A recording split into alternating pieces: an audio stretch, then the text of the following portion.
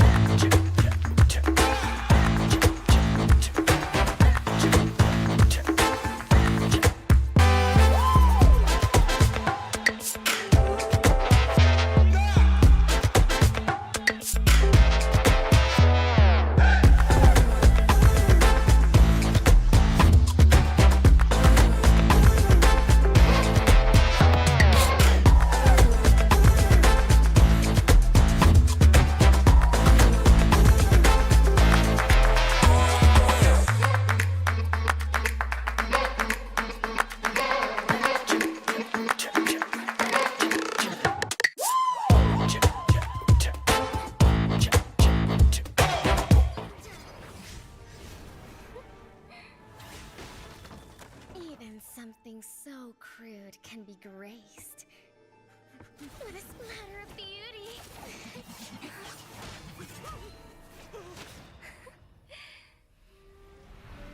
I'll get you out! You finally come to me, Hanabi-sama! This madness ends now! At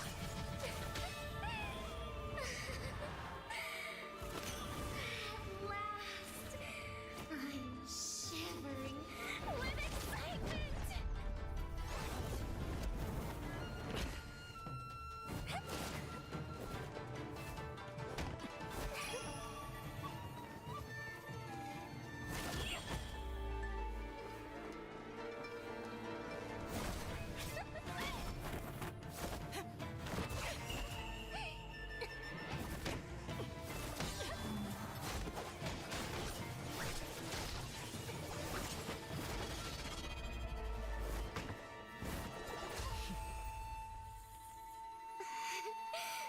Such killing intent.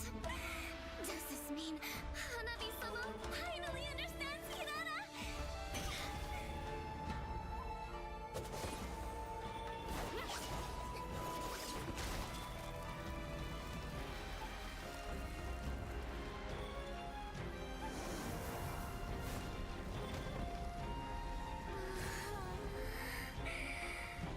So warm. So beautiful. We can finally embrace eternity in hell. Just the two of us. Allow me to release your eternal bloom.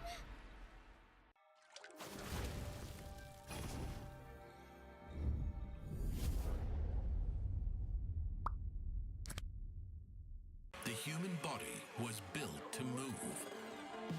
Not trapped at a desk in one singular posture for 12 hours a day.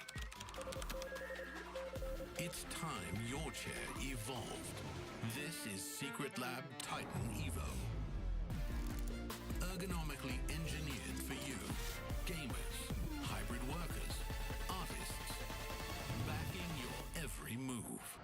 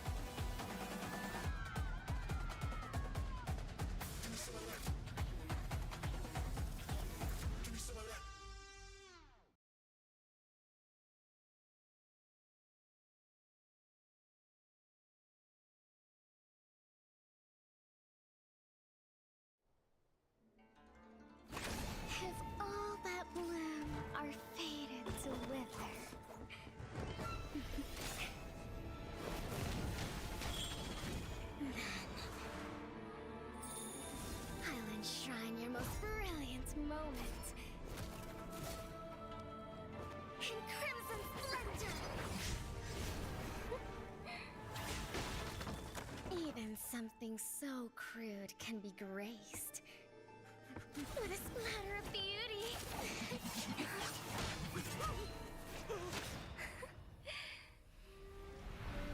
I'll get you out! You finally come to me, Hanabi-sama! This madness ends now! Yeah!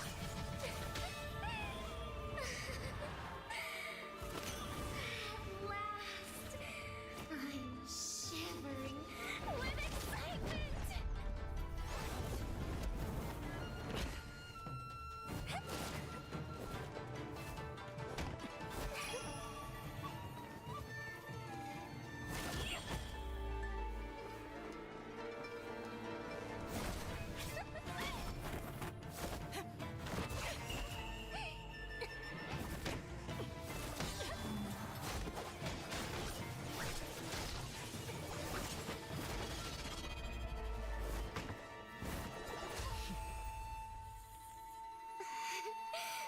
Such killing intent. Does this mean Hanabi-sama finally understands Kirara?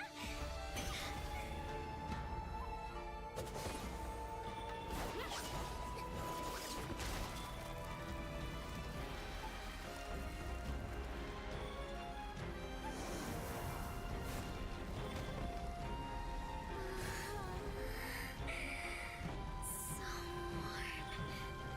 So beautiful.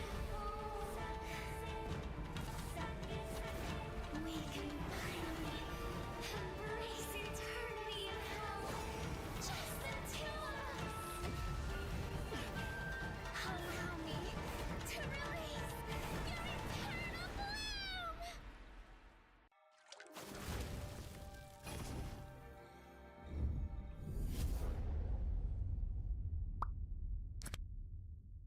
The human body was built to move. Not trapped at a desk in one singular posture for 12 hours a day. It's time your chair evolved. This is Secret Lab Titan Evo. Ergonomically engineered for you, gamers, hybrid workers, artists, backing your every move.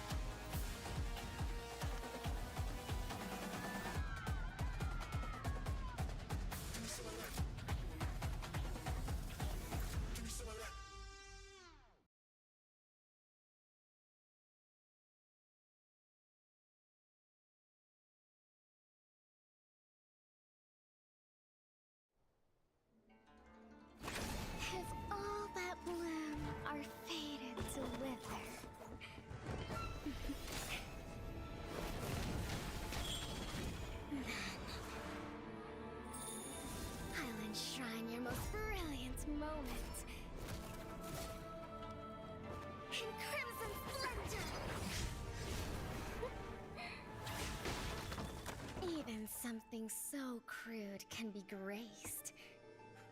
What a splatter of beauty!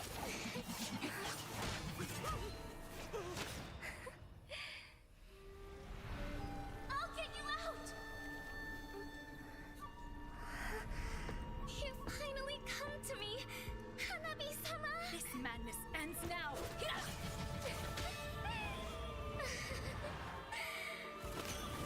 At last, I'm shivering with excitement!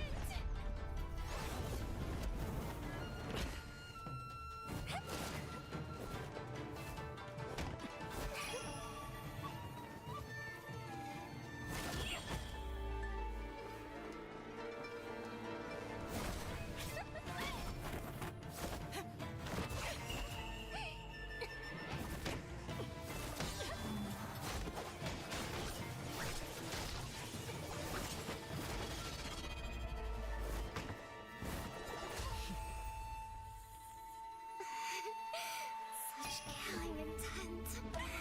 Does this mean Hanabi-sama finally understands Kirara?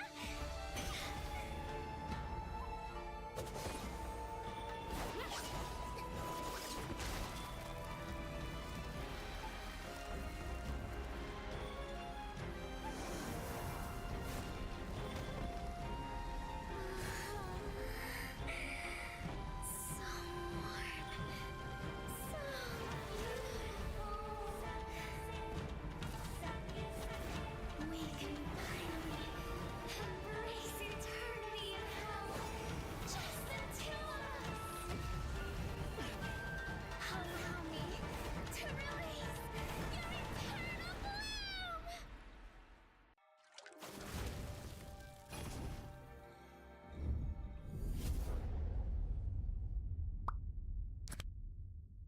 The human body was built to move. Not trapped at a desk in one singular posture for 12 hours a day. It's time your chair evolved. This is Secret Lab Titan Evo. Ergonomically engineered for you, gamers, hybrid workers, artists, backing your every move.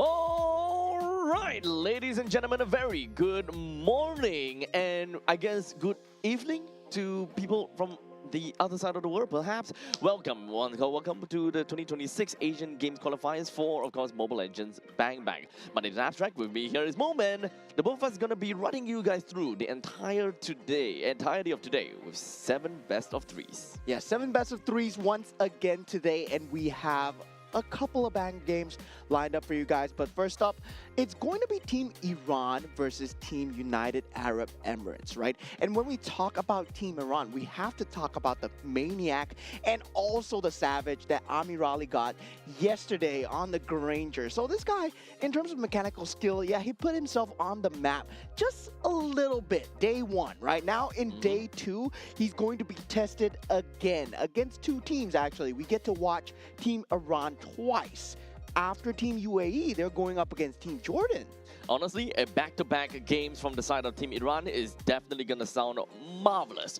But before we even jump in and talk about the games and perhaps, find out a little bit more about the players and their competitors, I'd like to take this opportunity to say that the 2026 Asian Games Esports events Mobile Legends Bang Bang Qualifiers is proudly co-organized by the Singapore Esports Association and Zenway Productions, whose commitments continues to drive the growth and development of esports both locally and across the region. We would also like to acknowledge the invaluable support of the Sports Singapore in advancing sports and esports promotion and development, and of course helping create opportunities to compete on the international stage. A special thank you to all our official, or rather not all, but our only official integrated resort partner, Resorts World Sentosa, for supporting with a 5-venue and hotel towards the historic journey towards the 2026 Asian Games. We are also proud to be supported by our official partners Moonton Games, My Republic, and Secret Lab, whose continued investments help elevate the esports experience for players, fans, and communities all throughout Asia. Yeah, and thank you guys for being here as well as the audience.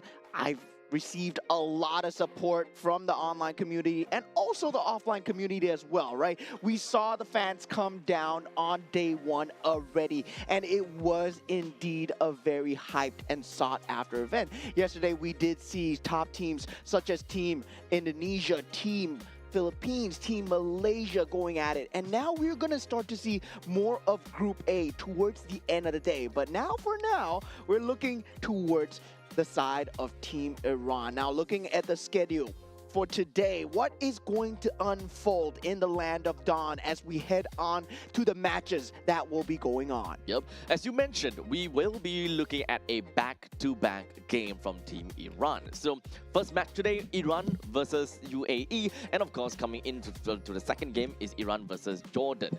Coming into match number 3, we do have got Sri Lanka that's going up against Hong Kong, China for match number 3. Yeah, and a lot of first look at all these teams as well. And once again, a headliner here, match number 4 is Team Uzbekistan versus Team Kyrgyzstan. Both teams that have not played yesterday. So today we will be getting a first insight into them.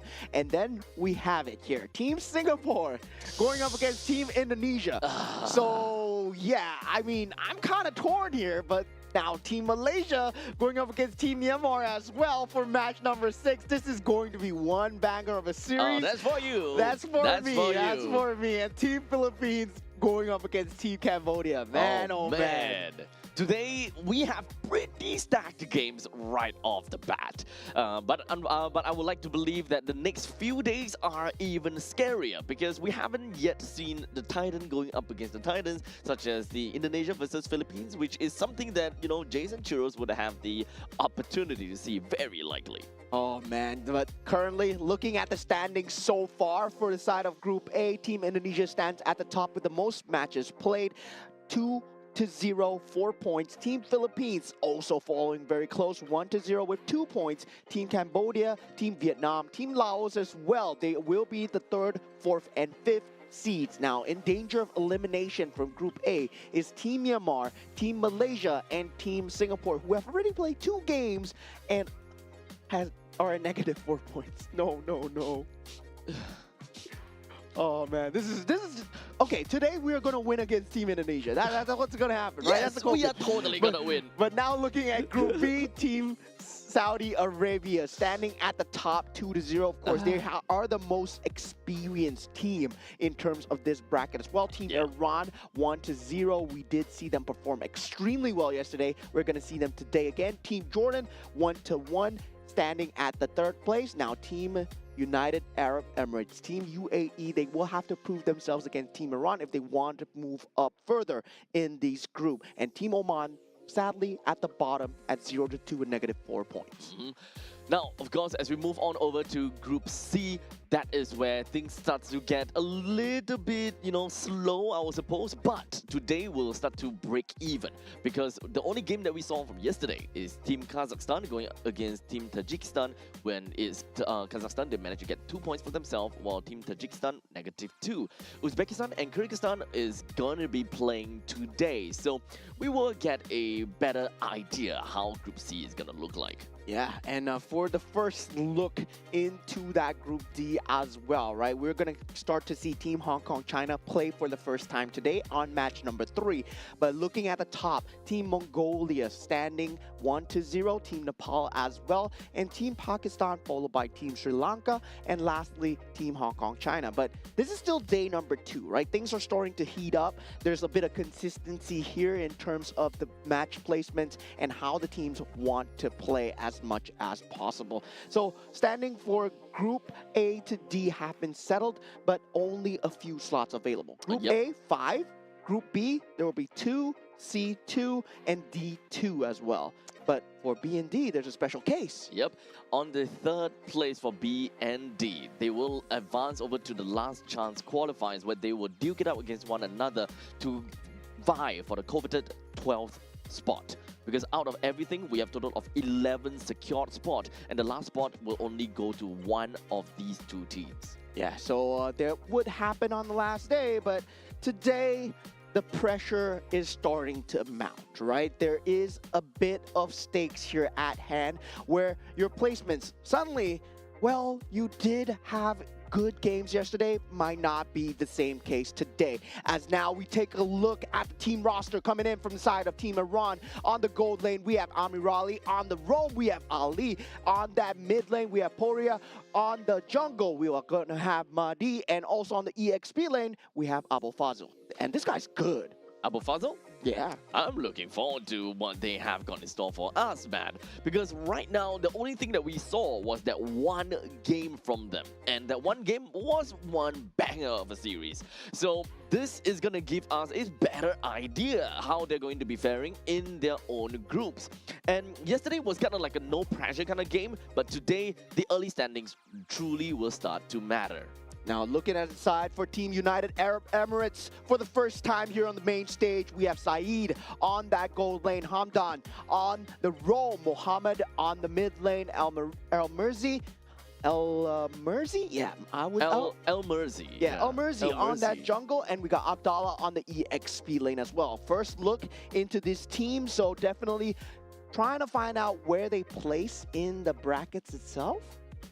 I was trying to see whether we pronounce it correctly. El Merzi? El Merzi. Yeah, El Merzi. El Merzi. Yeah, I think we got to roll our tongue a little bit. Yeah, It kind of sounds like that.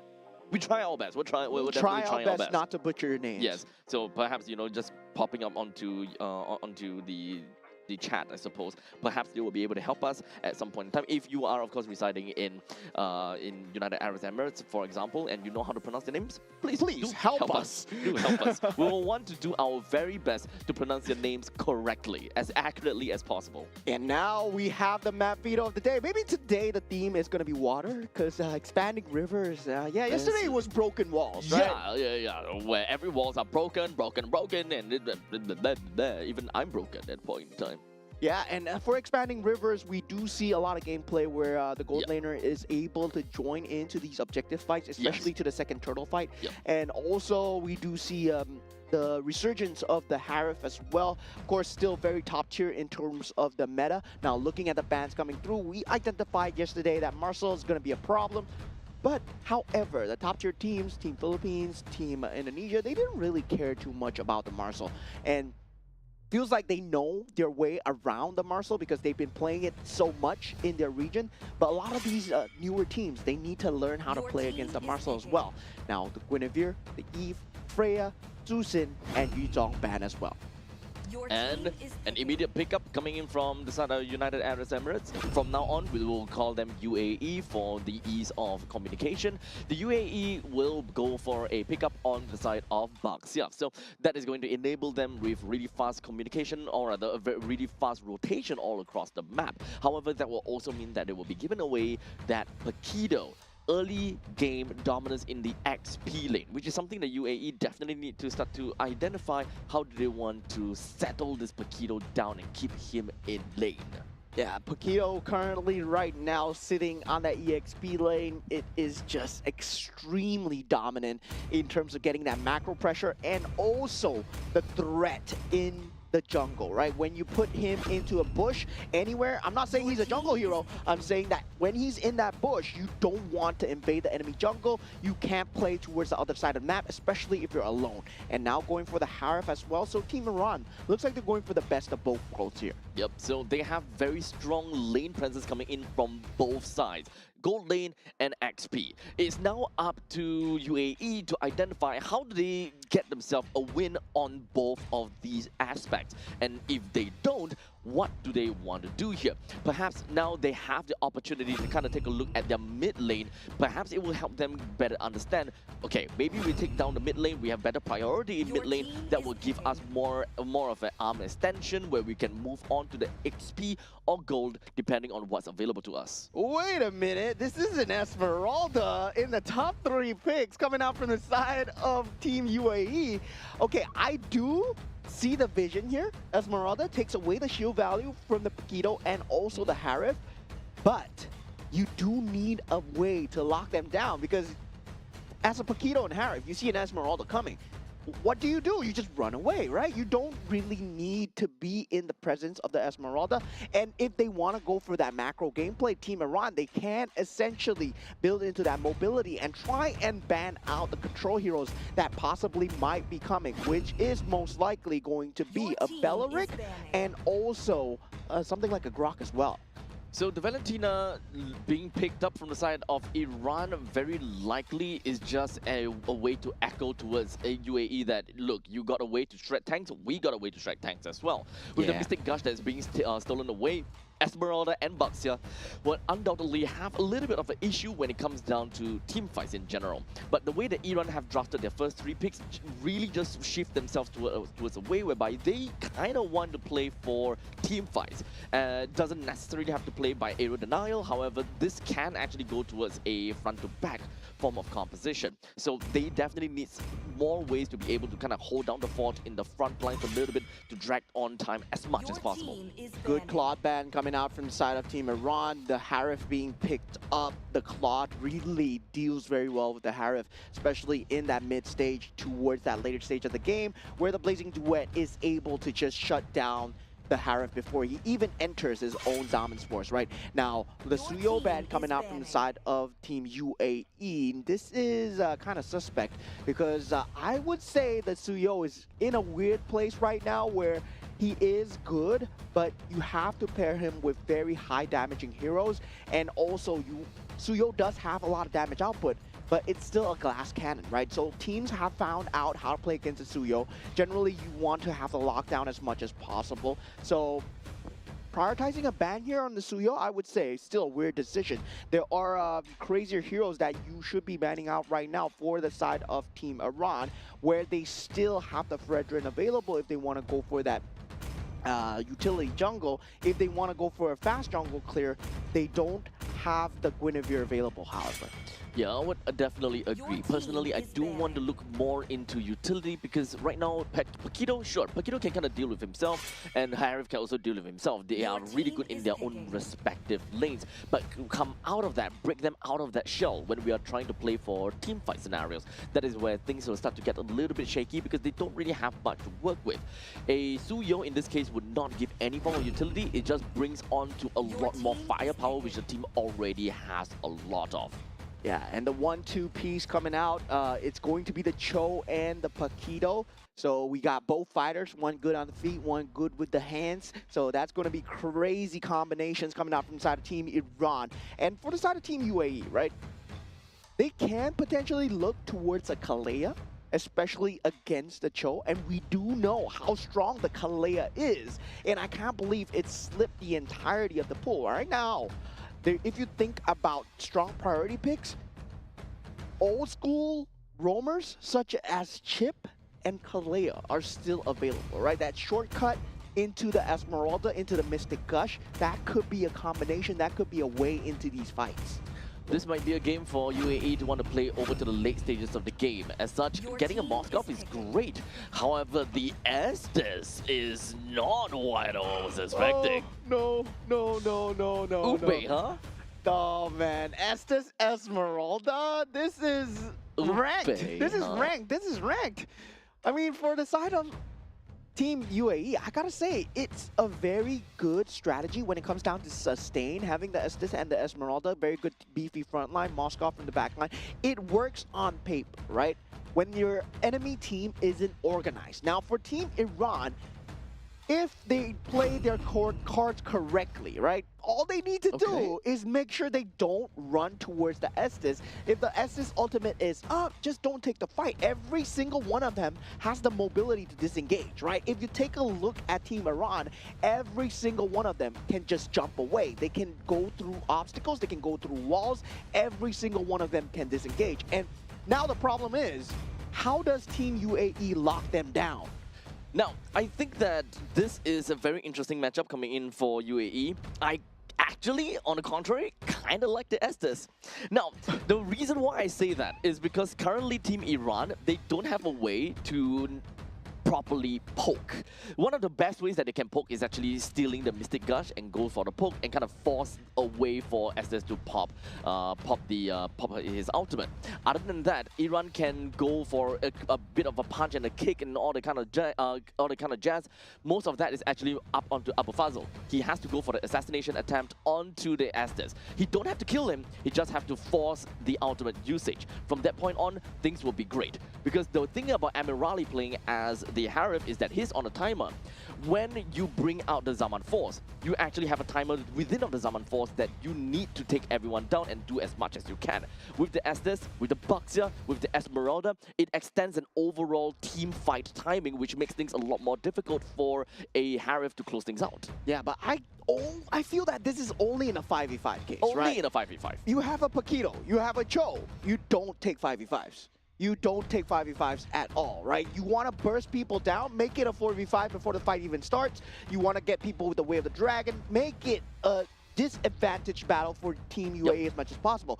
If you're taking 5v5s as Team Iran, you're doing something wrong.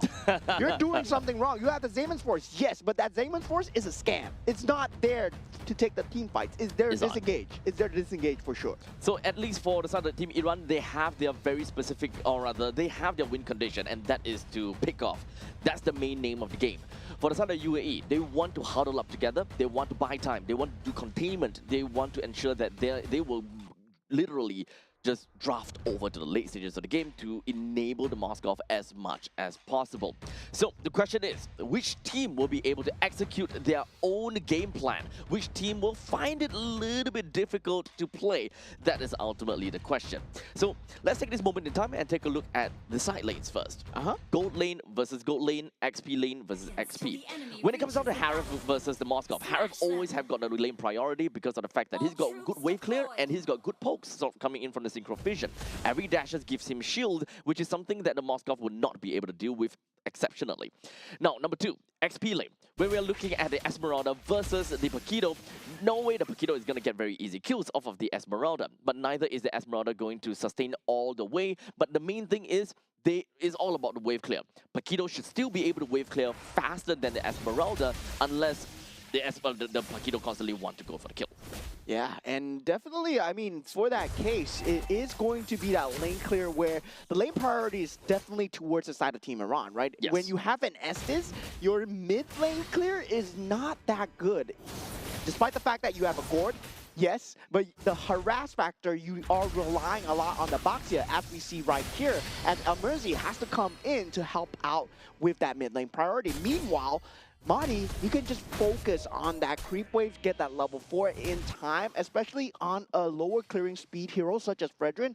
You want to get that level 4 as fast as possible.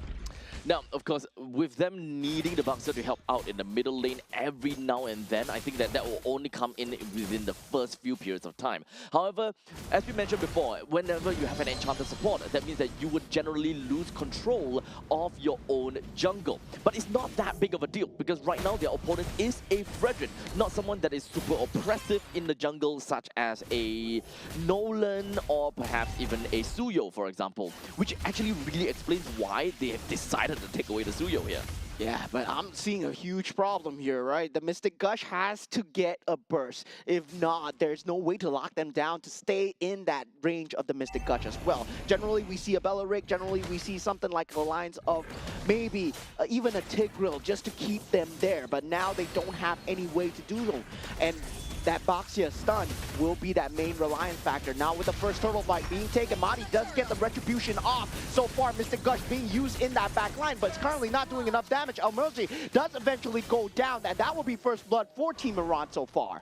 Team Iran having a great start right now, especially being able to take down them one and only front liner being their Baxia. But hold on a second, middle lane Ali seems like he's looking at something. Yeah, Mystic Gush now eventually up as well. Now with the Spear of Destruction jump, Saeed does find a kill on the opposite side. Team UAE, they are going on the offensive here, but Appraisal's Wrath is available for Madi, and Madi is still surviving through this, but Saeed finishes him off with the Phantom Step, and Albo Fazl does get the consolation kill. But now for the side of Team Iran, they do have to respond because Saeed, they got 2 pivotal kills. Yep, seems scrappy, but all in all, the main thing is Saeed. He managed to get kills for himself, and that is funneling that we want to see. Yeah, now that funneling is going to come through, and I'm surprised Army Raleigh didn't rotate despite the fact that this is expanding rivers. Yep. You do have that Daemon's Force available. If Army Raleigh was able to join those team fights, it would have been changing everything. But Army Raleigh might be in a slight bit of a tipple here. Ali comes in for the support, but Elmerzi is here though. He ran out of mana. That's not something that we hear all very often coming in from a Harith. He ran out of mana to really do anything within of his own Zaman's Force. So it's really unfortunate, but regardless, that is still a Moskov that did a really good job, right? Being able to rotate all the way down to the mid lane and enjoy some of these team fights, gets himself 2 kills. Yes, sure, Amirali managed to, you know, kind of take the lane all by himself, but unfortunately, the only thing that he got out of that was all of that shield plating from the top lane. In fact, not all of them. So all in all, I think the UAE had a way better trade from coming in from their gold leaders. Yeah, I mean, for Team Iran, they were taking the 5-on-5s, and I don't really feel that they are adjusted to take that 5-on-5, right? Given the fact that they stole the Mystic Gush with an IMU, but that's still not enough in this stage of the game. Now, on the second turtle take, we will have that ability once again. Ali now posturing with the Way of the Dragon to the side, and the Mystic Gush as well. Abdallah taken out. That's going to be the front liner. One of them is gone. Elmerzi, the only second one. Now, with one well-positioned taunt, Ali and also Madi, they can play around this, but Ali in the back with a concussive blast already. Madi does take out the turtle in the end here, but Saeed still dealing good damage. Ali flickers away, and Madi lays down the law with the Appraisal's Wrath, but no one is there. Saeed eventually gets taken down from the side of Army Raleigh. Unfortunately, a very sacrificial play coming for El Merzi, as he was really trying to do his very best to kind of take the turtle away from the hands of Team Iran. But in the meantime, the fight was kind of split up in a very difficult spot due to a small little choke point. The main thing is Team Iran, they have a very strong lead when it comes down to being able to kind of force everyone aside. They may have used a lot of outwards in order to take Abdallah down, but he is one of the main contingency plan for the team. Yeah, 3-man concealed play towards that bottom side. Team Iran are finding their pace. Now 3,000 gold advantage, right? Slowly starting to build the macro pressure. While all this is happening, you have to realize this is on the back of a Paquito, and this has been happening all the time. And now Elmerzi still in a slight bit of a tipple, but once again, that Estes healing factor, does it come in clutch here? Because for Team Iran, they've been finding the picks out of the Estes heal zone. Main thing is we also want to kind of find out if whether the blessing of the Moonlight Goddess is gonna do much for the rest of the team. Oh, okay. Almost seeing something very tricky here, but in fact, it will. Mystic Gush has been used. Mohammed will not have that ability right now, and now Team Iran, they know that ability is down. They steal the blessing of the Moon Goddess, and solo kill from Amir Ali on the top with a dragon, and into that Appraisal's Wrath. Just a slam down from the side of Team Iran. They're sure giving us a show on the mid lane. Oh my god. I completely forgot you can just steal the blessing of the Moon Goddess. Yes, you can totally steal that. You don't really have to care about a Mystic Gush at this point in time. It's let's just play a healing game right now.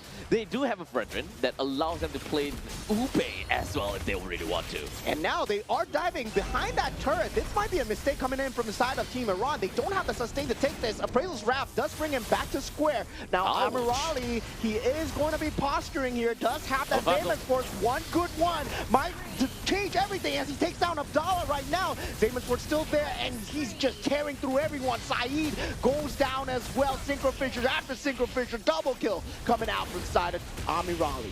Oh, and even when it comes down to diving under the turret, this is just overkill coming in from Team Iran. And Puria was not even punished from that. Yeah, I mean, looked like a mistake, but once I saw Amir Ali with the Zaymans Force sitting at the back, he's waiting for the perfect time because he's waiting for the heal factor to run out from the side of Team UAE. Yep. And that was just great posturing, right? Once the Zaymans Force was used, there was no way to escape coming in from the side of Team UAE. Those are pretty big plays all the way from the start to the end. Team Iran really seems like they conducted the entire fight from the start to the end. It feels like they knew exactly what's going to happen, how it's going to happen, and they would just do what they could. So just like that, we already have got 8,000 goal lead in favor for Team Iran at 8 minutes. And in a very early game-centric kind of matchup, or a very early game-centric kind of team, what you want to do to win, oh my god, this is Slaughterhouse. Yeah, Abdallah, I mean, you picked the Esmeralda, and that's the problem with the Esmeralda as well, right? You think the survivability of the Esmeralda is very good, but if, let's say, you face so much oppressive damage as we see Team Iran with an impressive taunt onto 3, Mystic Gush being used on the Mahdi here, he will be just overextending out of his positioning, and Poria will be going down for his troubles as well, and this is kind of a comeback for Team UAE. Don't call it comeback just yet. Abu Fazil still in that push. Oh no, Saeed just gets instantly taken down. Mohammed, he's in trouble as well. This man, this Paquito is so scary to deal with, and this is why he's so oppressive right now. Yeah, this is the kind of thing that a Paquito could do realistically, right? All you need to do is double straight punches and a jab, and you will be able to kill any gold laner. This is the problem when it comes down to giving a Paquito away, but also picking an enchanter support for yourself. You kind of really require that Baxia to go all around the map, which kind of forces the Baxia in a dual role situation. Just for your team to get a lot of that healing factor, your Baxia will be spread out to do a little bit too much, coming in as a jungler and a pseudo roamer, which is really very unfortunate. Yeah, now great taunt onto 2. Saeed in a lot of trouble. Ali with a flicker forward does get the finish onto Saeed. And now that's all their physical damage gone. Appraisal's Wrath towards the back. Mr. Gush, is it enough for the side of Team UAE? No, it's just to disengage. And Team Iran, they're going to be taking no casualties this time. And Abu Fazil still not showing himself on the map here. They don't want to play it towards his top side while this Lord is happening. And look at that. This is all towards the bait. Abu Fazil goes in towards Muhammad. But now the blessing of the Moon Goddess just comes in for Abu Fazil, and he has to escape. Does have the flicker available. Stun following up from the side of Al-Murzi, and now with the Spirit Destruction back up, Lord still in Iran's favor by the Zaymans Force, and Amir Ali stands tall throughout all this. That was a crazy exchange. It really felt as though that UAE was the one that manages to kind of bait Abu Fazil going deep into the fight in order to get an assassination, only to back them up again with the blessing of the Moonlight Goddess. And just like that, you know, we thought that would be a free kill coming in for Al-Merzi, going in straight to Abu Fazil, but unfortunately, cooldown is over, gave him a jab, gave him a shield, and and he got out of that, while MLBB is the one that overextended in the end of the day. Yeah, I mean, if you're good at team fight, we have a Valentina, we can be good at team fight too. Now, with the Mr. Gush being used on that top, do just push out the Lord Team Iran. They're going for the throw here. Esports has been used. Whale the Dragon as well into the appraisal strat, and Madi just tears down onto the box here. I am the better tank right now as they go for that inhibitor turret on that mid lane. There is just so much gold lead the Team Iran has, and this is only at 11 minutes into the game, and they have already lost middle lane and the bottom lane inhibitor turret. This cannot get any worse. 13,000 at 11 minutes into the game. Team Iran, they are a different kind of beast here. After the showing coming out from yesterday as well, they show superior drafting skills in terms of just having the team fight capability and the best of both worlds, right? You can see the macro coming out from the side of Paquito, from the opposite side of lane. Amirali just very trustworthy on that gold lane as well. You can expect him to get the items in time. Yo, but for real, who are they?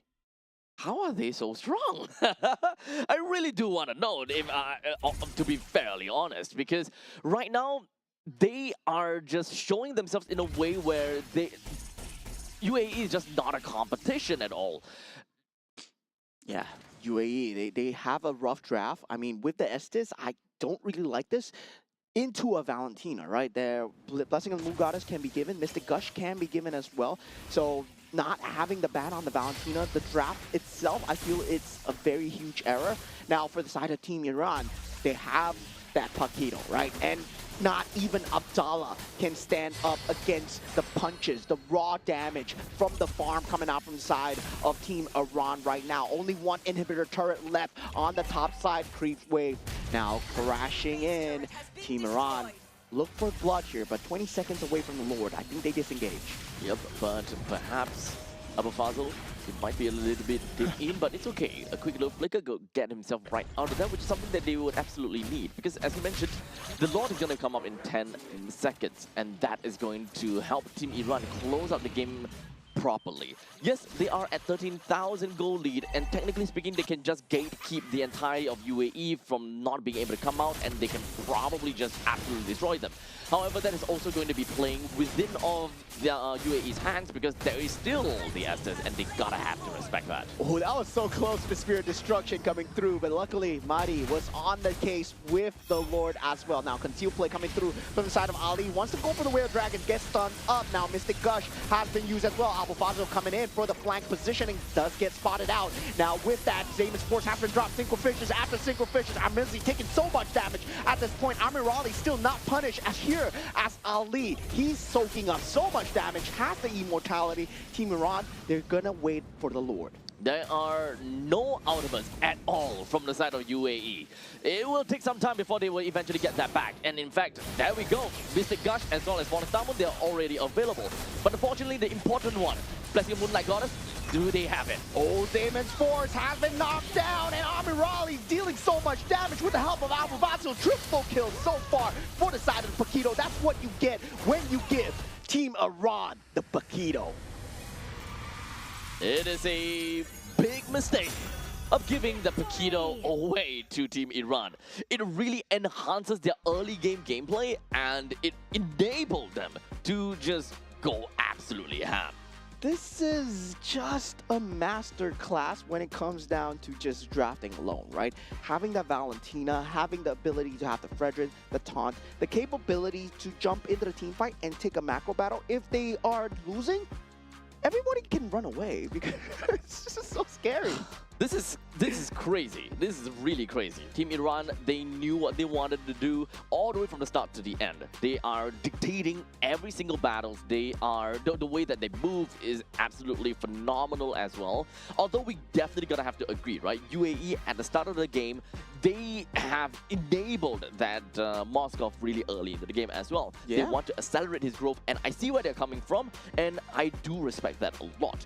However, they have just been outpaced by Team Iran solely because of the sheer power of what, number one, a Paquito is able to bring onto the board, and number two, just how often that Valentina can steal that Mystic Gush, and even if they were to find themselves in a team fight that they don't want to be in, Valentina comes in clutch with that Blessing Moonlight Goddess.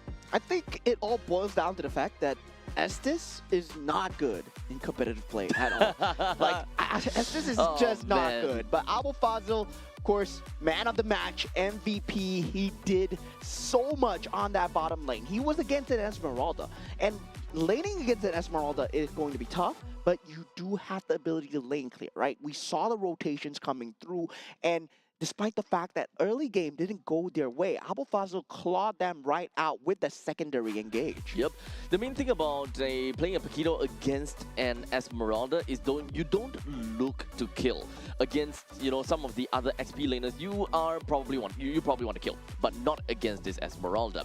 Esmeralda, you would take some time before you'll be able to do anything to Esmeralda, or you need to be ahead by quite a lot of lead. So most of the time you want to wait clear and be able to kind of be present there, especially in this kind of lineup from the side of UAE.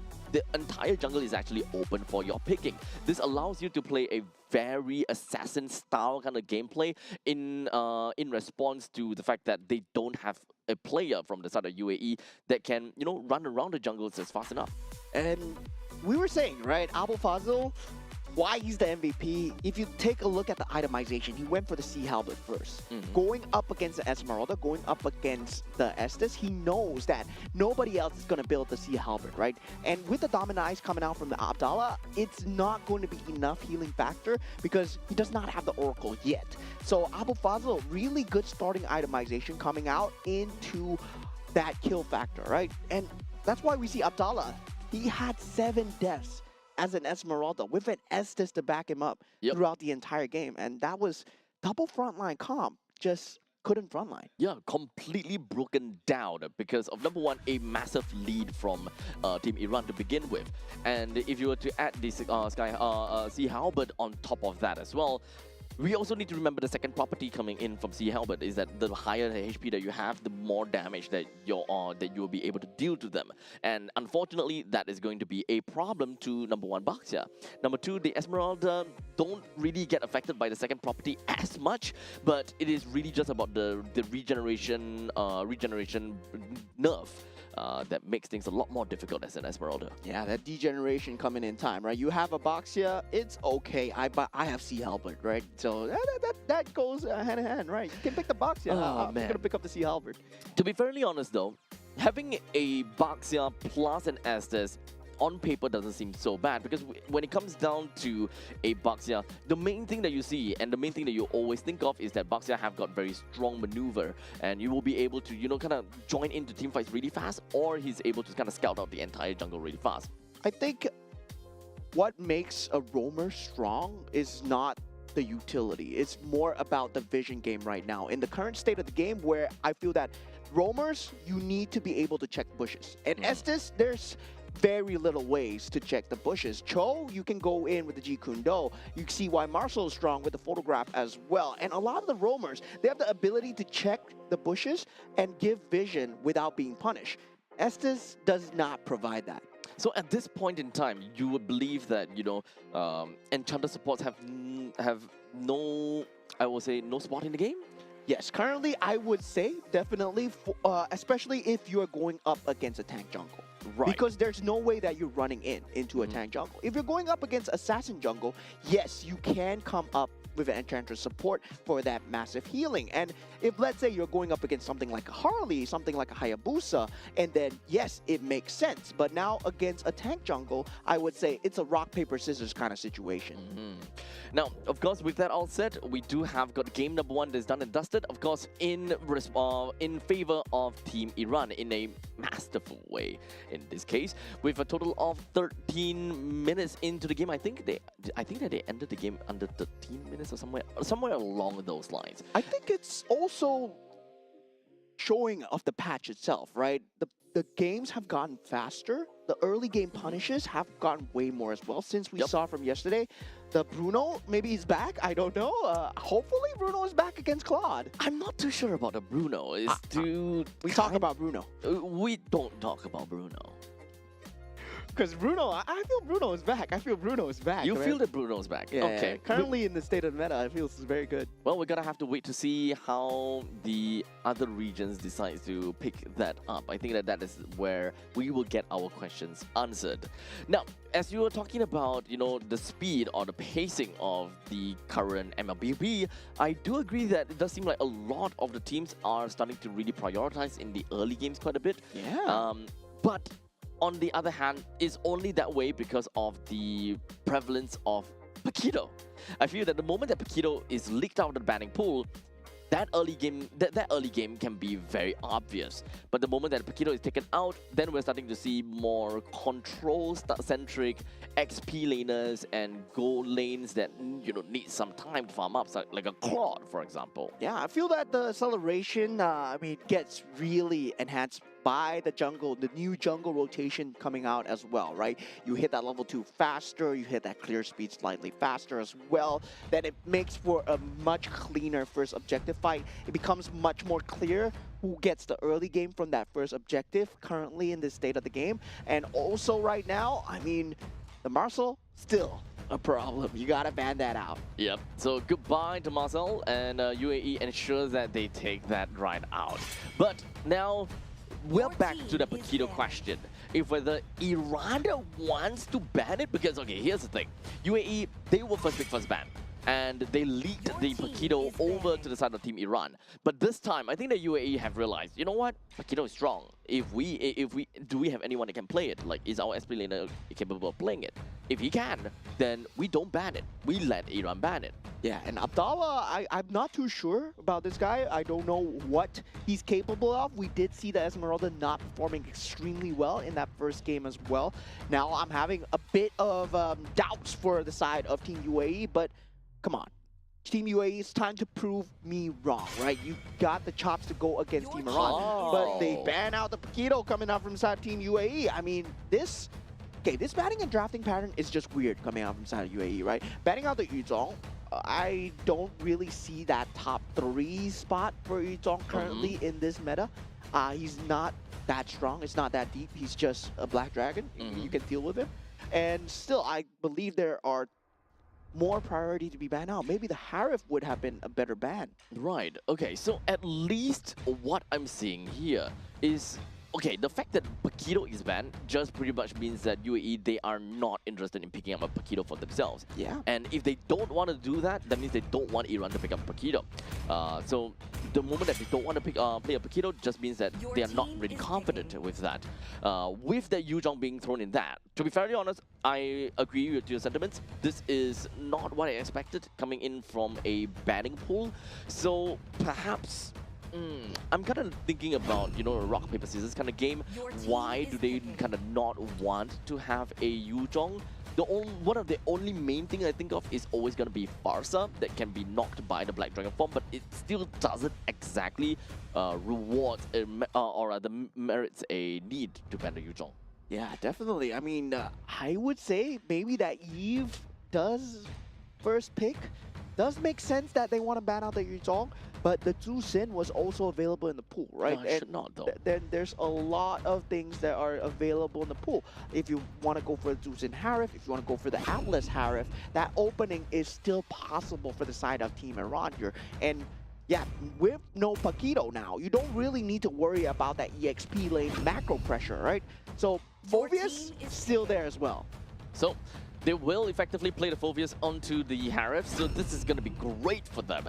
With literally just going to be area denial, and they will be able to play for team fights really strong. They don't particularly need to care too much about how they want to, kind of layer in things, but we also need to remember, right, there's a Yip on the opposite side, so even if they do have a Phoveus, they can actually still play a Gatokacha onto the roam, and that can actually be pretty bad, because that is going to go towards Team Iran's game plan very well, while also disrupting the Yip to a maximum extent.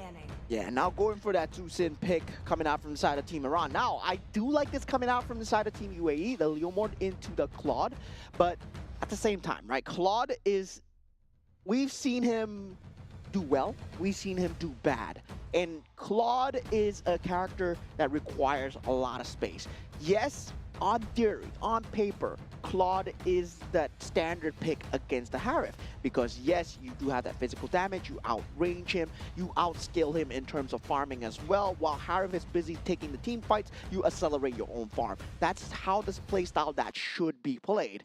But at the same time, you got to make sure that the Harif is left unoccupied and not destroying your team. Yep. So you need to ensure that if you're going for tit for a tat, hit, eye for an eye kind of thing, then you need to ensure that your team understands that, right? Yeah. They can't just throw themselves into the ditch and hoping that, oh, I hope that Harif doesn't kill me, and that kind of situation. If you want to farm fast, you want to ensure that your opponents don't get that kind of farm as well. Exactly. And now with that bans coming through as well, to Rizla, they don't want that team fight capability. Meanwhile, from the side of Team UAE, I would say their batting pattern has been slightly just on the weirder side, right? Just on the quirkier side, where they are going for certain heroes and they know that they want to go for it. But at the same time, Grok is not really a top tier ban that we see as of the moment. The wild charge, you can deal with it extremely well. And also, I would say even on Flying Clouds, it's not going to be a huge deal. That Alice, however, yes, that was a good ban on the side of Team Iran. And also, now there is that jungle capability, right? Team UAE, they are not looking towards the enemy jungle at all. Now Suyo, okay, Suyo's going to go bye-bye again, and I truly hope it's not because they want to play an Enchanter support again. Naturally, right now, the way they kind of seems like it, they don't want someone that's too oppressive in the jungle, that kind of jazz. But there is a Leo Mod's, wave clear or the creep clear is, kind of decent, if anything. Now, Cho is also going to be picked up coming in from the side of Team Iran. They do want to go for a little bit pick off. However, they don't particularly have anyone that can play with the Cho that effectively. So that would mean that their jungle might actually be an assassin that can make full use of the Way of the Dragon. The Kalea is open, guys. Kalea was made to fight against Cho. Yes, I agree. And I can't believe that Cho pickup. Okay, if Team UAE don't pick up Kalea here, I mean, Kalea, Leomord, Eve, that is a great center mass unit with the jungle, roam, mid trio, right? And you could give Claude so much space. If you don't pick up the Kalea here, I mean, you're just throwing the game, right? And yeah, they're throwing the game. They're going for the Gato Gacha instead. And once again, the Esmeralda coming out. Okay, so the Hanzo comes in. So understandably, yes, the Hanzo is someone that can make full use of the Way of the Dragon to play kind of like a pick-off strategy. Now, the Gato Gacha, I'm okay with the Gato Gacha. I'm okay with it. It's not the best to deal with the Cho, but it is a good answer to deal with a Harif. As long as the Harif drops down the Zaman Force, you kind of have ways to kind of deal with or rather to contain the Harif as much as possible. Because you have a Eve, you have a Gato Gacha right now. They generally will be able to mark out an area and say, no, this is my no-no zone. Yeah, and for the side of Team UAE, it feels like they're picking heroes based off of the roles, right? Where we need someone to fulfill a certain role, but they don't look at the game plan in general. Like, how are we going to get the kills? How are we going to get the wins, right? That step-by-step process is much easier said for Team Iran, where you can clearly see what's your setup going to be. The Way of the Dragon, yes, they have that Lantern lift up. They have multiple ways to start the fight as well. Zaman's Force from the back, there's a lot of possibility to start it. Meanwhile, for the side of Team UAE, there's only one, which is possibly that Esmeralda jumping in. So right now, you can see from the side of Team UAE, they are kind of banking all the way in onto that Lizard. Now, of course, the Lizard does have, pretty good defenses, and it kind of takes time to kind of kill that. So just like that, immediately we do have El Merzi is already at level 2 as opposed to Mahdi, which is supposed to farm really fast anyways. And now he's being really impressive. Went straight into the opponent's jungle, went straight to the Beetle, and I don't think that UAE even knows about this. So there's a very high chance that UAE's jungle might not even hit level 4. Yeah, and so far, that rotation coming through for the side of Team UAE has always been El Merzi put towards that mid lane for that slight prio advantage. Now, this gives Team Iran slightly better timing on that jungle creep timing as well. And now with that Mahdi being so aggressive in the enemy jungle, resources have been taken away. They all will be ahead in terms of macro for now. Now, Ali finds a good pickup, but Mahdi falling extremely low here on the Hanzo, not level 4 yet, and gets taken out. Team UAE always having a great start. Now 2-0 so far, as Poria does not have enough mana on a Tzu Sin. This is the first time I'm seeing Tzu Sin not having enough mana here. Still a little bit too early, but right now it's really unfortunate that Mahdi went to great length stealing the orange buff away from El Merzi because of, you know, a little bit of vertical jungling going on about. But in the end of the day, it does seem like El Merzi still manages to get his own purple buff from the opponent's side. So they're both going to be relatively neck and neck, and I don't think that it's going to be too big of a problem for El Merzi to get himself to level 4. Yeah, now first turtle up for the grabs here, but Hanzo nowhere inside here to take the objective, as El Merzi will be slightly further away, both still not level 4 yet, but Infernal Pursuit has been used on the bottom side as well. Lantern trying to find its mark, Hamdan just getting out in the nick of time here now. Abdallah jumping in, can't he do anything this time as the ultimate has been popped from the side of Leomord. Abdallah does kind the kill onto Abu Fazil at this point. Now without that frontliner, Mahdi is going to be very squishy as the Blazing Duet goes in on the back. Saeed coming in for the support and coming in at a great time as well. Wait, this is a first turtle help, or rather this is a first turtle thing coming in from the Claude. The Claude came in to help on the first turtle? We don't see that a lot. Yeah, and Team Iran right now, I mean, going for that Hanzo, they need to secure that early game as much as possible. Now, their jungle is just very weak, and Amirali, he will have a lot of work on the shoulders here, right? Now the pressure is on Ali and Amirali because they need to make the plays, especially on the top side of the map, but Team UAE, they go for the defense here. They're already there on the scene. Yep, but don't get us wrong though. Team Iran, they're not doing a horrible job at all. It's more the fact that Team UAE, they are playing really well this game. They have got great ways to really buff up their own team and to ensure that they are, you know, relatively safe. Even when, you know, Mahdi was literally hot on the tails of, I believe that was El Merzi. He almost went down, but a quick little RWM just for him ensured that El Merzi will be able to stay alive. Yeah, and I'm surprised Team Iran are taking this like team fights, right? When the invasion came in, they could have just disengaged, continued their farming patterns. They took the team fights, and they weren't ready to take the team fights as well. Ali was still level 3. There was no way of the dragon available, and that we were identifying that this was the only easy entryway into this. And Team UAE, they found the timing, they cracked the code, but now, when we reach the level 4s, things are going to get harder for the side of Team UAE. They do have the disadvantage draft. As of now, let's take a little bit of an in-depth look into the atomizations with the Tron that already have gotten a corrosion scythe for himself. Down in the bottom lane, I don't think that Abdallah is going to go down that easily either way. Dreadnought armor coming in from the Gatukacha, and of course, just like that, we've got, you know, time to kind of take a look at the bottom lane. Yeah, now Abu Fazil just playing with the enemy here. El Merzi not able to get out in time. The Infernal Pursuit is there. Real manipulation is not enough here, as Ali will not have to wear the dragon, but still tearing through the enemy back lines. This will not result in anything. But I just noticed, right? Saeed has sprint. Oh. Well, faster Blazing Duet, I guess. Faster running Blazing Duet, I guess. Hey, could be meta. Oh my god, Saeed has sprint. I'm not too sure if this is a misclick, but okay. I don't know, but probably not as bad as listening. But here we go. We're just gonna be jumping right in, and it does seem like the turtle did in the end of the day went over to the side of Team Iran. So they're slowly getting themselves in that position. Yeah, now Corrosive Scythe has been picked up inside of Madi. Now this is going to be a problem, right? Where the Claude is going to be easily getting caught by the Way of the Dragon. You don't have to Purify to get out. Your BMI becomes so much more important.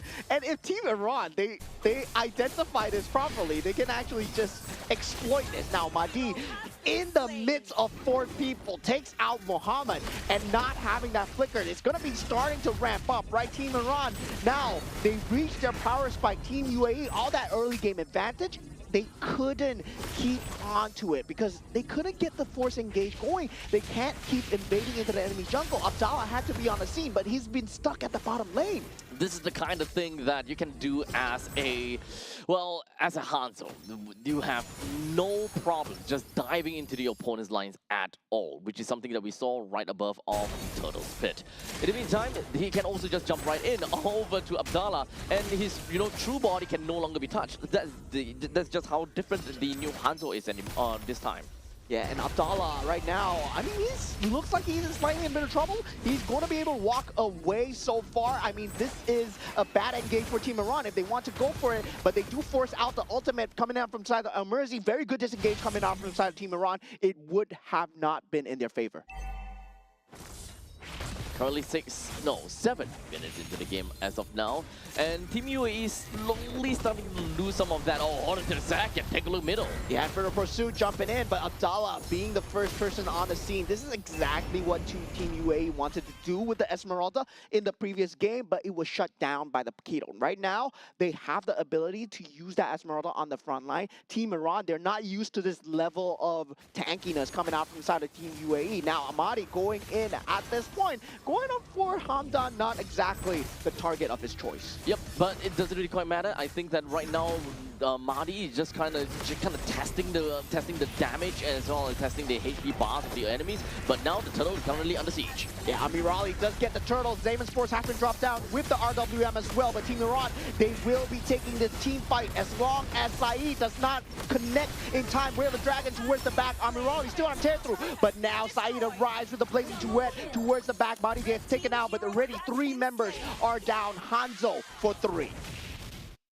With 2 men left on the side of Team UAE, while Team Iran did not even lose a single soul in that team fight. That definitely just meant a lot. But Saeed, not a place to be yet. Yeah, in a bit of trouble here. Now, with that tier 1 turret as well, Team Iran just handily taking that fight, right? We saw the team plays coming out, the Whale of Dragon holding on all the way towards the end onto Muhammad, making sure that the real-world manipulation is not going to be a factor here. Ami Raleigh having that timing so far, I gotta say, he has the perfect goal laner timings to join these team fights. Yep. And honestly, I feel that Saeed has been joining into the team fights a little bit too early, to the point that he actually might have lost a couple of those lane kills, or rather lane creeps. It's very different from the previous game as the Moskov. Moskov does have very good mobility, and at that point in time, it was also expanding rivers. So it does make sense. However, this time, it's slightly different now. You're playing as a Claude. Your main thing is that you play over to the late stages of the game. Your Blazing Duet doesn't really do any much damage at all. Having a 2:1:1 just doesn't bring you anywhere too far in terms of the goal lead. I would say in terms of item timing, still on point. He is very close to that Holy Trinity, 10 minutes into the game, and that's when he's going to start dealing obscene amounts of damage. So this Claude, not looking bad, and that's already good enough, because going into that late game, he's going to be a natural counter towards that Harif. And this is where Team Iran's power spike needs to come through before that Holy Trinity is available. Oh no. Oh no. The barbell.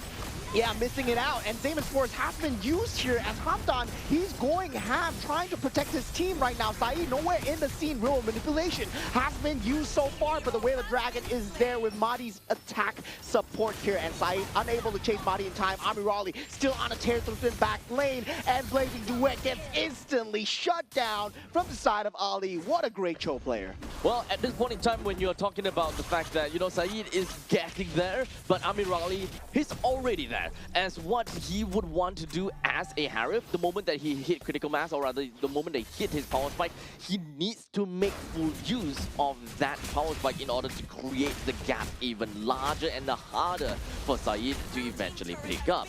And if you're neck and neck, then that is great. But at this point in time, Amirali, he will take it all the way downtown with 6-0 to 2. They were originally at what, 500 gold difference in terms of the gold laners to the gold laners, but now I'm pretty confident that Amirali has got so much more gold than Saeed that right now is a little bit out of reach.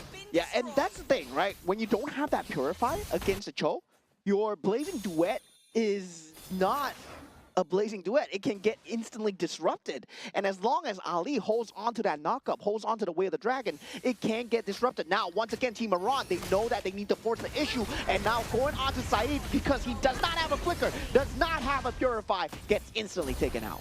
It kind of feels as though right now UAE, they're kind of stuck in the relic of their own, actions in the early game. Super aggressive, a lot of movements, but now they're unable to kind of hold on to what Iran is just going to be throwing right at them. Yeah, and of course, Mari just on the Hanzo does not care about any damage at all. He can just pump it back up every single time he has that bar full. Every single time he has the ultimate. He's doing it again. Yep. It's just going to be very hard to deal with in this late game situation here. Oh, but not too sure. It seemed like he will be able to get himself away, while Team UAE was hoping that they would be able to find that chance to just pounce onto him. Yeah, right now, Abdallah still doing what he can in that front line, trying to front line as much as possible for the side of Team UAE. And now with around 1 minute left towards that Lord, Team Iran, they can't force the issue here. And Abu Fazil, he will, as it goes with the Infernal Pursuit. Once again, Amirali's dealing so much damage. RWM, is this enough? I don't think so. As Amirali, he is still dealing damage in the back line. Triple kill. Can he get a Maniac? Once again, as he does for the second time in the second game, in the second day. Dude, this guy is just collecting trophies left, right, and center. And now with only one catapult remaining, Team Iran, they cycle it extremely well, and they take a clean victory 2-0. I'm looking forward to the back-to-back match. Amirali, dude, Amirali. This guy, he literally needs to be able to get a Maniac a day. Otherwise, he's just not on his top form, Bab.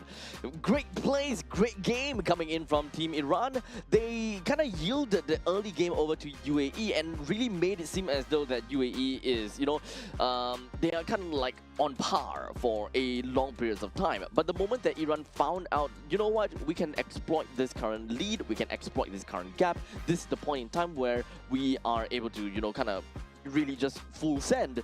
I think that the main thing is that Team Iran, they have such a good idea and they have such a good understanding of the heroes that they have drafted as to when they can start playing the game for real. Yeah, I mean, a lot of good players, they know how to play when they're ahead, right? When we were talking about yesterday, but a lot of better players, they know how to play when they're behind. And this is what happens, right? Amirali, 10-0-3. Team Iran were behind for that early half of the game. And it was the case for game one as well. It was not a very easy given lead to them. They had to make the lead for themselves. They knew their power timings. They knew which objectives to fight for, which macro to go for. So the resource management was extremely well done from the side of Team Iran. Yeah, there's a lot of team fights that Iran is forced into, and they are also forced to make very tough decisions time and time again. And we gotta commend them for being able to kind of get themselves right out of that difficult spot and still being able to play the game to such a degree, right? Amorali 10 is to 0, is to 3, 0 death of a Harif in such a crazy and messed up early game. I think that is amazing, and especially since you are going up against a lineup like UAE where they have they have an Esmeralda that is going to be a boon to your to bane to your existence because of the fact that your shields are no longer your shields. And not to forget, there is also there's also a Yves and a Gatokacha that can literally threaten where you stood. The moment you drop down the Zaman Force, you might very likely just lose that control of it. Yeah, I mean, a lot of times where Team UAE, they did have the advantage, right? They could have kept pushing into that chokehold, and I say, this is a hard thing to do.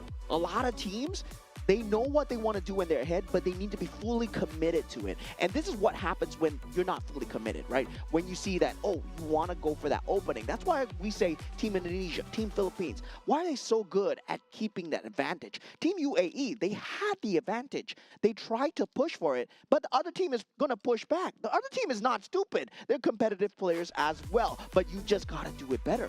I think one of the other part of the concept for UAE is the fact that they can play the early game not too shabby because of the fact that they do have a Leomord. And this Leomord, you also need to remember that Team UAE, they played their Leomord in the early game very well. He was very behind because Mahdi went for vertical jungling, stealing away the purple buff, stole away the orange buff, stole away that beetle, and yet they still, UAE, they still managed to kind of group up together and threaten Iran at where they stood right when Mahdi went back over to his purple buff. So UAE, they have strong ideas as to how the rotation is like. They know their timings very well too. And from that point on, El Mirazi, he tried to do his very best to catch up to the game as much as possible. Yeah, I mean, it was a draft where if Team Iran ran into you, you were going to take the team fight early game no matter what. The 5v5 was secured, but at the same time, you needed to keep up the farm going, right? It's a situation where you are going to survive. You have an Esmeralda, you have a Leomord, but the damage was not going to be present without the Claude being there. Yes. And they needed the Claude in the early game as well. I say slightly mishaps of timing where Claude could have been there much earlier in that team fights. The Blazing Gluette was only used towards the end of the battlefield where, yes, it was there for the finish up onto Mahdi at that one period of time, but it was not in time at all. Yeah. To be fairly honest, in the mid stages of the game, looking at the fact that they have an Esmeralda and a Leomord and of course a Yves as well, with these three, they should more or less be okay to deal with a lineup like Iran's, because the fact that Iran, they don't have someone that's super tanky that will be able to do too much. Abdallah, understandably, as an Esmeralda, should be able to, you know, stay in team fights for extended periods of time and deal some of these quote-unquote damage over time. The longer that Esmeralda stays in a fight, the more damage that she will be able to deal over the long course of time. However, it just doesn't seem to work out as well as they have originally expected, mostly because of the fact that I believe that Iran has been playing towards their win con and constantly trying to go for these pick-off strategies onto either one of these three, which ultimately made it so that Abdallah has got no game to play as the Esmeralda. Yeah, at first, it feels like Team Iran, I was confused with their playstyle at first. Yep. Because they were jumping into Team UAE as much as possible, and then they suddenly realized that, hey, we don't need to jump in. We can just take a gander back, disengage, and re-engage once their skills have been used. And this would not have been the case if they took the Kalea. Because that Kalea would have been able to force that Cho into that fight no matter what. But the Gato Kacha does not provide that same level of space, right? You think about the AOG, yeah, you see that big red circle, just run away. Well, technically, yes. But the main thing, I suppose, is that they want to win team fights. They want to make sure that Harif got no game. But even when they drafted a Esmeralda and...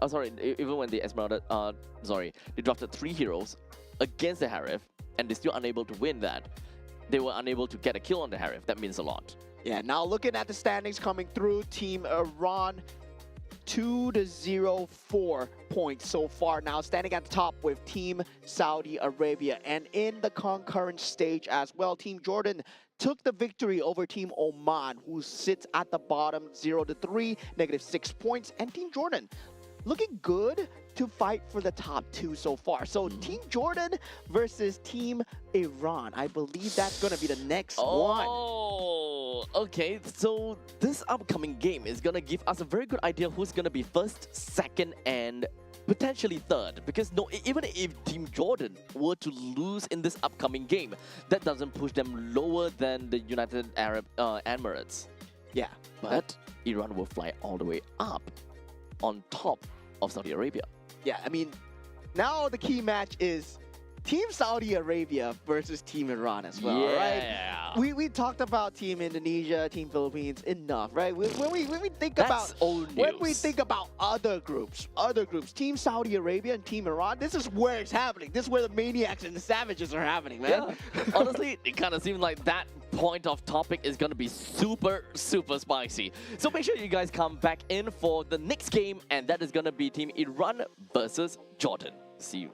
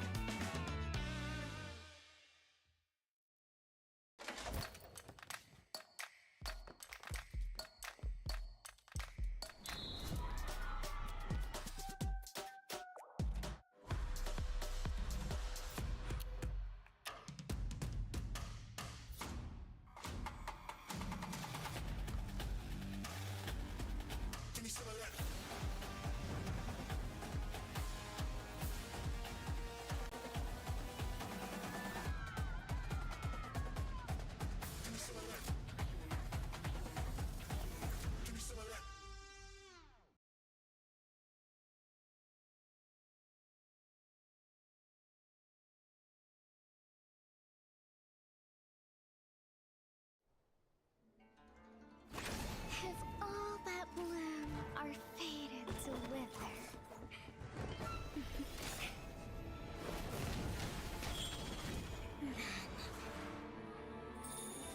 I'll enshrine your most brilliant moment in crimson splendor. Even something so crude can be graced with a splatter of beauty.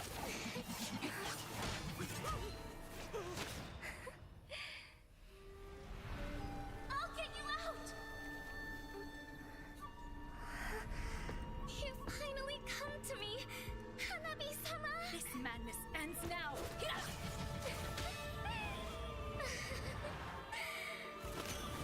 At last, I'm shivering with excitement!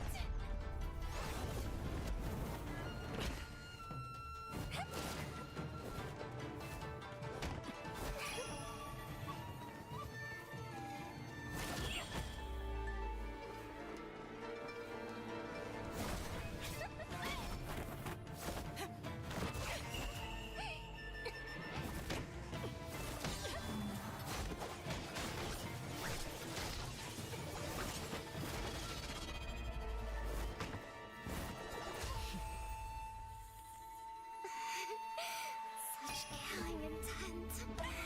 Does this mean Hanabi-sama finally understands Kirara?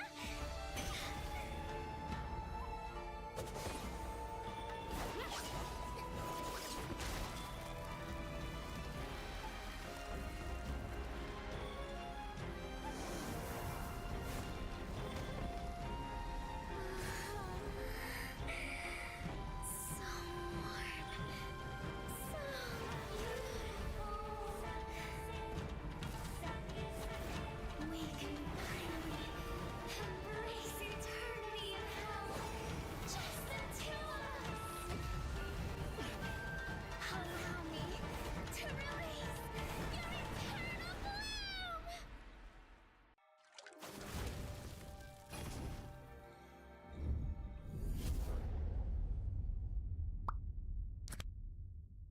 The human body was built to move. Not trapped at a desk in one singular posture for 12 hours a day. It's time your chair evolved. This is Secret Lab Titan Evo. Ergonomically engineered for you, gamers, hybrid workers, artists, backing your every move.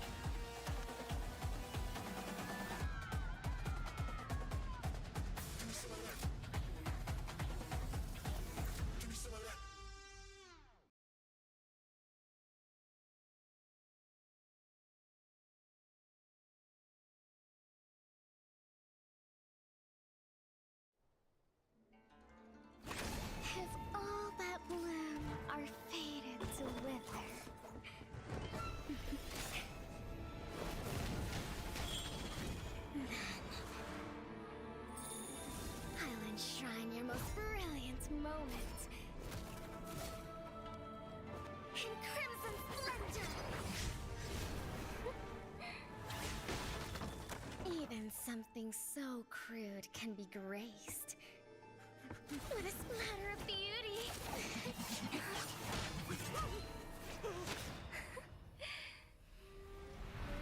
I'll get you out! You finally come to me, Hanabi-sama! This madness ends now! Hira!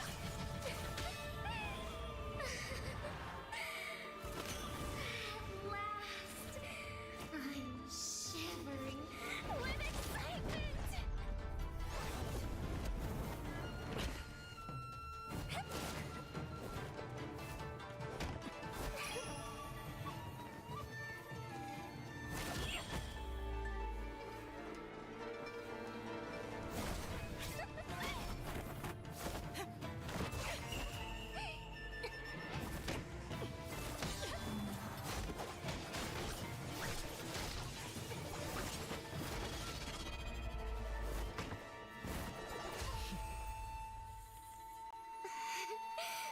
Such killing intent.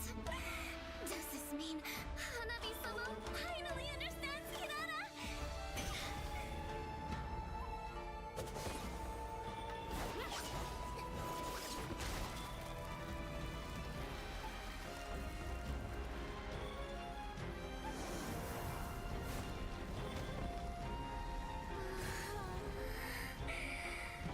So warm. So beautiful. We can finally embrace eternity in hell. Just the two of us. Allow me to release your eternal bloom.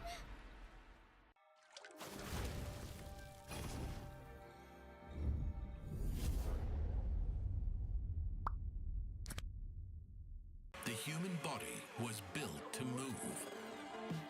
Not trapped at a desk in one singular posture for 12 hours a day. It's time your chair evolved. This is Secret Lab Titan Evo.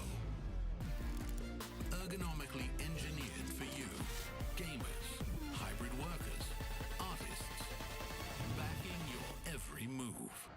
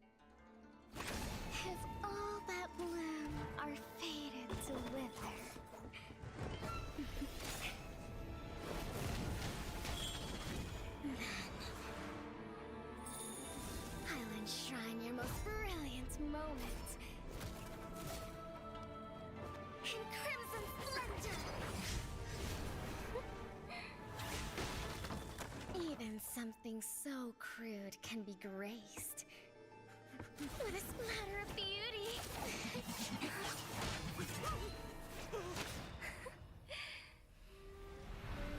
I'll get you out! You finally come to me, Hanabi-sama! This madness ends now! Hira!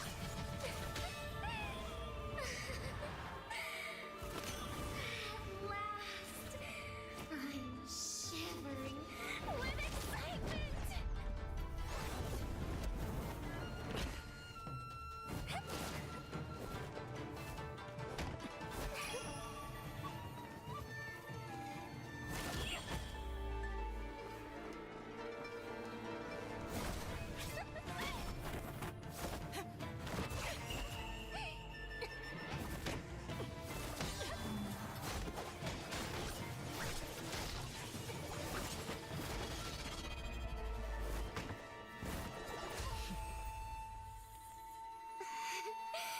Such killing intent. Does this mean Hanabi-sama finally understands Kirara?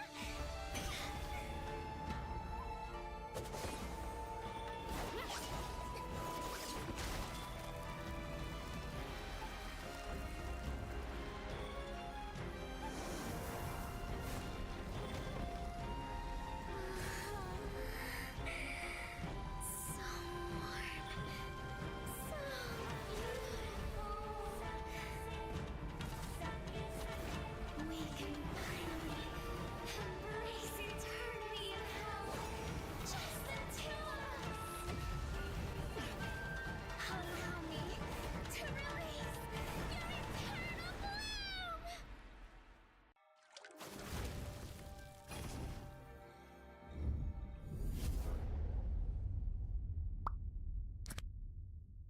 The human body was built to move. Not trapped at a desk in one singular posture for 12 hours a day. It's time your chair evolved. This is Secret Lab Titan Evo. Ergonomically engineered for you, gamers, hybrid workers, artists, backing your every move.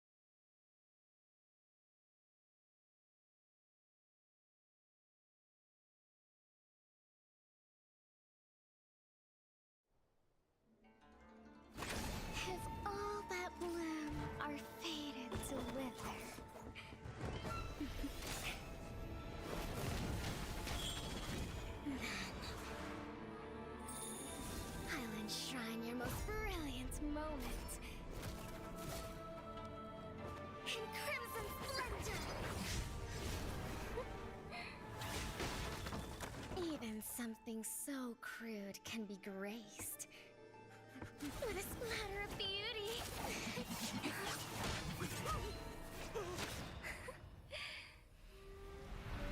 I'll get you out! You finally come to me, Hanabi-sama! This madness ends now! Hina!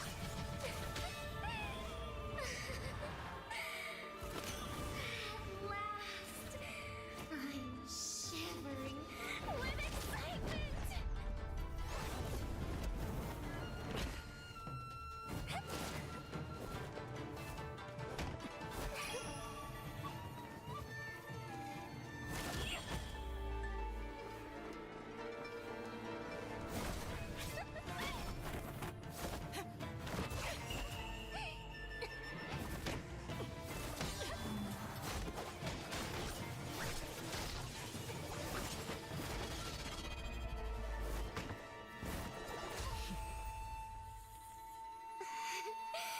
Such killing intent.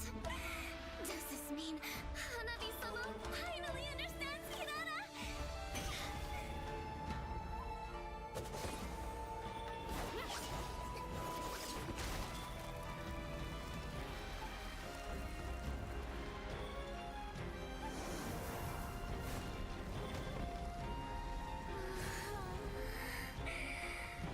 So warm. So beautiful. We can finally embrace eternity in hell. Just the two of us. Allow me to release your eternal bloom.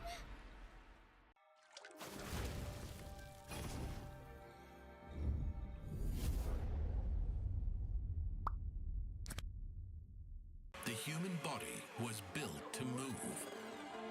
Not trapped at a desk in one singular posture for 12 hours a day. It's time your chair evolved. This is Secret Lab Titan Evo. Ergonomically engineered for you, gamers, hybrid workers, artists, backing your every move.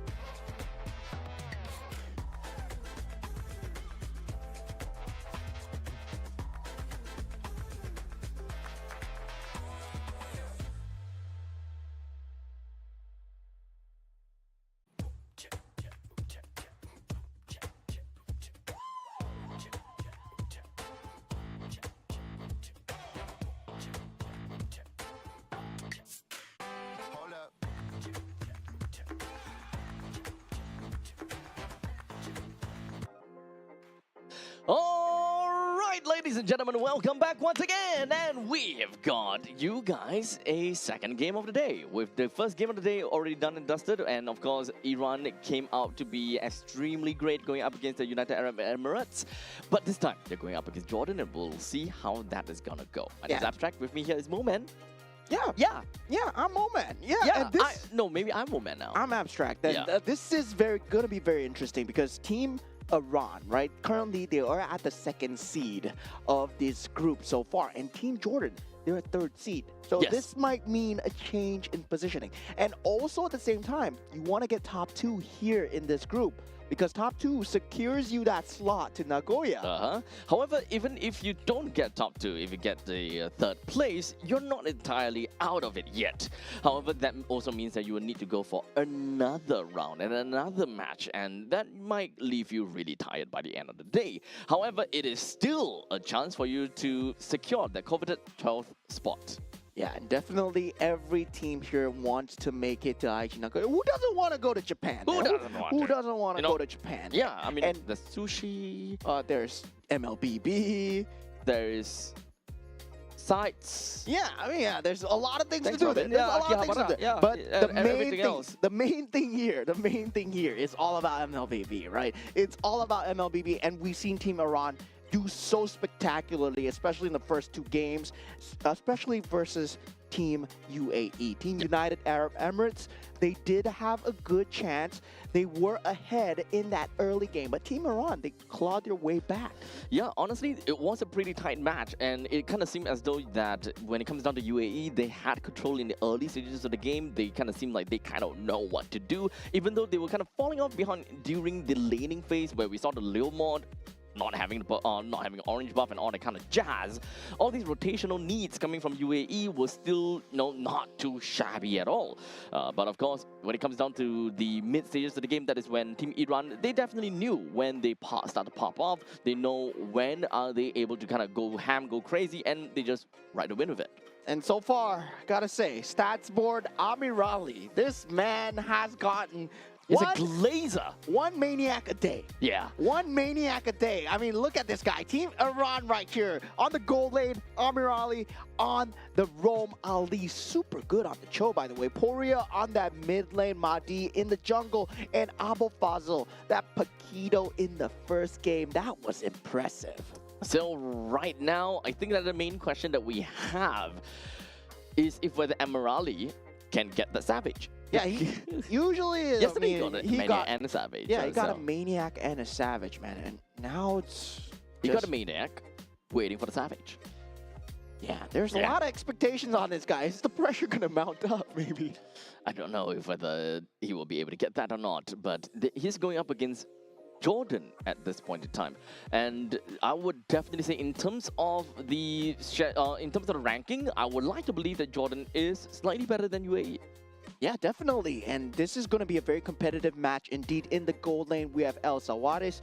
And on that Rome, we're going to have another Abdallah. And this is not the same Abdallah as Team UAE. And we have El Ali on that mid lane. And also on the jungle, we have Marzouk. And on the EXP lane, we have Abua Te.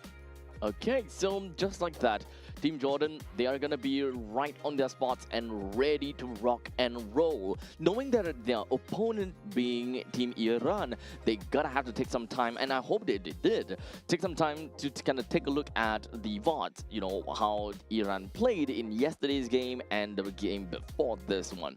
Because that is more than enough information that Team Jordan will be able to get for themselves. In the meantime, Team Iran would not have much information onto Jordan themselves. Yeah, and this feels like a very bloodthirsty bracket so far, right? We've been seeing kill after kills. We've been seeing brawls after brawls. Doesn't feel much too intentional on the macro side of things where, yeah, they can be playing for the macro. They had a Paquito, but they choose to ignore that and they went for the team fights instead. So definitely it's guts over glory here. Yeah, I mean, this time I think the draft needs to really show what both of these two teams are capable of, and I'm pretty sure that we don't want to give the Paquito over to Iran. That is definitely not something to work.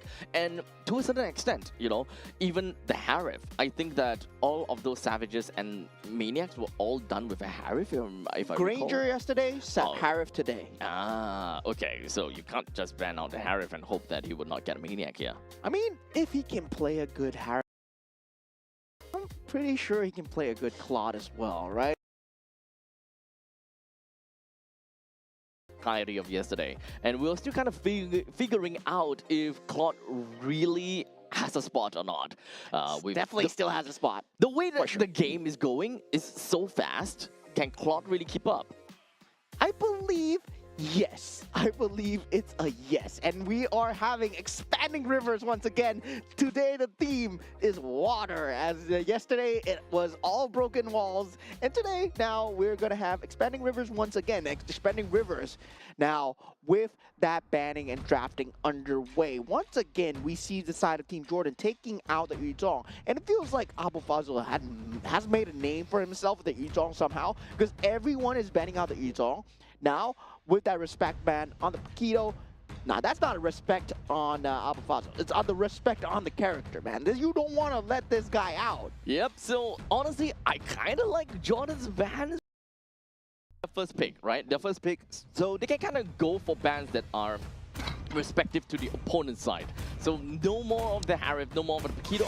I think that's relatively nice. That will mean that they will open up quite a bit of heroes that is available for Team Jordan to pick up, while Team Iran, they threw away the Marcel, the Guinevere, and the Freya.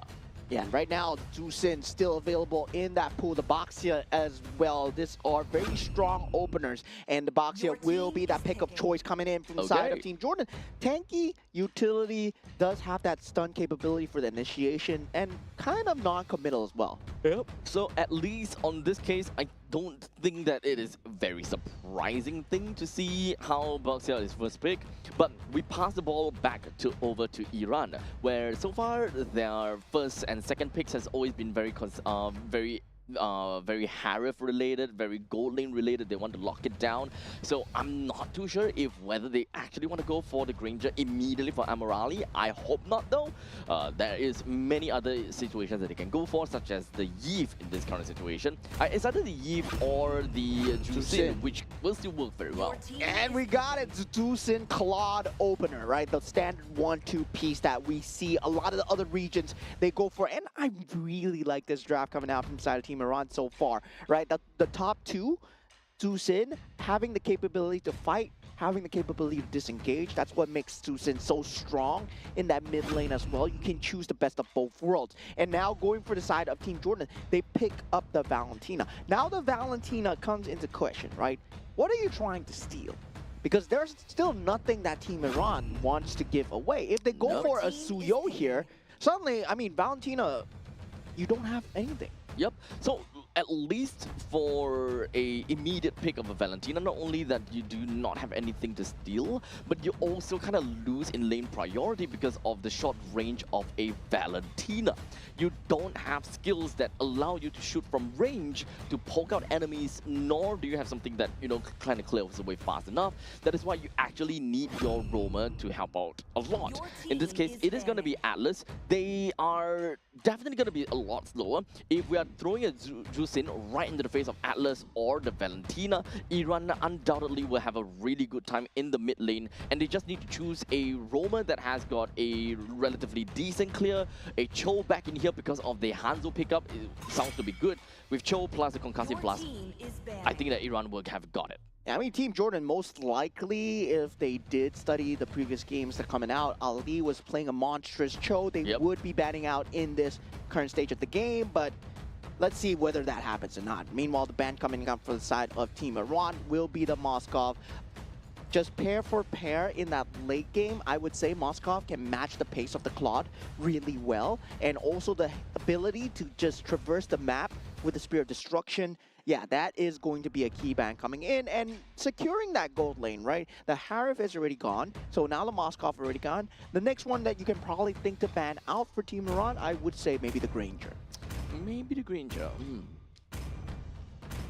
I think that is fine, unless we want to look at Bruno.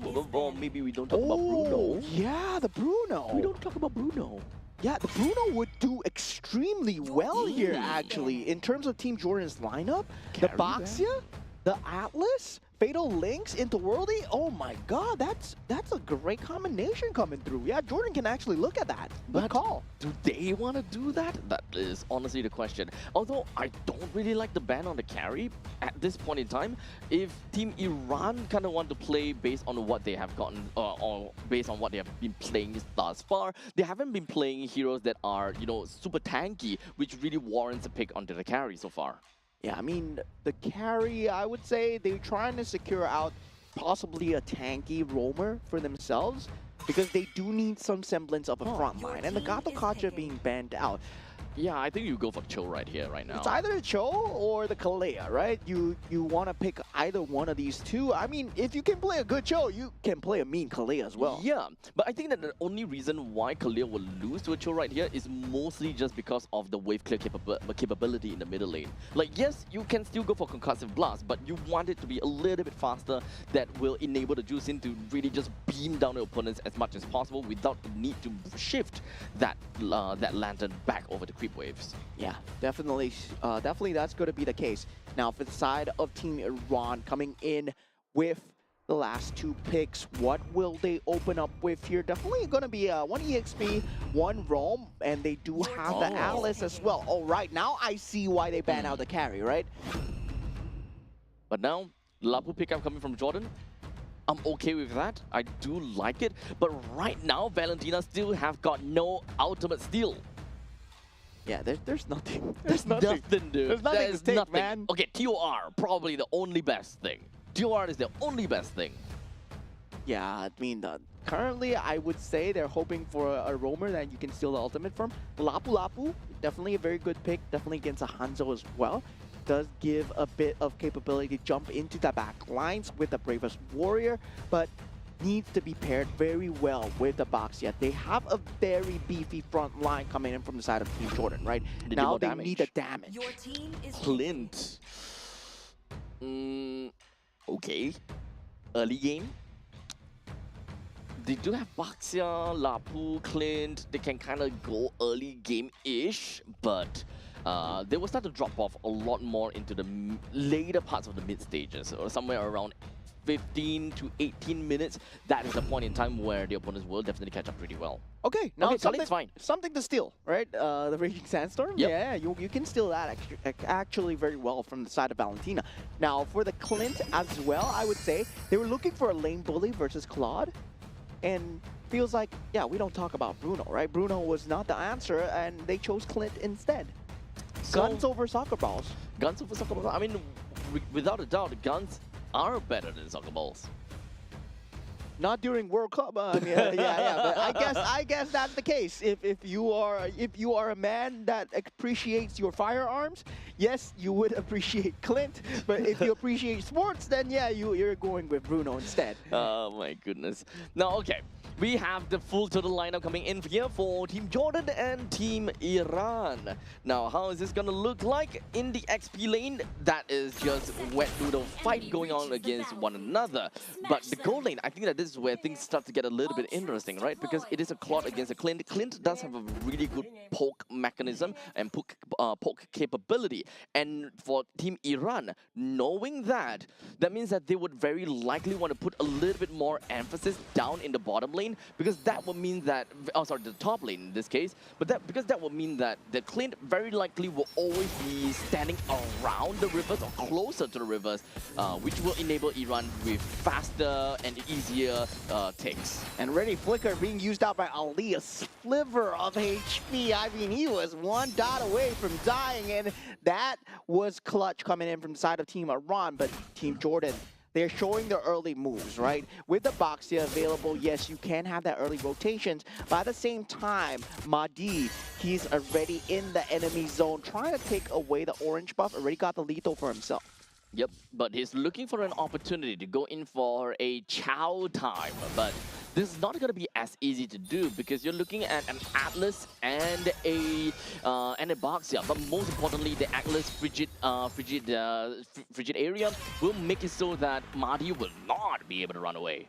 Yeah, definitely. And Mari at this point still not level 4, does not want to command the jungle, does not want to make the same mistake as the previous game. Now, with Iran trying to get that mid lane advantage for themselves, they did get an early game capability where Team Jordan was slamming in with the help of the box here. They got to keep watching out for that. At this point, Team Iran, they're playing things a little bit on the slower end. They do not want to overcompensate, or rather, they don't want to get too far into the faces of Team Jordan because they don't have the power spike that they needed as of yet. There's really nothing that they can do right now.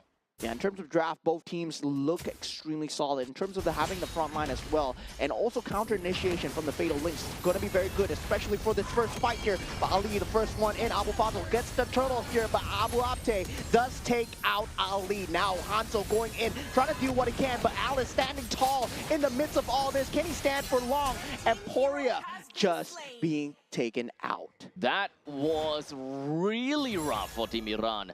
3 members were at the closest HP to death, and they were not being able to find a way to close that fight out at all. It would have been a lot better for Iran if they actually killed all those 3 members, but in the end, it went over to Team Jordan with 2 kills for themselves, and the 2 kills, one of them goes over to the Valentina, and the other one to the Lapu Lapu. One of the second and the third best heroes to go to. Yeah, not having much damage there. Poria actually using the ultimate to jump in, and that was to his own demise. Could have ended well, but sadly for him, did not go too well. But despite all this, right, Amirali, he's been farming 2 lanes. He's been going on the top and the bottom as well. This is what's expected of a Claude to accelerate his play style, especially when we talk about the game style being faster and faster, right? Your farm needs to get faster as well. And Team Iran, they're making space for the Claude just to come online.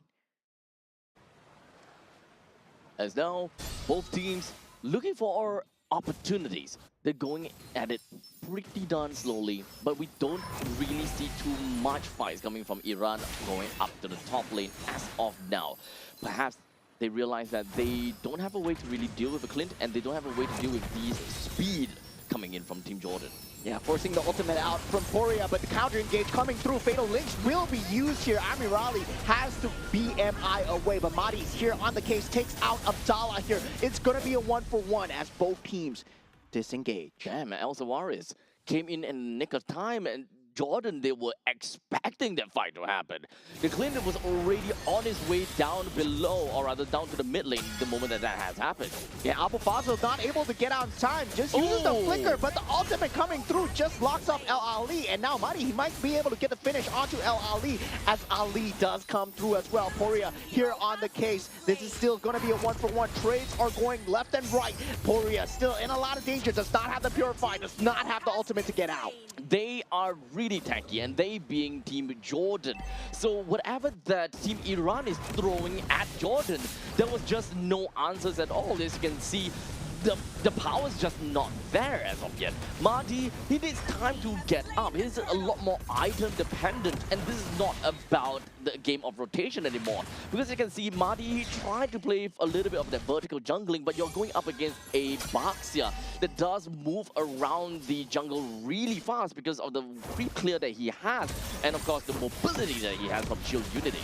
Yeah, and Abdallah doing a great job in this early game skirmishes so far. Fatal Links have found quite a lot of value, but now going into that extended team fight, now we do have them setting their eyes onto Amirali. He is going to be a problem in the mid stages in terms of the macro. Still, 1,000 difference, right? Despite the kills going the way of Team Jordan's favor, it's anyone's game now. Bravest Warrior has been used so far. Ali does not have the Raging Sandstorm anymore to help Poria as he gets taken out. Mahdi going for that consolation, and Amirali actually gets taken out solo by El Sawaris on the top side. That's not what you want to see, unfortunately, but it is you are going up against a Clint after all. At this point in time, Clint should have decent amount of items to be able to do quite a number to you. As long as he does have an endless battle, Amirali would fall prey to him pretty early. Yeah, now Raging Sandstorm just to disengage here. Very good initiation coming out, forcing out the flicker, and Ali will eventually go down. But at the same time, right, I finally like that Team Jordan, they're getting objectives off of this. Now that tier 1 turret on that top lane being taken out, they were getting kills, but they weren't getting objectives. Now Team Iran, that's why they managed to stabilize so well. Yep, and we were just about to get there because we just hit like 6 minutes and 30 seconds, and usually by 5 minutes, if you have been leading with all of these kills, you want to translate all of these kills into standing objectives. Oh, look at that ultimate coming in from the side of Abu Fazl, and Abdallah in a lot of trouble here as Amirali will get the finish, and that was a great zone coming out from the side of Team Iran. And however, that's not going to be the end as of yet. That is the best of what Team Iran is able to do. But one thing though, despite all that has happened, you see that Team Iran has been having a lot of problems surviving in these fights. Mahdi is level 11. And now Abu Fazl gets taken out, unable to jump out in time, and Ali is down as well. Those are the two frontliners that Team Iran has. They have to put on the cross-map pressure. Mahdi, he's trying to go for that retribution snipe, but definitely very good dance coming out. Mahdi actually gets it in the end as well, and Poria will be in no man's land trying to protect his jungler as much as possible. BMI out into the enemy team as Amirali will be going down for that turtle. Yep, very strong aggressors coming in from the side of Jordan. They know very well that they have actually kind of a timer onto them. They can play in the early games very, very effectively. But once again, oh, good spot. But yeah, they have a timer onto their heads for Team Jordan. By about 15 to 18 minutes, they will start to have diminishing returns, and Team Iran would really start to pop off. So if anything, they need to get a lot of goal lead by 10 minutes. At this point, maybe 6,000, 7,000 is good enough for them to secure. Yeah, 6-7. And Abu Ate at that point, with that bravest warrior, able to jump in towards that back, right? You saw that BMI being placed down. It was of no use, couldn't escape at that point. Going over the terrain, well, Team Jordan has a way to catch you over the terrain. Yeah, Valentina pick, not making a lot of sense, but the rest of the team, they're gelling extremely well together. Now, a lot of damage, Fatal Links coming through, and Poria has been the main object for the hate, and Mahdi so far unable to do anything towards the back line. Trying to focus down on El Sawaris, but Ali has to get out with the flicker as well, and Bravest Warrior lands onto Amirali, a huge jump coming in from the side of Team Jordan as they go for more, and El Sawar is still alive, able to do damage towards the back. Abu Fazl has to watch out as they have to disengage. This is amazing plays coming in from Jordan, very methodical, and they literally know how they can weave in and out in the middle of the battle. So they have very good distancing. They know how much they can take in each of these fights, and they just kind of trading HP for HP. There's a lot of resource management coming in from Team Jordan, and I love how they took every single one of these fights. Unfortunately, the ball is currently in the court of Team Jordan. They have to really get into the nitty-gritties against Team Iran. If they don't get any of these standing objectives or these neutral objectives done fast and well enough, eventually Team Iran will come back to bite them in the rear. Yeah, now 10 minutes into the game, 6,000 gold lead. They do get the Lord for themselves. They need to get more objectives throughout the map. Team Iran still not out of the woods yet. They have Mahdi and they have the ability to hang on. As long as they keep these outer turrets alive, they still keep a semblance of map control. And Team Jordan, they've been doing a great job of these team fights, but now only at 10 minutes, they take out that turret. So they aren't able to convert that pressure. At least for now, even though Mahdi is not having a really good time, it is still at level 13. So no matter what, he will still consistently be able to challenge against the Baxia in some of these neutral objective battles. You need to understand though, it is an assassin going up against a tank jungler. If this is also an assassin jungler from the side of Team Jordan, he would have been level 15 at a certain point in time. So this is a great thing about being an assassin jungler for the side of Iran. You are still going to be in the fight. And Abu Ate finds Mahdi out of his form, but now jumping into that tier 2 might be a mistake here as he does go down, and El Sawar is actually taking out someone too in that back line. It seems like we do have the the Holy Defense that will now go down in the middle lane. The top lane Holy Defense will slowly start to go down as well. But the question is, does Iran have got what it takes to be able to effectively repel against Jordan? Madi not long for life here as Abdallah will be the first target coming out from inside Team Iran. They're trying to hold on as best as possible. Blinking Duet used for that top creep wave. And now with that, they managed to hold on with one inhibitor turret down. Now for Team Jordan, they made a slight mistake, right? Lapu Lapu diving in too deep, but they got the constellation. Elsa Juarez at critical mass right now, able to deal so much damage. But Team Iran, they set the sights on the target so far. And do they jump onto him? They do not. Honestly, they're still in a pretty decent spot, right? With the first Lord. Oh, hold on a second. Ali! Raging Sandstorm coming through as Abu Fazil takes out Ali for his greed. Oh! But Abu Fazil gets answered in kind by Elsa Juarez. And this is not a good look, right? Clint dealing so much damage against your Alice. And he's currently got 10 kills. So he's got a Sky Piercer. It's stacked up. He is maxed out, buddy. He is so maxed out. So I do love the fact that Jordan is really pushing that advantage as much as possible. But there is still a ticking time bomb over to the side of Team Iran. As Claude currently, he already got his 3 items that he absolutely needed. So it's only a matter of time for him to be able to do a decent amount of damage throughout the team fight. But unfortunately, right now, Alice is having a lot of difficulties trying to stay alive to even find that opportunity or that space for Amirali to just go in and Blazing Duet. Yeah, now 8,000 gold advantage coming in for the side of Team Jordan. I believe once that Wind of Nature is out, the tides are going to turn as well. You talk about the ticking time bomb. Yes, it's going to rear its ugly head really soon, but Team Jordan, they have a timing to avoid all this, especially if they can go in aggressive. They can take out Amirali before the fight even starts. Now, if they can't, Team Iran, they have that 50-50 chance, especially if they can sacrifice Furia. He has been the object of hate for the entire time that Team Jordan, they're just jumping on Furia the entire time. Yep, honestly, it's really unfortunate for him, but he's playing a juice in after all. One of the main targets that Jordan has to go for.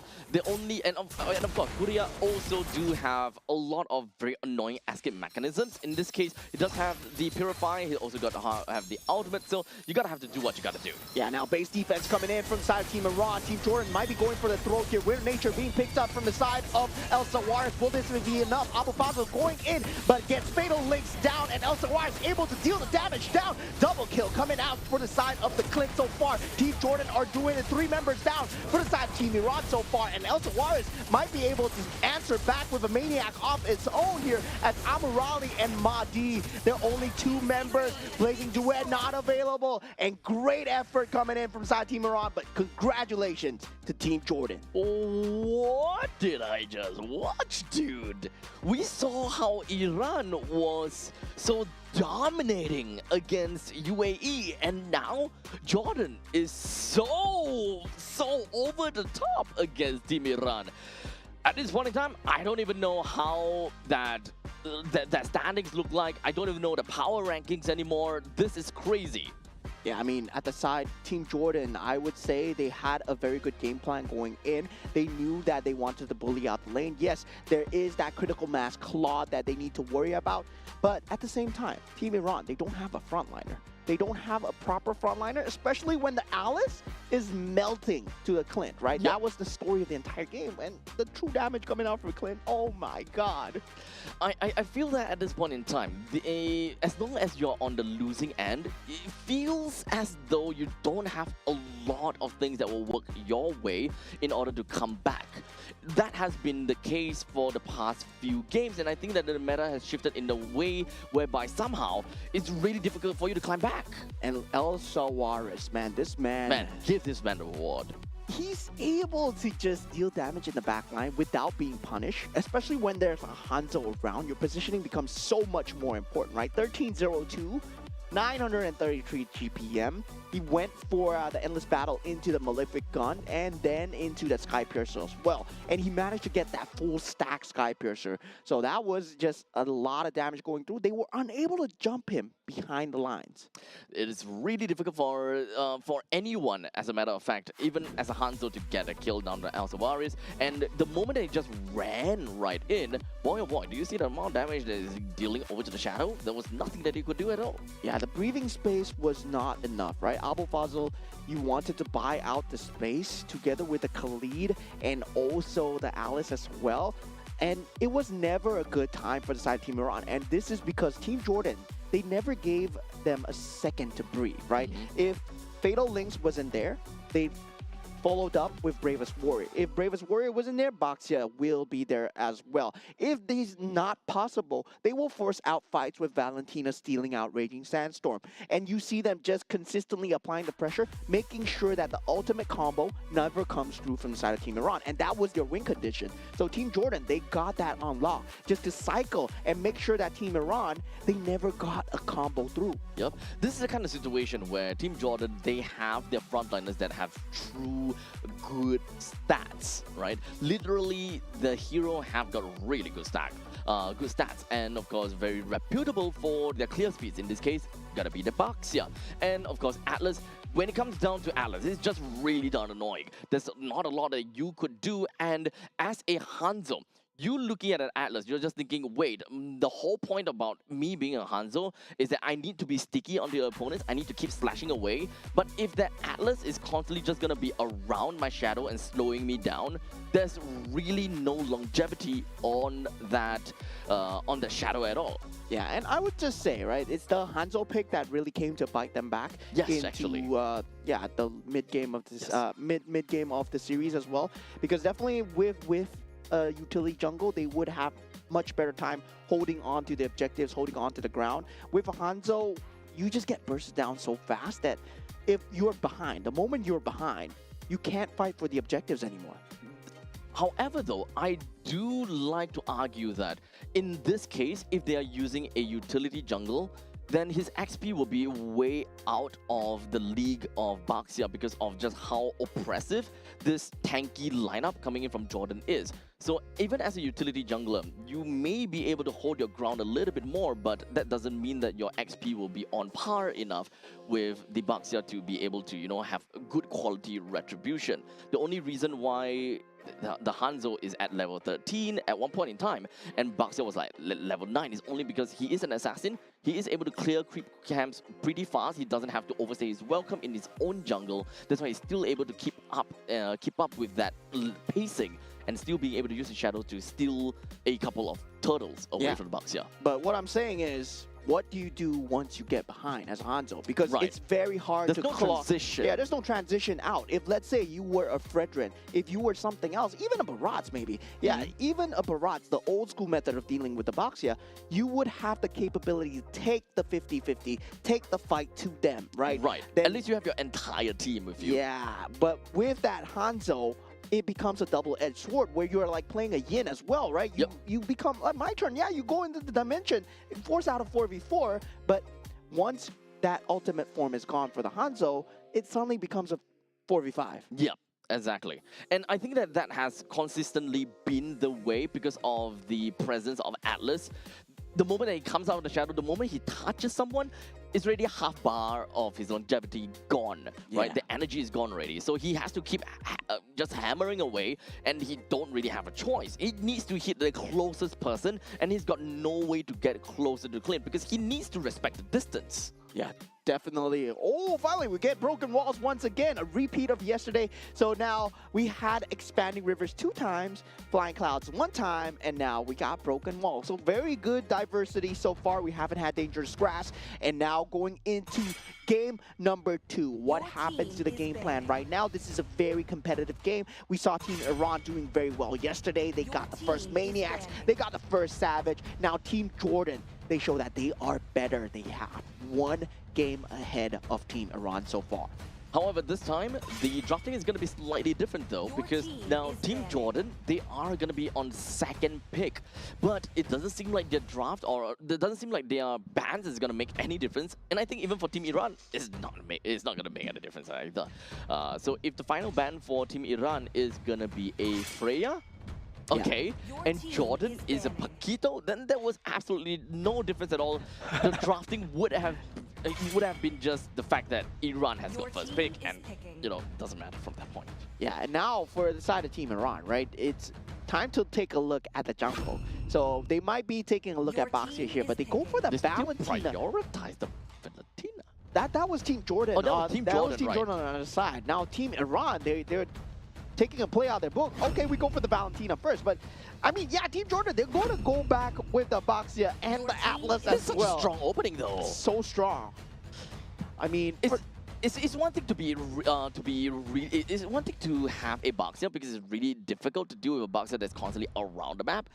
It's another thing to be annoyed at the fact that the Atlas just slows you down and have the threat of being able to just rope you in for one free kill.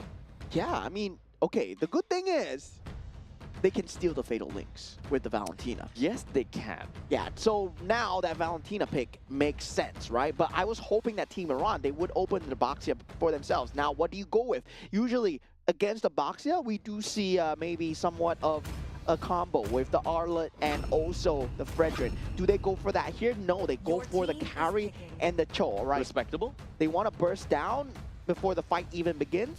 Makes sense. Yep.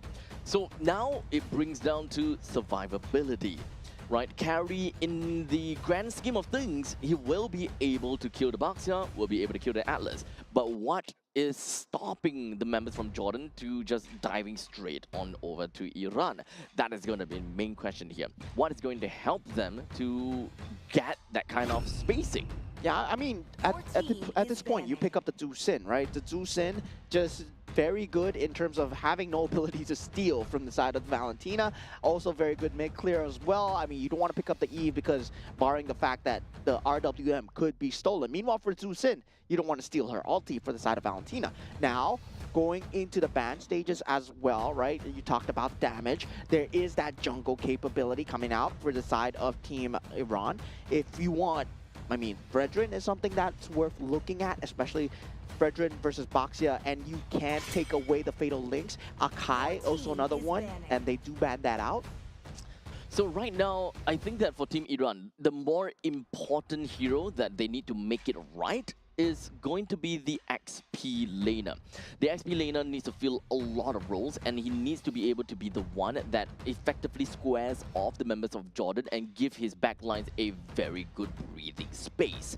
As such, it is actually really important for Jordan to draft it in a way whereby they show their XP lane first. So if Team Jordan actually realizes that and just decided to pick up the gold laner first, then unfortunately Iran will have to go for a blind XP pick, which would put them in a very difficult spot. Oh yeah, they do ban out the Clint. They don't want the carry to be bullied by that long range indeed. But now the Terizla being banned out. As we said, we wanted to look at the EXP lanes, and now one of the XP laners that could have worked, right? If they want to go pound for pound, they want to go bar for bar, they had to go for the Terizla with the penalty zone, especially against the Boxia and also the Zhu Sin. Now, for the side of Team Iran, do they want to take out more gold laners to secure a better gold lane for Amirali? Was the reason because that Clint was bullying out the Claude in that gold lane? To be fair though, going up against a carry, picking up a Claude is... damn Your it. team is picking. I would like to suggest a Claude, but in this case, it doesn't seem like it's gonna be the case. But with a Boxia, with an Atlas, with a Juicin, it does seem like you have a very strong early game presence. So if you want to shift your attention over to the gold lane and get a snowball potential from there, then in this case, picking up the XP lane first, just so that you have a winning lane in the gold lane after looking at who the jungle is gonna be pretty good. Okay, so now for the side of Team Iran, okay, I like the Fredrin, but I don't like the CC at all. Because, yeah, you're forcing out the win condition of you winning the game, just being on winning the lane, right? Every single one of them, they need to win the lane. Because when you go into the team fight, CC does not do much in terms of team fight. You want to segment it away. You don't do well against that 1v4. You don't have that AoE damage. And now they pick up the Granger for Jordan. Now, for Team Jordan, I gotta say, Granger, really good pick here. Yep. So each of these two teams, they have their very strong lanes. So for Jordan, they want to capitalize on the Granger. They want to win by Granger and move on from that point. While Team Iran, on the other hand, I do like that CC because I mentioned that in order for them to enable the carry, in order for them to be able to shift over, transition over the mid stages of the game, their XP laner needs to be present. And that way is to be able to win in your lane. Going up against a Lapu, there's actually a plethora of heroes that helps you win against Lapu. But the main thing is you need to have someone that wins against Lapu post level 4, which is something that CC is able to do, number one. And number two, you don't particularly have to kill anyone as a CC during team fights. You need to be able to zone and be the threat to the main people that initiates. Abdallah and Marzouk, both of them can be really afraid of that CC, especially if the two of them move together. Boy, you don't want to get curtain called by that. I mean, that's why there's the glue, right? You win post-fight, and that's why the glue is such a great pick. And I'm surprised that they went for the CC over the glue because, yeah, you do win the lane, but the team fight is not exactly secure. It's more about segmented. When we talk about 5v5s, it becomes extremely hard to deal with. And now, that Sin pressure is mounting on from the side of Jordan as well. And we see very good rotations coming out from Marzouk as well, right? Having that early game mid rotation, really presenting that threat of death. And Mahdi so far has not been able to match that. Well, this is going to be a pretty good game because I really like both of these two teams' draft. And this is one of those games that it could really go 50-50. It's really tough for me to eventually see how it's going to work out. We've got a very strong lane from Team Jordan in gold lane. We have a very strong lane from Team Iran in the top lane. So that means that all of that game plan is going to rest onto the mid. And as you can see right now, it does seem like Team Jordan is having a pretty darn good time just shoving the members of Team Iran away with that Sin. Yeah, and able to get that mid lane priority just in time for that first turtle fight. And this is going to be broken wall, so definitely does favor that CC in terms of that terrain advantage, just by a slight bit before that Bravest Warrior is picked up. And now with that first objective already inside, Marzouk making his way towards that middle side of that lane. Now Mahdi already on the case, on the turtle as well, but Bravest Warrior pulls on in. Abu Fazl will not be long for life, and yeah, that's a CC problem. The Fatal Links does come through for the side of Team Iran, as they do get the double kill coming through for the side of Team Jordan. But now with that turtle still alive, Team Ali not able to do anything, and Mahdi with the taunt, Appraisal's Wrath is there, but ouch! Not enough. Yeah, but unfortunately, it does seem like the turtle will also go over to the hands of Marzouk, and they really want to continue on to this fight. Ali had to flicker away, so that is one flicker that is going to be gone. No more initiation for the side of Team Iran. However, in the near future, until 5 minutes, I don't think that that flicker is going to be used aggressively either ways. Yeah, I mean, that was Poria actually taking the Fatal Links, and that was not resulting into a kill for the side of Team Iran. And surprisingly, because they did not have enough damage, right? Abu Fazl going down there, instantly being that first target. You don't want to be the first man in, especially when you're a CC. You got to take the fights from the side, and just being that first person in, you're not that tanky, my friend. You're not tanky, but you need to be able to zone. You want to entice the opponents from coming in and find a way to, of course, counter-engage over the opponents, because you do have a very good way to locking people in with the curtain call. Yeah, now for the side of Team Iran, they're very reliant on the Way of the Dragon, especially in the mid-stage of the map. Now, it's going to be a problem, right? Where Abu Abte, he did get that early game momentum. Now suddenly, that Bravest Warrior is starting to deal a lot of damage. His combos are starting to rack up onto the CC as well. Elsawaris has also just picked up the Sky Piercer. So Team Jordan, they would very likely want to open up the lane in the bottom lane as much as possible and allow the Granger to join into the battles. And very unfortunately, looks looks like the turtle is going to be popping it down at the bottom lane, which is closest to the gold lane, and that is going to help Jordan a lot. And now Vengeance being popped here as Abu Ate brings on the damage, and Marzouk finds the finish on to the CC as well. And this is what we generally see, right?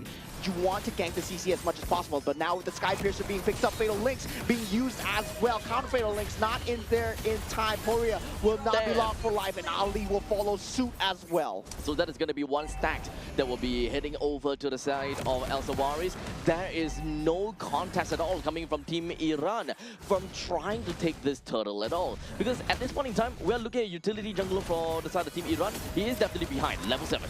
Yeah, Amir Ali on the case right now. Abu Ate takes out the main tank of the side of Team Iran. No retribution available for this turtle, and that's the end. Team Jordan just make a decisive victory there. Yep, the quality of retribution in that fight was not too bad at all. Mahdi could actually contest for the fight, that's why they have decided to go in. However, he is definitely a lot more behind as compared to Marzouk, which makes things so much more difficult. Marzouk has got good damage, he's got good ways to mitigate all of these healing potential coming in from the Fredrin, and this is a game of rock, paper, scissors that the Fredrin is unable to win.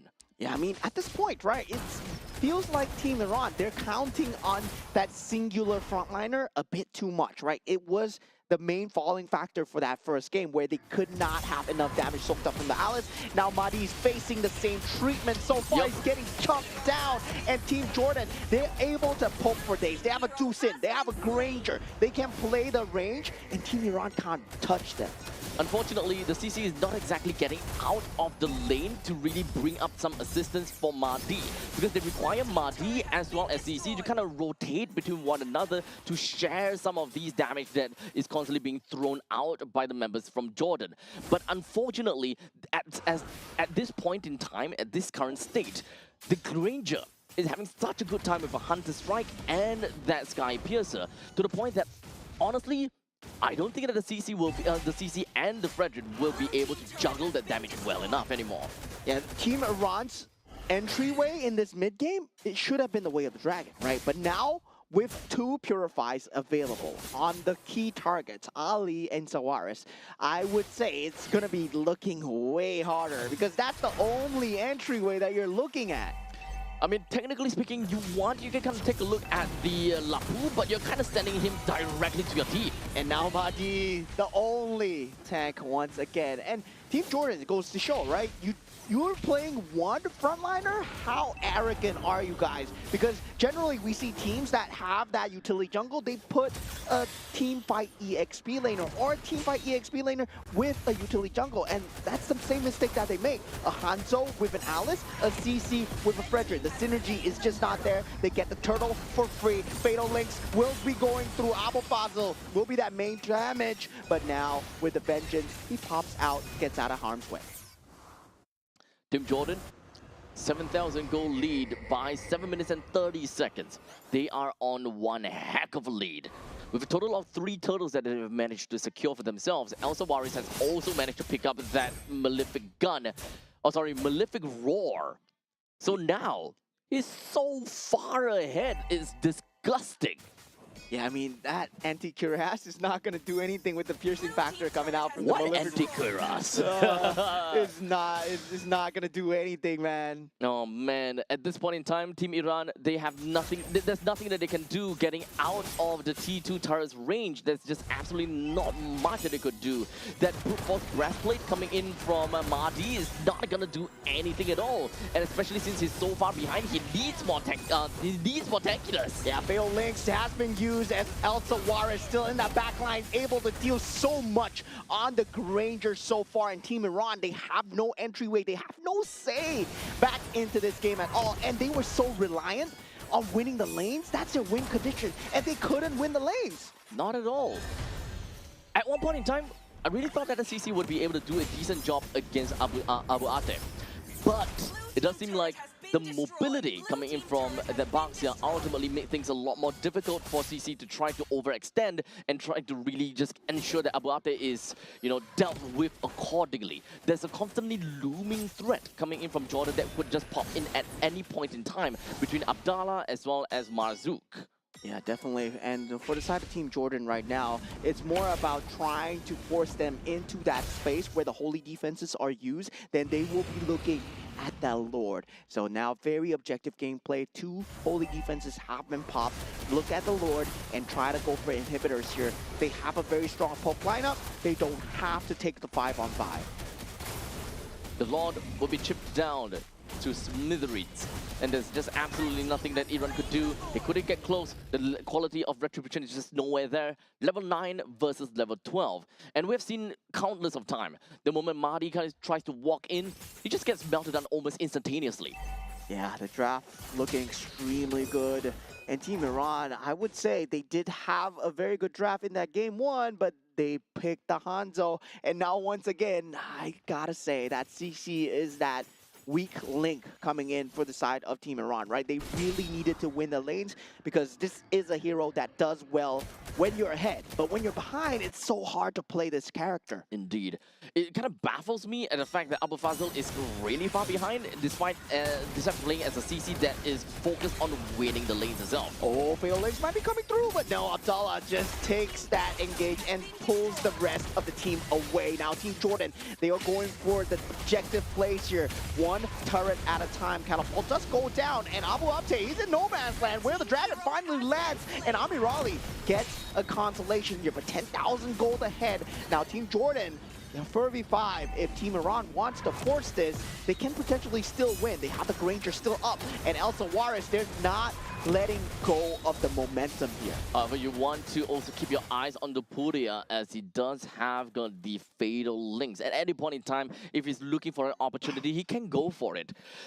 But what happens afterwards? They don't really have anyone that does have very strong AoE damage, and the Puria has took an ultimate that is more for utility, not for damage. No one else have got that chain reaction or that kind of AoE damage to realistically be able to take anyone down post Fatal Links. And the thing is, right, for Team Jordan, they can Fatal Link 1 person at a time because they know that the 5-on-5 team fight is not going to happen. So right now, they Fatal Links Abu Fazl, and then they get the inhibitor turret. It's going to take that trade any day, and Amirali just gets sniped from just a mile away from Elsa Juarez as Team Jordan. They're going for the throats here, and now with that, El Ali still in that back line, and triple kill coming out from the side of Elsa Juarez. Abu Fazl, what can he do? And now we have another Maniac coming out from the side of Team Jordan, and that's going to be a savage for the side of Elsa Juarez as Team Jordan wipe them out 2-0. Oh my goodness, what a group, dude. What is this group? I love this group so much, man. I love this group so much. This is such a crazy group, dude. Team Indonesia, Team Philippines, whatever. I'm here for Team Jordan, Team Iran, man. We saw a savage yesterday in this group coming out from Amirali. Now Team Jordan, Elsa Juarez, pulling out another savage as well. Man, oh man, oh man. You know what? The West Asia region, they are cooking. They cook differently, dude. Oh, what is that? We see Iran in the previous game getting Maniac. We saw Iran yesterday playing, getting like Savages and Maniac. And for Team Jordan in the middle of the pack, by the way, they lost 1 match, huh? They lost 1 match, and I think that the match they lost to is probably Saudi Arabia, if I'm not wrong. Yeah, they wait. Hold on a second. Let me double check real quickly. For Team Jordan, no. Okay, yeah. Team Jordan, they have only played in the side ARE. Yeah. Oh wait, they won. Okay, yeah. Okay, MVP of the game, Elsa Juarez, as expected, man. This guy, he was given the tools to perform well, and I feel that the rest of the team, they really complemented his playstyle perfectly, right? First item, Sky Piercer, it was enhanced very well indeed, and the rest of the team, they played it like a T. I was expecting this already. With the Zusin pick, that Granger could have been something that was next. I mean, the Claude, the Clint, yeah, you can man that out, but he can play crazy Clint. Why not a Granger? Yep, they essentially have got almost similar levels of power spike. So honestly, El Suarez is going downtown with this. Team Jordan, they are absolutely crazy, getting himself that savage yet again, or not say yet again, but yet another one for the side of West Asia. Yeah, I mean, this group, man, this is crazy Oh, group. man. I would love to see one of them go up against Team Saudi Arabia. I believe Team Jordan Jordan already went through. Yeah, Yep, but they lost. They lost against Team 2-0. Saudi Arabia. So, yeah, I mean, Team Saudi Arabia, they are going to be that top tier in that group. But looking at the other teams going in, right, going for that top 2 spot, that's where it gets scrappy. And this was indeed extremely scrappy. I would say, though, Team Jordan, they had that edge all along because CC bad. Honestly, CC is not bad. CC bad. CC is not bad. It's this current situation where he's picked up against the Lapu Lapu. I don't get it. I don't get how he lost the lane. He didn't lose the lane, though. He didn't lose the lane. He was winning against Abu Abde. Is it really just because of the looming threat of Mazouk and Abdallah that forced the fact that Abu Fazl is unable to really make full use of the fact that he got the lane control, Yeah. he's got the gold lead, he's the one that will be the transition, he's supposed to be the one that transitions the team from mid-game to late game using the carry later on. It's supposed to be. I think, right now for Team Iran, the jungle has been the main source of the issue when it comes down to getting the momentum, right? It feels like the jungle has been that weird slot where if they swapped the Hanzo into this game and the Fredrin into previous game, then the matchup would have been crazy. It would have been good. You think so? Yes, because they're relying on that mobility coming out from the CC and also the Hanzo taking the segmented team fights. Meanwhile, the previous time with the Claude, they needed that front line from the Alice and also a Fredrin. So they were going for the best of both worlds and ended up biting too much more than they can chew. Right. So what you're suggesting is that sometimes too much balance ain't no good. You know, Yes. sometimes it's not about a yin and a yang, but sometimes it's about the yin. Yeah, or the you can't. yang Currently, kind of I thing. feel that in this meta, you can't be a jack of all trades and a master of none. No, you gotta be a master of one. Yeah, that's why Ah. even when you see the top tier teams, they go for the drafts. When the enemy team is playing a Paquito, they forsake the macro. They're going damage. Yeah, they're going team fight. Paquito, Yeah. Harif, Suyo, Yeah. Cho. That's why you gotta be a master of one. You can't be a jack of all trades. And a lot of these teams they think they can get the best of both worlds because they see this draft and they're like, oh, this works for this draft, this works for that draft. But there are things that make that particular draft work so well. Well, this is one heck of a transformation, I suppose. You know what, we are used to having nice little balance where you gotta have the good balance between your utility, your tank, your damage dealer. You know, they have to be in a pretty nice equal circle so that you can deal with most teams altogether. But right now, I guess the main idea is you don't have to deal with most teams. You just need to deal with the composition right in front of you. Yeah, and the main suspects are right here, right? Group A, we're going to see them later today. The people that have changed the scape of the meta. Coach Zephyr himself, Team Indonesia. What a landscape, oh, dude. man, this guy, he changed the scape of the game indeed. And also, Team Philippines, they're going to be playing later on today as well. So there's going to be a lot more scrappy matches. But for the next match, actually, we're going to have a team that we have not seen before. I believe it's going to be Team Uzbekistan and Team Kyrgyzstan. But looking at Team Group B, the standings coming in. Team Saudi Okay. Arabia still sitting at the top. All right, so this is fun to watch because right now we already have got Team Iran and Team Jordan that's already completed. So that means that Team Jordan will go up on top of Team Iran, putting Iran at third place for now. But do note that it's also because of the fact that Team Saudi Arabia did win against Team Jordan in one game. They are going to be way above in terms of points. Yeah, and I believe that top 2 will be decided by Team Iran versus Team Saudi Arabia, right? Yep. So Team Saudi Arabia in these in the second stage, they have fought against Team United Arab Emirates, and they have already won, I believe. It's either already won or they're winning. So that's why they're definitely gonna go a lot higher from from this point. Yeah, I mean, I'm kind of doubting the Estes coming in from the side of Team UAE. I believe Estes bad, but yeah, I mean, this, You know, if not care about Jack of all trades, but Master of one, right? Why don't we just go for a full healing team? yeah, I mean, I would love to see that. I would love to see that. That would have been a crazy team. Huh? Florin, Estes, Angelo. I will beat you. I don't know how that's gonna work out, but hey, if we're looking at like a Ruby Gold, Lapu Lapu, Estes, who else in the who else in the Fredrin? jungle? Yeah, sure, Fredrin. Maybe they sound good. Yeah, Maybe we'll see that. I don't know. Well, you guys gonna have to tune in order to find out. As we are gonna go off for a break, and we'll see you guys in the short bit.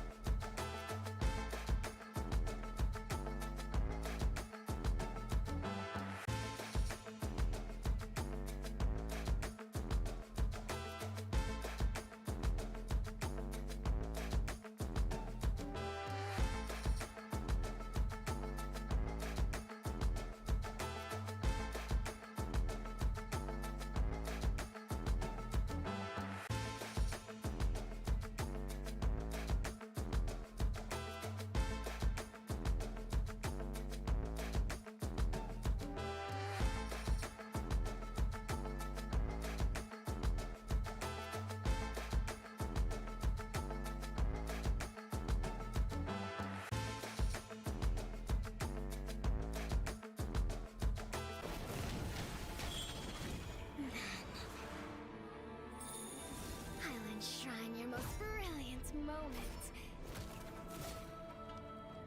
in crimson splendor. Even something so crude can be graced with a splatter of beauty.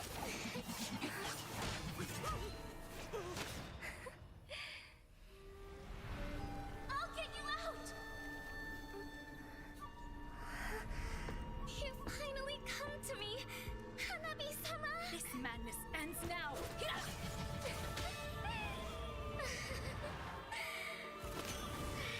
last, I'm shivering with excitement!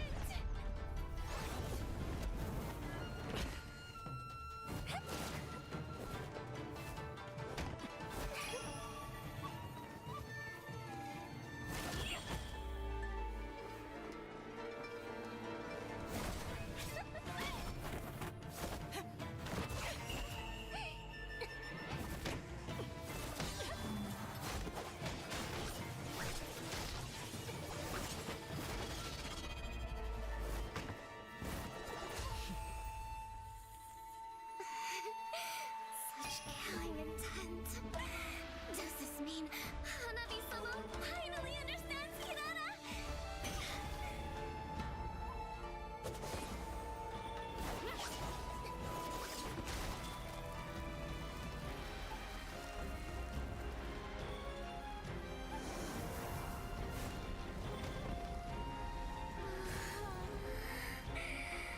So warm.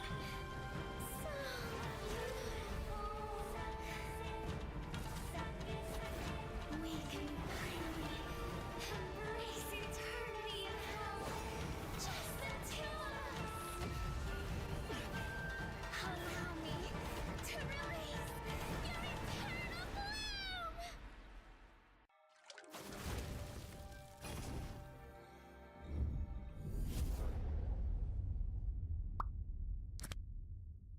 The human body was built to move.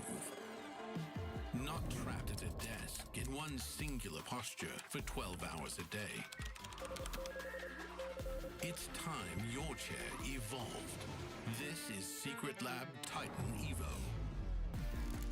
Ergonomically engineered for you, gamers, hybrid workers, artists,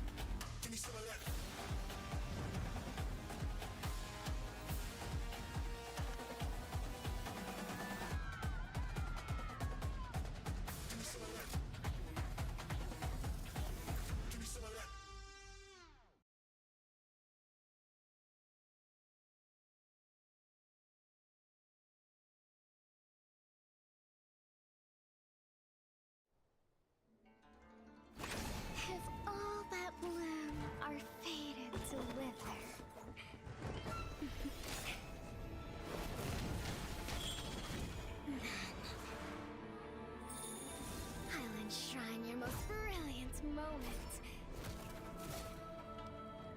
In crimson splendor. Even something so crude can be graced with a splatter of beauty.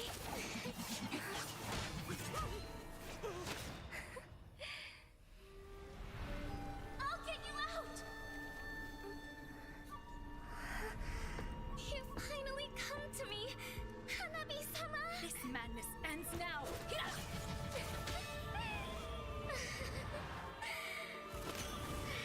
last, I'm shivering with excitement!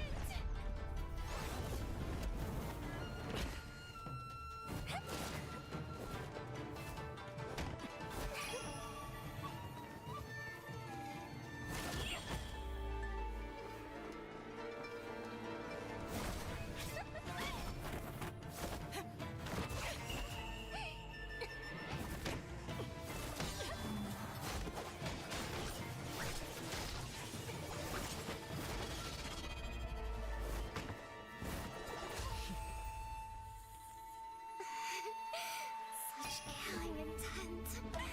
Does this mean Hanabi-sama finally understands Hinata?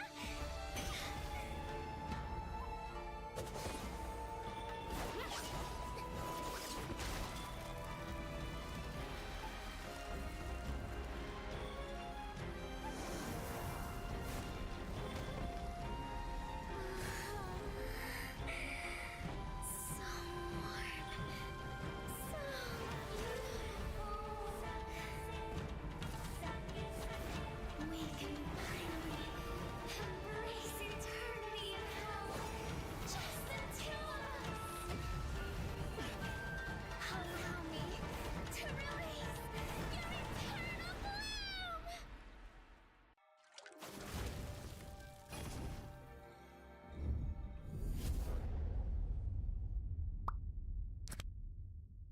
The human body was built to move. Not trapped at a desk in one singular posture for 12 hours a day. It's time your chair evolved.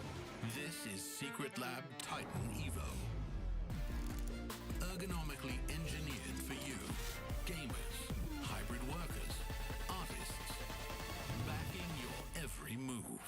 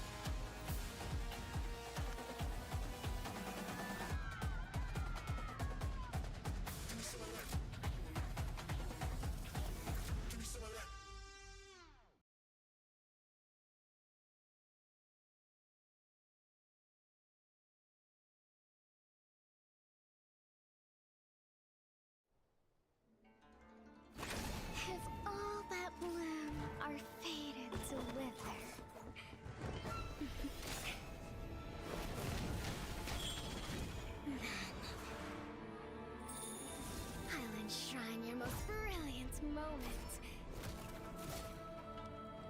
in crimson splendor. Even something so crude can be graced with a splatter of beauty.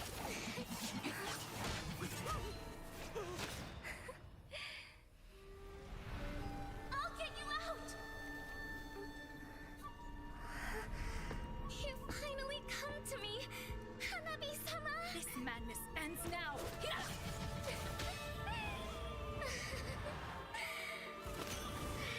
last, I'm shivering with excitement!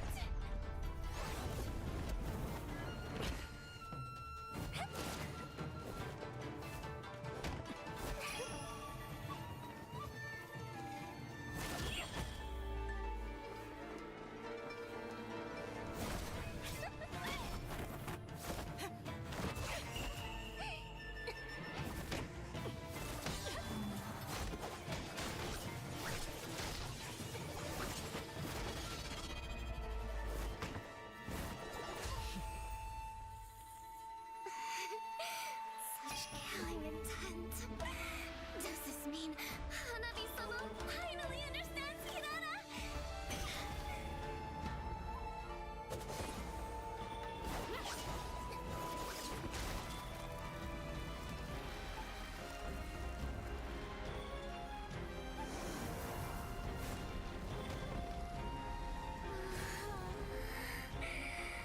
So warm. So beautiful. We can finally embrace eternity in hell. Just the two of us.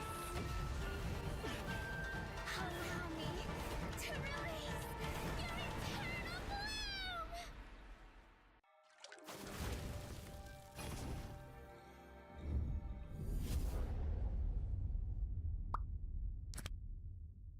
The human body was built to move. Not trapped at a desk in one singular posture for 12 hours a day. It's time your chair evolved. This is Secret Lab Titan Evo. Ergonomically engineered for you, gamers, hybrid workers, artists, backing your every move.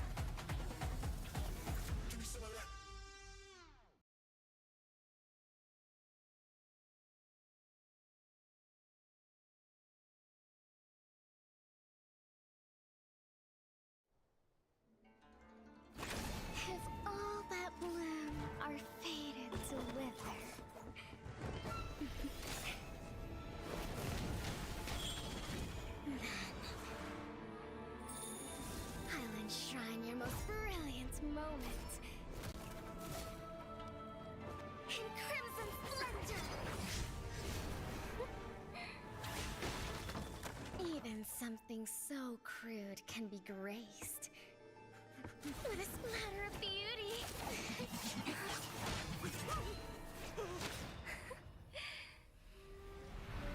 I'll get you out! You finally come to me, Hanabi-sama! This madness ends now. At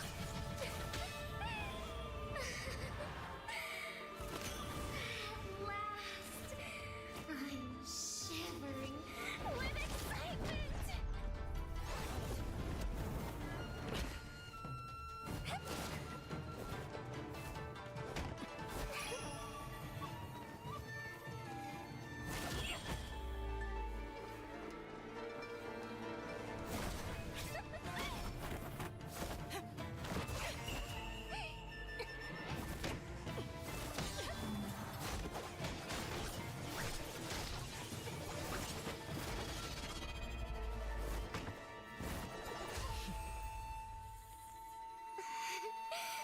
Such killing intent.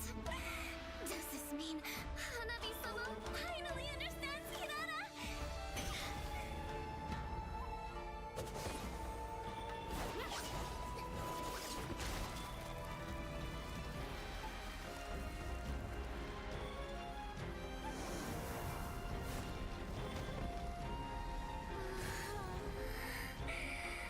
So warm. So beautiful. We can finally embrace eternity in hell. Just the two of us. Allow me to release your eternal bloom.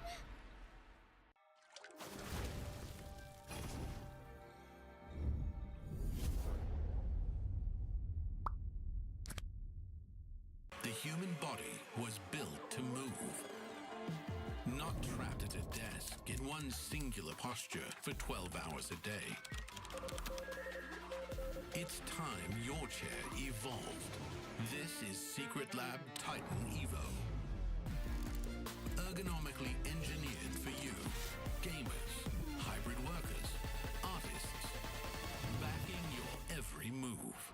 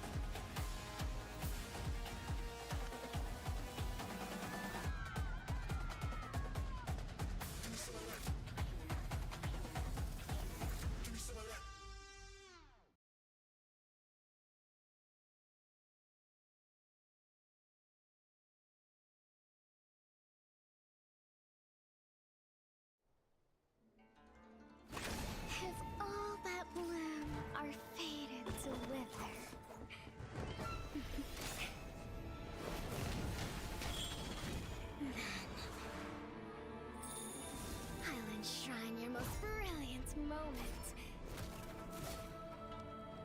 In crimson splendor! Even something so crude can be graced with a splatter of beauty.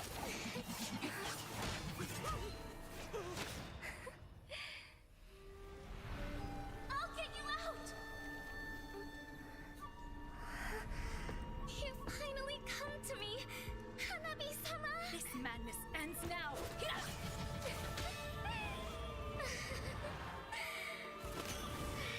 last, I'm shivering with excitement!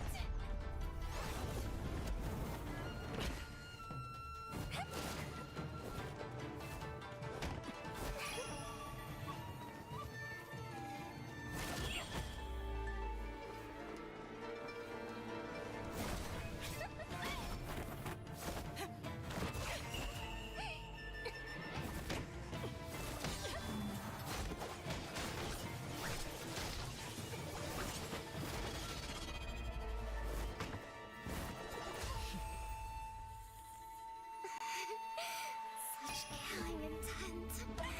Does this mean Hanabi-sama finally understands Kirara?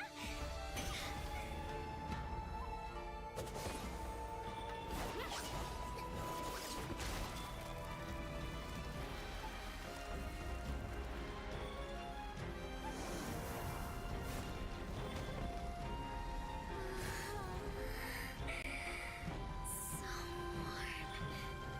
So beautiful. We can finally embrace eternity in hell.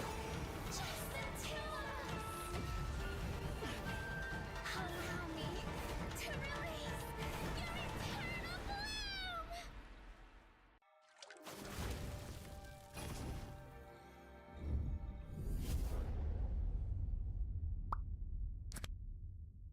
The human body was built to move. Not trapped at a desk in one singular posture for 12 hours a day. It's time your chair evolved. This is Secret Lab Titan Evo. Ergonomically engineered for you, gamers, hybrid workers, artists, backing your every move.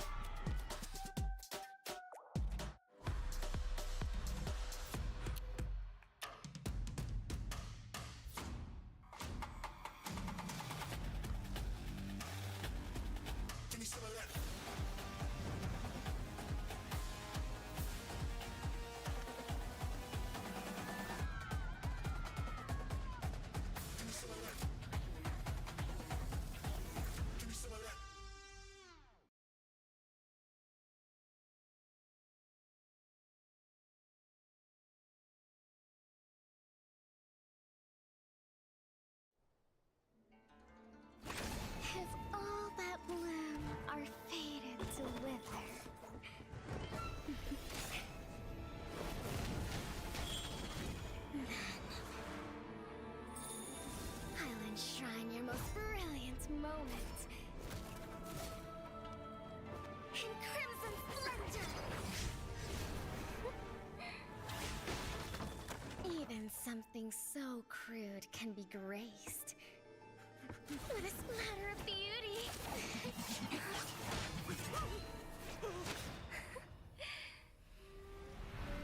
I'll get you out! You finally come to me, Hanabi-sama! This madness ends now. At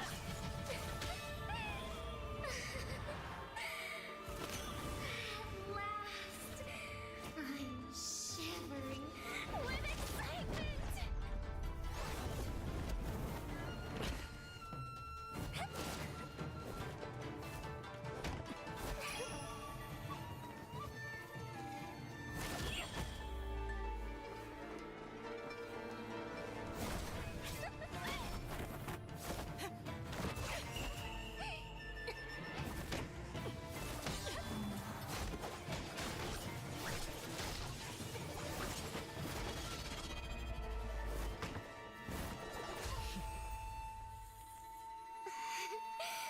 Such killing intent.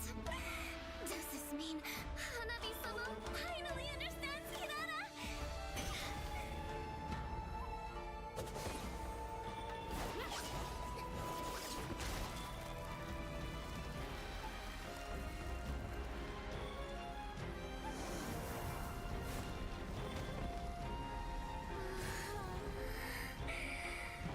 So warm. So beautiful.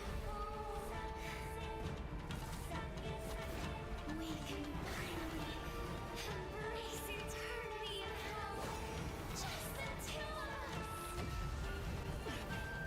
Allow me to release your eternal bloom.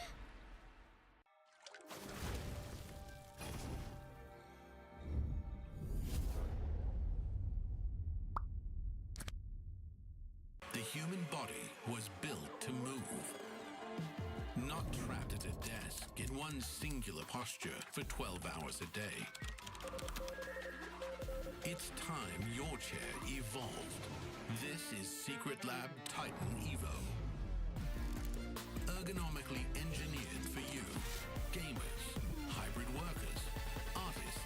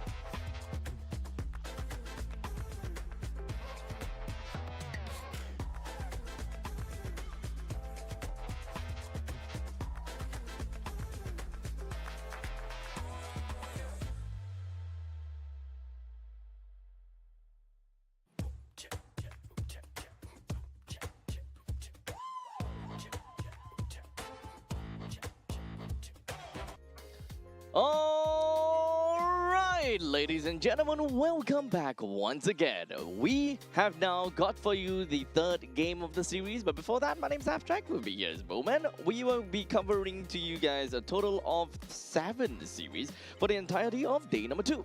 Yeah, and I believe we have game 1 and 2 already done. We saw a great show from side of Team Iran and also Team Jordan coming out with the Savage as well. Yeah! Just amazing bracket so far. Now we take a look at the other side, right? We take a look at the further end where one of the teams where we have not seen before as of day 1. So Team Hong Kong China will be going up against Team Sri Lanka. Now, Team Hong Kong China, they're in a position where they're sitting at the bottom of the standings in the group so far, but now they have a chance to prove themselves. So honestly, at this point in time, we gotta have to find out how this game is really gonna be like. Because to be fair, we haven't really quite managed to see much of a game, or we don't really know how it looks like when it comes down to Hong Kong China's game. And of course, when it comes down to their specific, I would say their very specific bracket itself, it is also, you know, we never really covered too much. In fact, the only game that we covered, if I'm not wrong, was Sri Lanka and Pakistan, if I recall correctly. Yeah, I mean, Team Pakistan took that victory 2-1, I believe, right? Yes, 2-1. So, yeah, that was the first best of 3 that we saw in that day 1. Now, going up against Team Hong Kong China, right? Coming from a region where I believe Mobile Legends would still be relatively newer, and for Team Sri Lanka themselves, they're also exploring now more towards the community scene for Mobile Legends Bang Bang. So they're developing and making the names for themselves in the international community here, and we get a first look. So we're like early bird, right? This is early access into the server. So this is kind of like the infancy stage of Mobile Legends Bang Bang within of their region, the East Asia and the South Asia region at the very least. But before that, let's jump right in and take a look at the standings that we've got so far for Group D, which is the East Asia and the South Asia region. We've got Mongolia that is at the top of the list with 2 points to their name, and Nepal with a total of 1 point to their name. And the reason that that is the case is because they went 2-1 in their game against who is that? Pakistan. Against Pakistan. Yes, that is right. Well, in the meantime, Pakistan themselves, they got 1 win, 1 losses. Win against Sri Lanka, loss against Nepal, 0 points. Unfortunately, they kind of tally each other out. Well, for Team Sri Lanka, -1, and Hong Kong China, -2. Yeah, so only 2 teams will have a guaranteed spot in the playoffs here for Group D. So if we take the standings as of now, Team Mongolia, Team Nepal, they're secured that spot if this were the last day. Now, this is not the last day, however, and that 3rd place match is also going to be taking place on the last day for that final slot to go into Aichi Nagoya. Yep. So at this point in time, we just really need to understand how, you know, Sri Lanka and Hong Kong is gonna be, because right now, yes, Hong Kong does have got -2, while Sri Lanka -1. They still have only played a single match so far. However, this matchup between the 2 of them essentially helps us understand who is, well, unfortunately at the most bottom part of the leaderboards as of now. Yeah, I mean, I'm not going to discount them yet, right? Maybe they can climb all the way up to that top 2 as well. They've yet to play against Team Nepal, and I've yet to see their power standings here. And the top team here, Team Nepal, I don't even know how well they can do well in MLBB. Now, taking a look at Team Sri Lanka, once again, we got Praveen on that gold lane, Hashen on that roam, Nisal on the mage role in the mid, Kavindu on the jungle role, and Ramanayake on the EXP lane. Yep, so we have seen the way that they played yesterday. It was not too shabby. The fact that they managed to take 1 point off of Pakistan, although there is, of course, a very obvious trend that Pakistan has constantly went complete 3 games in the games that they have played all the way so far. And unfortunately, here on the main stage, we won't be able to see Pakistan games anymore, though. So, you know, in terms of trend and in terms of consistency, Pakistan always goes up 3 games. So if you guys are looking for Pakistan game, well, you can kind of take a look at the second stage, which will come, you know, later on into the day, where Pakistan will go up against Hong Kong China. Yeah, definitely. For the side of Team Hong Kong China, taking a look at the draft for the first time, we got KY Zheng on that gold lane, KK Chan on that roam, HL Law on that mid role, CJ Wang on that jungle, and MY Chung on the EXP lane. Yep. So it's the same thing as, okay, at least for the entirety of the East Asia and South Asia region, we don't particularly have got a lot of information about any of these teams. When you kind of drop right in and take a look at the Wikipedia, the Liquipedia page, some of these teams we can tell, like for example, Team Mongolia, we can tell who they are. Well, in the meantime, for Hong Kong, China, it does seem like the only one that we can kind of look at things. Okay, never mind. I don't. Okay, so this guy, Wang, which is a jungler, apparently he is known as Wolf. Yeah, I mean, not From the wolf, Guangzhou not the wolf Gaming. that we know, right? Yeah. not the Like not, literally, not, there's a line that says for Filipino talent, see Wolf. yeah. So that's not the wolf that we know. So this is a wolf from, I believe, from the MLBB series, the Super Cup that we did have in the Chinese region as well. So there's a bit of statistics over there for him playing on that competitive scene. Now, when you're faced with that international challenge, we have other teams coming in from that same region itself. But now for Team Hong Kong, China, it's the first look into that newer team, newer setup when it go up against that international talents coming in, right? Team Sri Lanka, maybe not too strong, maybe a good test of wherever they are on that power level. At this point in time, it's just -1 and -2. The difference is not that big because in the end of the day, the match wins are undoubtedly more important because of the head-to-head tiebreaker, right? So ultimately, as long as whichever one of these two teams wins, they will be on top of one another. Sri Lanka win, then they will be on top of Hong Kong, China. If Hong Kong, China wins, then they will be on top of Sri Lanka no matter what. Yeah, definitely. For that head-to-head, very important. But that top 2 spot, also very important. Now we're going into the map randomization. Not again. Broken walls. Not again. Broken walls. It will be broken walls. And yeah, broken walls was the theme. We did get that map 5 times in a row yesterday. But now, for today, we had a good plethora of maps so far. Yet to see dangerous grabs. But I'm looking forward to see the drafts here, right? Because this is not drafts that we can try and make sense of, especially when it comes down to Team Sri Lanka. I was trying to make sense of the draft yesterday. Didn't make sense, but still worked out for them against Team Pakistan. Yep. So ultimately, I do kind of want to see what these two teams have got in store for us. Team Sri Lanka as well as Team Hong Kong, China. Understandably, we did talk about Team Sri Lanka before. We also don't have any information on any of these players. Now, in terms of the staff, though, at least from what I see, I don't see that there's any coaching staff for the side of Sri Lanka. While from Team Hong Kong, China, they do have a coaching staff. So I think that is going to make a bit of difference. But as you can see, right behind of Team Sri Lanka, they do have someone behind after all. Yeah, I mean, possibly someone to... I'm not too sure whether that's a coach or maybe that's one of the players. But now for this side, I mean, there he is. There he is. That's Evangelon. Yeah. Evangelon?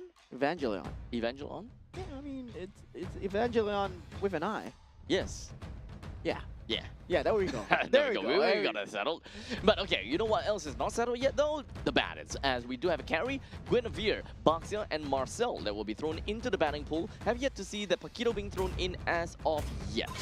Yeah, the Paquito still very strong here, but Team Hong Kong, China, they do throw out that Akai ban, and this opens up quite a lot of premier picks into the pool, right? If you talk about the Harif that's available, Tucson available, Paquito, Phobius, all there still in that pool. And yeah, Phobius, we see it being one of the priority picks here, and Team Sri Lanka actually going for the Fredrin ban here. I mean, if this was a draft that makes sense, Team Hong Kong, China, you go for the Paquito here. Without a question. Oh, okay. I mean, Harif is not bad. Harif is great, but if you were given the situation whereby you gotta choose between Paquito and Harif, I without skipping a heartbeat, I'm going for Paquito. Yeah, and Your team is looks like picking. Paquito is totally ignored here. Yep. So maybe both teams, they don't feel confident in playing the Paquito. Probably. Probably. That might be a comfort thing because, I mean, we're talking about people that, yeah, you're just coming into that competitive scene. You might not have the biggest pool of heroes. Exactly. And learning what's to play in the meta is also pretty difficult, I would say. Yeah, so we can expect and we should be expecting that their pools are going to be slightly restricted, but the main thing is they gotta have to make full use of what they have drafted for themselves. They have picked up an Alice. They do have a Harif for themselves. So at least the way that we are seeing right now is that Team Hong Kong China, they do want to play for a little bit more towards the crowd. No, I'm not sorry, crowd control, but it's more of like the AOE. You want to play for team fights. Most definitely gonna be more team fight oriented. Yeah, I'm surprised that they went for the Gourd instead of picking up the combo piece that is the Atlas, right? The Atlas together with the Harif would have been a great combo maker, definitely with the Zaman's Force and also the Fatal Links as well. Now this opens up for Team Sri Lanka to go with quite a lot of picks here, especially for that mid lane versus that Gourd. Generally, you can pick up the Tucson, you can still pick up the Eve, that's still available as well. And yeah, you don't have to worry about the ability to lock down the Gourd because you can pick that up on later on. There we go. As you are talking about the Atlas, it will be taken away by the side of Team Sri Lanka. So far, Team Sri Lanka's lineup, they are looking at to be very tanky, and they do want to play for more on the durability route as what we see over here, which may actually be a little bit difficult for them to play due to the fact that there is a presence of Gourd over to the side of Hong Kong China. Yeah, so definitely on that mid role to have that mid priority as well. Lilia's still in the pool if they want to go for that and if they want to try and get that Claude for themselves, right? Very good pick against the Harif. I'm surprised they didn't go for that earlier.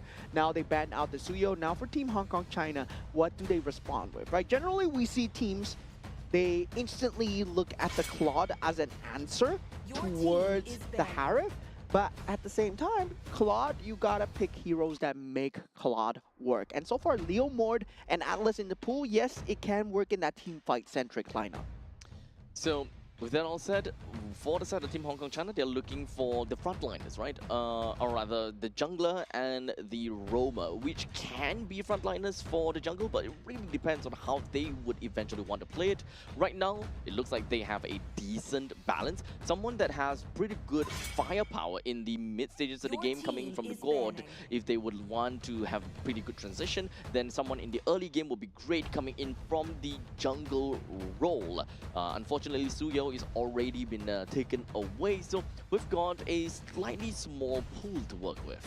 Yeah, and right now for Team Hong Kong China, something that can take away a lot of that pressure would be I was gonna say the Kaja would I mean lockdown heroes would have been good, but the Atlas was still there, so the Kadita ban, right? So Eve into Sid, Paquito still in the pool as well. Oh yeah, completely forgot about Paquito, dude. Yeah, Not used to that. I am not used to the fact that Paquito is still leaked out until this very moment itself. But it does seem like we do have a couple of the players that took down their headsets and the graphics went out as well. It kind of seems like we are in the midst of a lobby pause. With probably a little bit of technical error or something along the lines. We will keep you guys updated as to what exactly is happening as of now. But don't worry, our voices will keep you entertained. Yeah, hopefully. maybe this is the players thinking that, oh, this is a rehearsal and this is not the actual draft. Then that would make a lot of sense, That would right? make some sense That to would that. make more sense because you leave Paquito out. I mean, after the performance that Mr. Vinuya Sanford had yesterday, you leave the Paquito out. Man, oh man, that's just blatant disrespect towards the hero itself. Honestly, I don't know how this is gonna work, but you know, we'll get back to you guys if whether the Paquito is actually gonna be part of the problem or not, if whether we're gonna see a bit of a difference with the Paquito or not. But don't worry. This is still relatively early into the drafting phase, so if there were any form of rewinds, I wouldn't be too terribly surprised to a certain extent. But, well, regardless, we will jump in when we get the information. But for now, we do want to address the elephant in the room.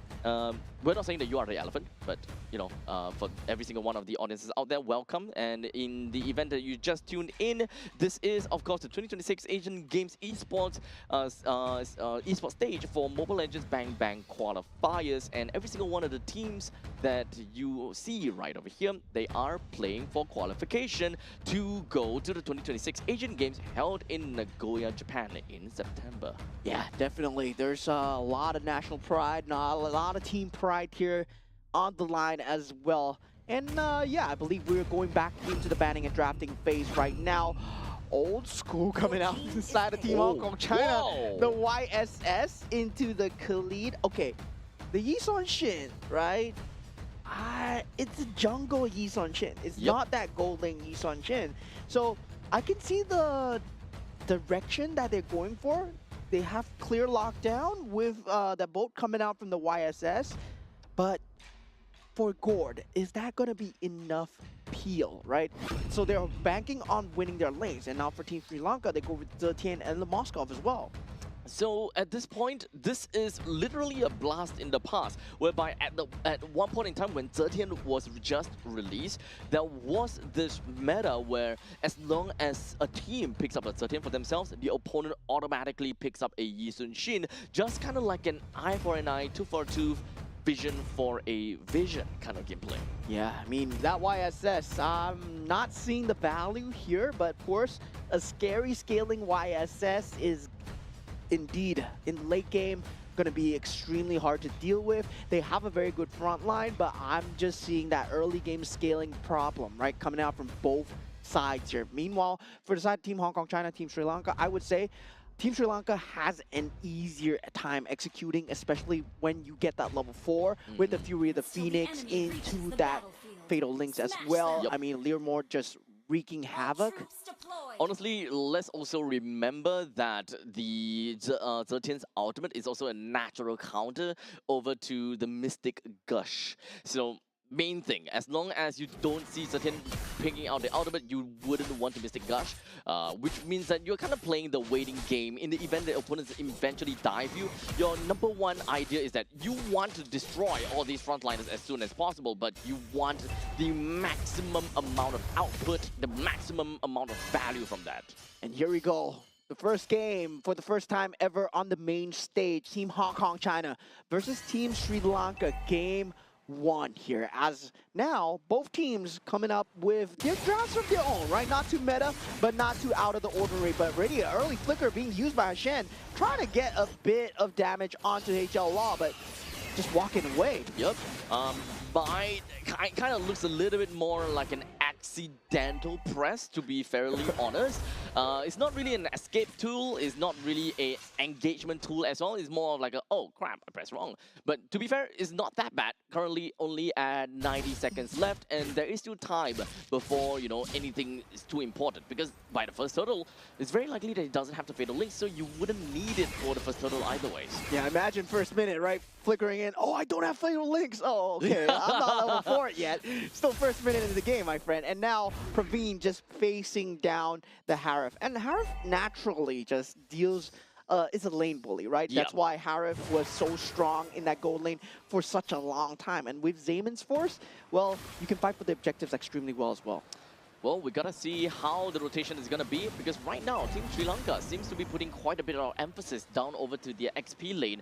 And unfortunately for Ramanayake, he's still only at level 3, which actually enables the allies to be a little bit more aggressive in roaming around the opponent's jungle. And this would be able to push Kabindu backwards. This is not great, by the way.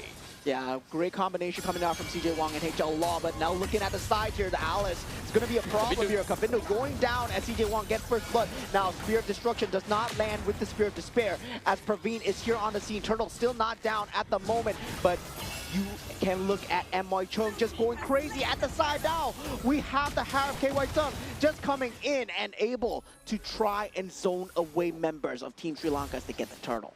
Not too shabby. Team Hong Kong China, they made a full rotation down to the bottom lane turtle, just like what Sri Lanka did as well.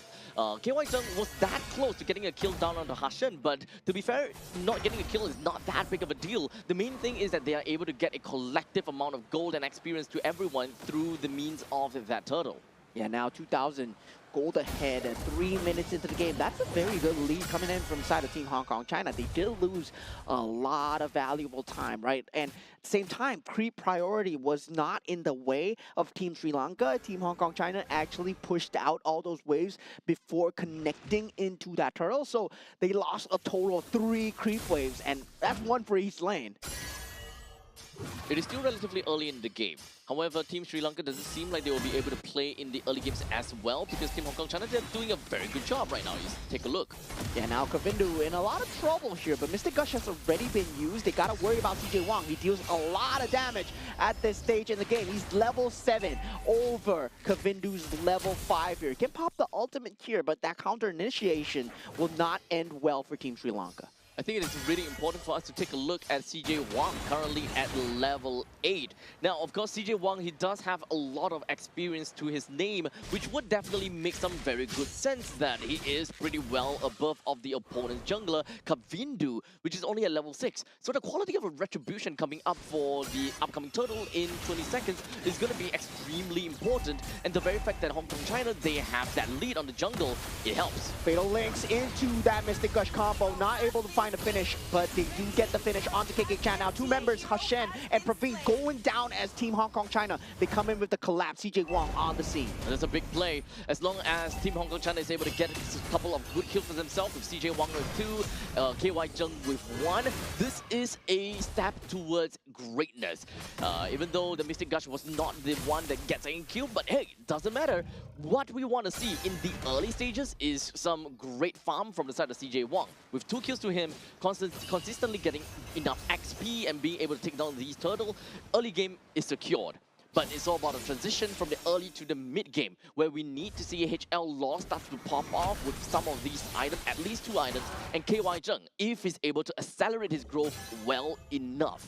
Yeah, now forcing out 3 flickers from the side of Team Sri Lanka, right? They won't have it for this next objective fight. If Team Hong Kong China wants to collapse onto this, CJ Wang is going to have a great time. Level 10 currently on the YSS. 5 minutes into the game. That is a lot of macro advantage. And also Praveen in a lot of trouble in that top lane. Gets solo killed. And with that, Nisal takes out the turtle as well. They want to go for the collateral, but Nisal goes down for the trouble. 2 members for KY Zheng, and he's still surviving here, able to deal so much damage. Eventually does go down, but at what cost? Yep. Honestly, that KY Zheng has been alive throughout the entire battle a little bit longer than expected. So right now, Kavindu, he really wants to get away. Yeah, CJ Wang coming with that snipe, and KK Chan with the flicker as well, but Spear of Destruction and Spear of Despair. Team Sri Lanka, they might have turned things around here, and now they do take out CJ Wang and KK Chan a bit too deep in enemy lines. Oh, it's so unfortunate that HL Law did not have his Mystic Gush there. So both teams kind of overstayed their welcome in their own respective zones. And for the side of Hong Kong China, they were on a pretty good spot until the fact that Praveen just joined back in. This is the moment where they kind of overstayed their welcome a little bit, and it's really just the point in time whereby they saw Praveen. By the time they see the Moskov, it should have already been too late. Yeah, that Spear of Despair landing onto 2 heroes can be such a menace to deal with. Now Purify being popped by KY Zheng. The rest of the team falling in. Praveen extremely low, gets taken out by KY Zheng at this point, but Leo Mort is here on the scene. But Kavindu just instantly falls to the Mystic Gush coming out from the HL Law. And Hashen does manage to get out, and Fatal Links, no value there. It's really unfortunate that Team Hong Kong China hasn't exactly been able to put Hashen down under multiple times, as a matter of fact.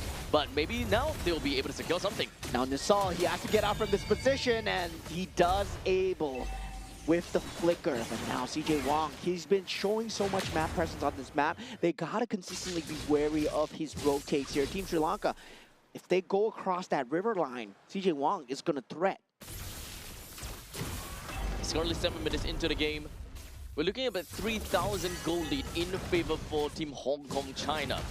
In terms of experience lead, CJ Wang is at 11 as opposed to Kavindu at level 8. Kavindu is having a really tough time getting any of these farms. I think he really needs to start focusing a bit more onto his own jungle creeps. Yeah, now we have the ultimate coming out from YSS, but definitely Hashen will be taking the chance to disengage, right? No flickers available on Nisal and Praveen. They don't want to take these fights yet. Now 2,500 gold lead, still looking good for the side of Team Hong Kong China, but Team Sri Lanka, they have the better late game and better team fight. Yep. So Harif already does have the Starling Scythe and the Feather of Heaven. Just a single Holy Crystal and is more or less going to be online enough to be counted as accelerated growth, where he will be a menace in subsequent team fights. And we are only at 8 minutes in. I think it's relatively fair to say that he should be able to get his Holy Crystal by roughly about 12 minutes if things were to continue this way. Yeah, at this point, Team Hong Kong China from KY Zheng, right? There's nothing much you can do about the Harem. Barring the fact that you want to drop down the Fatal Links on him, he still has to Purify, and now Kavindu, they want to threaten that, but Damon's Force in that back line, Spear of Destruction, not able to land. Mystic, gosh, dealing so much, flickers forward, Fury of the Phoenix, not enough. Fatal Links eventually being used, but already 2 members down from Team Sri Lanka, and this would mean the end of this Tier 1 turret over here. It's really unfortunate because the way that Team KY Zheng was playing was too bold. He's way too bold as a Harif, which would have suggested that backup is just right around the corner. And as for Kavindu, he's so behind, he shouldn't be participating in some of these battles as the headliner. Yeah, they're 1v4 for KY Zheng in the Damon's Force. He's just doing so much on this Harif, and yeah, he's just showing that, yeah, you should have banned out the Harif, my friend. Oh man, so now Team Sri Lanka, they are very far behind at 9 minutes and 40 seconds, and we are, as we talked about that Holy Crystal, he might actually be a lot closer than we have originally expected. Might have already got that 2 of those wands, and by the end of this Lord, hopefully by getting themselves the Lord advantage, that is where Team Hong Kong China will have such a power spike that Team Sri Lanka will not be able to do anything at the upcoming 12-minute Lord push. Yeah, 5,000 gold ahead, and they will get the Lord for free, right? This is not a team fight that they can take. They need a very good Fatal Links on more than one, especially on CJ Wong, that does not have to Purify. They cannot look at KY Zheng now as a problem. CJ Wong has been the main issue of this momentum so far. And Praveen, I gotta say, on the Moskov, doing a great job of keeping up with the goal disparity despite being behind in that lane. So at this point, we've got waves up in the top lane that's pushing pretty much, but now we've got the Lord that will be marching in down to the bottom lane. The only one that does not have a T2 turret. Team Hong Kong China will want to focus a bit more on the top lane and the middle lane, because the main thing is this upcoming Lord, their #1 objective is to be able to bring down all of the outer turrets. To be able to get the inner turrets, well, that will be great, but it is all just bonus. Yeah, right now, both teams still posturing for position here. That Fatal Links always being kept an eye out from, popping the ultimate out from Kavindu. And Kavindu, gotta say, right, he's been not having the greatest of games so far, and still not finding any opening. All 4 members, they're moving in tandem, wanting to look for the best way possible to defend their homes. But they still do have got the Holy Defense though, so they don't particularly have to be too afraid to a certain extent. That will be the Lord that will be taken down in the bottom lane. Sri Lanka now faces a push from the top and the bottom at the same time. Yeah, popping out all the Holy Defenses. Team Hong Kong China now, they don't want to dive too far in, right? Making that mistake crucial to this point might mean a turning point for Team Sri Lanka. They're not that far behind, and this base defense becomes key here. And this is where Zilkin actually shines, right? Because you do have that range, you have that clear speed as well. So, but they're very reliant on Zilkin staying in that middle of that zone. So, at this point, Team Hong Kong China, I really want to look out for a win condition for them. What? Oh, sorry, not Hong Kong China. For Team Sri Lanka, look out for a win condition for them, right? At this point in time, early game, mid game, completely out of the picture. It's not about, you wouldn't be able to get much instant gratification as to fighting back immediately. They need to clear waves. And now with that bottom and inward turret actually down, Damon's Force being used, Spear of Destruction being missed as well. 3 members already down from the side of Team Sri Lanka. Triple kill coming out from the Harris, eventually shut down by Praveen. Now Team Sri Lanka, they can't actually fight back here. They still have Kavindu and Praveen alive. And Team Hong Kong China, they have to watch out for this. This one catapult will not be enough, and they will disengage. Yep, it is a 2v4 though, and unfortunately no more mega creeps that will be marching in, and realizing that Hashan, Nisal and Ramanayake will come back out very soon too. So don't want to overstay their welcome. Focus on the neutral objective first, which is the lot that is going to be coming up right about now. And we were talking about the win conditions from the side of Team Sri Lanka, right? Yeah. They have to catch the Gorge before that Mystic Gush is popped. And he does not have Purify. So Fatal Links on him might be fatal. CJ Wong with the Retribution, of course, as a jungler, is also a prime target. They are not tanky by any means. And Team Hong Kong, Team Hong Kong China, they just don't want to be in that front line for them. Honestly, I think that other thing that Team Sri Lanka can look out for is that maybe the Mystic Gush is not that big of a deal because they have the Fury of the Phoenix. So in order for them to get that pickoff that they wanted, the Fatal Links, you can expect, you know, it's not going to be easy to fight 5v5. If you go for 5v1, honestly, it's gonna be a very good chance that you will win. But the question is, right after a single man Fatal Links, who is able to melt that person down? Which is understandably the problem about this composition from the very start. Whenever you go for the Fatal Links, no one is able to fully utilize that space that is created by Hashan and that timing that's created by him as well.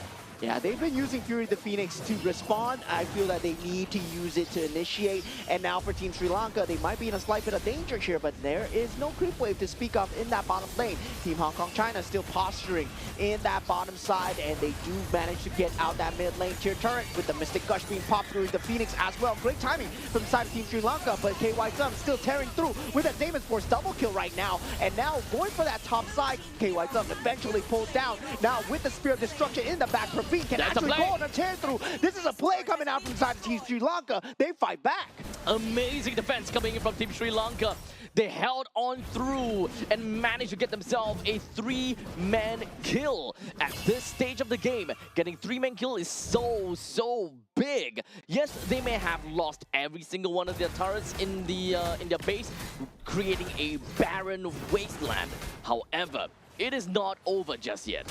Yeah, this was a great fight. Great use of the Fury of Phoenix. Landed on completely all 5. KY Tsung without that range of the Damon's Force. Praveen taking full advantage of it, jumping towards the back with the Spear of Destruction.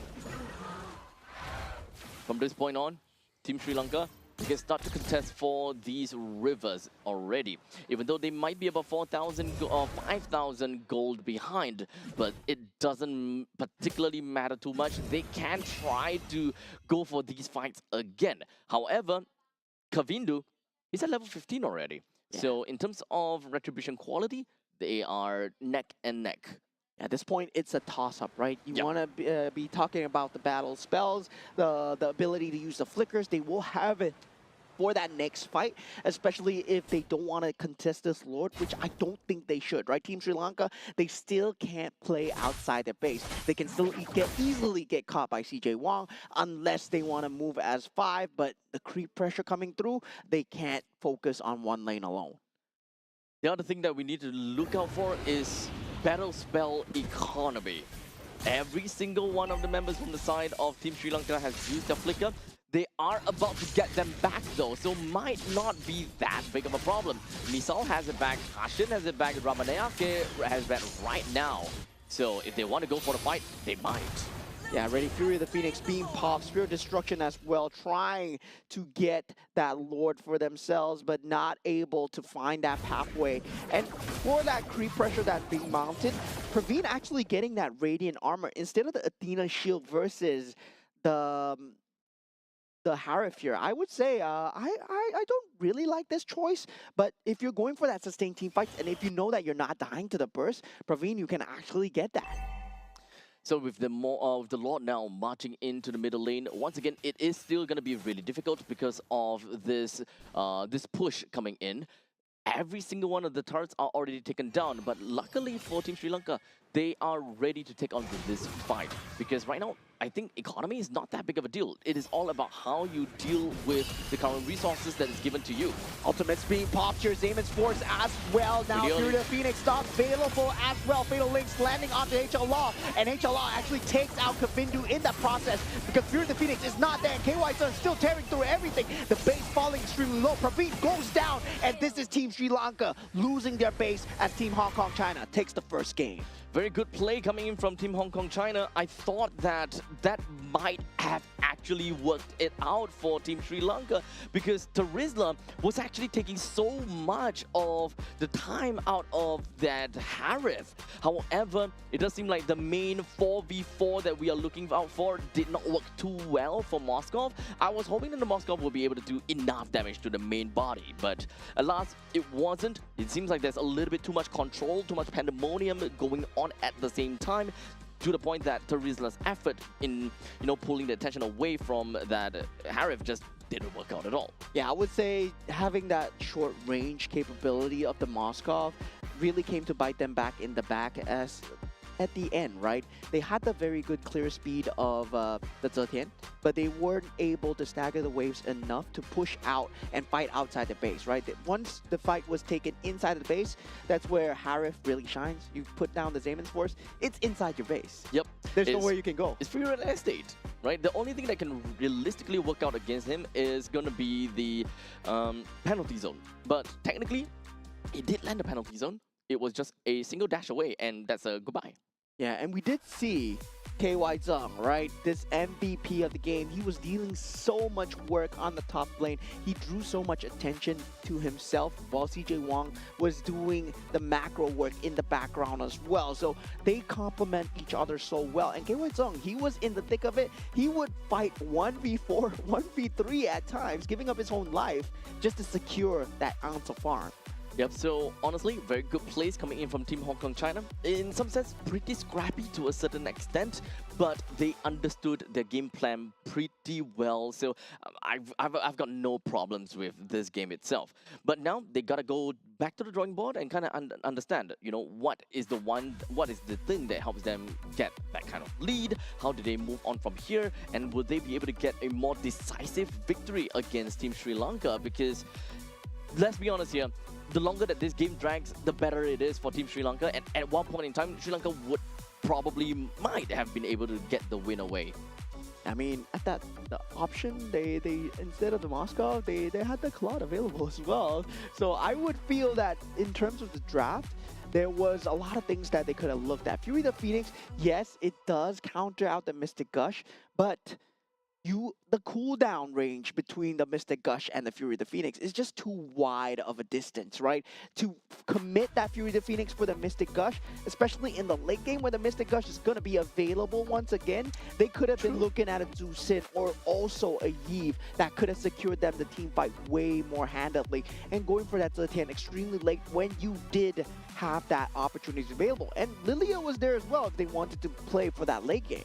I think aside from that, I think that Nisal might not be too confident or too comfortable playing as the Zetian over here, because as a Zetian, 0:3:6 is actually not too great.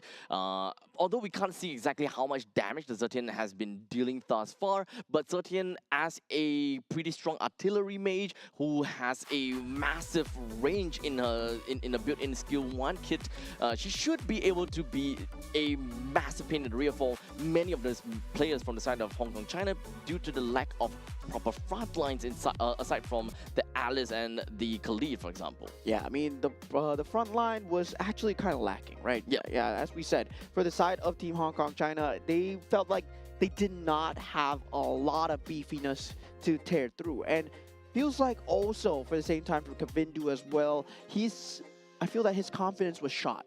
After CJ Wong got that early game momentum, there were a lot of times where he could have collapsed into the fight and try and just be a disruption factor for the team to get the damage. But sadly for him, that Mystic Gush proved to be his undoing.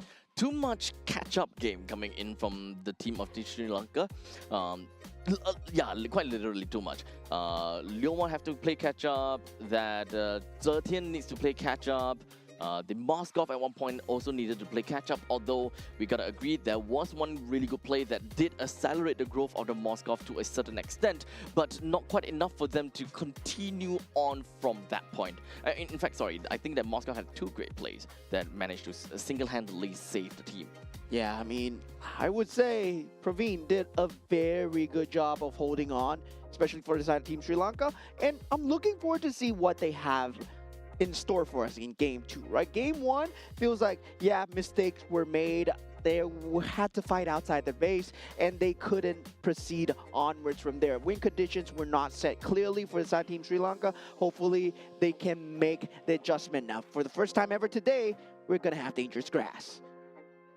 So, dangerous grass, huh? Okay, so nothing too out of the ordinary. I'll say that this is not going to change too much either. So going in between these two teams, we are starting out the draft immediately with Akai already slapped into the banning pool immediately. Something that we should expect to go into the banning pool should be Freya, probably Jusin, Paquito, Marcel, all that jazz. Yeah, definitely. And I mean, when we talk about the other groups, right? This is a ban and pick that always slips through for other groups. I'm not too sure whether they have that player that can do it, but the Fanny itself, we have not been seeing much of a priority here for any of these teams. And is just Fanny not in the meta anymore? But no, we did see that ban out from Team Philippines and Team Indonesia yesterday. I do think that Fanny is a little bit too high mechanic for maybe either of these teams, which are still in their infancy stage within of their region, to pick up the Fanny and go completely ham with it, especially with being in the 2026 Asian Games. 2026 Asian Games. So they gotta have to play something more, I would say, easier to pilot, something that is a lot more straightforward in order for them to, have a more proper idea of what the game plan is. And now for the side of Team Sri Lanka, a respect ban on the side of the Harif as well. Generally not being seen in the top 3. Now they do eventually ban it out. This leaves Marcel and also the Paquito in that pool, right? For Team Hong Kong China, if they wish to take one of them out, that's a possibility. If you think about strong openers, that Freya, that Phobius is still there as well.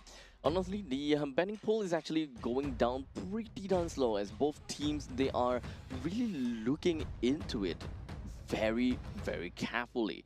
Guinevere is already taken out. Due to the fact that the previous game, no one played the Paquito, no one banned the Paquito, might just mean that, we might not need to care about Paquito in this entire game at all. Yeah, probably. That's going to be the case here. Now, opening for the side of Team Hong Kong China. Paquito still there, but they go for the carry opener. And yeah, carry as an opener, I can see where it's good, but it's not good enough to warrant that first pick, right? You essentially reveal your play style as you're gonna play to protect the carry. And once again, carry has the same problem as Moskov, where the range is short. So meanwhile, for the side of Team Sri Lanka, if they want to lean into this, where we see the Granger coming in, right? You play with that range, you play that Rhapsody, you can play also that Bruno to try and get that bullying along that way. So with carry from the side of Hong Kong China and now Team Sri Lanka, they have decided to pick up a Yi Sun-shin for themselves. So literally ripping a page out of Team Hong Kong China's. Okay, I give up on this draft officially because we see Min Sitar and Yi Sun-shin coming out for the second pick. Doesn't make sense at all, right? They're not responding to each other. They don't have a play style. They're just going with whatever they feel like. And yeah, for Min Sitar, I mean, at this point, at this juncture of the game, you're revealing so much by going into that Min Sitar. It's not like your opponent is gonna pick Min Sitar right now, right? You could have picked up Zusin. You could have picked up the Yves. There is so much priority in that pool for that good mid laner to come through. And yeah, picking up that Min Sitar right now just reveals your hand just very early. Uranus is gonna be picked up from the side of Team Hong Kong China and followed up by a Hilda. So honestly, I don't quite understand what they're trying to do here. So they do have Hilda that is really strong in the early stages of the game. In the meantime, the Minsita comes out for the side of Team Sri Lanka. That is an R1 pick. You can kind of shift that over to R5 and it would be perfect because, you know, you'll be able to bait out more of these, you know, blink style heroes so that your ultimate will be a lot more useful. Your team Yeah, is I mean, banned. at this point, right? At this point, it's like, yo, Dangerous Grass, maybe Hilda, maybe that's what they're going for. I would Your think that, team but is yeah, they banning. ban out the Gourd coming in from the side of Team Sri Lanka and for the side of Team Hong Kong China as well, right? In terms of that pool priority, where that meta is extremely strong towards that Paquito, Your team is towards banning. the Phobius as well on the EXP lane, picking up the Uranus and also the Hilda. Oh my god, they better have a good game plan here because this is going to be a very interesting game, completely off from the current meta that we've seen. Guys, don't try this at home, and Team Hong Kong China and Team Your Sri Lanka, team is they're banning. doing it for you so that you don't have to do it yourselves. So we've got then team Hylos, is picking. Atlas taken away, while the God as well as the Juicin is taken away from the side of Team Sri Lanka. Now, R4 pick. At this point, we don't have very strong frontliners from the side of Team Sri Lanka. I'm still really positive about Minsita, gonna be real honest. Valir is, of course, a pretty good answer if you want to deal with, you know, fast-moving heroes, single point dashes that, you know, get close to you. But honestly, for Hilda as well as Uranus, they don't really quite care about the fact that you kind of throw them away because they can just kind of walk back to you. Yeah, so this is very confusing to me. I've tried to make sense of the draft, but at this point, right, we are gonna have to admit that this draft is not gonna make sense. So yeah, now going for the Your glue. team is Okay, picking. good against the Hilda, good against the Uranus. Okay, finally something that makes sense from the side of Team Sri Lanka. Now from the team side of Team Hong Kong China, they go for the Vexana. Okay, something that I haven't seen in a very long time. Yeah, I mean, the Eve is still in the pool. Gord and the Tusin, of course, banned out, but yeah, I don't see why the Vexana is being played here. Against the glue, yes, okay, strong. But is it strong enough? Your team is picking. I think it's good enough to just completely destroy the glue. We'll see. Need some items, and the glue will possibly not be able to see another day. But right now, Team Hong Kong China, in the early stages of the game, they've got pretty good damage coming from Hilda, from Vexana, as well as Su Yo. Now, the Ixia. Okay, range, yeah, okay, I get it, full barrage. But after the No full one barrage, can. I mean, no one can technically dive.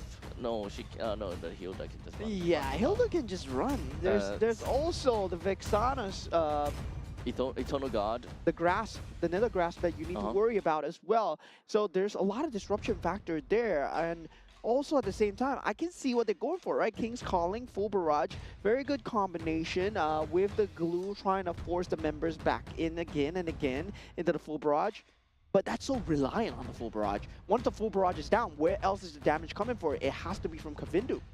So Kavindu, he needs to farm like crazy in the early stages of the game. 5 seconds Technically, till the the enemy pokes reaches can the come from the Valir, Smash and them. those pokes from Valir are gonna be, you know, very very invisible impact. You don't realize that you're actually taking a lot of damage out of the Valir, but the moment that he gets a glowing wand for himself, oh boy, you really need to look out for him.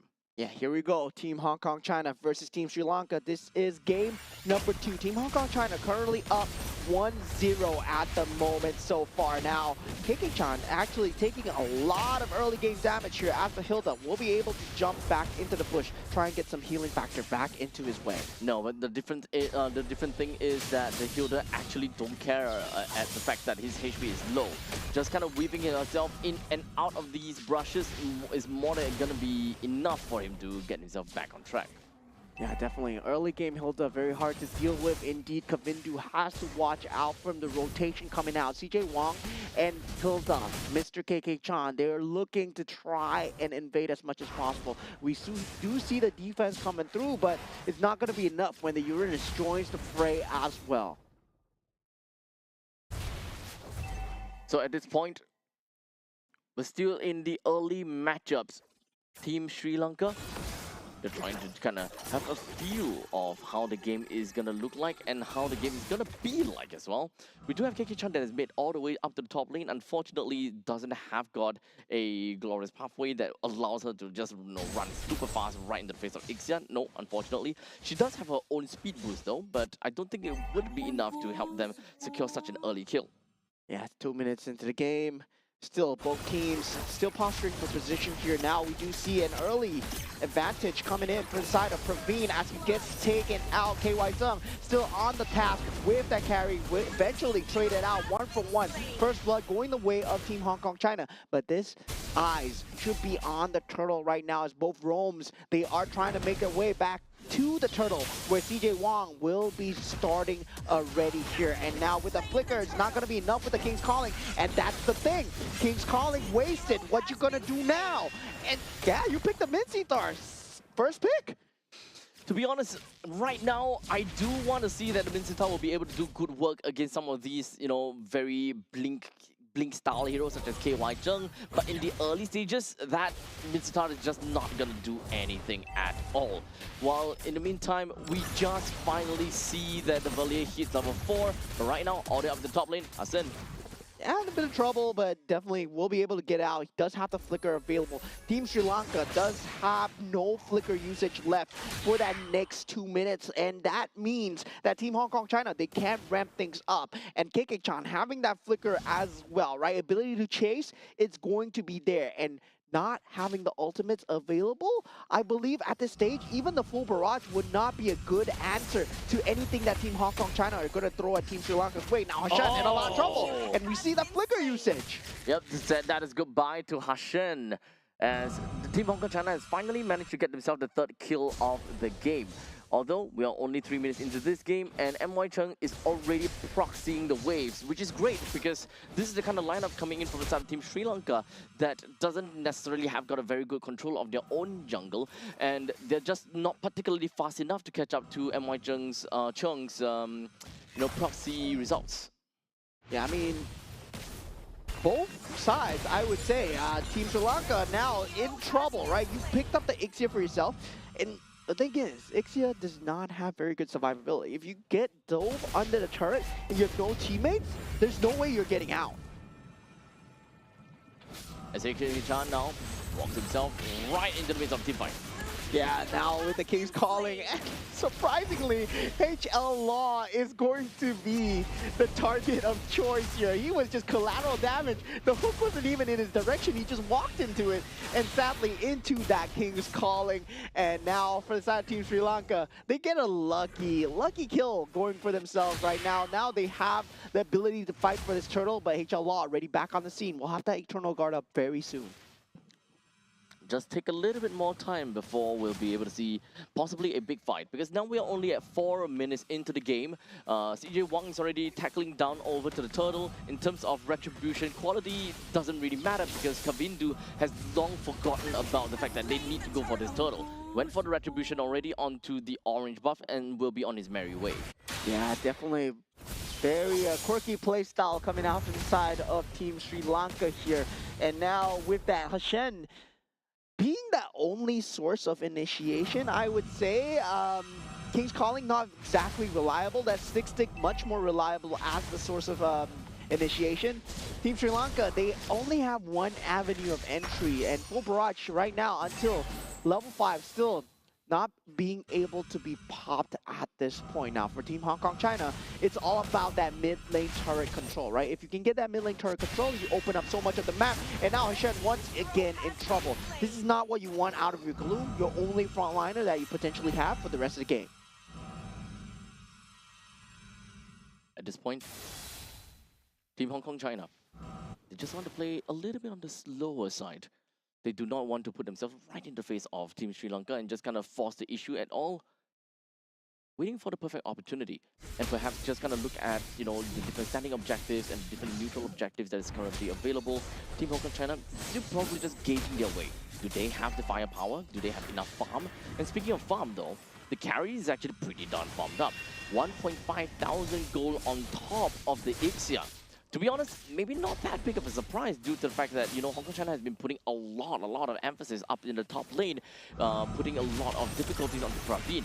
Yeah, now Shen once again able to land the stick combo here, but full barrage not available. KK-chan actually in a bit of a temple here, just flickers into that push. Now Shen in a slight bit of trouble. KY Zung does find the finisher. Rest of the team of Team Sri Lanka, they're coming in here, and HL Law will find himself in no man's land. Kavindu eventually popped him off just instantly, and HL Law did have that flicker available. So both teams making blunders of their own. Now Team Hong Kong China from that 3,000 lead, now still keeping it even. Those little pokes coming from Ramanayake doesn't seem like he's doing anything at all to MY Chung. But this is what a Uranus is capable of doing, right? Being able to tank a lot, being able to heal a lot, being able to, you know, well, technically speaking, do quite a lot.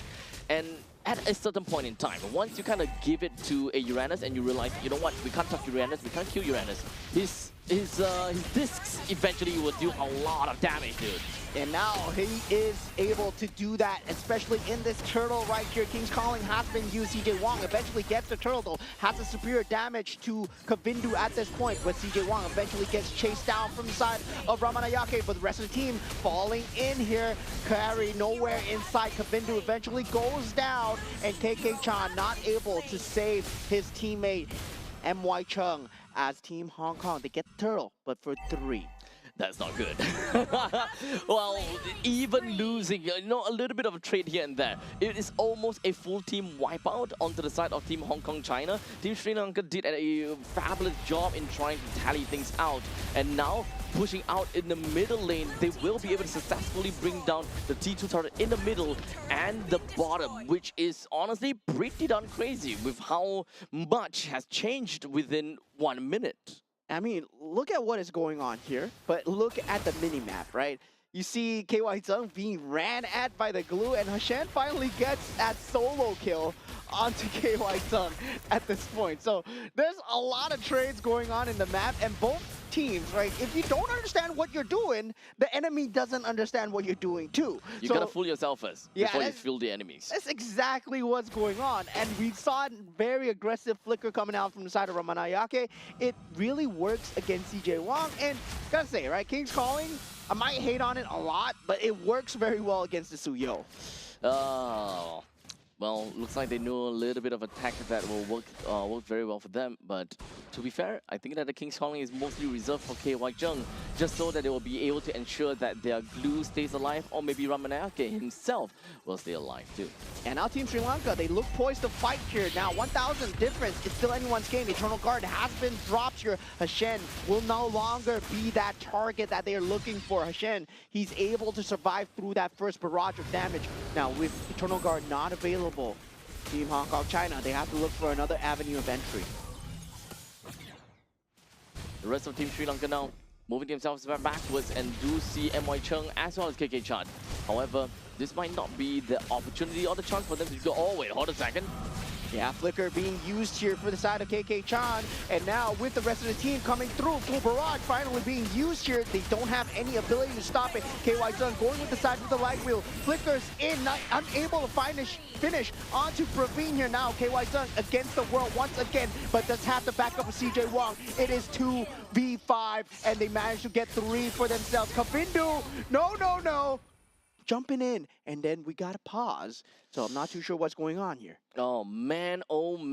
This is a 10 minutes game, and so much, well, scrappy fights all the way through. And this is just going to be a really powerful gameplay all the way through. And you gotta have to expect that at this point in time, we have got Hong Kong China that just did a fabulous job all the way through.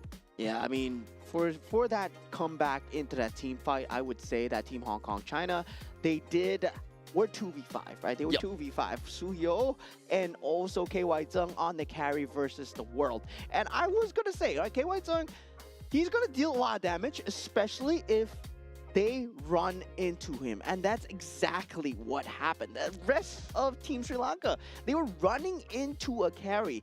And that's exactly what you don't want. People run away from carry.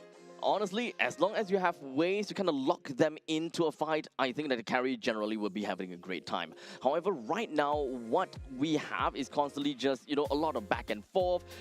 Team Hong Kong China, they were having a pretty good time, and then suddenly, now we come down to the later stages of the game. You're not being able to do too much as a team because, you're giving the opponents the power spike that they're looking out for and the time of their life right now.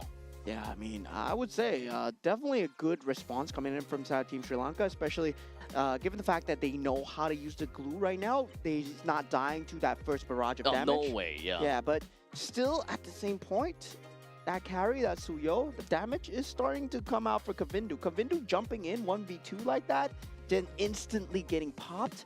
I'm not too sure whether that pause was part of it, but Kavindu jumping in, that was not characteristic of a good YSS player at all. And now going back into the game, looks like everything is in order. Kavindu jumping in, and that was KY Tung, CJ Wang against the entire Team Sri Lanka. Looking at the instant replay, right? Yep, Look at that. This is the one. CJ Wang, keep your eyes onto him the whole time. Literally will be able to get that kill on Nisal, just that simple. Kavindu open up, and at the point in time, I think that he was just tunnel vision, just going straight in, and he was like, okay, you know what, now's the time, we really need to get a kill, we need to do something about this. Yeah, I mean, he is the general after all, right? You gotta go in for the heroic move, and it didn't work out. So we got two heroes from the side of Team Sri Lanka, and not going to be able to get that Lord advantage. Now 4,000 going back into the side of Team Hong Kong China's favor, as we have Team Sri Lanka actually clawing their way back. As of now, when it comes down to Hashen, he needs to be really careful about his positioning, because at this point in time, we can definitely agree that HL Raw, the Vexana, he will be quite a menace to Hashen. He can't stay in that form for extended periods of time. He really needs to, possess someone as soon as possible whenever he could.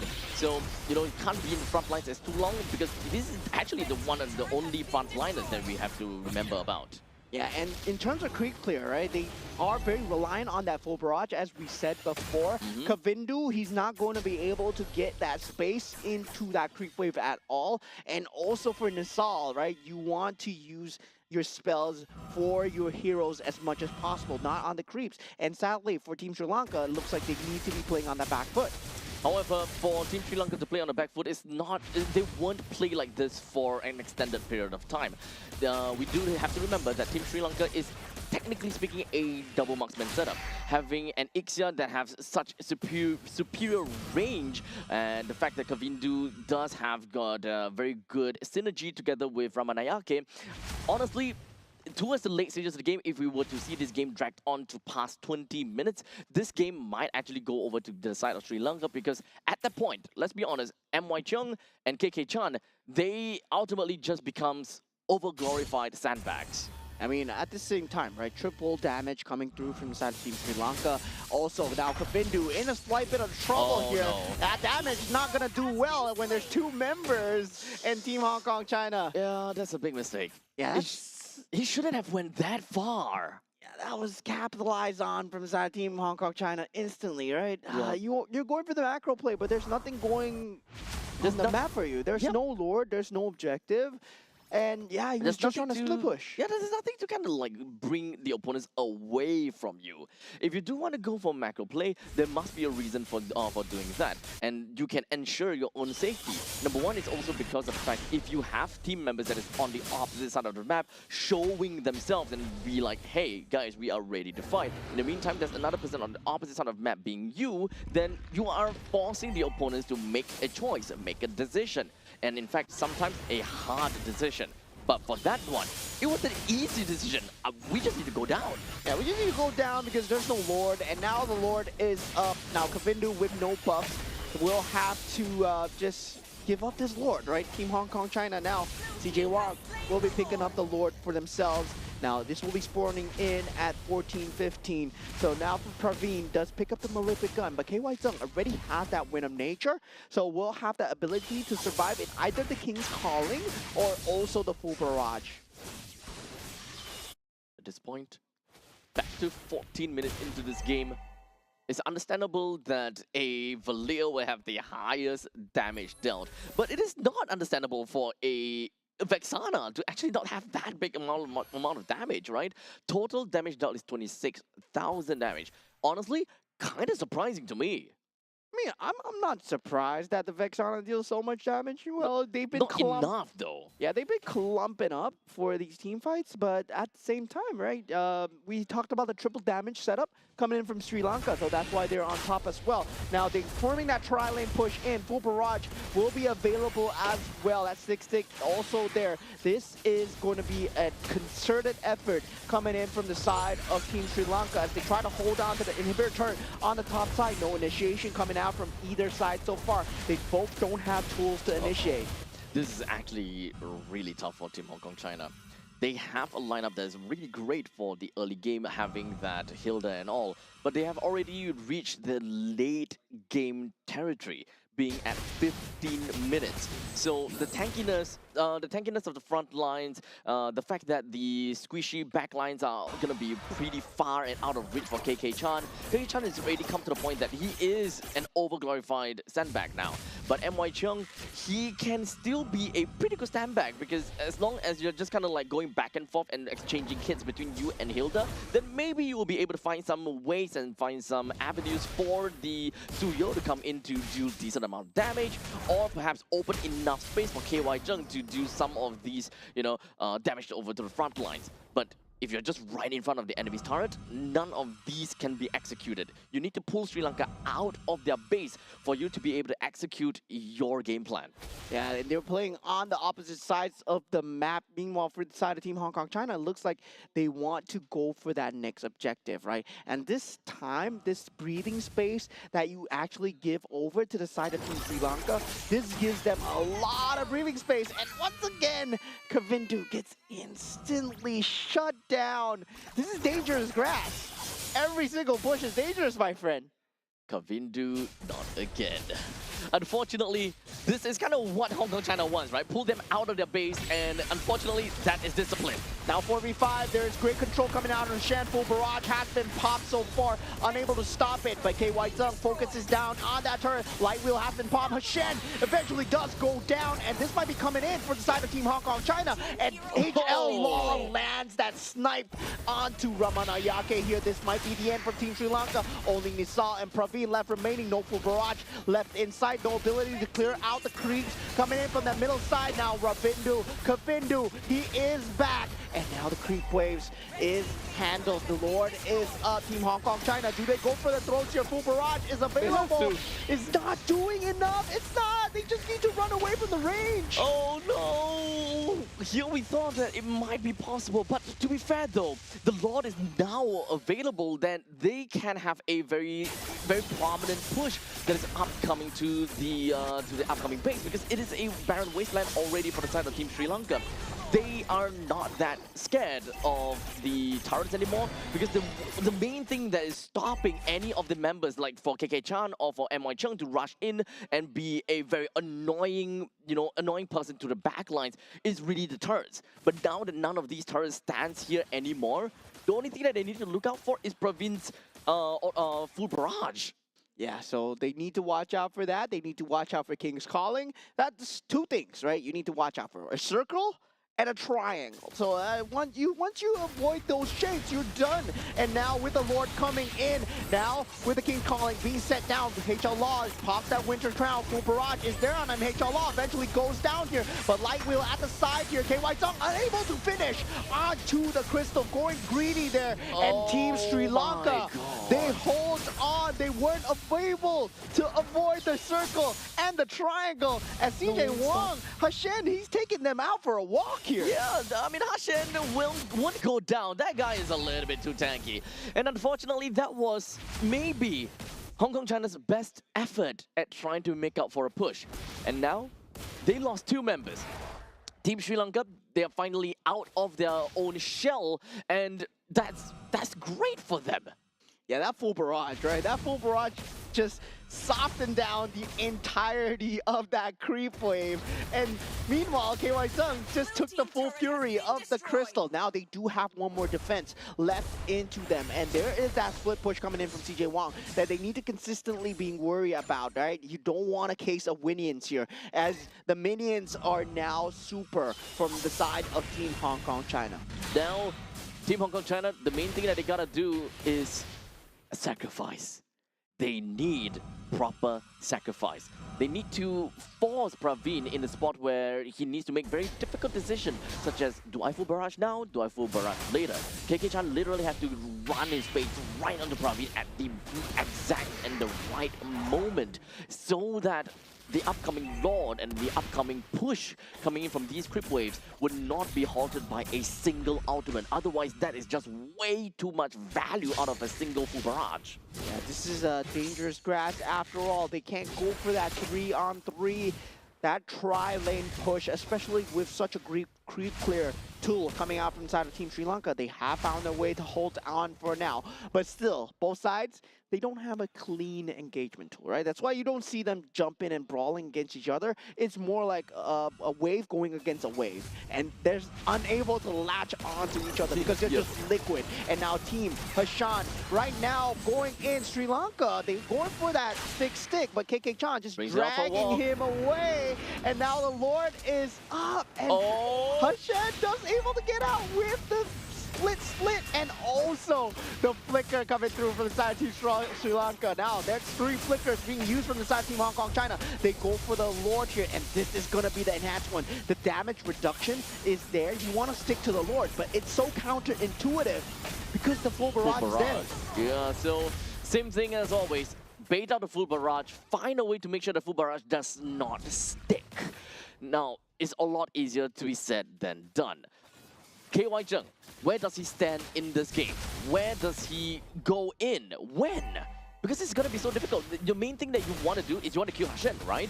However, the moment that he's attacked someone, you can't kill Hashan. You shouldn't, because you'll outright just like kill your own teammate instead.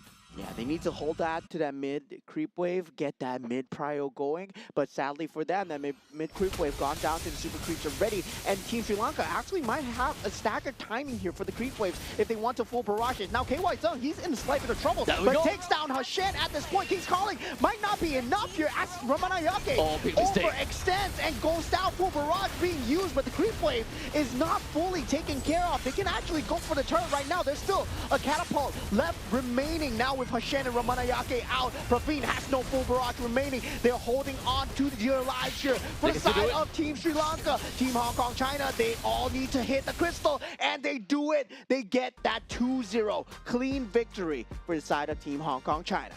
Congratulations over to Hong Kong China, as this game between these two teams, this is a situation where none of these two teams, as you mentioned, right, it's not about a very initiation-heavy composition, nor a counter-engaged composition. This is all about overall execution. The moment that you get into a fight, the moment that you get into a battle, you need to capitalize on the opponent's mistakes. And that is exactly what Hong Kong China did. They actually, look, the defense coming in from Team Sri Lanka should have been very much fortified. They have a single full barrage. As long as Ixia is constantly just behind the core, there is hardly anyone that can just jump right in and get a kill down on Ixia or force the Ixia to go for full barrage. Unless, you know, the ball is going to be onto the court of Hong Kong China, they are the one that needs to make the play, not onto Sri Lanka. So the moment that Glue went a little bit too far out and he did not manage to latch on someone, that's game. Yeah, I mean, Ramanayake as well, right? Unable to cut his losses, jumping in with the King's Calling. Well, you picked that Min Seathought first, right? You were expecting great things out of the King's Calling. And yeah, there were times where they were able to shut down the Suyo because of that. But when it boils down to that 50-50 fight, KY Zung, he had a grasp on it, right? Where he's able to deal the damage on the Harith in the first game, on the second game as well as the carry, as well as positioning really very good in terms of just trying to force out these objectives.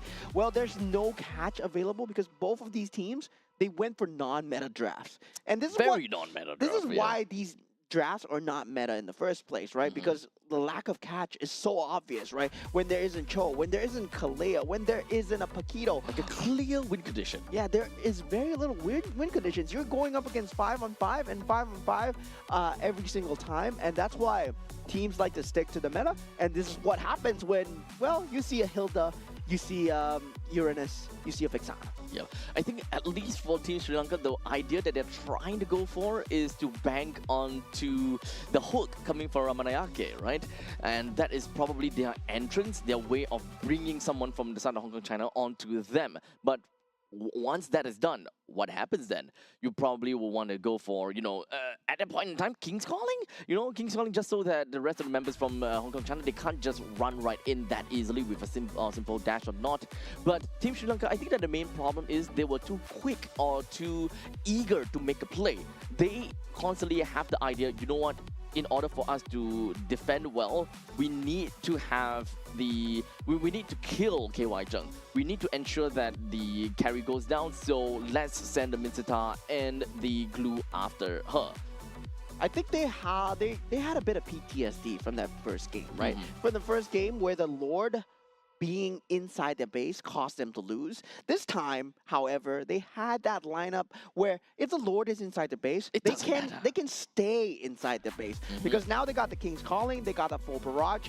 They could have played those AoEs extremely well. But in the last team fight, King's Calling was way out of line. It was trying to catch KY Zung as much as possible. And Praveen, you saw the full barrage was being used on the Lord. And that's when the resources got divided for the side of Team Sri Lanka. Indeed. Yeah, so really, I gotta say, Team Hong Kong, China, it was a battle of perseverance, right? This was a game of who could last longer, and they eventually won the war of attrition.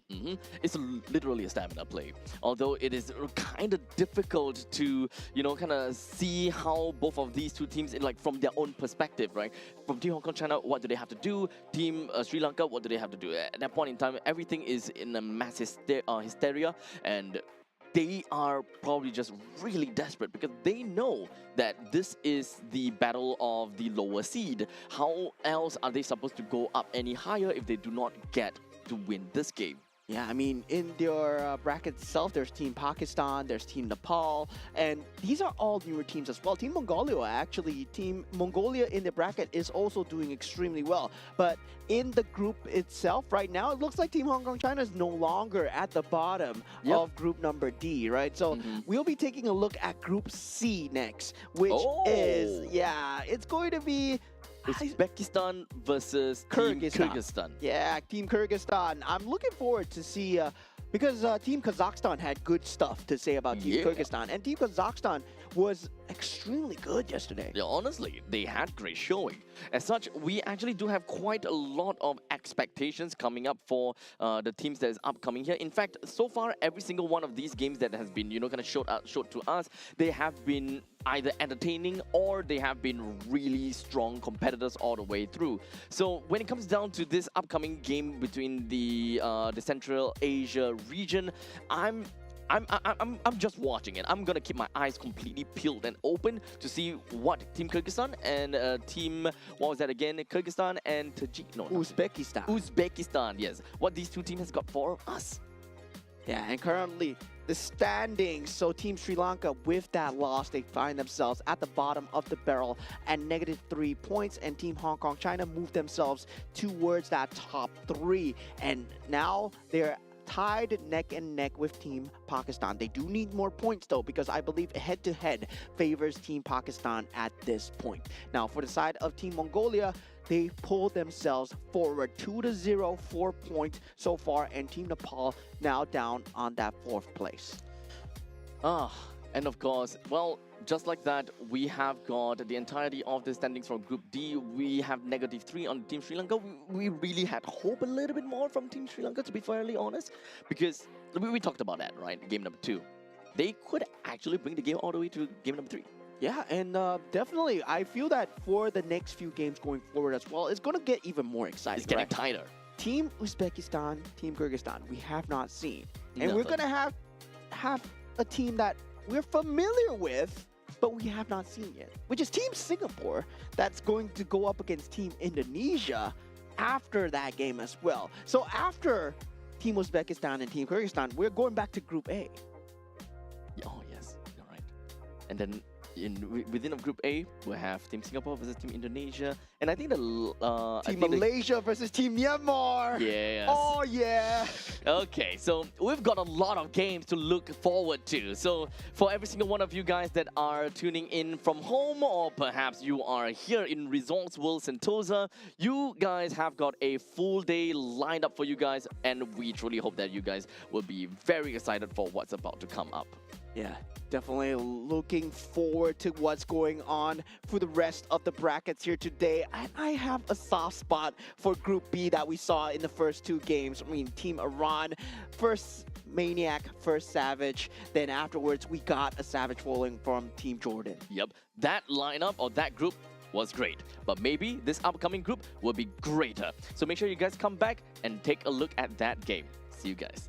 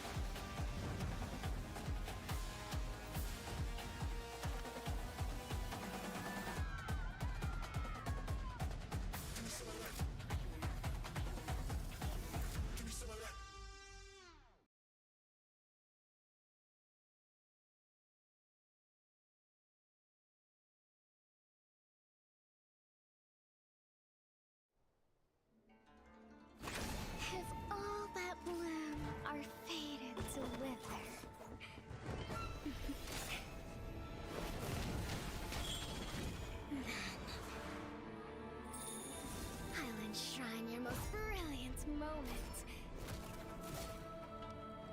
in crimson splendor. Even something so crude can be graced with a splatter of beauty.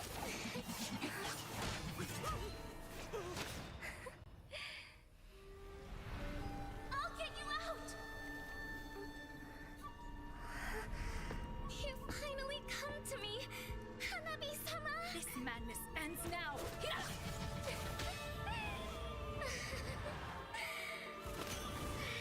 last, I'm shivering with excitement!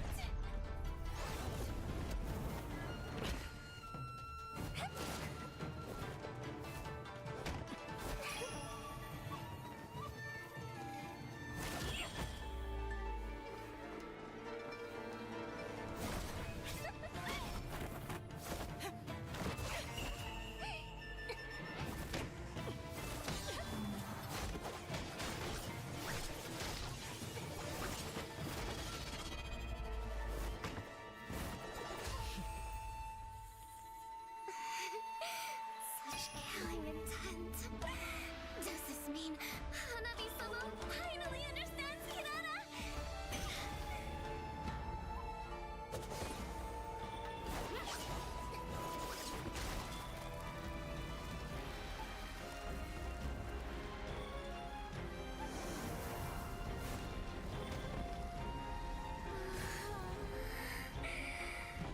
So warm. So beautiful. We can finally embrace eternity in hell. Just the two of us. Allow me to release your eternal bloom.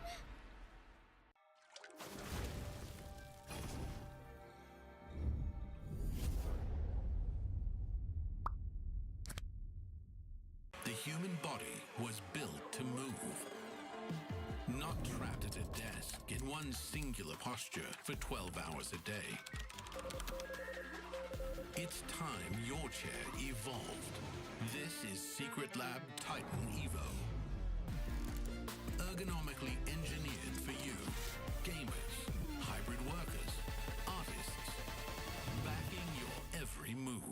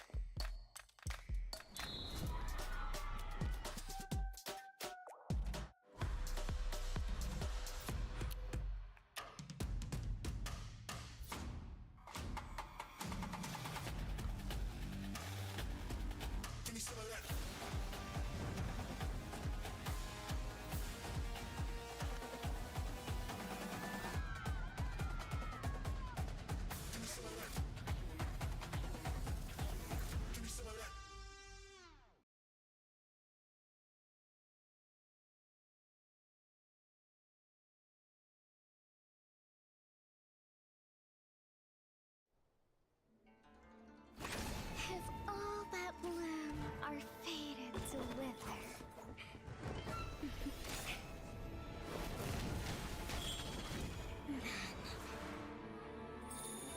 I'll enshrine your most brilliant moment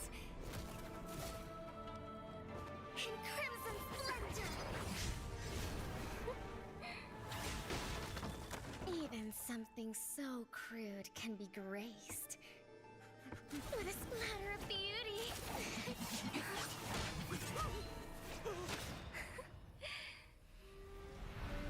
I'll get you out! You finally come to me, Hanabi-sama! This madness ends now! At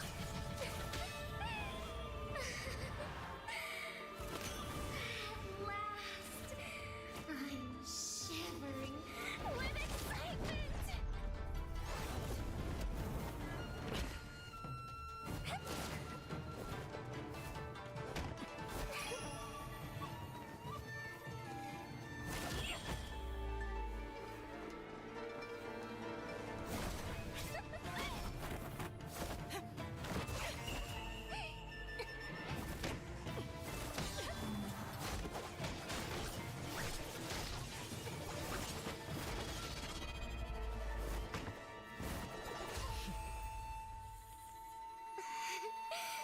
Such killing intent. Does this mean Hanabi-sama finally understands Hinata?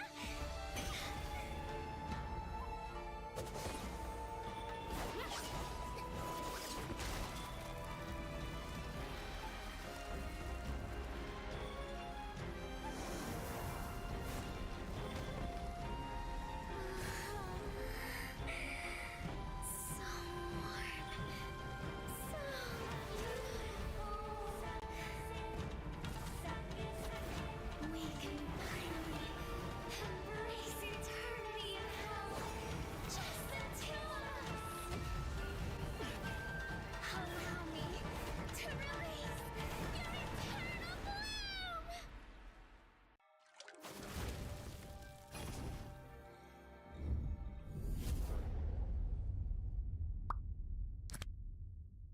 The human body was built to move. Not trapped at a desk in one singular posture for 12 hours a day. It's time your chair evolved. This is Secret Lab Titan Evo. Ergonomically engineered for you, gamers, hybrid workers, artists, backing your every move.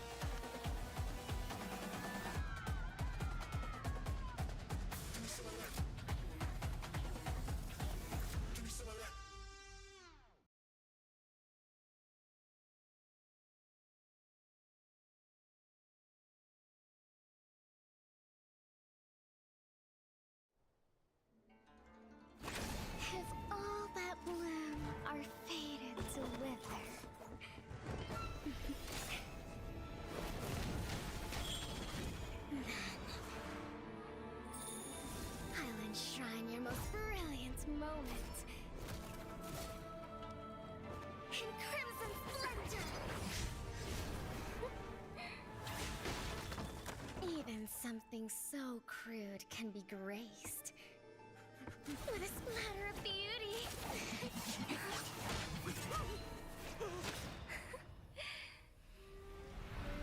I'll get you out! You finally come to me, Hanabi-sama! This madness ends now. At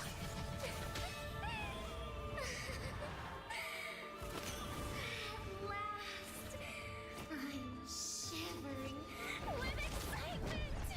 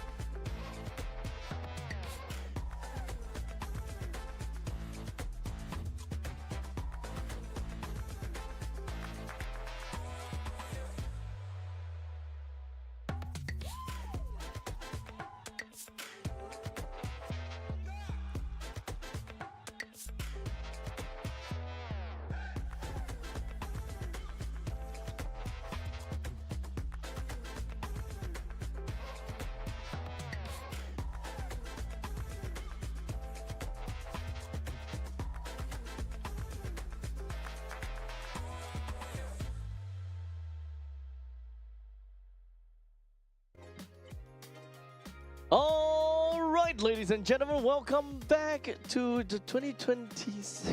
Oh, you look so stiff. Man's looking so stiff. But welcome to the 2026 Asian Games Esports Events Mobile Legends Bang Bang Qualifiers Day number 2. My name is Abstract. With me here is Moment. We are back at it again. We are going to be looking at a team, or the two teams, which have yet to play a single game in the stage as of yet. And that is Team Uzbekistan versus Team Kyrgyzstan. Yeah, just being glad that it's getting out there, right? MLBB is getting out into the international community. Uzbekistan and Kyrgyzstan have now joined the fray. And when you talk about games, right? When you see a new character come in, like Hirara, right? People get excited, right? Yeah. Even though Hirara is... But you said she's like horrible. Yeah. But still, like every time there is a new character coming in, there is hype. And now there are new teams coming in as well. And I believe it goes to say, right? We saw Team Kazakhstan. They were so clean, especially in this bracket. And they got good things to say about Team Kyrgyzstan as well. Yep. Not too sure about Team Uzbekistan, though. So definitely for this side, it's very fresh when it comes to a clean slate. Honestly, all I just really want to find out is what kind of meta are they going to be playing? Are they going to be slightly similar to Kazakhstan, or are we looking at something completely different? That is the general idea, the direction that we want to go for. But there's also another thing that we want to know, right? Because yes, some of these teams are relatively new. It's still in the entire ecosystem or community is still in its infancy stage. But aside from that, the players, are they recognized? Are they acknowledged before, or do they have experience?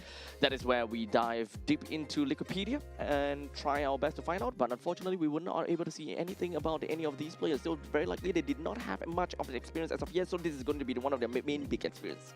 Yeah, I mean, definitely an international experience coming in because, well, you get the chance to go against some of the top tier teams. Not now, but I feel that we are breeding the next generation of superstars for Mobile Legends Bang Bang here, right? We saw the cleanliness coming in from side of Team Jordan, Team Iran as well. Yo, Team Jordan, dude. Oh, Team Jordan! Yeah. Oh man, a savage, man. That was crazy. Man. That's crazy. That's crazy. And that's from a region where they're going to battle against Team Saudi Arabia. But looking at the side of Team Uzbekistan, for the first time here, we have on the gold lane, we have Zotov. And on that roam, we have Yoriev. And on the mid lane, we have Son. And for the jungle, we got Mama Rasulov. And also on the EXP, we're going to have Rustamov.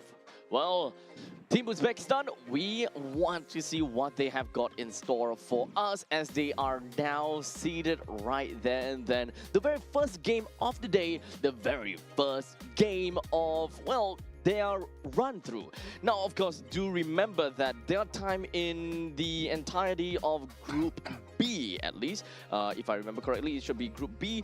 They are part of the Central Asia region, so they only have 3 other opponents that they need to face up against with, and one of them is Kyrgyzstan. Yeah, Team Kyrgyzstan on that gold lane. We're going to have Zarmabek Ulu. On the roam, we're going to have Asker Bikov. And we have on the mid lane Murbikov. And also on the jungle, we have Kalbayev. And on the EXP lane, we're going to have Shekhanov.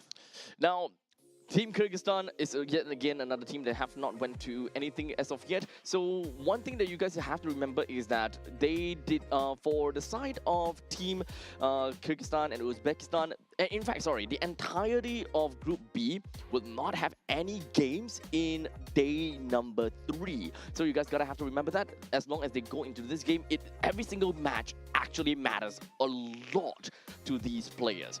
Because only in day 4, we will start to see more crossovers. And Kyrgyzstan will go up against Kazakhstan, and Uzbekistan will still have to go back and fight against Kazakhstan as well. In fact, day number 4, that is where we'll have a convergence of almost every single one of these teams fighting it out against one another. And this is one of the groups where only the top 2 is going to make it. They're not going to have the last chance qualifier because there are only 4 teams in that entire group, right? I believe this is Group C, because Group B, I believe, you're right. was my favorite group. Yes. Team Jordan and Team Jordan, Team Iran and Team Saudi Arabia are there. So yeah, definitely, they are amazing. But Group C as well, right? We saw Team Kazakhstan going up against Team Tajikistan yesterday, and Team Kazakhstan are very surgical when it comes down to the drafts, when it comes down to the gameplay as well. They know what they're doing, and I hope for this region, Team Uzbekistan and Team Kyrgyzstan as well, some of that players, they rub off on each other.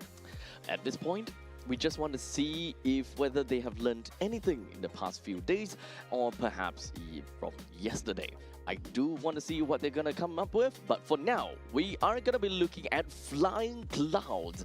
In fact, I think that this is the first flying cloud of the day. No, we had flying clouds already. We have one. We Okay. had one flying clouds already. So yeah, flying Second clouds. flying cloud then. Yeah, second flying clouds. But I mean, when it comes down to Group C, we always get flying clouds. I Really? believe. Do Yeah, we? yeah. Group C for Kazakhstan yesterday as well. They got flying clouds and into broken walls. So that was How do you remember that? yeah, because they were wearing the cloud pattern shirt as well, Oh, right? so that's how. That's how. That's okay, got it. Now looking at the bands, this looks standard, right? Oh. Phoveus, Guinevere, Paquito, Marcel. Okay, Very standard. We're back in MLBB. This is the thing that, yeah, this is the correct game that we're entering towards. Yeah, the game that we were watching previously was actually, you know... BBML.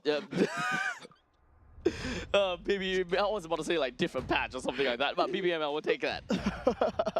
So now we are here in MLBB. Now we are going to see Team Kyrgyzstan with that ban coming through. There is that still very strong pick of the Baxia available if, let's say, they want to let that open, and that Freya is still in the pool, right? Freya has been banned so consistently. And also another one that we talked about a bit that a lot of the groups they don't really go for is the Fanny. At this point in time, I still don't expect to see Fanny.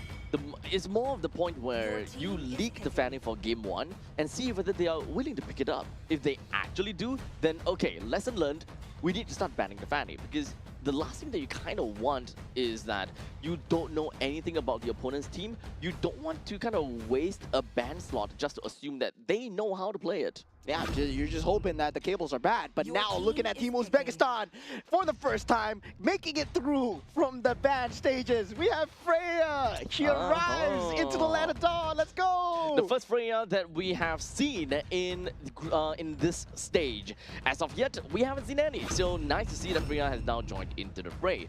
Team Kyrgyzstan followed up with a Yves and Glue pickup. So nothing too out of the ordinary for now, but they are absolutely purple.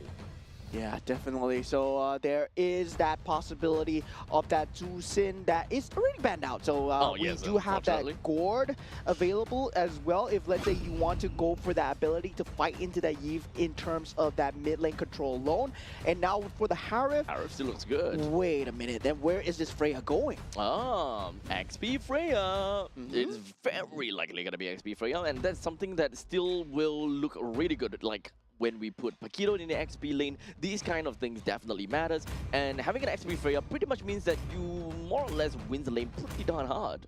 Yeah, definitely. I mean, gotta say, right? Okay, it's gonna be an XP Freya, so the jungle is gonna be the Harley as well. So the core 3 just straight pick up from the side of Uzbekistan, right? Gold laner into EXP, into that jungle as well. Yeah. So right now, Uzbekistan's lineup is really good because of the sheer amount of firepower that they have. So any roamer at this point in time that can allow for pickoff is ultimately very important, where that ball will be passed over to Kyrgyzstan, where there are 2 main roamers that needs to go. Cho and Kalia. Yeah. They have to go. Cho, Kalia. I mean, at this point, right, if Team Uzbekistan go for old school, they could go for the Jawhead as well, right? Yeah, that's something that we haven't seen in a very long time. But Jawhead harder Harley, to execute though. Yeah. Definitely harder to execute. Okay, maybe not now because the Baxia has been picked up as well. Okay, so the thing about Baxia, I'm kind of surprised that it has leaked all the way until R3 to be picked up, but it is still a very fabulous pick. The way that Team Kyrgyzstan can go, this is a battle of firepower from one side and attrition from the other. So for Team Kyrgyzstan, just gonna go a little bit more hammer with how thick that they can be. Very likely the glue is going to go over to the roam section. So to Team Uzbekistan, in order to kind of make sure that Team Kyrgyzstan doesn't go too crazy, they need to kind of handle the XP lane a little bit, right? Or actually, do you want to handle? Yeah, maybe handle the XP lane a little bit. Actually, if let's say you want to flex out the go pick, put him in the EXP lane versus the Freya, because the Freya is not going to be able to destroy the glue as hard, right? And in terms of that mid-game power spike as well, glue on that Freya, it's something that you consistently want from Team Kyrgyzstan. Yep, so at least in level 1 to level 4, glue more or less will do a better job than a Freya, because you're generally just healing off of the gluings that you kind of drop on the floor, and you can do pretty decent damage on the Freya as well. The main thing what Freya wants to do is she wants to stick close to you and just keep on hitting away. But the main problem also comes down to the point that Freya can be very slippery and agile, where it might not be that easy for glue to land some of these S1s. And now, wow, they ban out all that mid lane pressure that could potentially come through. Now gold lane pressure being banned out from the side of Team Uzbekistan as well. I mean, Bruno is back, man, so back. And now Bruno definitely getting banned out. Claude as well. Now Gord, Lilia. So now they don't have a lot of choice for the mid lane.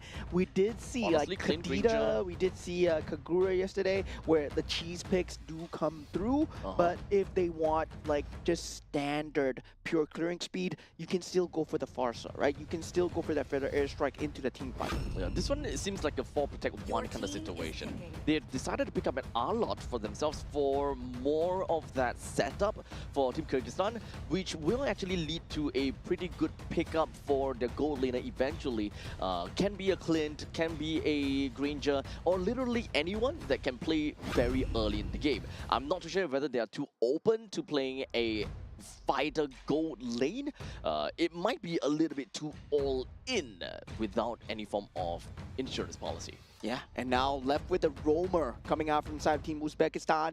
They need catch. Yeah, they can go for the Cho, like we said, right? Cho, the Kalea, the catch will be very strong, especially with combined with the Fury of the Phoenix as well. But if they want more AoE, the Atlas is also available as well. If, let's say they want to pair that together with the Harif as well. Right. Yeah, but Okay, they want to go with the Cho instead. Yep. I think it's relatively understandable. You do have got lower cooldown of the Wither Dragon. You have a lot more setup capabilities. They can play around with Harley and Freya. And most importantly, as a 13 plus Cho combination in the mid lane, you can clear waves extremely well. Yeah, now with the gold lane selection for the side of Team Kyrgyzstan, right? I would say right now, Ruby looks extremely good, but they go for the Granger instead. Yeah, but that's Too just all me. in, yeah. Yeah, that's just me being a super gambling player, right? Optimistic in some sense, yeah. But I would look at it that way as well, because from what I know, damage Ruby is actually pretty nutty at this point in time, but no Yeah. one have really experimented too far into it in a professional tournament as of yet. Yeah, definitely not now. I would say we might Sooner see or it. later. We might see it later. We Yeah. might see it later because I know Team Malaysia versus Team Myanmar. Maybe they might want to experiment with that. But now going in so far, looking at the drafts, looking at what the players have picked up for themselves, Granger will be that last pick. In terms of that poke damage, Eve, Granger, R-Lot, very good setup, but Uzbekistan, right? Team Uzbekistan has so much entryway to start any fight as they wish. Yep, and of course for Team Kyrgyzstan, even if the initiation were to happen, they do have a lot of ways and means to kind of peel for the team. This is a very tanky lineup where they can just literally just crash their heads in over to the members of Uzbekistan, and they probably don't even care too much. And here we go for the first time on the main stage, Team Uzbekistan versus Team Kyrgyzstan, as we see what they're made of in Group C, and already an early skirmish as Rustamov wants to go for the proxy, but he's not being allowed, getting chased down, does not have the flicker, has a vengeance, and goes down to Team Kyrgyzstan. Okay, so this is uncalled for, especially as a Freya going over to XP. I did not expect him to wanna proxy like that, especially since with the current patch, the way that the junglers kind of path around now is this is either a very all-in pick or a very safe pick to all-in play or very safe play, because he's either going to go all the way to the Lizard or he's going to be right by the Beatles. Yeah, now Yuriev on that scene here, forcing out the flicker from the side of Shekinov as he has to bail out on the Arlet so far. And I would say, right, despite the fact that he got the first blood down, really doesn't matter in terms of that creep priority. Now the catch for Team Kyrgyzstan coming through. Rustamov will be that main target, and Yuriev with the Jeet Do able to get out. Doesn't really quite matter. Still very early into the game. Most of these farm that you want to funnel into is either going to go to Kalbaev, or you would want to kind of throw it over to Zemirbek. Other than that, everyone else is not exactly too important. Maybe Midabekov is the other one that you will want to give the farm over to as the mid laner. The more farm the mid laner gets, the better it is for the mid game. Oh, here we go in that mid lane as well. Fury the Phoenix being popped so far, and now getting knocked up onto Shekinov. He will be the target coming out from side of Team Uzbekistan as they do go for the turtle after that mid skirmish. Now with Kalbaev on that scene, he will be trying to go for that retribution here, but real manipulation has been set up from the side of Murbekov. But now with that being going the way of Team Kyrgyzstan, the turtle does go the way, and now Team Uzbekistan, they will be trying to get out, and Rustamov extremely low. Team Kyrgyzstan, they have to play together as a team. It requires them to really huddle together a lot in order for them to find any form of substance on top of the opponents. They can't just stray away from one another, because that is exactly what Uzbekistan wants. One way of playing is Team Kyrgyzstan's way of playing is a absolute bane to Uzbekistan's win condition, because as long as Kyrgyzstan constantly just huddles together, it's actually really difficult for Uzbekistan to find a way to kill.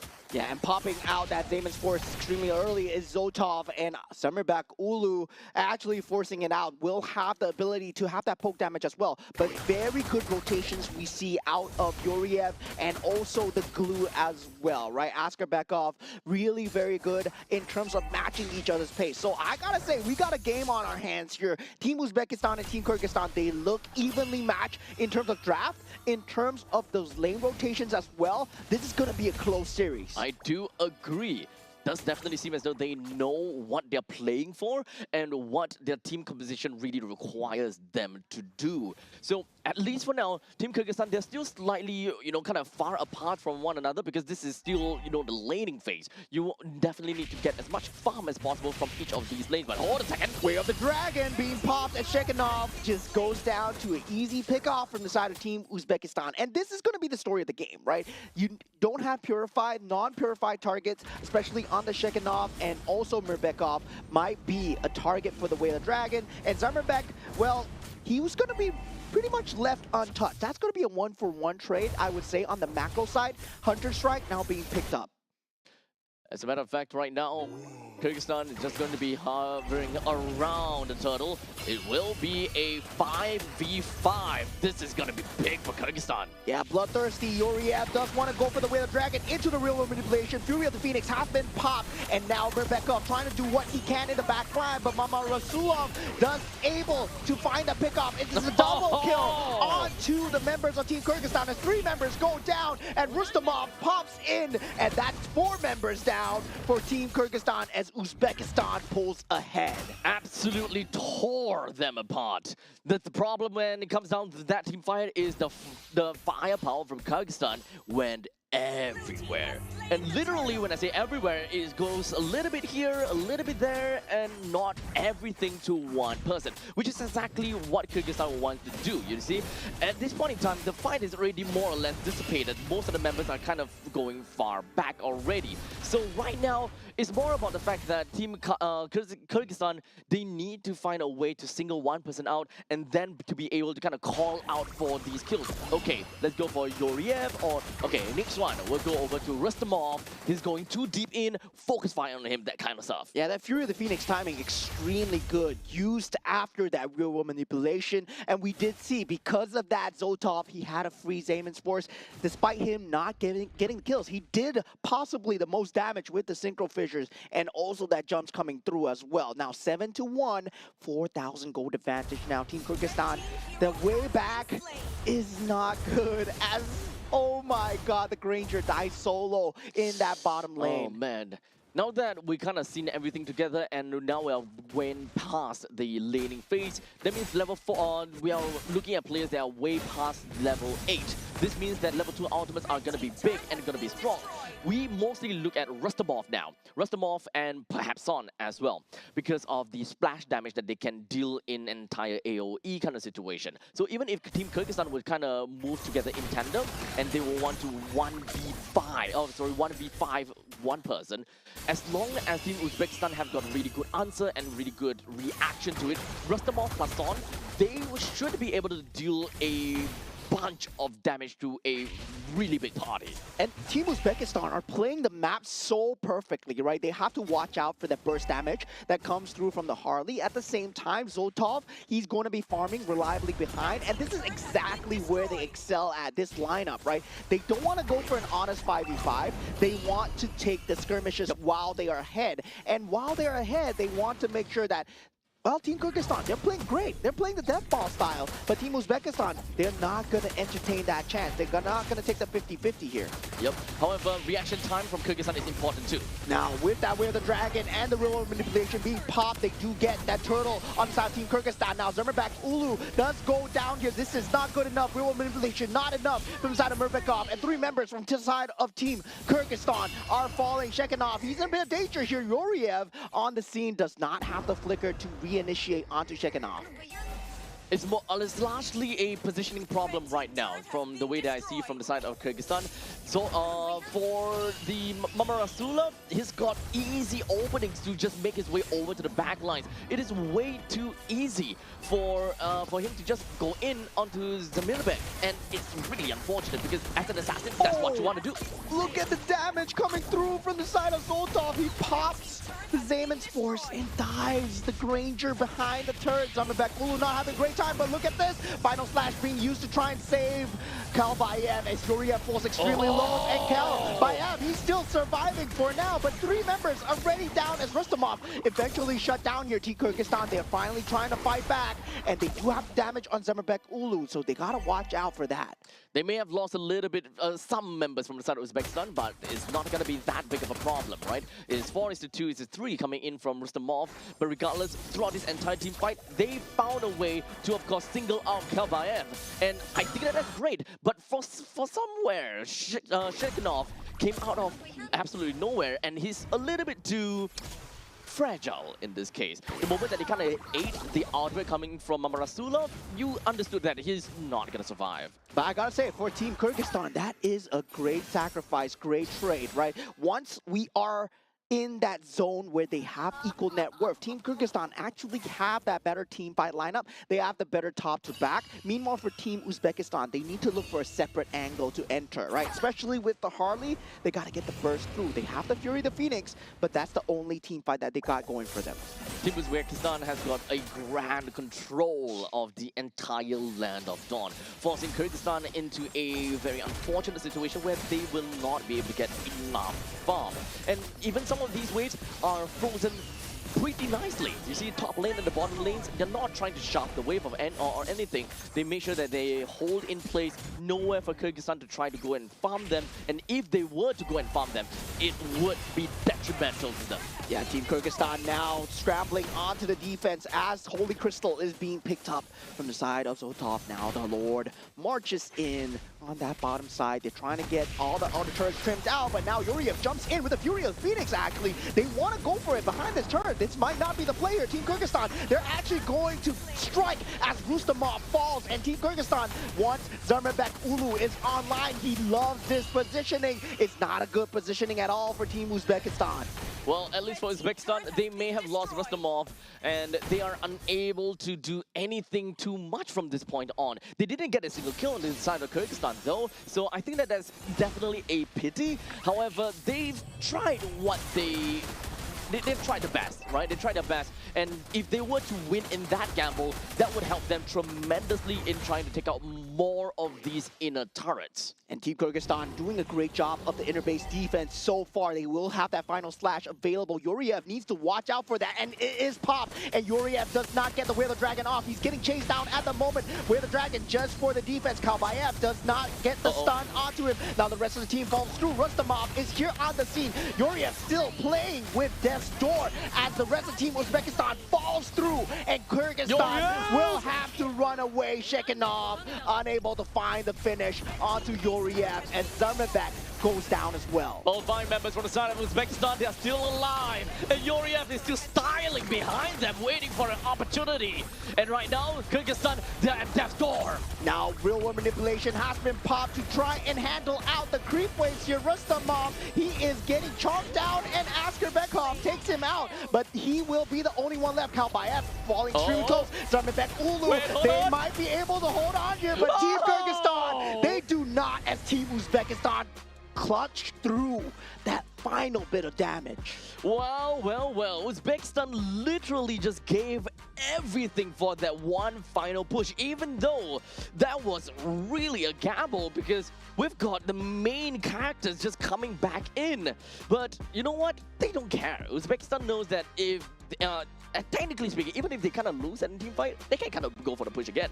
They're so far ahead. 9,000 at one point in time, maybe even about 9,000 goal lead by 11 minutes in. That is definitely quite a lead for them to play around with, even if this game-ending push did not work out. Yeah, they knew that they were on the clock, right? Yep. They are a team lineup that plays well when they're ahead, but when they're behind, they're actually very squishy, right? Yep. If you take a look at them one at a time, yeah, it's gonna be very squishy, but they kept forcing the fight. And Yuriev, I gotta say, he was the main criminal behind Team Uzbekistan. He's a smooth criminal, dude. So smooth. Constantly just being so sly and just slipping to the back. And speaking of the smooth criminal, Yuriev, 0 kills, 1 death, and 14 assists, putting him at 78% kill participation. Yeah, this man defied death multiple times, right? We saw him jumping in and out, trying to force out the errors. And I gotta say, this looks good. This looks good coming out from the side of Team Uzbekistan so far. And even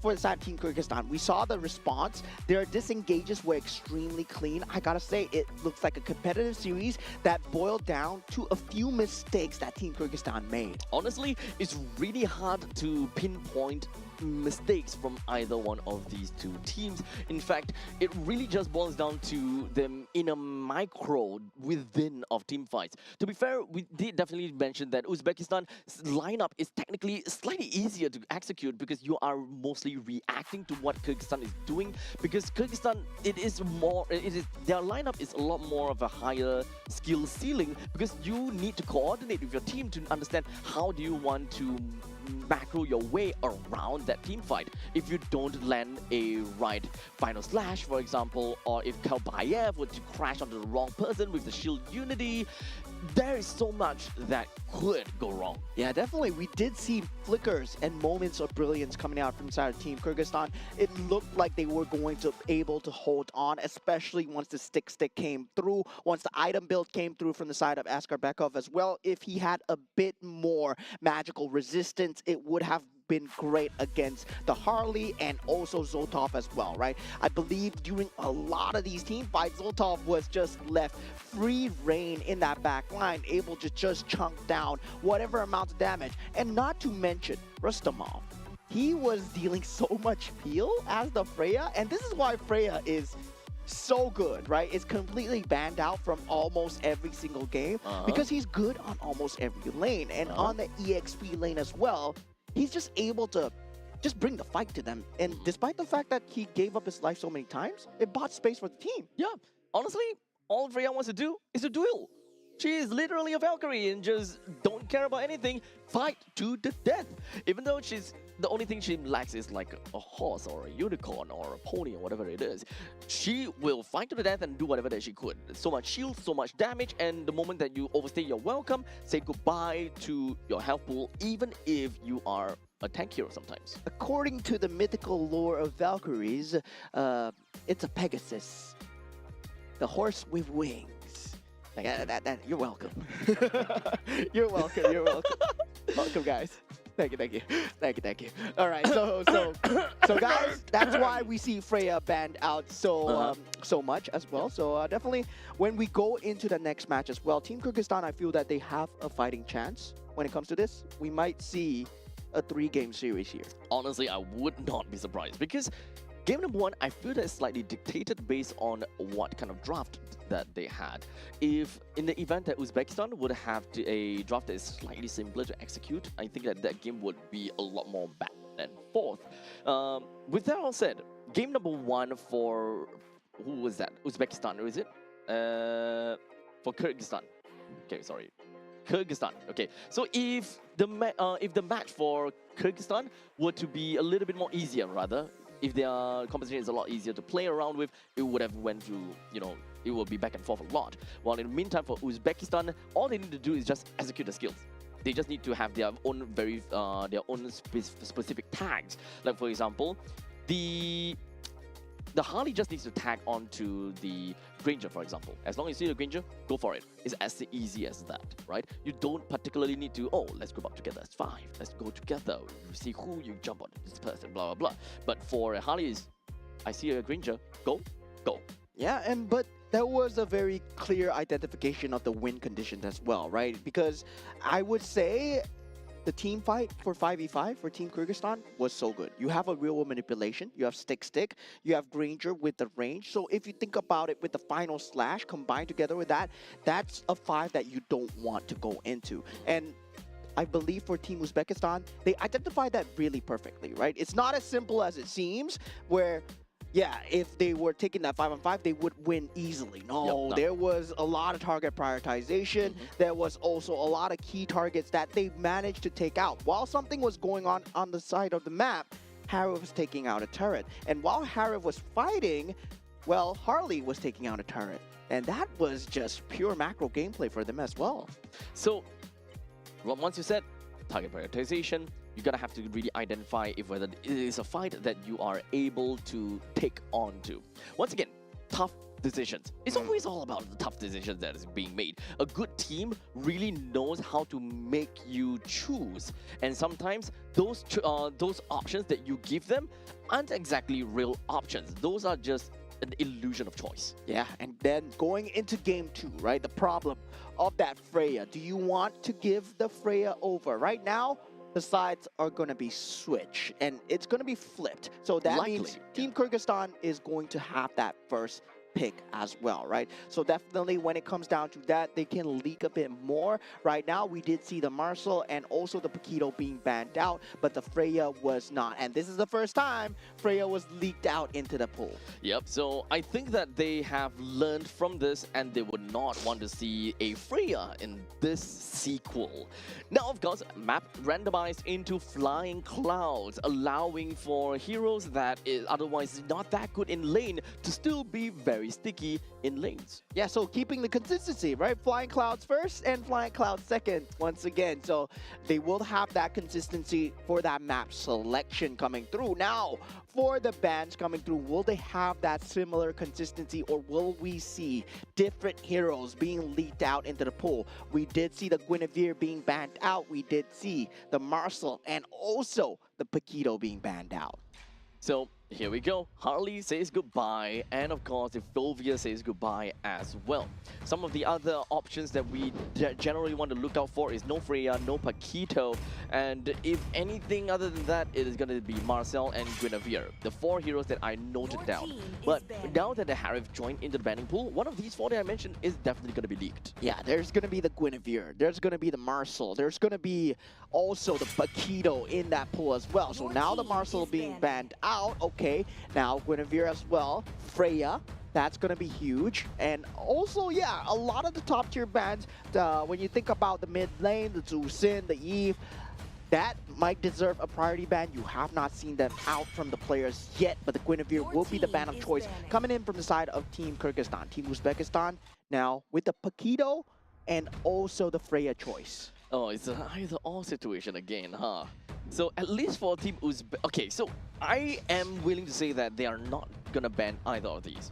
They are gonna leak both the Paquito and the Freya, just so that if Kyrgyzstan were to get the Paquito or the Freya, then Uzbekistan, they themselves can have the latter. Paquito versus Freya. I would say I would still ban out the Paquito, and I'd rather play against a Freya. You'd rather play against a Freya. Yeah, Okay. currently in this patch, I feel that Paquito is still very, very strong in terms of the EXP lane. But no, yeah, you're correct. They banned out the Claude instead. No, so Paquito They'll open it up.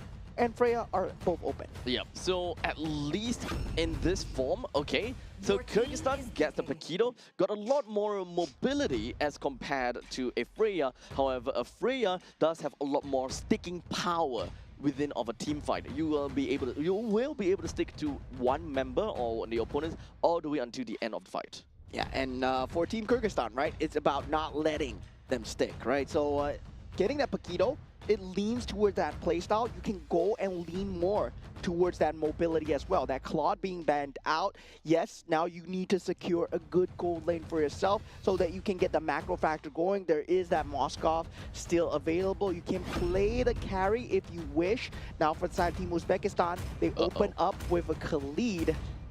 And I believe this might be a team fight lineup that we're going to see here. Maybe it's Usin. Uh-oh. Your team is picking. So the Freya is going to be leaked out again. Does that mean that Kyrgyzstan wants to go greedy? Because technically they can. Kyrgyzstan with the Freya in The gold lane. honestly, they can be quite interchangeable if you think about it. They don't have to fully commit that Freya into the gold lane. The Freya can actually just go to the XP. Okay, now they pick up the Bruno. It's not going to be possible unless Freya jungle. Yeah, so with Team Kyrgyzstan's lineup, right, they want to go as mobile as possible. I would say Freya to them is not too big of a deal. It's detrimental. And meanwhile, for the side of Team Uzbekistan, right, they want to go for the team fight with that capability coming out from the YSS, having that vision, and also having the ability to go on people solo as well. Now, the Valentina team is being picked picking. up, Raging Sandstorm will be available for Team Kyrgyzstan. All right, so what is going to be the play over here for the side of Uzbekistan? They already have Aroma, they have... Okay, they Your pick up a team Juicin. is So this is actually quite a standard opening pick in the previous meta before. This is counted as one of the golden ways that you can start the game with the Yi Sun-shin. Normally, back then, you know, being top prio, followed by Juicin, and then you pick up a Khalid after the end. Really good ways of being able to zone the opponents. You have good ways of conquering the entire river lines itself because of how strong Juicin and Khalid is able to control the mid lane and wave clear. Yeah, now Your Team team is Uzbekistan, they ban out a Hild, a very good ban coming out from the side of Team Uzbekistan because Team Kyrgyzstan, they want to play very individual, right? They want to play into skirmish units. Divide and conquer is the name of the game when it comes down to Paquito gameplay. If not, you can go 4-1, which is definitely you play with the Bruno, Valentina, and then you go for that team fight as well. So definitely for Team Kyrgyzstan, there is an option of you going the Hylos. You can go the Atlas as well. The Cho is also a possibility because it is a very individual unit if you want to go into that playstyle as well. And for Kyrgyzstan, I think possible because of Paquito. Or solely because of the fact that you have Paquito, you can play into these kind of pick-off strategies with the Cho or the Kalia in this case. They do have a Valentina though. So bringing in the Valentina, you are Your understandably team is gonna have, you're gonna be at the back and call of Juicin and will have a little bit of difficulty reaching out to Juicin unless you have someone very, very committal. Khalid versus Cho is gonna have a really tough time. If you want, and most likely, you want someone that is able to stick in lane a little bit better, Kalia would beat Cho in this situation for Kyrgyzstan. And for Team Uzbekistan, right, YSS, currently I think as of this meta, gold lane YSS is no longer viable. So it's going to be that jungle YSS, and yeah, banning out that Moskov, banning out that late game capability, just securing that early game bully coming out from the side of Bruno, right? And we talked about the meta shifting towards that early game centric playstyle where you want to win the lanes and bring the snowball in, win the game as hard as possible. We see it way more possible now with the jungle rotations coming through. Team Uzbekistan, they rely more on the team fight and they go for the Terizla instead. Yep, Terizla is still a very decent pick because every single swing actually deals a heck a lot of damage. You can still be quite a menace over to Paquito, especially since you have very naturally strong defenses, which will ensure that the Paquito don't just wipe you out in an instant. And now Team Kyrgyzstan, they go for that team fight route, right? They go for the Belleric into the Leo Mord as well. Belleric Bruno, still a very old school combo. Yes, you don't really have that much of a setup, but when combined together with Valentina now, Penalty Zone, and also Raging Sandstorm becomes a key opener on that table. Now, for the side of Team Uzbekistan, they answer back with a Granger, going poke for poke here. And now both sides, they have the best of both worlds here. So looking at this, at least for Team Uzbekistan, they do have a double marksman composition that allows them to play early into the game. This is the kind of things that, as long as they get a snowball, they will run they'll run away with the game. You won't be able to have a very good chance to kind of play around with, and you won't really be able to do too much. Because the moment that, yes, there is a Paquito, you can go for assassination on either one of these marksmen, but it requires you to be very, very committal. The moment you do that, you might just very well be caught out by a counter-engage from the Terizla or the Khalid, allowing you to either either Yisuchin or perhaps the Granger gets some farm. That's a very good word. The counter-engage is going to be the name of the game as we head on into Game 2 of Kyrgyzstan versus Team Uzbekistan here. Team Uzbekistan currently ahead 1-0. And yeah, speaking of counter-engage, we have a great counter-engage tool, right? Valentina, IMU. He can counter-engage all you want. He is the counter. And we have Belleric Wrap for the Dryad as well. So right off the bat, as we take a look at Gold Lane, it's going to be Granger versus a Bruno. Both of them can actually kind of look at, lane bullying to a certain extent, and I'm not particularly too afraid for any one of them. Most likely, it's all about a poker game. They just want to play around with one another and just kind of, test each other out. Theory on paper, Granger wins against Bruno. So sadly, Granger was led to the downfall of Bruno, and when it comes down to that meta sunrise sunset. Oh, now, so yeah, Zotov is going to have a great time, especially if he plays this perfectly, because there's no way that the soccer ball lands onto Zotov at this point unless he makes a spacing or positioning mistake. Well, we shall see about that. Of course, it also depends on what kind of items that oh, okay, he's going to rush straight for the boots. Okay. At a certain point in time, some of them choose to not run or rush for boots. They go straight in for the Heart's Claws in order to get more domination in lane, in order to get yourself to be a lot more sticky in the lane. But of course, there could be a very high probability that it decides to go for that because of Flying Clouds. Yeah, now with the rest of the team falling in here, this bottom lane looking like a bloodbath. Leomord pops his ulti, Kalbayev. He is there on the scene, taking out Rustamov. That will be first blood. And Team Uzbekistan, they cannot respond. Terizla is already down, and they won't have that frontline body. There's a fast kill, very decisive out of the members from Kyrgyzstan.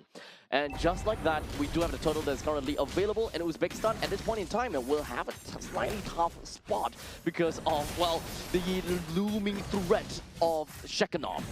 Yeah, and that's the problem right now with Team Uzbekistan's lineup, right? When you pick up the YSS, you're hoping for a damage, you're hoping for that pick-off going through, and you're relying on so much other else to rely that setup for you. And for Team Kyrgyzstan, they have a jungler that can set up for himself. He can just run in with a horse. Yep, literally just summons Barbil, and we'll see how, from that point on, he's going to play around with.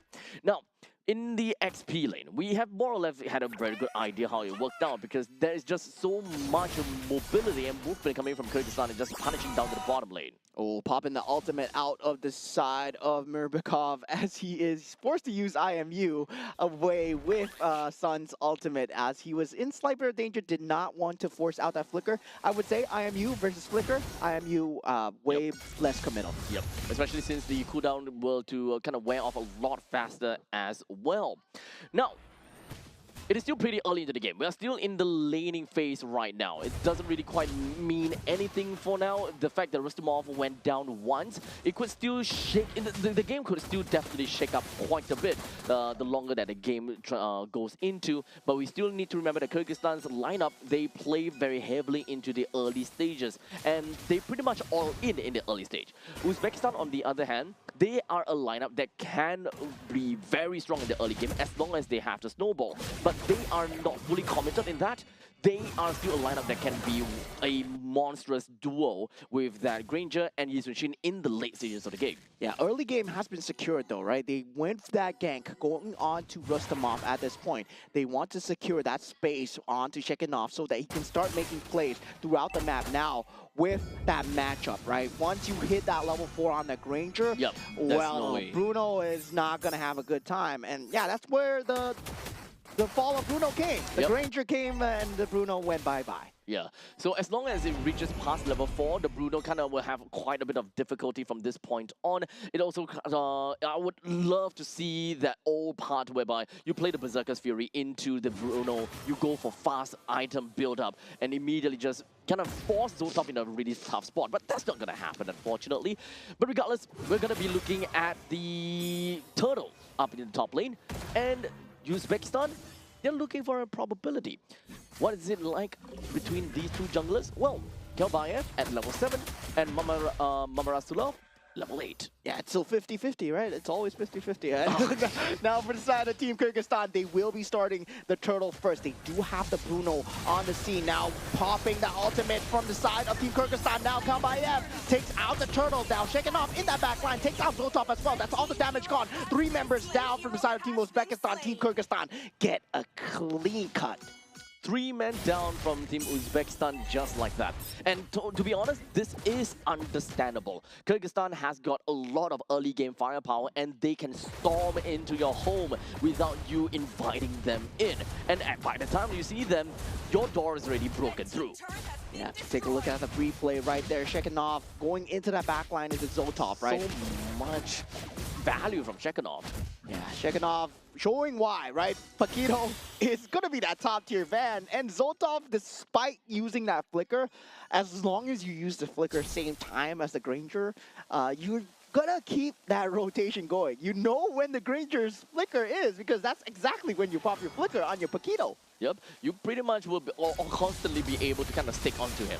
Yeah, now here we go. Raptor Dryad has been popped. Great counter initiate, but they do disengage coming out from side of Team Uzbekistan with that Raging Sandstorm. And Team Kyrgyzstan, well, they were looking for blood there. Very good escape coming from Rustamov. He wanted to ensure that he don't give any free kill over to Kyrgyzstan, because any kills from this point on is just going to further accelerate the growth of Kyrgyzstan to an extreme extent. At this point, take a look even when it comes down between the XP laners, right? It is Terizla versus the Paquito. It is technically understandable that a Terizla would not have that good of a time in terms of farming as opposed to a Paquito who is an assassin, more or less an assassin kind of guy. Yeah, I would say he's like a Suyo, right? Assassin-esque fighter. He was the original Suyo. And now with Suyo falling off into the sunset, we see the sunrise of Paquito as well. And Shekhinov just dealing so much damage to Sun. They have to watch out for the bushes right now. But good macro plays coming out from the side of Team Uzbekistan, trying to just give up the Turtle, try and get the macro side going, try and get farm on the opposite side of the map, right? And this is where we see the resource allocation come through for the side of Uzbekistan. With the bottom lane T1 turret destroyed in the hands of Team Uzbekistan, it doesn't seem like they are too far behind. To be honest, when it comes down to the standing objective, they are completely neck and neck.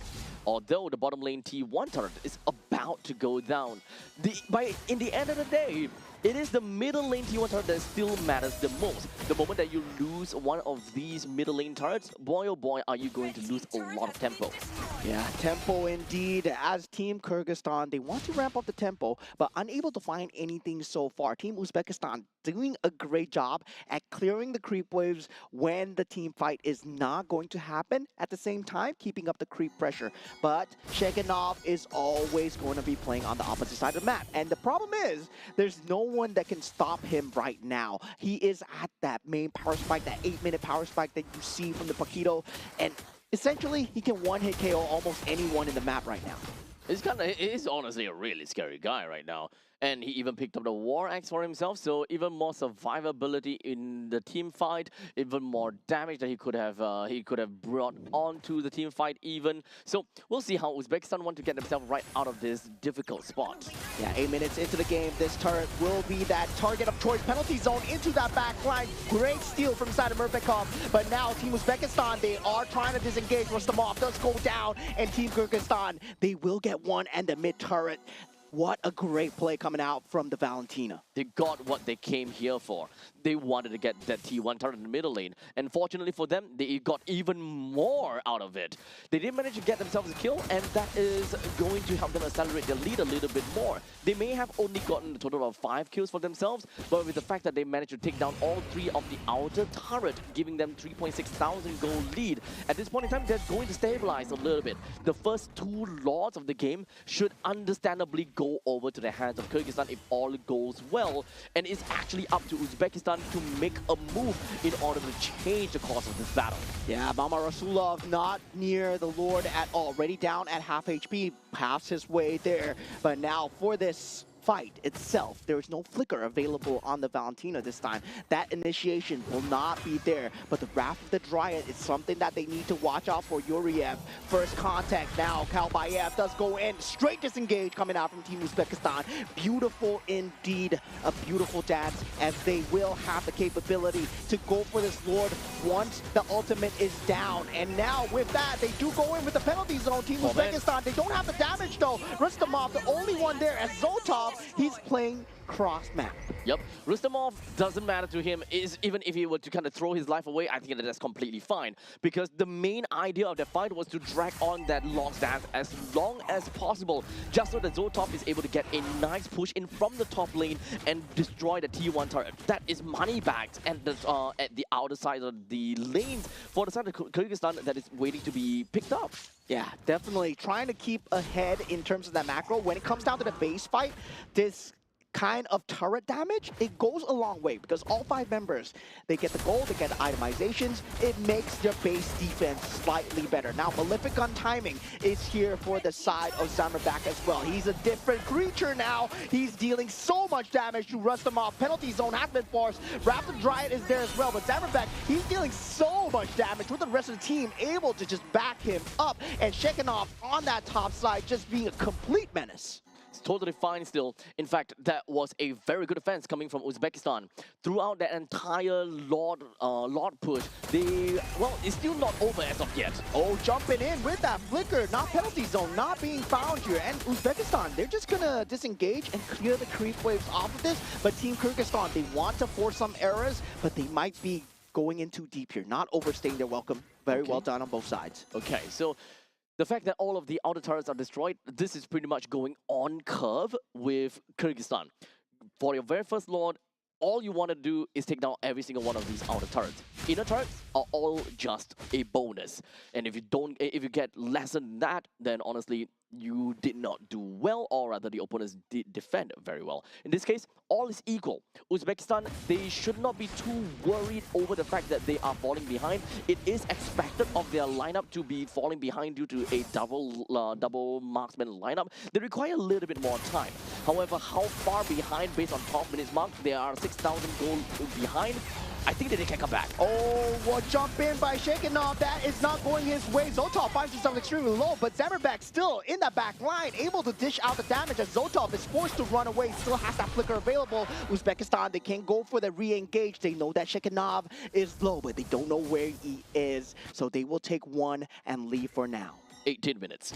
Give Uzbekistan until 18 minutes, and there is going to be a lot more probability for Uzbekistan to really be a lot more powerful. Right now, we are mostly looking at 3 characters: Zotov, Rasulov, and as well as Yuriev, or maybe Rustamov. Because right now, we don't have someone that is really strong in terms of holding on to the Lord, and holding on to the Lord is actually really darn important. Rustamov mostly has been that sacrificial lamb, right? The moment you jump in, penalty zone, do a little bit more damage, and you've done your job. While for Yoriev, he does have a kit that allows him to survive a little bit longer with that quick sand guard. So hopefully he can get tankier from this point. Yeah, can they survive and can they hold on here? They're trying to force out the lore dance as much as possible, but that top and bottom lane priority will eventually go the way of Team Kyrgyzstan, and they know that. They're playing it extremely slow. They're forcing out the lore dance, taking their time here, and Zotov with a great movement towards that bottom side alleviates one side of the pressure, but does not handle the other side. There's no one there for the moment, and if Shekinov starts making his way towards that top lane, he can threaten both sides, but he will choose to play with his team for now. Yoriev still forcing out that vision. Yep. So now, as you mentioned, I think that Shekinov might be trying to... Oh, actually, it's a very difficult choice right now. Yeah, to jump onto Shekinov at this point, Team Uzbekistan, they will take that non-committal fight. The poke is coming through. Team Kyrgyzstan, they are going for the conceal, running in. They are spotted. Good. And Team Uzbekistan, very good disengage. Very good disengage, one thing. Number two, very good decision from the side of Uzbekistan. They're constantly just taking quite a bit of presence down to the bottom lane and then back up to the middle lane while still kind of dancing with the Lord. They don't need the Lord. They shouldn't take the Lord, as a matter of fact. They shouldn't try to whittle down the Lord down to half HP, because Kyrgyzstan, they have the firepower to be able to burst down this Lord and take Lord for themselves. What Uzbekistan wants to do is to drag on this Lord down as long as possible. Raging Sandstorm going in with the Rapid Dryad. Kalbaev does get the Lord, and this drag might be the end of them as Rustamov does go down. They don't have the penalty zone available. They have to run away. Team Uzbekistan trying to disengage as Yoriev will be able to escape. Only one. That was great. Wow. Only a single death out of that fight. I think that is the best case scenario for Team Uzbekistan already. Even though we're looking at 7,000 gold deficit for the side of Uzbekistan, but I think it's fine. A total gold economy of 38,000.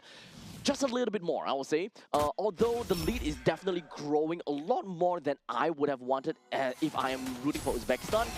From 18 minutes, I think we're gonna have to drag it out to 20 minutes. Yeah, Lord going in, destroying the inhibitor turret. That is on that bottom side of the lane. Team Kyrgyzstan, right now, they're feeling it as they don't have Kalbaev. Rapid Dryad has been used, time has been fought. Now Kalbaev is here, Mibekov takes him out, and also Yoriev goes down. Only 3 members left from the side of Team Uzbekistan. They still have a creep wave coming in as the inhibitor turret will be going down. That flicker usage just in time for the side of Zotov as 2 inhibitor turrets are down. It's okay. If it's just about 2 inhibitor turrets, I think it's fine. But if they were to lose the top lane inhibitor turret, then that is going to be a little bit rough for them to deal with. Yeah, and that's exactly what's going to happen. Team members are not out in time. Rebekov falling extremely low, but Zotov unable to find the final ounce of damage. There we go, there we go. All 3 inhibitor turrets taken down. A barren wasteland over to the side of Team Uzbekistan. Very good plays altogether, though. I would say that Uzbekistan was a little bit too stressed out in trying to make a play and trying to push the members from Kyrgyzstan away. To be fair, I understand. They want to ensure that their own backliners is able to secure some of these kills in order to accelerate their growth even more, because the leads is just growing even higher and higher. However, all these leads will eventually become diminishing returns the moment that we hit really late stages in the game. Do we even have enough time? Do we even have enough space for Team Uzbekistan to drag the game until 20+ minutes, where Zotov, Mamarasulov, as well as, or maybe just the entire team of Uzbekistan gets enough damage to withstand this firepower from Kyrgyzstan? Yeah, I mean, at the same time, they don't have any semblance of control other than the Raging Sandstorm, right? Sure, penalty zone is a form of pseudo-control, but it's more for the damage than anything. And meanwhile, the Wrath of the Dryad has been the main factor coming in from the side of Team Kyrgyzstan, right? Where he's able to drag out so much time before the rest of the team can come in. That's why they can play split so far apart. And Team Kyrgyzstan, they might be splitting for the last time, as Team Uzbekistan, right now, they don't have any base turrets. Having no base turrets ultimately it will always mean that you will have macro disadvantages when the opponent is trying to take the Lord down.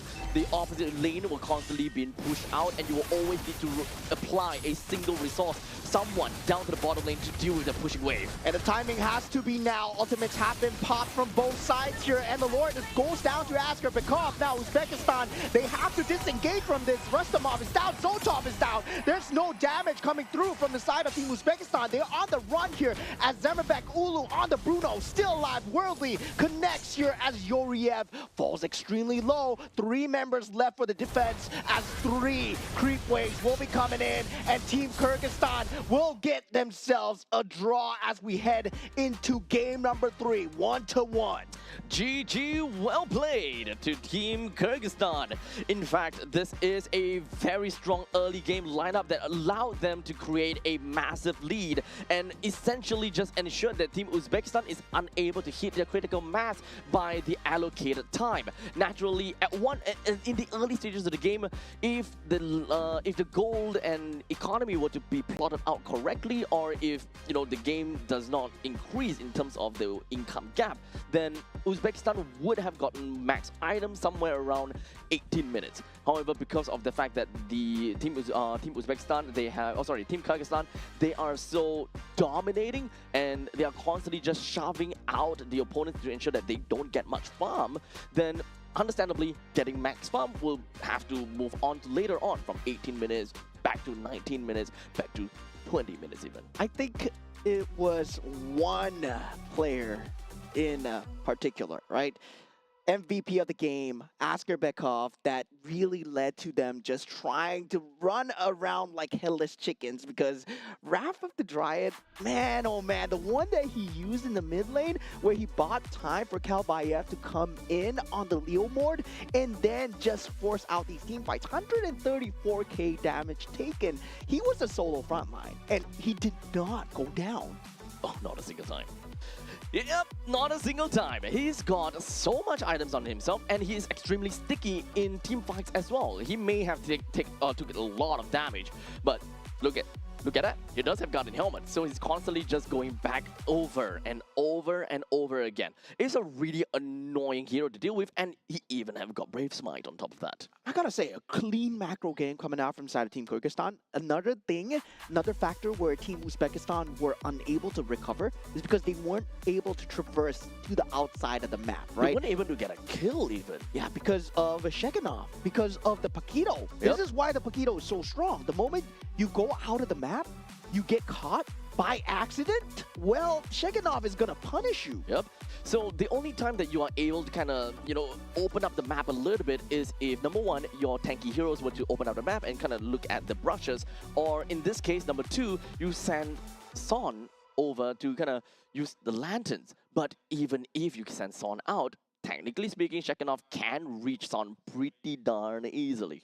Yeah, and also, right, if you look at the damage chart, Team Uzbekistan actually did more damage than Team Kyrgyzstan. And despite the fact the sustain was so strong, the MVP of the game, of course, Belarik, having that revitalize as well, Yep. just able to keep everyone up.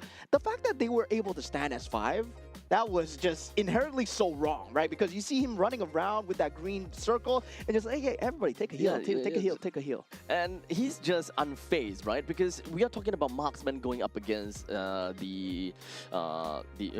his name again? Belarik. It's marksman against Belarik. And at a certain point in time, the Belarik just doesn't really care too much. The more you hit him, the better it is for him, especially if you are within close range and if you actually get hit by the Wrath of the Dryad even. Yeah, definitely. And I would say just a bit of a premature victory coming out from the side of Team Uzbekistan when they wanted to go for that mid lane engage. They thought that with the Wrath of Dryad gone, they could jump in, but they forgot about Kalbayev. Oh my god, what team play coming through. And we really have a game on our hands, right? We saw game 1 where it swung towards Uzbekistan's favor. Now Team Kyrgyzstan, they strike back. We have a game 3 and both teams are so evenly matched. Yep, this is probably, not probably, but this has so far been the only game that gave us a full 3-game series, and understandably so. Both of these two teams are very strong in their own regards, and they have showed their competence in each of the games that they have won with. And even in the games that they have lost, it is not an outright defeat. These are games that they definitely have got a chance to win, given the circumstances are right. Yeah, definitely. I would say both sides, draft-wise, there was no error. Execution, they were both so good. It's just that one team always outshines the other, and this has to be one of the peak MLBB that we've ever seen. Because because it's always about two teams, right? One trying to get an edge over each other, trying to punish each other's mistakes. And when it doesn't become a draft error, I feel that, oh man, this is the best of the best. Yep, this is the power of the Central Asia region at this point. Even though they are less viewed and less popular, that doesn't mean that they are out of running and they are not that strong after all. You know, we still need kind of like a litmus test between the Central Asia region versus the Southeast Asia region, for example. It's kind of tough to kind of compare regions like that. But within of their own region, we can pretty much tell that everyone's power level is actually quite similar. Yeah, I would say if we put this central region in Group A, they will have. Don't say Singapore. They will have a good chance. Not against you. Okay. They will have a good chance of making it the top 5, right? Really, they will have a good chance. Of course, I don't think they can take down the Titans that are to come. Team Indonesia, Team Malaysia, Team Philippines as well. They can't take down Titans, but they can get that top 5. Yeah, maybe they will be able to make some of the Southeast Asian teams, you know, kind of sweat a little bit. You know, Vietnam, Laos, Mongolia, Singapore. Singapore. Yeah, I'm sweating already. wait, is Mongolia even? Yeah, no. Mongolia is in it's not. Group D, right? Yeah, Team Yeah, Mongolia I is think Group so. D. Cambodia, sorry. Yeah, Yep. Team Cambodia, Team Laos as well. Yeah, definitely. Myanmar, Vietnam. Yeah, definitely. I feel that the way that they play, the way that they approach the game is very similar to how Team Philippines approach the game as well, right? In terms of that macro play style, they play for the resource control. We saw that was a very long game. It was close to maybe 18 minutes game. It is outright a 19 minutes game. Yeah, it was a 19 minutes game, but there were only 14 kills. It was 13-1. And so we did see that, yes, the macro gameplay is still going strong. It was still exciting to watch. You can see that for Team Philippines, they play the same play style, and I can see that rubbing it off in Central Asia here. To be honest, even when it comes down to the side of Uzbekistan, even though they lost, we can definitely see a masterful display of them just kind of moving around the lots bit. They understood that they should not be taking the lots. However, they should definitely try to stop the opponents from taking the lot. And if they did manage to go for a reset, just keep on letting the lot go for a reset over and over again. Try their very best to drag on the fight as long as possible while they still have that opening to farm at the bottom lane and the mid lane. Because that is the only time where the marksman can openly farm while the opponents are kind of like stuck in a situation where, okay, where do I go? What do I do? Yeah, definitely. The Lord Dance perfectly executed. Now we saw one top tier pick come out, Freya, and we did see another top tier pick, Makito. Yep. And we see why it's getting banned, right? Consistently getting banned. Now, will it leak through once again? No, maybe, you know. Honestly, Freya gone, we got Paquito gone. Maybe now leak the Marcel. Yeah, I don't know about that though, but honestly, I'm just at that spot where the only qualm I have about that previous game is they went for, I think the Harris ban? No, okay, basically the final ban was not either Paquito, it's not either... Claude. Oh, the Claude? Okay. Yeah, they banned the Claude. So they opened up the Paquito and they also opened up the Freya. Freya, yeah. Just like that, it immediately signals to me that one team takes Paquito, other team takes the Freya. But in the end of the day, that did not happen, which honestly I find it kind of a very unfortunate situation, because both of these two heroes can really shape how a team can draft and how a team would want to play the game. It would have been quite a scary game if we were to see Paquito on one side and Freya on the other. I think theory-wise, definitely it puts a lot of pressure into draft, but also on paper, right? I would rather play against a Freya than a Paquito in this current meta. Because in this current meta, I feel that, yeah, Freya is a problem, yes, but it was last meta's problem. And Paquito is new in the patch where it got so strong. Just the last month alone, we saw Freya just go crazy, but now Paquito is on that sunrise, and now we see broken walls away from flying clouds. Okay, so no more flying clouds. We are back at it again with broken walls. I really need to shake away from the fact that, you know, broken walls has been seen a lot, but in actual fact, today it is pretty nicely randomized. Yeah, it's pretty nicely randomized. Unlike day one, 5 broken walls in a row. Yeah, definitely. Now we do see both the Your Paquito team is and the banned. Freya being banned out. Phobius and Guinevere will not be seeing action in this game number 3 as well, as both teams are now 1-1 in terms of score. Wow. This has been a treat of a series here. 2 regions, 2 teams that we have yet to see grace that main stage, and they're fighting their hearts out in the land of Dawn. So moving on from here, does seem like the Paquito and the Freya will be, both of them be banned by the side of Kyrgyzstan. They do not want to see any of that anymore. Marcel is currently still open, Baxia is open as well. What else are we looking at? Like Harif, Harif is open as well, Claude is open too. Yeah, there's a lot of strong picks, but Marcel, I think... Team is banning. Come on, man. Team Kyrgyzstan, you gotta ban out the Marcel, man. If you lose to a Marcel here, you're never gonna live it down. So definitely, they ban out the Harley instead. So Team Uzbekistan, they have the choice to go for the Marcel now. Are they going to? Yeah, I mean, Marcel! you got to. Marcel is a problem. So right now, at least, now Kyrgyzstan, they have a chance to respond.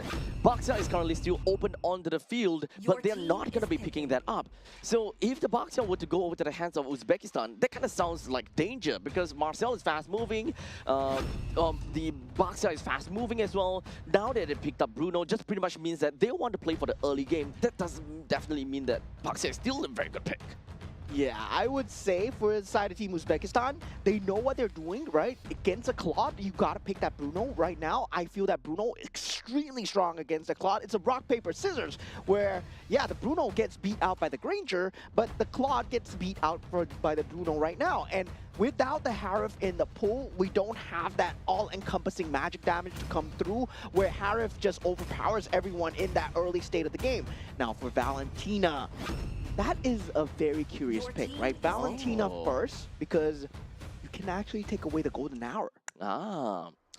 So with the golden hour from both sides, it can definitely mean quite a bit because especially if you were to pick up a Claude for yourself in your own golden hour, a Claude can move freely. Yeah, that blazing duet suddenly becomes a very viable option.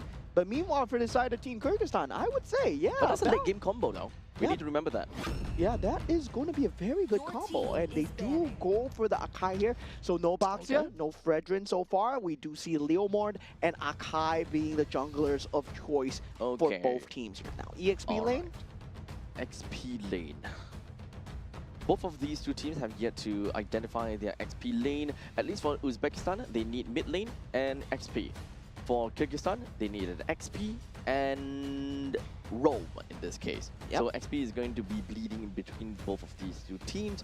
Understandably, looking at this fact, let me think. a You little gotta bit. ban out the Tzu Sin here, right? Coming in from the side of Team Kyrgyzstan. For Kyrgyzstan, probably yeah. Maybe the Lilia and the Jusin right now. Uzbekistan though, banning out. Alright, Your God is team fine as is well. banning. Yeah, I mean, one of the stronger mid lanes as well, so Team Kyrgyzstan will be looking to ban out the mid lanes. Meanwhile, for the side Team Uzbekistan, looking to ban out Your the team is EXP. Yep. Sora, Lapu, they are all pretty decent coming in here.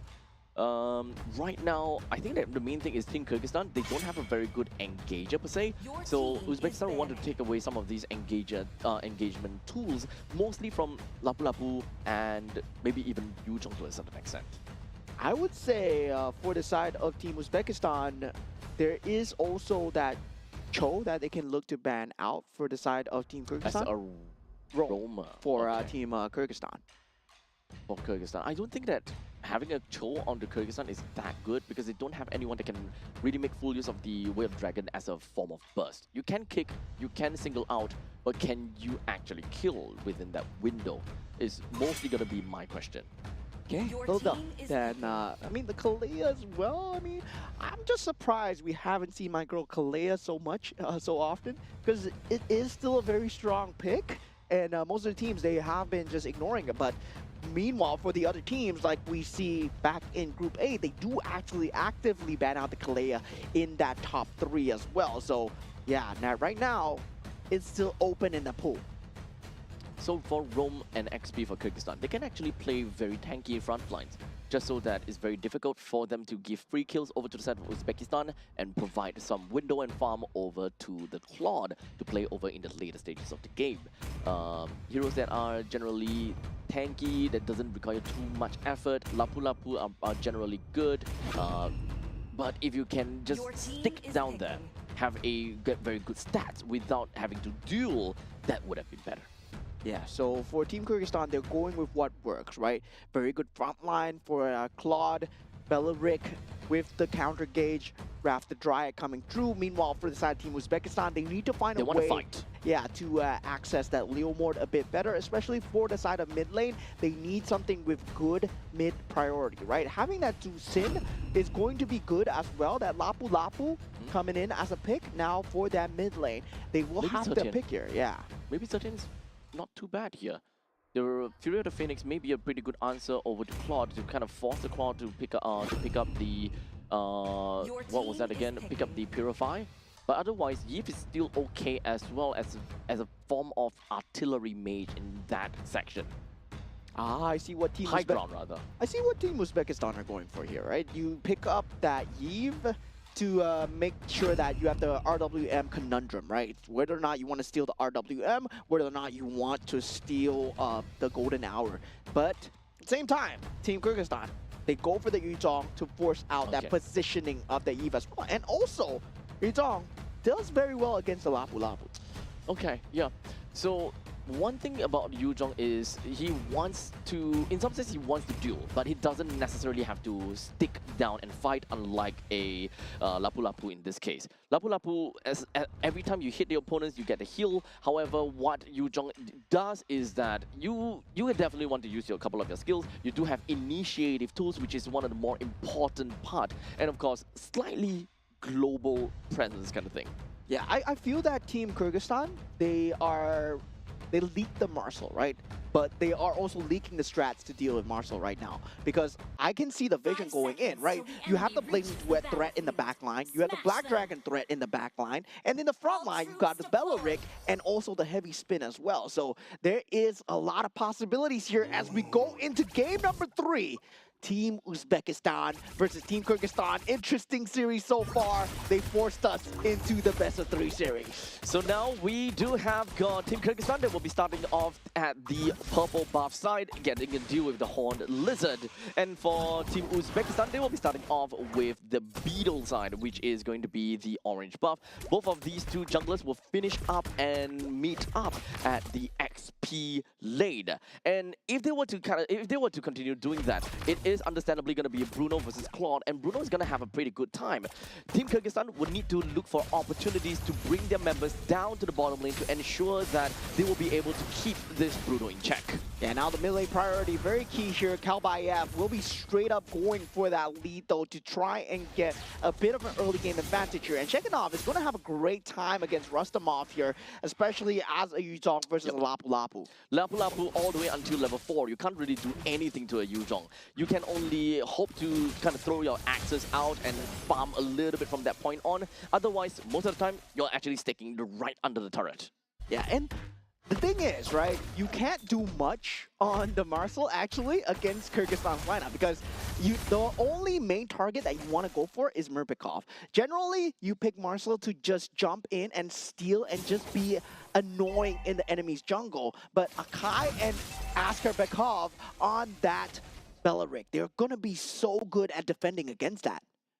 Well, now we do have the turtle that will be spawning in 5 seconds. I'm not exactly sure if whether Uzbekistan have got the firepower to deal with this upcoming turtle fight though, but we shall see how that's gonna work.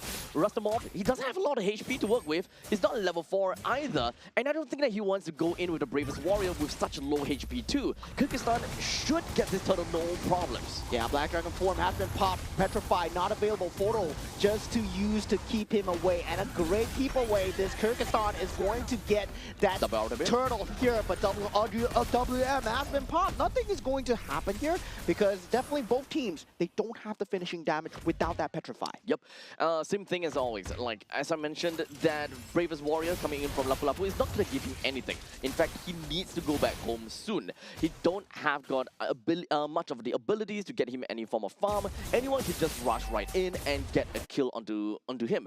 However, to be honest, that will be a little bit too much because Team Kyrgyzstan, they don't have someone that can really, free dive him that much. Yeah, and definitely, I would say both utilities, right? Very telegraphed. One will be the heavy spin coming out from the side of Kalbaev, and also the next one will be the ultimate coming out from the Leomord, where he needs to jump into the backlines to get the kill. Murbekov and also the other squishy, which is the Claude Zamberbek Ulu, he will be that main target. But with the BMI and the Flicker, I don't see a way where Zamberbek Ulu actually perishes at all in this game because of the lack of control. As long as he plays the lane safe, I feel that this is a game where it's so hard for the Claude to just perish. There's no catch for the Claude. Let me think. The only form of catch really is the golden hour, huh? Yeah. Practically speaking, this is the kind of situation as well where you kind of wait for the opponent to make a mistake. Yeah, now Black Dragon form being forced out now with the ultimate. Kalbaev is here. Heavy spin will be there. They are actually going for the re-engage. Your golden hour has been popped. Shekenev waiting in the bushes. And Team Uzbekistan, they know that if they take this fight, that Petrify is waiting for them. Askerbekov is here and could have popped that Raptor Dryad, but does not know that there's not enough damage. Now, for the side Team Kyrgyzstan, both sides still keeping it chill. That heavy spin still not popped so far. This game has a lot of touch and go, but take a look down the bottom lane. Yeah, that Blazing Duet is not going to be enough to save you, my friend. That soccer ball is dealing a lot of damage. Bruno wins Claude. Hands down. But in the meantime, here we go. Turn the fight. Yeah, RWM has been popped so far. Kalbaev with the real world manipulation and also the heavy spin in back-to-back here as Sun unable to find any damage here. As long as the heavy spin does not pin anyone, as long as the Petrify does not catch anyone, there won't be any kills throughout the map. No kills at all for either one of these two teams.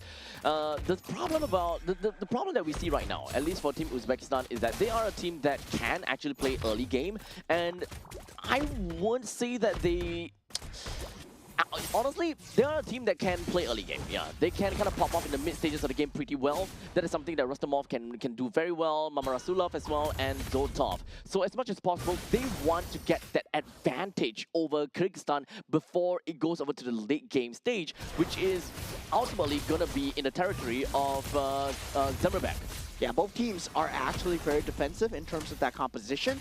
I gotta say, it's gotta be on that heavy spin once again, and also for the side of Team Uzbekistan, right? Real manipulation is not gonna result in anything, but definitely for them, they are relying on the timing coming out from the Leomord, especially hoping that the Leomord does get the damage through, but who will be the target? Murbekov might be the only avenue of entry here for Team Uzbekistan.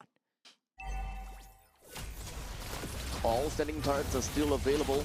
A little bit of skirmishes in between for both of these two teams, but they are all constantly just disengaging from one another, not wanting to get too deep into some of these fights. They do not want to overcomplicate things. They also do not want to overstay their welcome in some of these fights. That means that this is going to stay the same over a long periods of time. So the only thing that is working out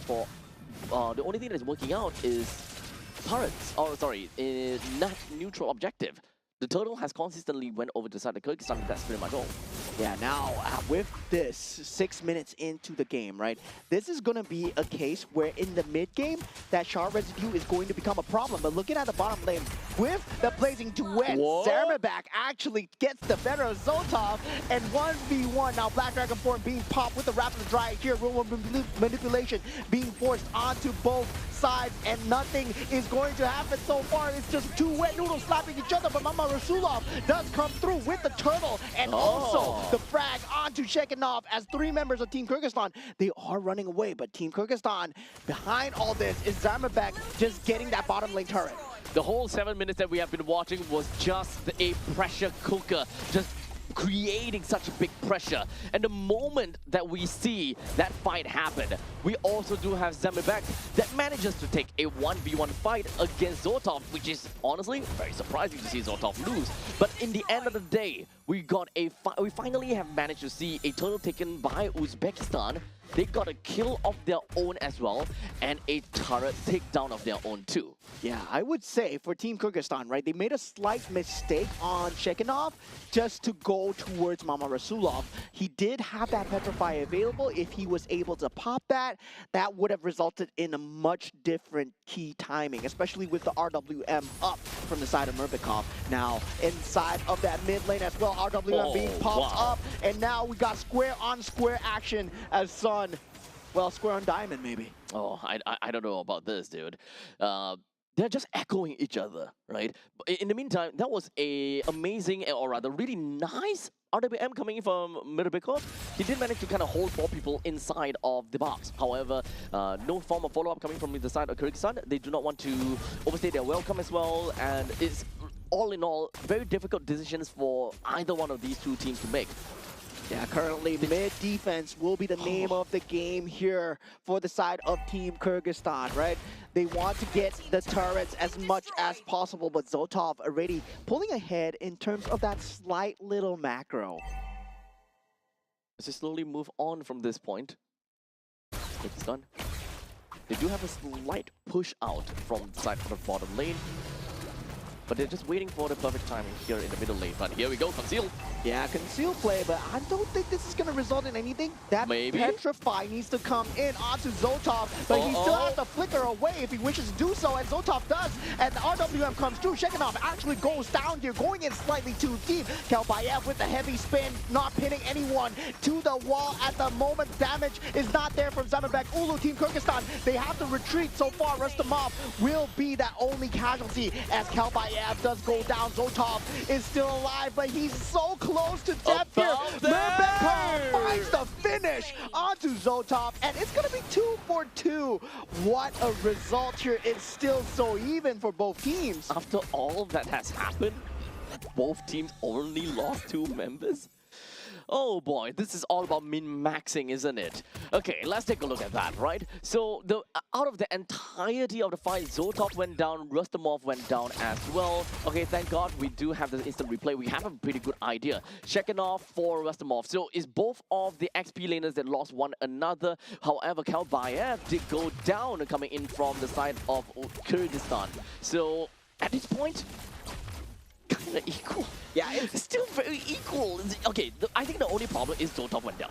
Yeah, that's going to be a huge problem as well. But the thing is, Team Kyrgyzstan, they've shown that they have different avenues of starting fight, right? Forcing the fight out with the Black Dragon form, having the Rapid Dryad in the back as well. Shekinov can essentially go down as he wishes as long as Askerbekov is alive for Zamerbek. Meanwhile, Team Uzbekistan, they won't have that same insurance to defend Zotov. That golden hour is going to be so important in trying to just defend out Zotov. Kyrgyzstan, unfortunately, I don't think that they have what it takes to defend this Lord, though. They do have a pushing wave in the middle lane. Most of their HP is really down also. Less than 50% HP, some of them even. Yeah, Petrify is back up for the side of Shekinov though, but Murbikov falling extremely low. The sustain is not the same level as before in game 2, and this is the Marcel problem that we've been seeing, right? There's so much vision, and also with the help of Zotov Soccer Balls, they will be able to bring it down here. Team Kyrgyzstan though, jump in with a heavy spin. Your Black Dragon form is being used in the back line. There is no flicker. Zotov actually has it, and Shekinov will be going down in the back line. Askerbekov not able to get the Rapid Dryad down. Now Murbekov going down as well. Zamerbek has to turn tail and highway it away as Kelbayev will be the last casualty. Team Kyrgyzstan loses 4. Yep, unfortunately, right as the fight ended, Zotov had the biggest power spike when it comes down to the Malefic gun. The moment that he picked up a Malefic gun, unfortunately, Shekinov is a little bit out of range already. It's really difficult for him to pick that up.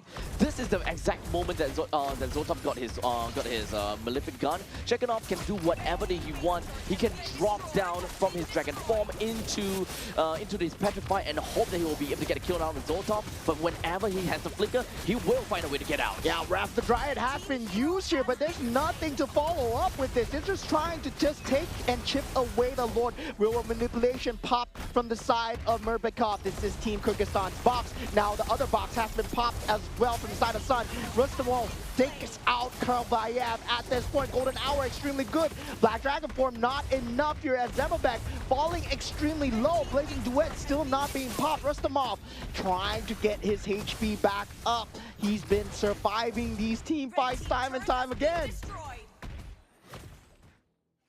We're now back over to a solid push from the side of Uzbekistan, but I'm not too sure whether they can even do anything from this point.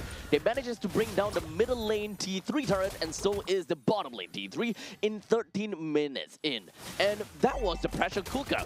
7,000 gold lead right now from Team Uzbekistan from a single, very decisive win.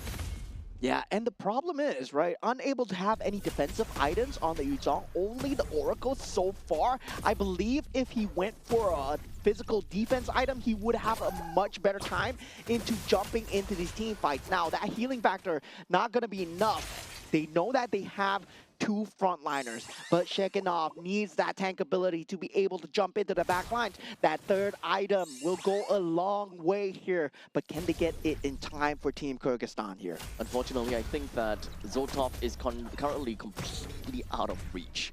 We have seen Shekinov try again and again and again to try to catch on to Zotov. I'm not too sure whether it's about timing right now. I'm not too sure if whether it's about target prioritization anymore, but this Bruno hurts a little bit too much for this Yuzhong to handle all by himself. I think it's a problem of Yuriev, right? Where the Marshal is able to give them so much vision, they can see the flank coming. They can see the entire team fight before it even begins. And there's a disrupt with the photo coming through as well. So Team Kyrgyzstan, they don't have the plays coming through. Now with the conceal play, they want to go for this Lord. They want to fight outside their base. And this might potentially be the last year. Black Dragon form has been used. You see the disengage coming through. And Team Uzbekistan are playing this so well. Now this push control has been taken by the side of Shekinov, and Karlbayev once again goes for that jump, but with the heavy spin, not pinning anyone down. He gets the Lord though. Team Kyrgyzstan, they're actually doing it, but Zotov still alive, and Shekinov able to not get out as three members goes down, and triple kill for the side of Zotov. So far, Murbekov will fall as the Maniac secure. Team Uzbekistan are doing it with the last creep wave. They will take the series 2-1. So what if you get the Lord? So what if you're playing as a Kai? So what you heavy spin everyone else away and take the Lord? As long as we kill everyone, and as long as we all survive, and as long as every single one of these creep waves marches into the opponent's base, we will be undefiable. Bruno is back, baby. Bruno is so back, dude. Bruno is so back. We are so back with Bruno. Oh man, that was a banger of a series. Indeed, we saw game number 1, game number 2, and game number 3. It was so back and forth from both sides. And I gotta say, right, it has always been that top tier band that really wins the game for them every single time. First game was the Freya. Second game was the Paquito. Third game was the Marshal.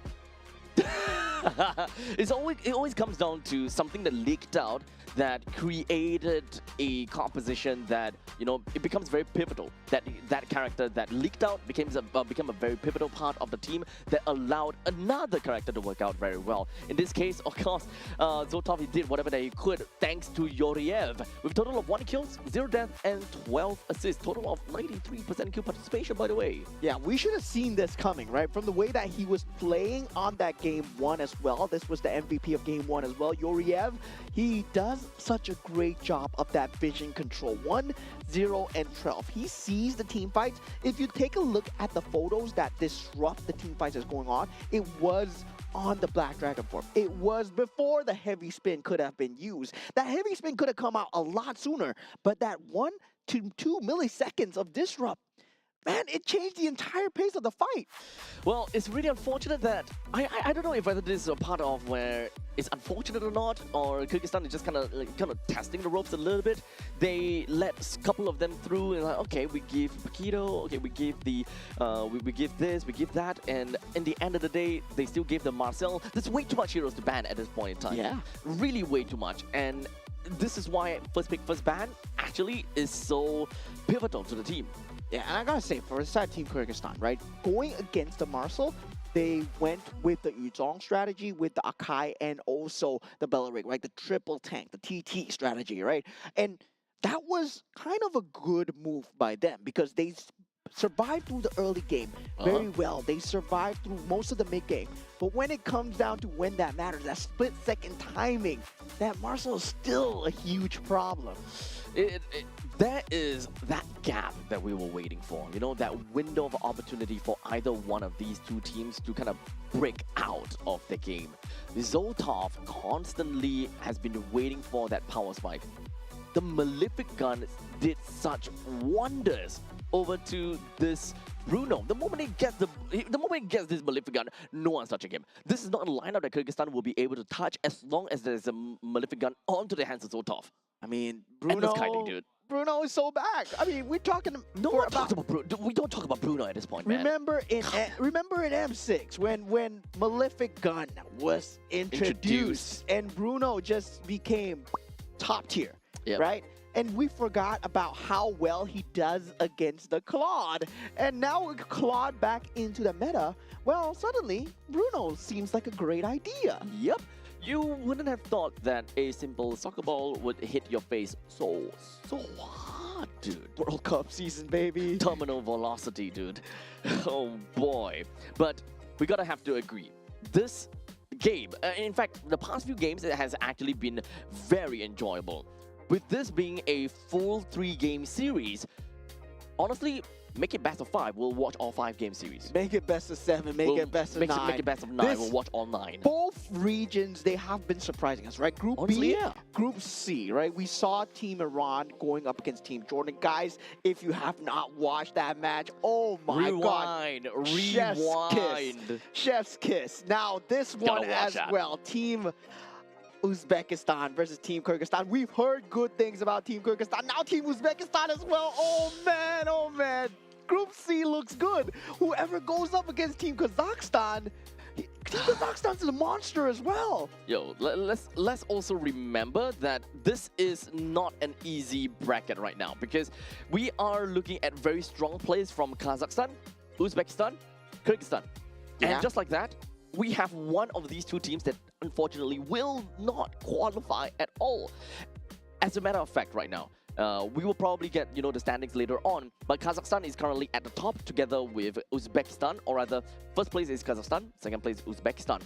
And unfortunately for the side of Kyrgyzstan, they did manage to get a game out of Uzbekistan, but we will only get a more solidified idea if whether they will actually still stay on third place. Yeah, this is by the end of day 4. This is gonna be tight. This is gonna be tight. For Group C, we'll only find out at day 4. This is so tough, dude. Oh, I'm so Day glad 3 to has have got casted. no games on them, you know? So they literally have one entire day just sitting there and just thinking, what do we do? Oh my God, take a look at the bracket that, standings right here. Now Team Kazakhstan and Team Uzbekistan sitting at the top. I mean, for them, they don't have that last chance qualifier. So top 2 makes it through to the Asian Games in Japan, Nagoya. Yep. Oh. Super cutthroat, buddy. It's so cutthroat. Just by looking at the standings over here. You look at Kyrgyzstan, they got 0-1, and you'll be thinking, I think they won't be they won't make it. But hey, you never know because they have to go up against Kazakhstan. And at this point in time, even I have no idea how Kazakhstan is going to go up against Kyrgyzstan right now. At this point in time, I'm looking up airplane tickets to go to Central Asia just to host the MPL for them. Oh my God, these guys are insane, bro. Oh now God. looking at the side of Group D, right? Team Mongolia still standing at the top. Team Hong Kong, China now 2-1, putting themselves in the top 2. Team Pakistan going for that last chance qualifier slot. But this is not the last day yet, it's still day 2. So standings have not been decided as we have the bottom 2, Team Nepal and Team Sri Lanka. Yep. So at least for day number 2 games, I don't think that we have seen Pakistan going up against Team Hong Kong, China as of yet, because that will be mark their 3rd game of the day, I suppose. But regardless, it will take some time before we reach there. But unfortunately, we're not going to be watching on this stream. It will be happening on the other stage. Yeah, and today has been a day where we have lost a lot of marbles from Team Iran, Team Jordan, and now with Team Uzbekistan and Team Kyrgyzstan. But you want to see us losing more marbles? Because next match is going to be Team Singapore versus Team Indonesia. We're going to probably go crazy about that. So make sure you guys come back in and watch out how that these 2 teams is going to fare.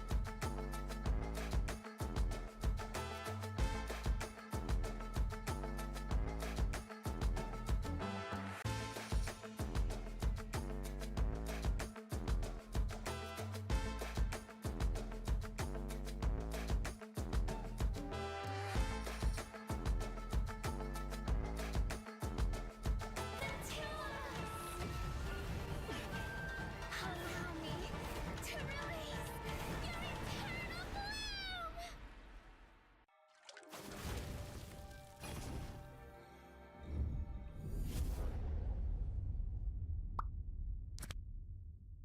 The human body was built to move. Not trapped at a desk in one singular posture for 12 hours a day. It's time your chair evolved. This is Secret Lab Titan Evo. Ergonomically engineered for you, gamers, hybrid workers, artists, backing your every move.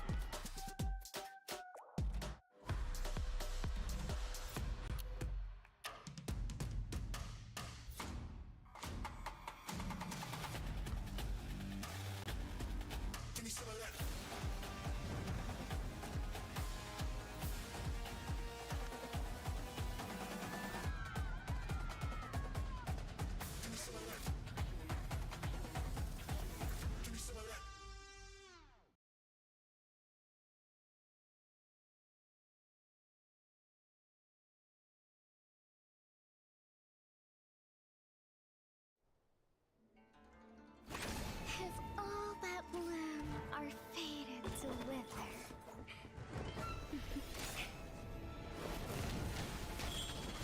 then I'll enshrine your most brilliant moment in crimson splendor. Even something so crude can be graced with a splatter of beauty.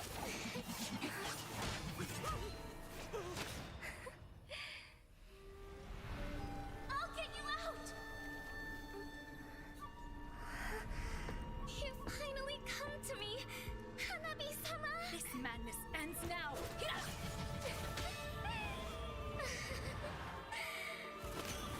At last, I'm shivering with excitement!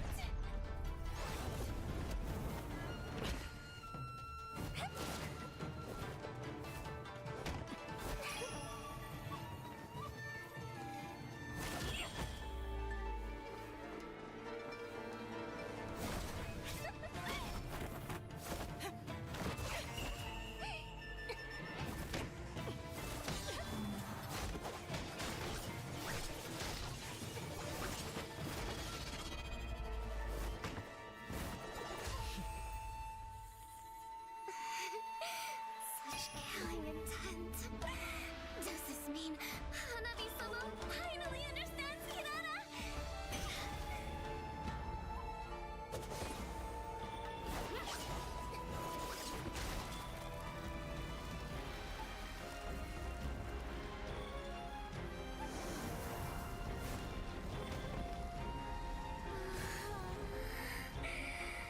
So warm. So beautiful. We can finally embrace eternity in hell. Just the two of us. Allow me to release your eternal bloom.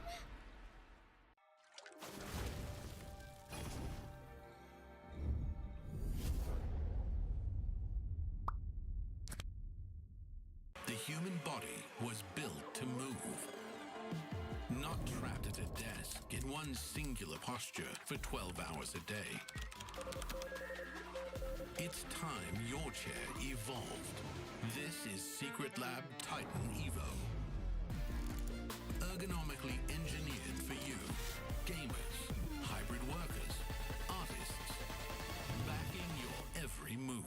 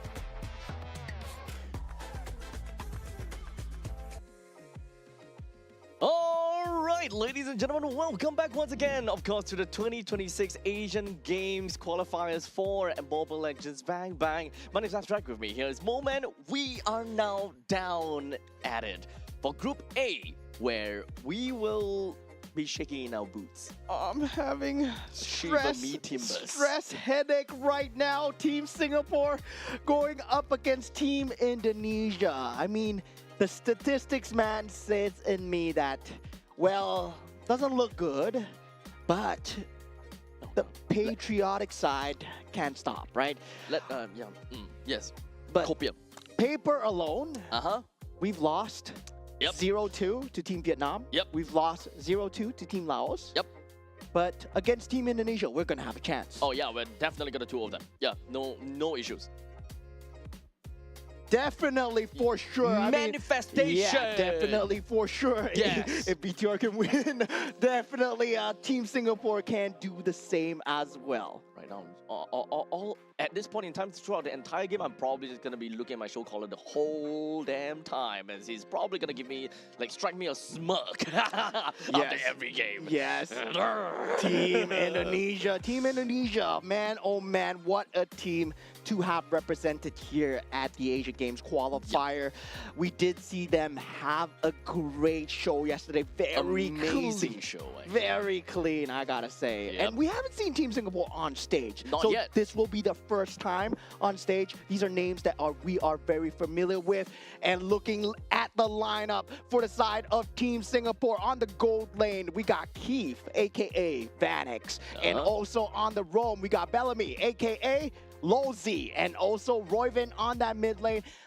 Used to be known as Godzilla, now as Roy. More like Roy, then went to Godzilla. Roy, then went to Godzilla, then back to Roy again. Yep. And of course, on the jungle, we got Jun Xiang, which is also known as Yon. And on the EXP lane, Tristan, who is known as Gear. Yep. So understandably, when it comes down to this lineup, we definitely know what they are capable of because, we've been casting MPLSG for quite some time now. And when it comes down to their individual performances, they are definitely strong within their own regards. But when it comes down to them playing as a team, well, it's been a long time since we kind of seen them together as one. Oh man, the boys! KGP, man. The back. Eugene! Boys are back on stage, and now I'm so excited to be casting for them once again here at the Asian Games Qualifier, but not in this fashion, right? Not in this fashion, yeah. Because the team that they're going up against is going to be a huge mountain to climb. This is Team Indonesia. On the gold lane, we got Dingarai, also known as Arfi. On that roam role, Alexander, also known as Alec. Dalvin, also known as Hijume. And Afan, also known as Yasuke and Shauki, aka Nino. And these guys, they've been tearing it up on the global stage. They are definitely one of the titans that Team Singapore have to go past, and they are going to be a massive obstacle. Day number one has not been looking great for them. We gotta have to agree. So hopefully when it comes down to today's game, perhaps they went through the VODs a bit. They understood a little bit more about how to, go past the members here from Team Indonesia in order for them to get a nice finish. Hopefully be able to get at least one game. If they can get two games, even more perfect. But of course, no pressure, no pressure onto them. I just want to see them play the best MLBB that they can. Yeah, definitely. I would love to see the prime versions of themselves here today at this show match. I would say it's going to be a great show, right? Back into Group A where, well, Mobile Legends Bang Bang, it's the strongest here, and definitely one of the strongest teams to go up against as well, Team Indonesia. What a way to go. Indeed. Some of these teams, or some of these players from Team Singapore, we can definitely say that they are one of the best in their own specific roles. But of course, if we have to look at Team Indonesia, not only are they really great, and if not best in their own roles, they come in from the same team as well. So they do have a lot of chemistry.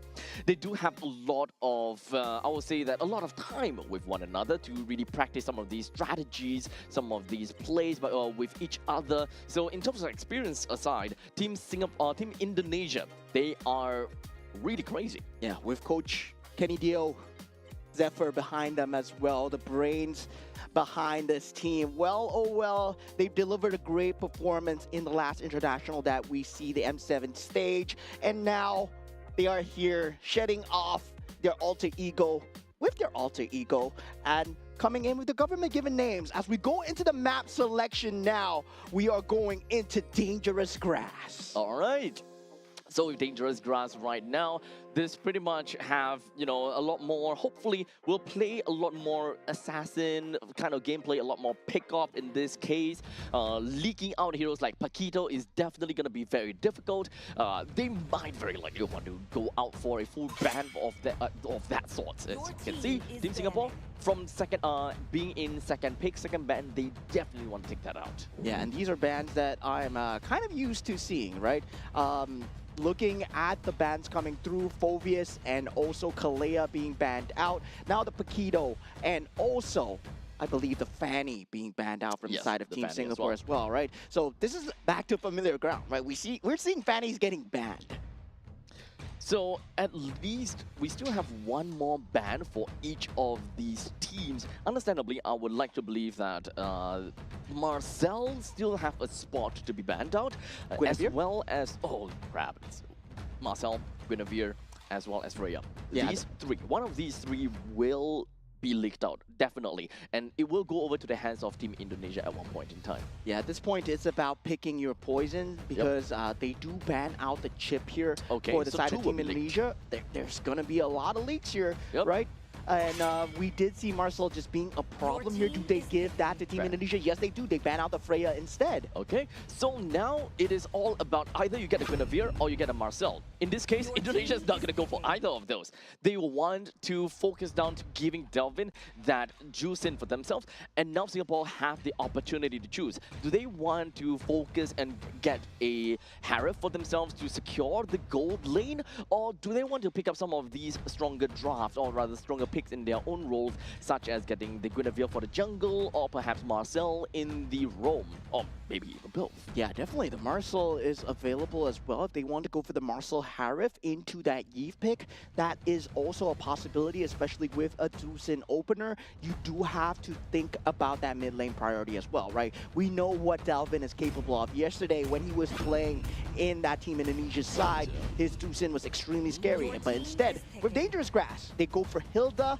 and the Baxia pick. Okay, so just from the Baxia and the Hilda, we pretty much know that they want to play early game. Like really early game, they want to storm over in Team Indonesia. And it's not just the fact that they have good firepower on the Hilda, but they also do have pretty good survivability on top of that. With tank jungler as well as a tank roam from the side of Hilda. In fact, it doesn't matter. It doesn't necessarily have to be a tank, a roam Hilda. It can even be a XP Hilda. Yeah, I mean, with this current patch, I feel that EXP Hilda is still kind of viable, right? It's still kind of viable, especially if you are trying to play for that macro-based playstyle, trying to force out that 1v1 engages. Now for Team Indonesia, they will have that Claude available, instantly pick it up. Marcel will not be seen at all, and we go for that Fredrin pick coming out from the side of Team Indonesia. So Hilda definitely will have a very good lane priority, although it's pretty fair to say that she will not have very strong wave clear. However, she does have very good mobility. So even if your opponent is able to clear the wave fast and get out of lanes, at one point in time, Hilda would definitely be able to catch up due to her sheer movement speed because of skill 1. Eventually she'll get there, and of course, by the time that they meet up to the team fight, there is a very high chance that Hilda would be full HP, while the opponent would have been poked out to at least, or rather, at least, 3/4 of HP. Yeah, and with Team Indonesia's pick, right?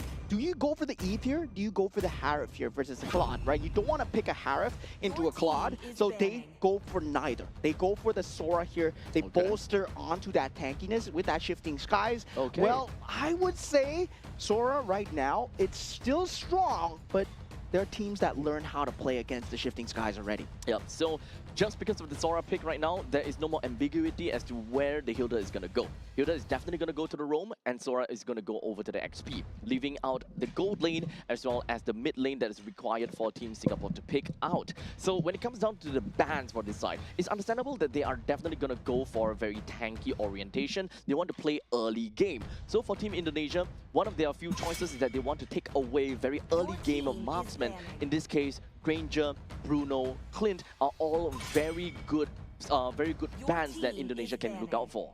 Yeah, very weird ban coming out from side of Team Singapore, right? Going for the Valentina ban, fearing that maybe the EXP Valentina lane, XP, yeah, yes.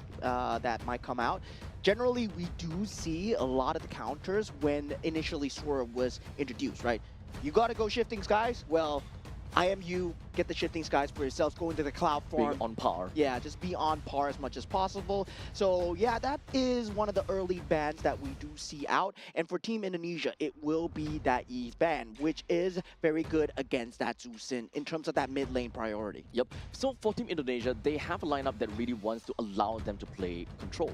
They want to control the game as much as possible, allow the Claude to be able to move around the map a lot more freely, so they need to have quite a bit of mobility. Allowing the XP to be freed a lot earlier is ultimately very important. So it does seem like for Coach Eugene have decided to take away the CC just to ensure that Team Indonesia don't get a free lane out of XP. Yeah, definitely.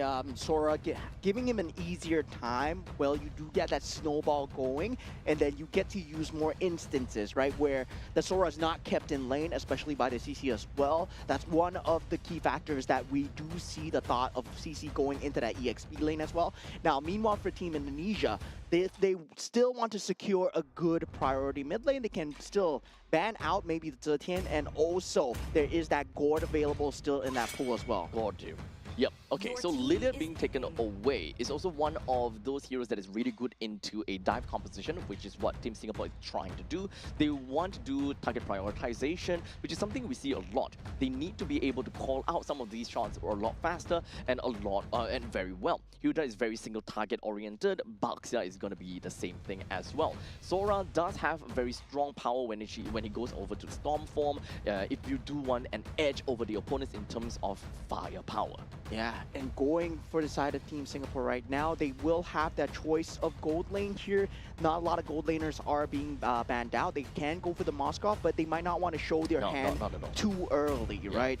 They do need to get a semblance of late game versus the Claude. The Harith, I don't think they are going to go for it, but mid lane right now feels like it's going to be the Kimmy. So at least the Kimmy will be that part of the insurance policy that Team Singapore is trying to look out for, but that also means that there will be a small little lapse in the early stages of the game where they don't have that bursty firepower in the event they want to play a bit more burst. So right now, Team Singapore, they're a very commando team comp. The moment that they go in, they want to finish it right there and then. So this way, Team Singapore can play a very early game-oriented gold laner, which does mean that having a Kimi in mid lane, you are not limited to playing early game marksmen such as Clint, the Bruno or Granger. You can actually start to play gold lane fighters like Ruby, for example. Yeah, on the contrary though, you can still play the Bruno for that kind of bully against the Claude, but the Arlot does come out. I'm surprised that it wasn't banned out instead of the CC, right? Because the Arlot and also the Fredrin combo was just very oppressive, especially in this current meta as well. Now, combined with that glue, Team Singapore, they have a lot to deal with. They do have a lot, but I can understand why they prefer to ban out the CC over the Arlot. They want to ensure that they take the tempo all the way from the start of the game and do not... Yeah, okay. We have the Leslie pick coming out from the side of Team Singapore, and well, oh well, Leslie, my favorite hero, but I'm not too sure what's going on here for the side of Team Singapore. And yeah, this might be a new strat coming in. We were talking about trying to bully the Claude out of lane. Yes, Leslie good at bullying, but I would say in terms of survivability, not much there. But of course, you can see the Fredrin and the glue coming. So you gotta play such good positioning though. Yeah, okay, so right now, we talk about catch. When it comes down to Leslie, Leslie is great at escaping catch, only to a certain extent. Leslie can go invisible, so these kind of targeting spells will no longer be applicable. So it's technically a good answer over to Alon so that he's unable to be too sticky onto you, constantly just second skill right into your face. Smash them. But my question is if whether glue can still attach to you as a Leslie when you're invisible. Yes, you can. Yes, you can. Okay. Okay. Yes, you can. The answer is yes. And now we are going into game number 1. Team Indonesia versus Team Singapore here. Team Singapore yet to find a win, and Team Indonesia sitting at the top of Group A so far. Yep. So this is a very unprecedented team comp. So far for Team Singapore, I don't mind all the way from the start to the 4th one. But the Leslie definitely threw me completely off guard. I do want to see what kind of hidden tech Team Singapore might have for themselves. Yeah, definitely. Going with the marksman emblem as well will not have that kind of sustain, but both have that quantum charge available. Now, in that mid lane, there's already an early game skirmish. Bellamy going for it at the start here as Junxiang in a bit of trouble as Afan is here. That taunt is available as well, and now Junxiang trying to get away, but Alexander finds the damage through and flickers away to safety along with Delvin. Team Indonesia, very clean use of the battle spells. That is a very long team fight in the middle lane, and it is really unfortunate that Baxia is the one that went down throughout the entire fight, and Team Indonesia was not able to find one onto Delvin, which had to expend a flicker in order to get herself out of the kill range. Yeah, at level 3 at that point, couldn't draw the Baxia towards him at that point, but they found the damage through, right? Delvin just laying down the law with that lantern, and now for Tristan versus Xiaoqi here, the Sora, once you reach that level 4, it becomes a huge problem to deal with, but the Arlet can potentially clear out the creep wave before it even starts. Now taunt being found out by Afan. We have that brawl going as Team Singapore. They bring in Kimmy. Alexander falling extremely low, but still disengaging just in the nick of time here. Team Singapore will not get anything going for them. Yep, at least they did manage to bring Alexander's HP to all-time low, but they're not going to be stopping out the fight. Team Indonesia rushing in. Yeah, Bellamy unable to survive here despite being in that bush, and note that shifting skies being played out, that cloud form being used onto Afan. Afan gets taken out, Retribution out for the count. Tristan still fighting into this as Junxiang still surviving through it all. This is a good fight for the side of Team Singapore. They do get the turtle, and Xiaoqi falling extremely low, and Roy does find the finish. Team Singapore actually doing it here. Yep, looks like they did manage to go pretty dead even against Team Indonesia as of now, being able to get 2 kills of their own and also taking the turtle for themselves. But the question is, where are all these kills going to? Roy with 1 and Junxiang with 1. In the meantime, for Team Indonesia, we do have 1 on the Alexander and 1 over to the side of Xiaoqi. Unfortunately, you wouldn't want to see it from onto the side of Alexander. You would hope that it goes over to Delvin instead. Yeah, jump onto Alexander. Bellamy unable to find the finish. The flicker has been used away, but dragged back as Bellamy will eventually go down. Wait a minute, damage is not coming through from the side of the Two Sin. Bellamy still running away, so close here. Delvin does find the finish. Now Royvin does want to deal the damage as much as possible, but Tristan is here, unable to find that pull in with the ultimate. Okay, that team fight, we can see that there was a lapse in communication. One of them was going for, or rather Roy was going in for Delvin, and unfortunately for Junxiang, he was just looking for Afan. They need to get a more steady prioritization going in. Do they want to deal with the front lines, or do they want to deal with the support? Yeah, and really, I would say, still on the gold lane itself, Dingarai still farming up a storm, but now with that going, Junxiang, he's in a lot of trouble here, unable to tank up the damage. Appraisal's Wrath being used, flicker forward coming out from Delvin as well. Team Indonesia, they are going full ham here as they are unable to land the final splash, but they already got 2 kills for themselves. Fight's not going to be over just yet, though. It does seem like re-engage coming from Tristan. Yeah, Tristan here will be able to get out. He does have that storm form available. And now, with that, the traction pole is not there as well. Well, going back to even grounds, even though Team Indonesia managed to get quite a lot of kills out of those fights, the gold advantage is only at 1,000 gold. Not too shabby, but a lot of fight has been going on in the XP lane. Team Singapore and Team Indonesia, they have been constantly trying to push the fights towards the northern area, leaving the bottom lane completely untouched, leaving Leslie and Claw to fight for themselves. Yeah, and Delvin really in these positions have been left unpunished so far. Junxiang going with the shield unity onto to Alexander. That might not be a good target here, but the Cloud Form is used in the center. Delvin with the ultimate dealing so much damage. Bellamy and Jinxiang goes down. Tristan as well. Team Indonesia, they're dealing so much damage as Afan gets the turtle and Alexander takes out Keith. Royven, the only one alive. Team Indonesia with a bloodbath. They're lacking in damage right now. Team Singapore can find themselves in a really tough spot in trying to land some of these kills. As we mentioned before, right? When it comes down to playing in a war of attrition, when your team is generally very tanky, you need to be able to identify who are going to be the main attraction or your main guy that you need to prioritize on. Right now, it's kind of still all over the place. At least for Tristan, he's trying to set up for the team. While in the meantime, the team from the side of Team Singapore, they don't necessarily have got what it takes to be able to melt down a composition like Team Indonesia in a three-man, I guess, if they're all grouped up in three-man, which is what Tristan managed to do. Yeah, 4,000 gold advantage so far coming in for the side of Team Indonesia, and they're not letting the pressure slip. Already the bottom lane tier turret is down, and they're looking for that tier 1 turret. And Delvin, in these positions, he's been so safe, still has that flicker, still has that ultimate, and Team Singapore has no way to initiate on him, despite Tristan always being in that forefront. I do really want to find out how this is going to work out now. And Yeah. now, immediately. Does go in, Shifting Drop off. Skies has been found, but Afan, he's falling low, but he's not going to be low enough as Bellamy does not find the finish. Tristan still falling low as well. Team Indonesia, they're doing it. And now once again, Dalvin, he's pulling out so much damage as Dingarai comes in with a blazing duet, but Shauki with a triple kill. Unfortunately, it does seem like the Leslie coming in from the backside, at least he was able to escape from all of these deaths.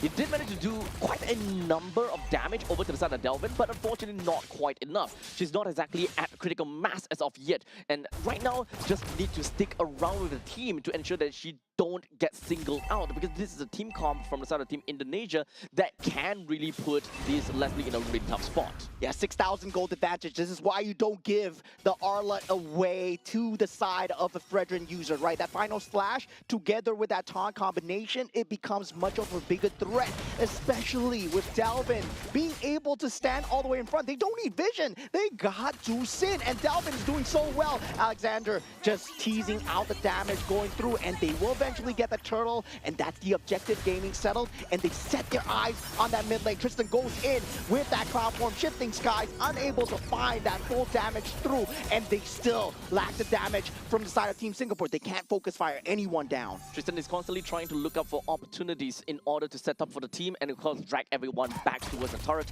in order to get some of these damage being poked out over to the side of Team Indonesia. Unfortunately, we're looking at 8 minutes into the game and close to 7,000 gold lead. Final slash, that combo coming out from the side of Shauki. He's doing extremely well. Jinxiang falling extremely low here. Gets dragged back in from Dalvin as well. Afan still with the appraisals round, landing it down. No members going down as of yet. They're playing in between the turrets, but Dingarai coming in with the blazing duet. Finds the finish onto Bellamy and to Jinxiang as well. Double kill as they want to go for more. Tristan falling extremely low as Shauki gets unstoppable streak with a triple kill onto Keith as well. Great final slash coming from the side of Shauki. Whenever you weren't expecting, it came out and just literally dragged everyone back down to Naraka. Just kill them as much as possible and just bring them down to the underworld. Team Singapore, they're having such a tough time. And with that all said and done, the instant replay gives us a massive idea, right? When it comes to Team Singapore, they thought that they're safe. They thought that everything is good and fine, but that stun plus that final slash really threw them completely off guard. Such an aggressive flicker coming out from the side of Dingarai as well, feeling the pressure, feeling the heat, sees the blood in the water, dealing so much towards the Baxia as well. Baxia falling extremely low, and Dingarai pops that blazing duet, and eventually that's a tag from Team Singapore gone. Team Indonesia, they're just tearing through those turrets as they are unable to stand within their own confines of their space. There is so much fights going on. And Team Indonesia, they're constantly just forcing these fights over the side of Team Singapore just so that they will make bad trades time and time again. And this is how Team Indonesia wants to create a lead for themselves. 9 minutes and 30 seconds, and we're looking at 10,000 gold lead. This lead will continuously grow higher and higher as long as Team Singapore constantly tries to defend outside of their base. The Lord will be the next site that they set their eyes on for the side of Team Indonesia right now. now. 3,000 gold ahead is that Claude, right? And once that snowball is going, it is a massive weight that cannot be stopped coming in from the side of Team Indonesia as well. Now, Alexander looking unkillable, getting so much map advantage. But I gotta say, Delvin, 2-0 and 14 right now. This man has been present in every fight and left unpunished. I've never seen him use that flicker yet. It's really unfortunate. Delvin has constantly been in the face of Team Singapore, and he's constantly being hit by Roy even. Roy has been putting a lot of emphasis onto Delvin, but she's just dealing really small little poke damages, and she's not anywhere at a point where Kimmy is going to be strong enough. Yeah, it feels like a bubble gun that you're pointing towards the side of Team Indonesia right now as the Lord does go in, and Delvin aggressively goes in as well. Still has the flicker available. Tristan goes down, and Team Indonesia, they get the inhibitor turret. They drag back in the box here as well, and that's a double kill coming in from the side of Delvin. And look at the back here as Shauki is going on a hamstring as Dingarai and Delvin, they clean up the rest of Team Singapore. A clean 1-0 for Team Indonesia. That was way too much for Team Singapore to handle. This is a monstrous play from the side of Team Indonesia where they are just really ferocious at every corners of the map. The moment that they know, of course, then that they have peak performance, or they literally have got anything that they can in order to get themselves a power spike, they just go right in. They don't care about anything at the point in time. If they were to lose some members, hey, they are definitely gonna get a more better trade, right? So Indonesia, just scrappy fights. In fact, actually, they imagine to be scrappy fight, but it's not scrappy at all. It's not scrappy at all. Yeah. If Singapore is able to take fights, or rather take kills away, then yes, it's going to be scrappy back and forth, but at least the trades do go over to the side of Indonesia. But Singapore has got nothing in terms of damage to make it scrappier. I think they had the damage, they didn't have the control. Right, because of the Lantern lifts up that was consistently there from Delvin. It was consistently repositioning the members of Team Singapore where they were in positions that they didn't want to be. Yep. And once that was happening, Dingarai came in towards that back. What is that pose, my friend? Yeah, Scuba, man. So 7-0 12. He is doing so well on that gold lane. Expected Leslie, well, 1v1 against a Claude. Well, Claude does way better right now. 7-0-12. Oh man, it's really unfortunate. Okay, you know what? You know what's the biggest part that is unfortunate? We didn't really quite get to see the reason or the tech coming in for picking up Leslie. Yeah, I don't know where that is coming from. I really want to know the answer. I don't want to jump into conclusion, but as far as we see it, the composition coming in from Team Singapore seems like they're trying to make their way into early game composition with the Hilda and the Baxia. That looks great. And then coming in with that Kimi, just be like, okay, that is going to be insurance policy, playing for marksman and still have decent amount of pressure in the early game as well. And then boom, Leslie. Okay, everything thrown out the window. Yeah, I mean, the early game skirmishes were fine for the side of Team Singapore, right? They went on to Alexander, which should have been the key target at level 1 to 2. And they did manage to get the first blood going towards their way as well. But they were unable to convert that objective and goal difference onto Delvin as well. So Delvin being left 5-0 and 14, Dingarai being left 7-0 and 12. And this is uncharacteristic, where you see the Baxia, he's unable to go towards that bottom side of the lane at all, because Team Indonesia, they were always presenting that pressure on the opposite side of the map. And this is what makes the Claude so good. When the pressure is off, he can solo farm for days.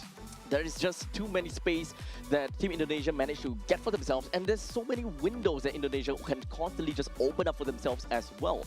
Well, for Team Singapore, they have a lot of problems with that, right? In the early stages of the game, yes, we can definitely see that. You know, Jin Xiang is able to just dive into someone, Bellamy just constantly just hammering away. Those single target damage can really put quite a number on the members of Team Indonesia. However, right off from the start, the target prioritization is not exactly there. Roy constantly looking at Delvin, Jin Xiang is looking at Afan, Tristan is technically looking at the entire team in general. He wants to open things up and create opportunities for the entire team and dream for that big fight. Yeah, I would say the win conditions and in terms of the target prioritization as well, right? It was completely off.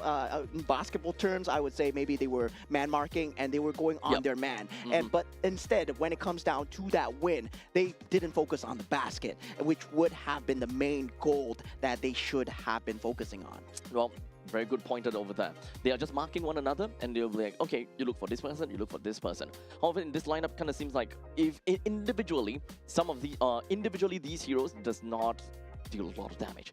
But if you kind of put everyone together, they're more than enough to be able to take down a Titan like a Frederick, for example. And in this case, it would have been great, but unfortunately, they weren't able to do that. Yeah, I mean, the pressure was way, way high up, right? You can see from the start, Dalvin, he's able to just get the lantern onto everybody.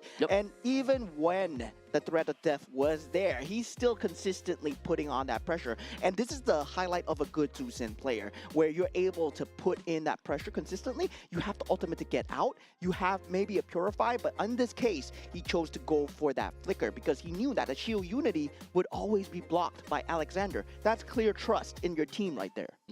So we kind of move on from this point and kind of identify what is going to be the main problems. Is it really the juicing that's the problem, or is it more about the execution coming in from Team Singapore that is the problem? Technically speaking, we kind of have a nice little split in between of the both of them, right? Yeah. We need to understand as number one, target prioritization in order to get this composition to work out. If they want to go for a slightly simpler kind of gameplay like man marking as you mentioned, then assassin or large firepower team composition generally will work out a lot better. Yeah, so moving on to game number 2, right? They need to think of a better way to deal with the Zusin. They thought of using the Kimi, which did work in terms of the damage factor. But that's why we see the Yve instead of the Zusin. I mean, the Yve instead of the Kimi being used to deal with the Zusin because he has that real-world manipulation, he has that box to control as well, just to go with that control factor that the Zusin brings into the game. Now, with that early game priority, I would say it was looking good. It was looking good for Singapore. I hope that they can keep this up. I hope that they can keep their spirits up as they go up against one of the best here, right? Team Indonesia are really one of the best. Indeed. So as much as possible, we did definitely see Indonesia literally storm over Team Singapore by, I guess, the mid-game mark. And technically speaking, Team Singapore, they were in a very difficult spot to begin with, right? When it comes down to macro and mechanically, there is definitely a experience difference as Team Indonesia, one of the best in the world, well, in terms of region, right? So it's gonna be difficult, but we do want to see the best from Team Singapore regardless. Yeah, and I believe the best is yet to be, right? For Team Singapore, there was moments where we saw them in their prime. I hope that they can achieve that prime level, especially here once they have the opportunity to go up against a Titan like Team Indonesia as well. And what spectacular gameplay coming through. We were saying, right, you were doubting the Claude. Well, you can't doubt the Claude, man. The Claude is good. In a winning composition. Nah, the losing composition is good as well. We'll see. We will get there. Okay, so far, if a Claude is in a losing composition, we haven't exactly see a comeback mechanic as of yet. Yeah. Not yet, at least. Now we do have that Flying Clouds. That map selection has been picked so far. And meanwhile, for the side of Team Singapore and Team Indonesia, that pick ban will be swapped up. Now, Team Singapore having that first pick. Yeah, so Fanny being banned out, Kalea for the side of Team Indonesia. We'll see how that's gonna go right now. So at least Fanny thrown away.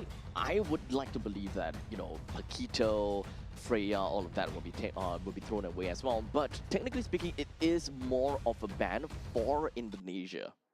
Yeah, I would say as well, right? And I would like to see if any of these top tier picks go through. And we did see the Marshall leak, right? And nobody picked it up. Nobody picked it up. No one cared about it. And yeah, it did come to bite them back into the fact that, yeah, that golden hour could have been the saving grace if, let's say, Team Singapore did choose to pick it up instead of the Hilda as well. But they wanted the damage, they wanted the tank ability, and yeah, I can see that going in their favor as well, but didn't really work out the first game. Now, for the second game as well, Freya completely banned out, so we are not going to be able to see Freya this game. Yep. Maybe we also can talk about the fact that they have lack of utility, right? As the roaming trio, we are looking at the Hilda, Baxia, and Kimi. Kimi does have a lot of utility, or rather a lot of crowd control, you gotta have to agree. But however, you don't have a very surefire way to actually lock people down for extended periods of time, as opposed to if you have someone like an Atlas at a roam position, or if you have a Cho in a roam position, for example. Yeah, and now with the Baxia being banned out, you gotta consider, you gave Team Indonesia the combination of the scariest heroes that were possible. I mean, you have the two Sin, you have the Claude, you have the Fredrin and the Arlot combo, and that is generally not given together. And Team Indonesia, if they have that combo, they're definitely gonna take it for themselves. Now, meanwhile, for the side of Team Singapore, what final ban do they go with? Do they want to ban out the Paquito, or do they want to use it for themselves and force Team Indonesia to ban out the Paquito here? To be fair, I do think that Tristan can play a pretty mean Paquito, so taking away the Paquito is not necessary to them. However, there are still a lot of open heroes. So, okay, great that they actually ban out the Juicid. But now it's up to Team Indonesia for what they want to ban. I think at this point in time, they would lick out of Marcel. I don't think that they are too particularly afraid of Marcel. Right now, what they might be looking for is number one, Paquito needs to go, or we are just generally going to be looking out for Harif in this case. Yeah, Harif as well. I mean, Paquito, there is also the possibility that they want to pick up the Fredrin for themselves from the side of Team Singapore, if let's say that's going to be the opener as well. And also for the side of Team Indonesia right now, they also have a lot of possibilities to go for that Claude themselves. So Team Singapore right now, first pick. Paquito. Without a doubt, they gotta have to choose Paquito, man. Yeah. If they kind of leak the Paquito away and give the Paquito over to Xiaoqi, I would not believe. That's just blasphemy, man. If Yeah. you don't take the Paquito for yourself right now, Xiaoqi playing the Paquito, I'm quaking in my boots. I don't want to see that. I really do not want to see that. Yeah, first pick, 20 seconds remaining. What do they open with? There's a Marcel. There is that Paquito. I would take the Paquito any day right now. Any day. Like, if Team Indonesia were to take the Marcel, sure, so be it. There must be some ways that we can play around. And honestly, I do want to see Team Singapore. Oh, okay. Your team is picking. Okay, Phoveus does a good job of dealing with the Paquito, I guess. In terms of level 4, but you give it to one of the best Paquito players in the entire region, right? So, do they go for it here? They go for the Claude and the Harley. Okay. I mean, because Team Indonesia, they don't need to go for the Paquito right now, right? They can still go for it in third pick. Yeah, because the it's Phoveus is ready out. Oh no, now. With the side of Team Singapore, how do they answer back against a Claude? We saw that Leslie wasn't the answer against a Harley as well. You need a tanky jungler. That Baxia has been banned out. You go for the Fredrin here, but you don't have that Arlot as well. So generally against the Harley, you either go damage for damage or you go tank, right? And Fredrin, They're going tank. yep, they might be the answer. Do they go for the Khalid? Yes, Your it's team cool, is they do. picking. Okay, so very tanky. Firepower-wise, do they remotely have enough is generally the question here. Khalid can, of course, set up for the team fight pretty effectively. Fredrin comes in as a follow-up from that point on, but who Your follows team is up banning. afterwards, right? Understandably, with the mage pick as well as the gold pick, I do not want to see a Leslie again, once again. We do have a Yves, though. So, Rom, Gato Your Kacha... team is banning. I don't think it's necessary here. Even though getting the getting the Eve to snap out of RWM is really important, but I don't think that the Gato Kacha would gel very well with the Team Singapore. I mean, for Team Indonesia, they have two choices here, right? Where they are going towards that team fight, or they are going towards that mobility. So if they're going towards that mobility, that kind of solo play, that Cho is available, they want to go for that team fight together with the real manipulation. They will have that Hylos available as well with the Glorious Pathway. And yeah, there's just so much possibilities right now for inside Team Indonesia, as Team Singapore as well, right? But the Moscow band really very good in dealing with the Claude in the late game, and also Spirit of Despair against the Harley. So right now, Team Singapore, they are lacking of a single team mage is and a gold laner. While for Team Indonesia, they're looking for a roamer and an XP. There's still quite a lot of XP heroes that is actually kind of open. And the way that Team Indonesia is opening things with the Harley in the gold lane definitely does suggest that they can play very power heavy. Your team Oh. is banning. Yeah, they ban out the Leslie. I mean, they feel that it is. It's a problem for Harley to a certain extent. Yeah, it is a problem for Harley, and it's also a problem for Claude as well, especially in the laning phase. But we did see Dingarai just doing an extremely good job of dealing with the Leslie as well. And now, for the side of Team Singapore, their final ban coming through, they might be looking towards that EXP lane. That Paquito is still there. It's still Yep. there. They can still ban a Paquito. Don't give it over to Choki. Please don't. Yeah, I mean, I'm not too sure it's going to completely leak the pool here because Paquito Claude, on paper, that is the dream lineup there. That's kind of scary. But now, Lapu. Your Yeah, team is Lapu. picking. I think that is this a point in time where it's like a no-brainer Paquito pick? Well, It- you don't need to pick it now. You don't have to. Phoveus yeah. is on the other side, so you can pick it on the last pick as well. So they can definitely secure their roam pick right now, especially if they want to go for something like a Cho, and they go Your for the team Hylos is instead. picking. Yeah, Okay. so we have the RWM into the Glorious Pathway combo. Is this a bait for a carry? Could be. Sounds like a bait for a carry. But if they don't pick out the carry, who else can they possibly go for? Because this does definitely seem, for the side of Team Singapore, they do want to play a little bit towards late stages of the game. There's no Harif to kind of go neck and neck together with Bruno. Phoveus.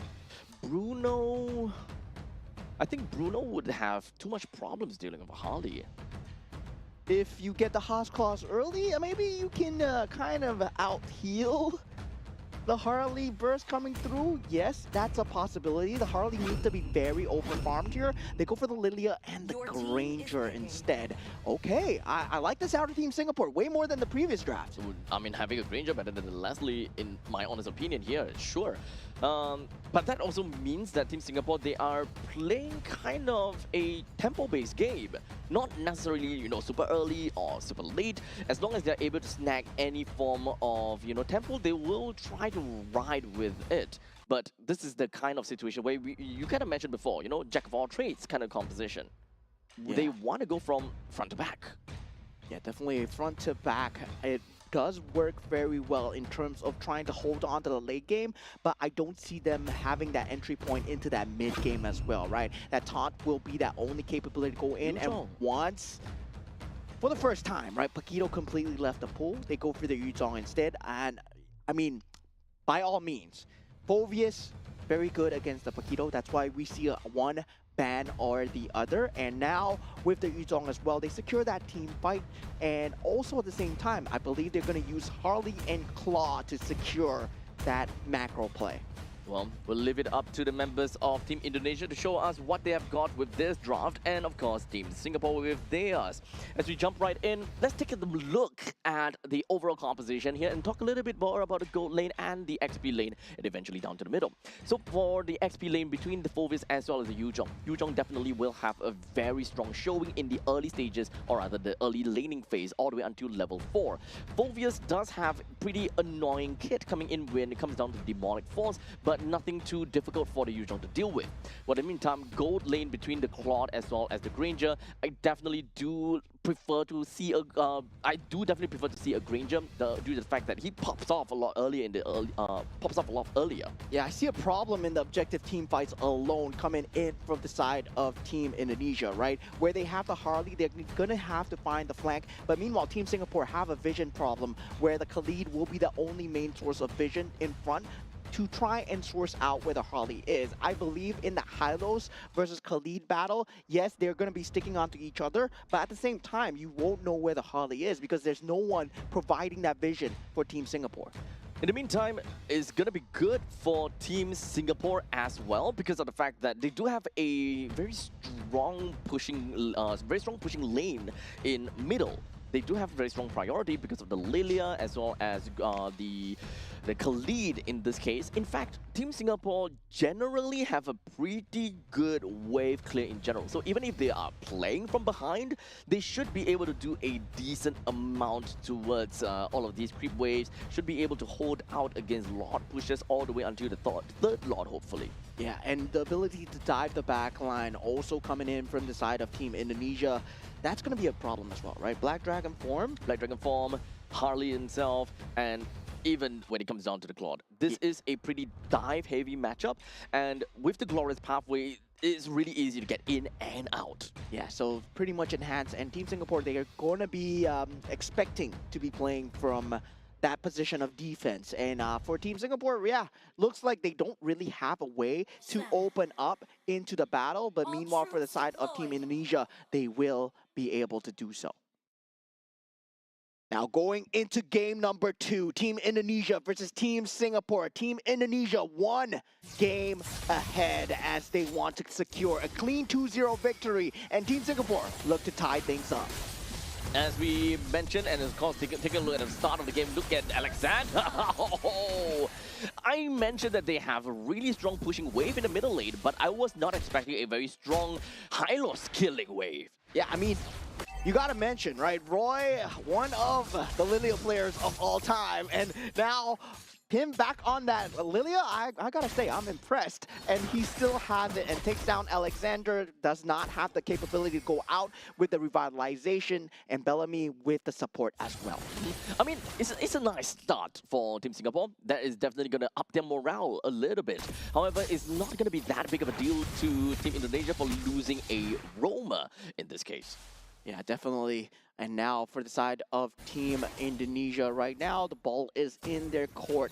They do lose Alexander, but it's not going to be huge. The EXP still going even in terms of both sides. Glorious Pathway timing will still be the same, and that first objective fight becomes that main priority. Yep, so as long as they're able to wave clear the middle lane fast enough, they should be able to move and roam together with Junxiang as the Fredrin to kind of suss out exactly where Afan might potentially be, so they don't see anyone in the top lane. So Granger will have a very good idea that the Harley is somewhere around. Yeah, great jump in onto Alexander once again, but revitalization has been popped, and this is going to be a problem, right? In the later stages of the game, where he has that Glorious Pathway, that revitalization is going to do so much more. Unable to burst him down now, you're not going to be able to burst him down later. Still no information as to where Harley is, and this is the problem that you mentioned, right? Trying to open up the map well enough is ultimately going to be a big problem. Right now, Shelky. Oh, Roy. Roy is doing it. Roy is doing it. He's getting consecutive kills now. Right now, they will have that first turtle advantage going their way. Team Singapore looking good at the start, but once again, Team Indonesia not a team to be trifled with, as Dingarai, he's starting to pace up in terms of the farm, trying to funnel into that mid lane cash in as well as the bottom lane. They're not particularly too scared about losing some of these leads over to the side of Team Singapore. They will look for the time and they will make it work out. Yeah, the flicker out coming in from the side of Tristan as the Purify and the Petrify was used, but he goes back in without the help of the flicker. He sees the team coming in, but it might have been an early call, but now with the appraisal scrap, they do take out Afan, and now with that, Team Singapore, they get the consolation 1-for-1. It's okay. I think that's relatively a pretty good trade. Tristan may have went in a little bit early, but there could be an idea that they don't want the Harley to get out of the lane, because that is the point in time where they can finally see Harley. They don't want Harley to use the hat, especially in this case, especially since I think that he already used his hat in order for that kind of situation. Okay, theory crafting, pure copium here. Team Singapore gives up the first game, pulls out the Leslie. Oh, we're so bad, but now, oh, we're so good. We're so in. Yeah, we're so in. We are so back here, Team Singapore fans, as now Team Indonesia, they're down 2 kills, but still, that's just 1,000 gold here. This is just us joking around, and Team Indonesia, they're not out of this yet. Not out of it. Yeah, they will still have a lot of capabilities to come back into the game. They don't have that vision on that Harley at all times. It will be a problem once he's able to jump on to Keith or on to Roy. They need to be careful not to throw caution into the wind right now. Team Singapore may seem like they are riding the wind and having a really good time, but a small little overconfidence would eventually be their downfall. Yeah, definitely. And now Team Singapore, Tristan with that Infernal Pursuit, Raging Sandstorm into that Flicker. Great combination to lock down a Fawn. And this is great defense coming in from the side of Team Indonesia as well. They do take out Bellamy, but that is a great trade for Team Singapore. Of course, that is also a really nice read coming from the side of Bellamy, preemptively flickering together with Afan. Yeah, now Glorious Pathway has been used together with Black Dragon form. Now with the debut of that Black Dragon form, Roy has to pop that Black Shoes Appraisal's Wrap into Retribution as Keith comes into the battle, and Team Singapore, they clean up 3 kills ahead, but still the macro is not going their way. Tingarai, he's been farming up a storm. 4 minutes and 58 seconds. He took down every single one of these energy shield and even brought down the turret at the bottom lane. This will be a permanent swap coming in from the side of that Granger, and he has to stick to the top lane now. Yeah, looking at the team fight going in, they were trying to force this no matter what, while Tingarai is getting that macro advantage, right? We talked about Team Indonesia being a brawl team. They can play the macro as well, but now with the Appraisal's Wrath coming through on Tingarai, does BMI away. The main thing is he wants to get as much damage as possible over to the side of Dingarai, due to the fact that he did manage to get a pretty nice taunt in, so might as well do whatever that you can. Yeah, and there is that availability of the macro, right? With the Black Dragon form being used as an escape tool, Afan being used as just pressure alone, Dingarai is still going to have that space to farm. So meanwhile, Team Singapore, they need to keep it in the back of the heads, but at the same time, they can't get pulled around like a dog on a leash. Slowly but surely, even though Team Singapore seems like they're having a good lead, but the lead is not that big. Yeah, Alexander going down here, not popping the revitalization, but still trying to make use of the macro map advantage. You see Afan and Dingarai just instantly jumping onto the creep waves, trying to keep the macro up. Despite the fact that we are 7-3 right now, still no gold lead to be mentioned of.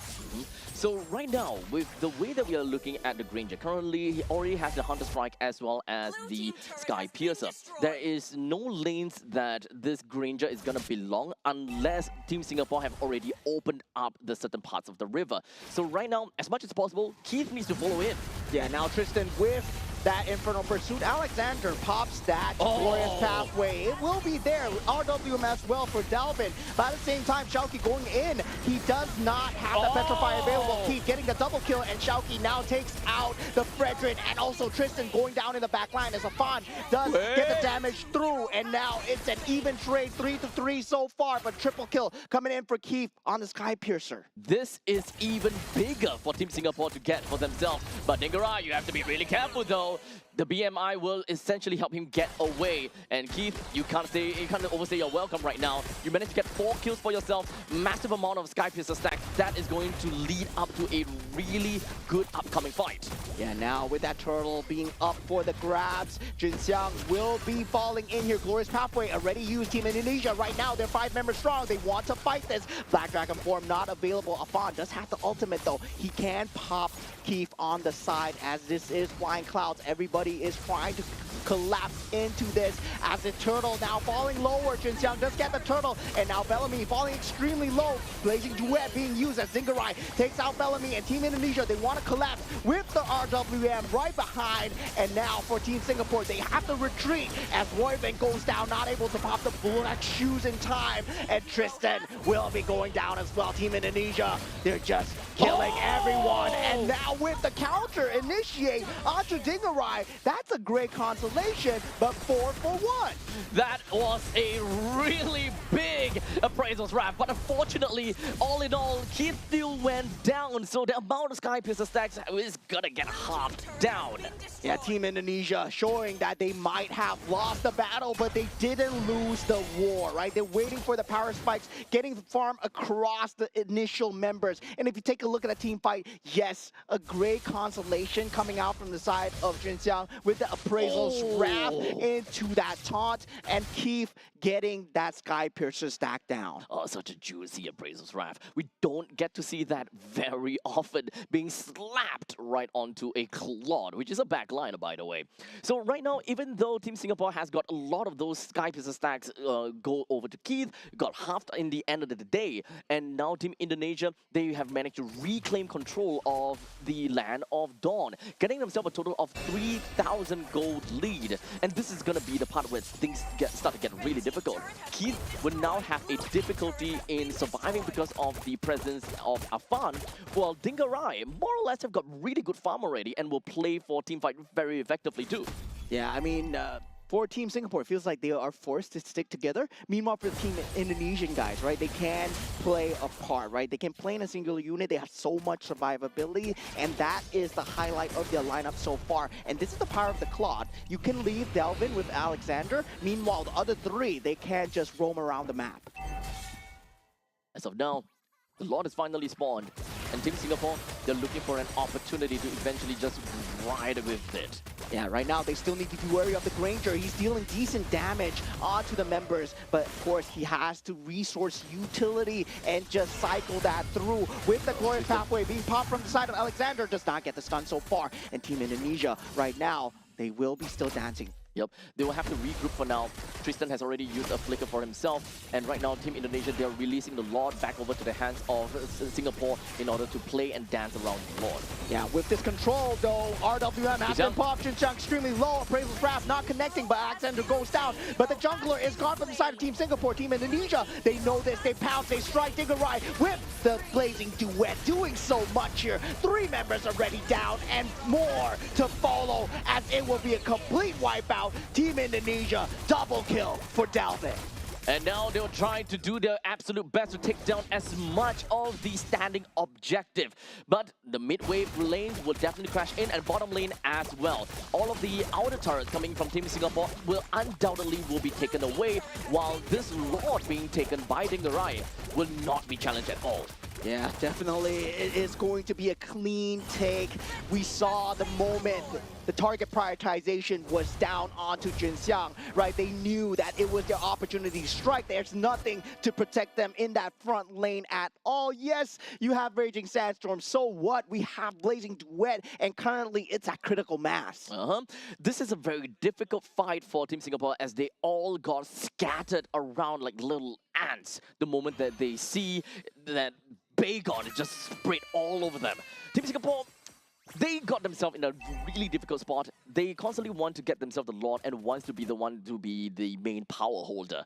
But unfortunately, Team Indonesia, they are way too far ahead now. They know that they can re-engage anytime, and before they even had that previous fight, they have already baited out that flicker coming in from the side of Tristan. Yeah, good teams know how to play when they're behind, and Team Indonesia right now, they aren't behind anymore as they do with that Glorious Pathway. Now with the real manipulation, Dingarai with the Blazing Duet in the back, so much damage onto the side of Team Singapore. Team Indonesia are tearing through the front lines. At the moment, they take out the inhibitor turret. 3 members already down. Shauki might go down here, but the base will not be left standing for the side of Team Singapore. As Team Indonesia, they focus fire down the crystal, and they take the game 2-0.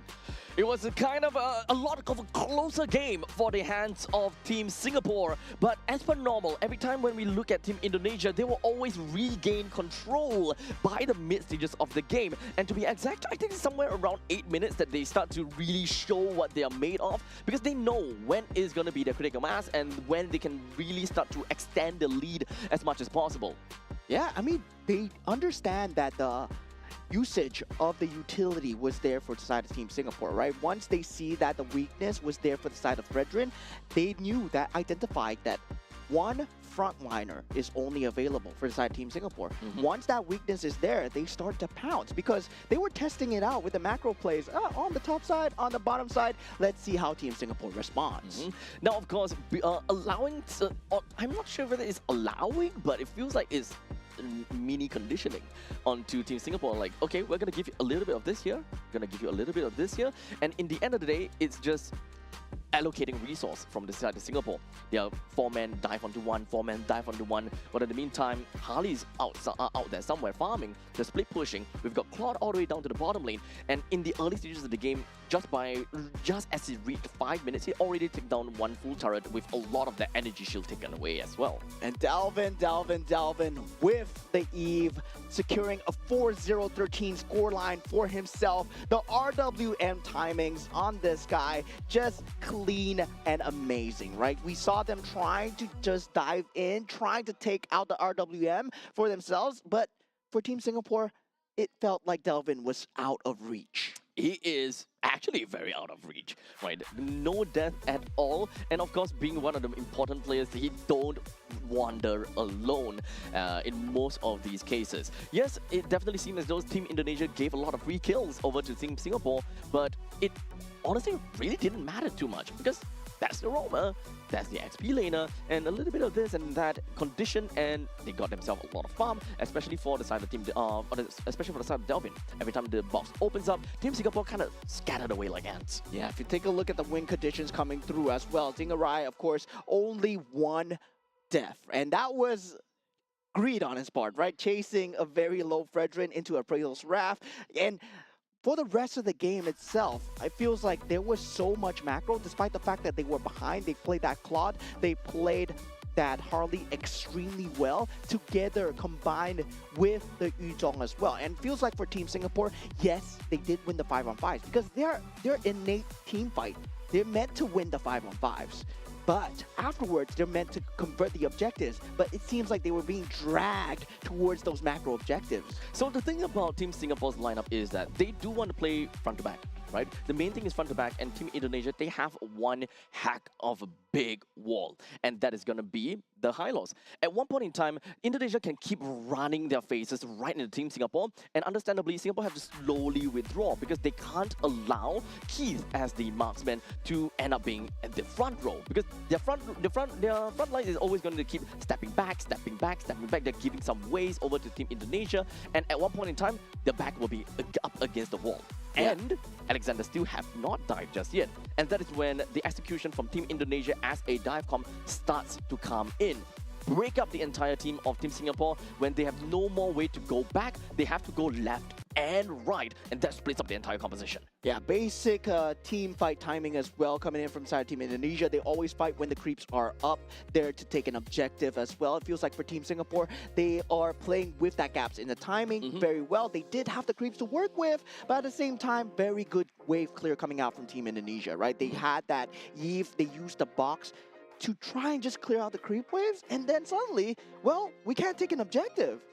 It's really hard to swallow at the fact that, you know, game number 2, Team Singapore seemed like they had it. You know, we are all looking at the game and, oh, Team Singapore is getting a kill there everywhere. And even to the point that there is a lot of very good funneling of kills and farms over to the side of Keith.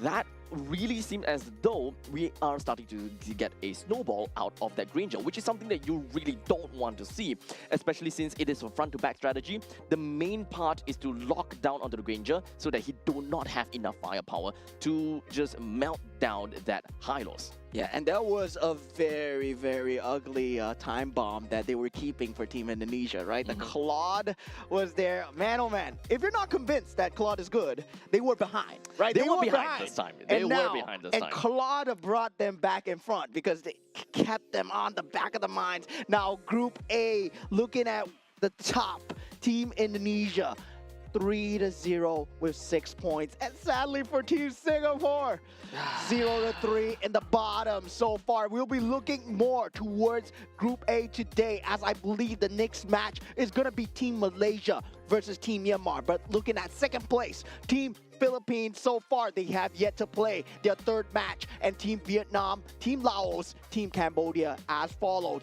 They are getting that top 5 seed so far, but this is only day 2 as we move further into the brackets. So, manifestation. They have to win every single game from this point on.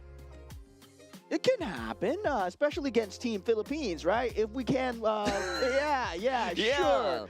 Team Singapore loses to Team Indonesia, yeah, we grow better and we groom our talents, and yeah, we can fight Team Philippines. They will be going up against Team Philippines on the June 21st, which happens to be the final day. They will also go up against Team Myanmar on that day as well.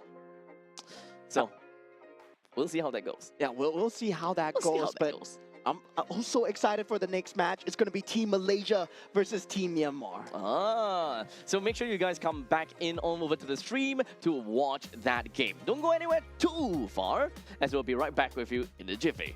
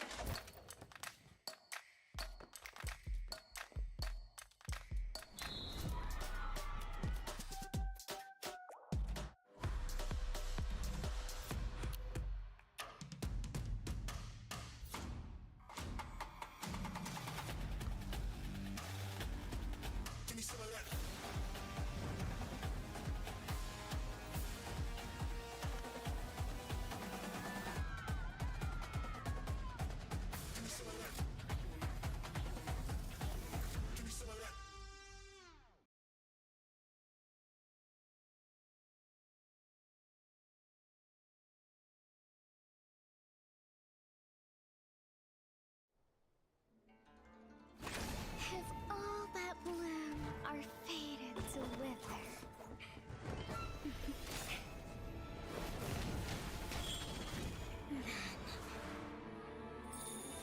I'll enshrine your most brilliant moment in crimson splendor. Even something so crude can be graced with a splatter of beauty.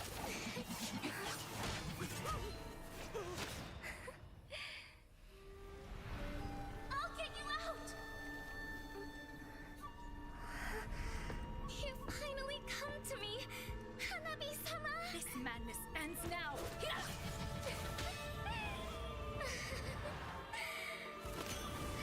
At last, I'm shivering with excitement!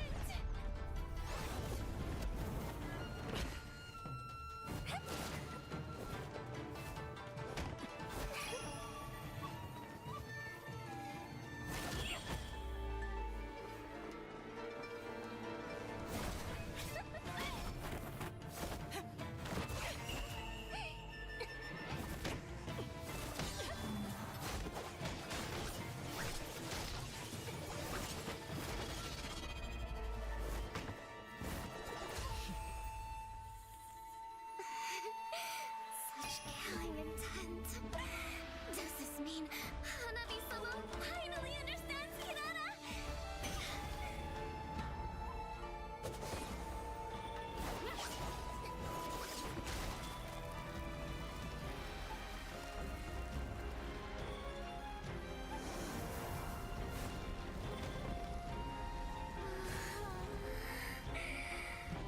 So warm. So beautiful. We can finally embrace eternity in hell. Just the two of us. Allow me to release your eternal bloom.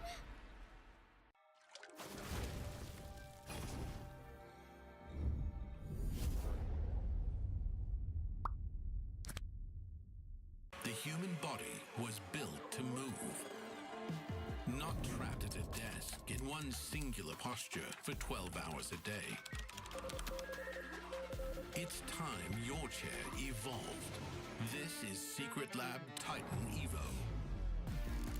Ergonomically engineered for you, gamers, hybrid workers, artists, backing your every move.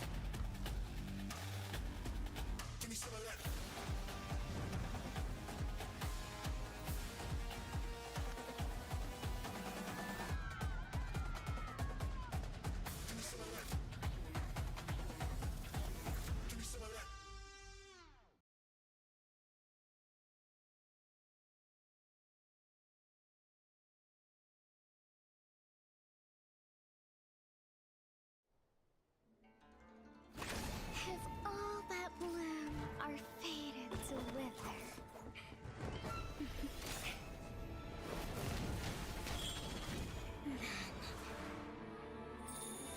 I'll enshrine your most brilliant moment in crimson splendor. Even something so crude can be graced with a splatter of beauty.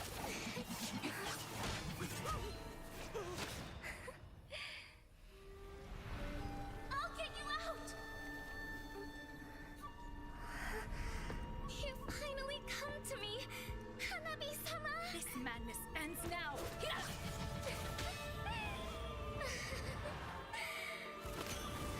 At last, I'm shivering with excitement!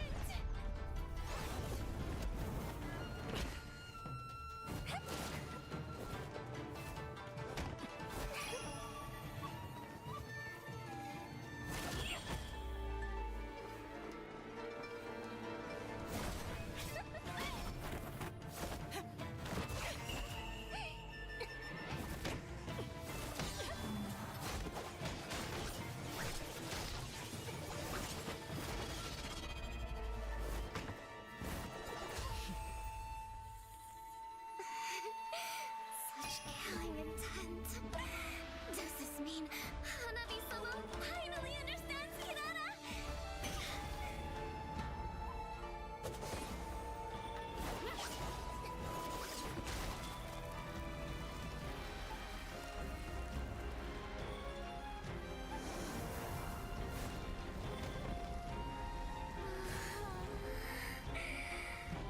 So warm.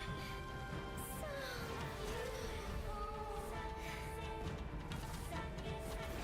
We can finally embrace eternity in hell. Just the two of us. Allow me to release your eternal bloom.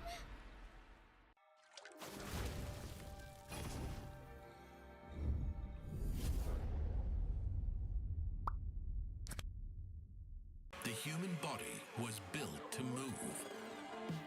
Not trapped at a desk in one singular posture for 12 hours a day. It's time your chair evolved. This is Secret Lab Titan Evo.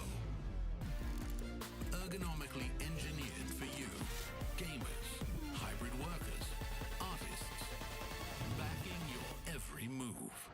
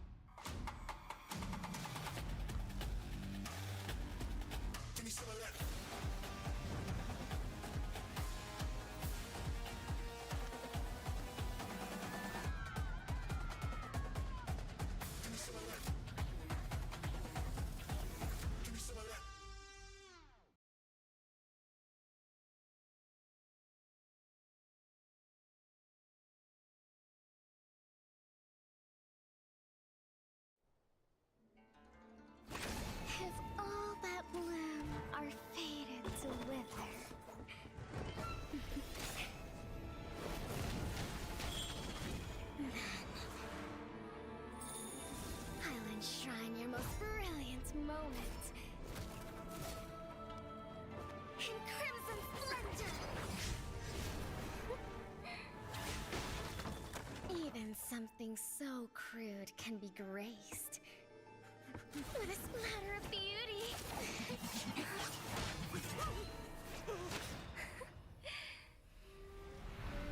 I'll get you out!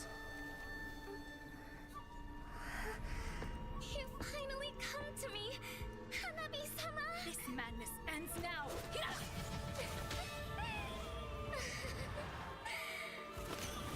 At last, I'm shivering with excitement!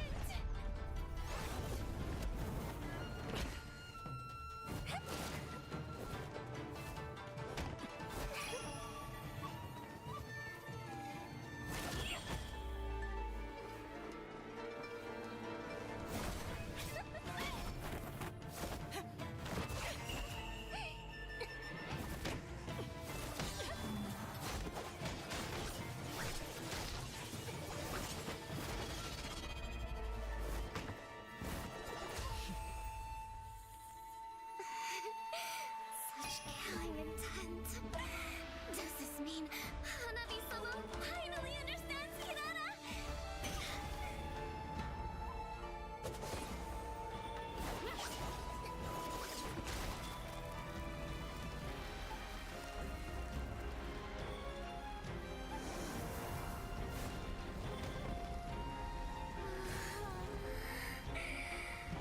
So warm.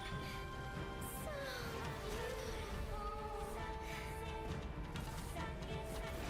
We can finally embrace eternity in hell. Just the two of us. Allow me to release your eternal bloom.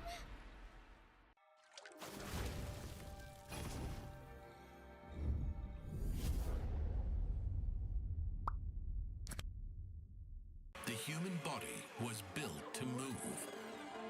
Not trapped at a desk in one singular posture for 12 hours a day. It's time your chair evolved. This is Secret Lab Titan Evo. Ergonomically engineered for you, gamers, hybrid workers, artists, backing your every move.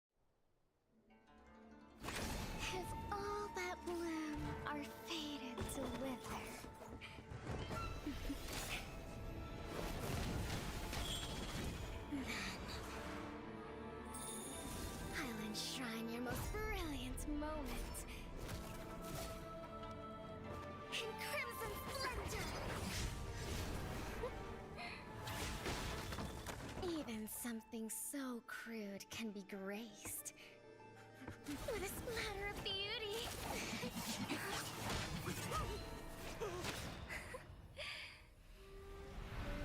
I'll get you out! You finally come to me, Hanabi-sama! This madness ends now!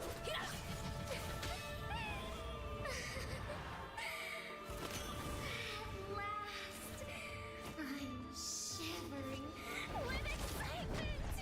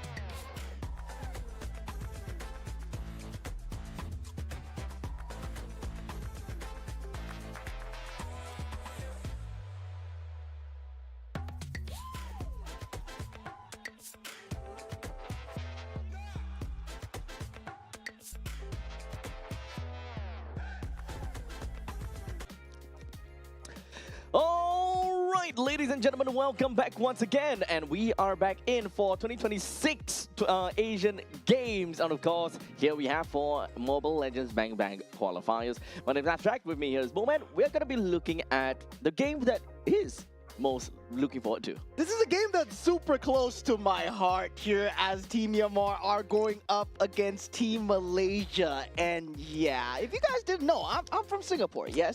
Tell me more. But I'm originally from Myanmar. Oh, yes, Mr. Mo Ong. Yes, exactly. So I am very keen to see my boys do well here, especially at the Asian Games qualifier. So, well, we already have that similar seed spot going up against Team Malaysia, and going up against Team Malaysia is Team Myanmar, right? Both teams, I would say, they would have similar levels of experience. And meanwhile, for the side of Team Myanmar, they've been playing together as five for a very long time. As five. Okay, so definitely when it comes down to going up against Team Malaysia, technically speaking, they do have a little bit of advantage. Because remember, when it comes down to Team Malaysia, we do have a little bit of nice mix coming in from them. 3 of them from Team Ray, 1 of them from BTR, and 1 of them from Monster Vicious. So a little bit of mixture here and there. It's fair to say that when it comes down to Team Myanmar, they might have a little bit more chemistry than Team Malaysia. Yeah, and this is a revenge match, right? Where I would say, like, during, okay, not M7, maybe M6, right? M6, yeah, okay. When we first introduced the Swiss brackets, we were able to go up against Team Malaysia at that time, which was SRG, and yeah, there was a bit of a tiffle, and we did take them out for that Swiss bracket, but they eventually made it through, and they took us back out during the playoffs. That's so sad. You know, the very fact that that Team Myanmar at one point in time definitely looked to be a very strong team, a force to be reckoned with. And of course, coming in here for the Asian Games, I'm pretty sure that they will do the same thing and make some of these teams really just shiver in their boots. Yeah, definitely. I'm just hoping that right now they are only 1 match down, right?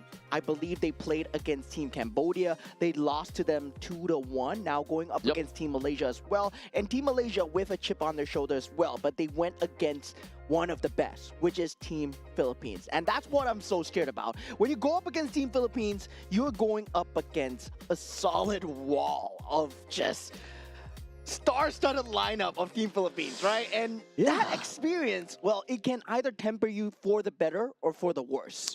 So honestly, at this point in time, we kind of want to see how Myanmar would do, right? Would they kind of crack under pressure, or would they be reinforced at this point in time? I do hope that they will be able to, you know, kind of learn quite a bit from the entirety of this tournament and see how far they can eventually make it through. Because when it comes down to Group A, I think it's relatively fair to say that Team Myanmar can definitely look like one of the stronger teams to be one of the top 5. Yeah, and so far, now we see standings here for Group A.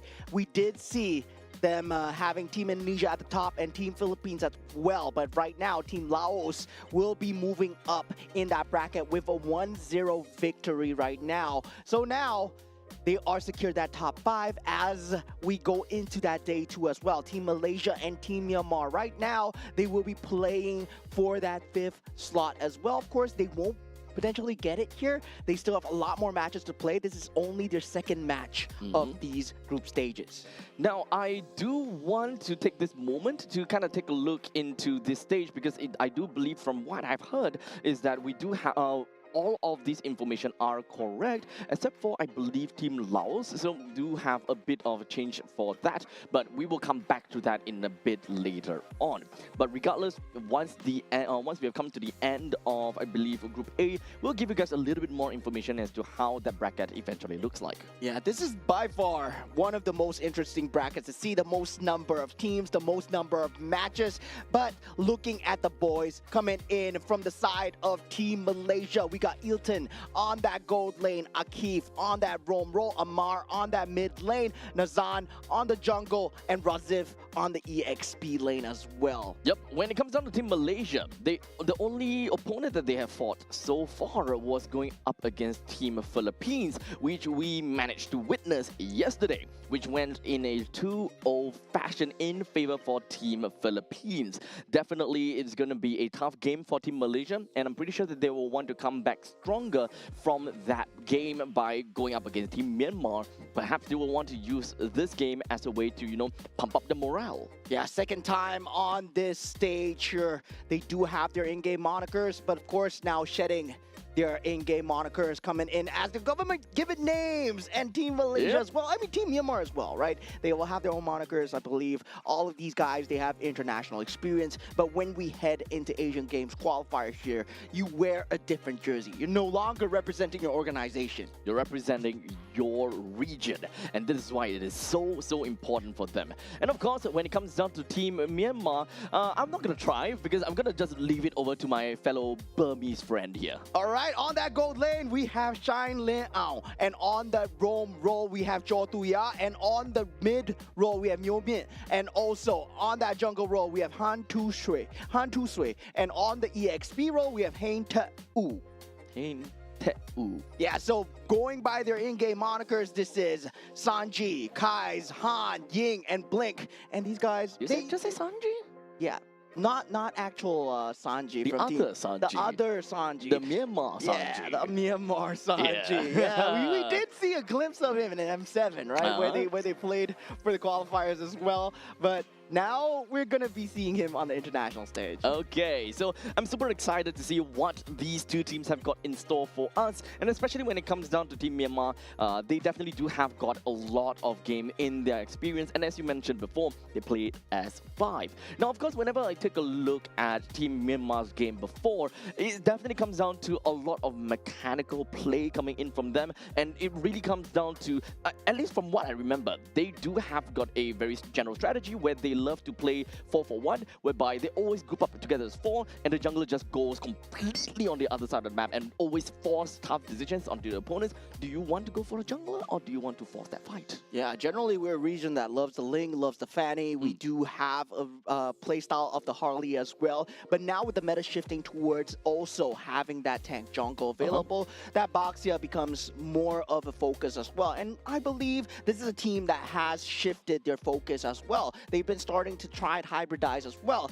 And also for Team Malaysia, now how well do they mesh together given the experience that they had against Team Philippines yesterday? Okay, so without further ado, we're going to be jumping right in and take a look at which map is going to be selected of the randomizer. It is going to be Expanding Rivers. So taking a look at very mobile gold laners is definitely going to be one of the key of the game. Being able to join into some of these team fights early on, like even from the first turtle, can very much be expected, especially in this current meta. It does seem like we are seeing very aggressive plays right off the start.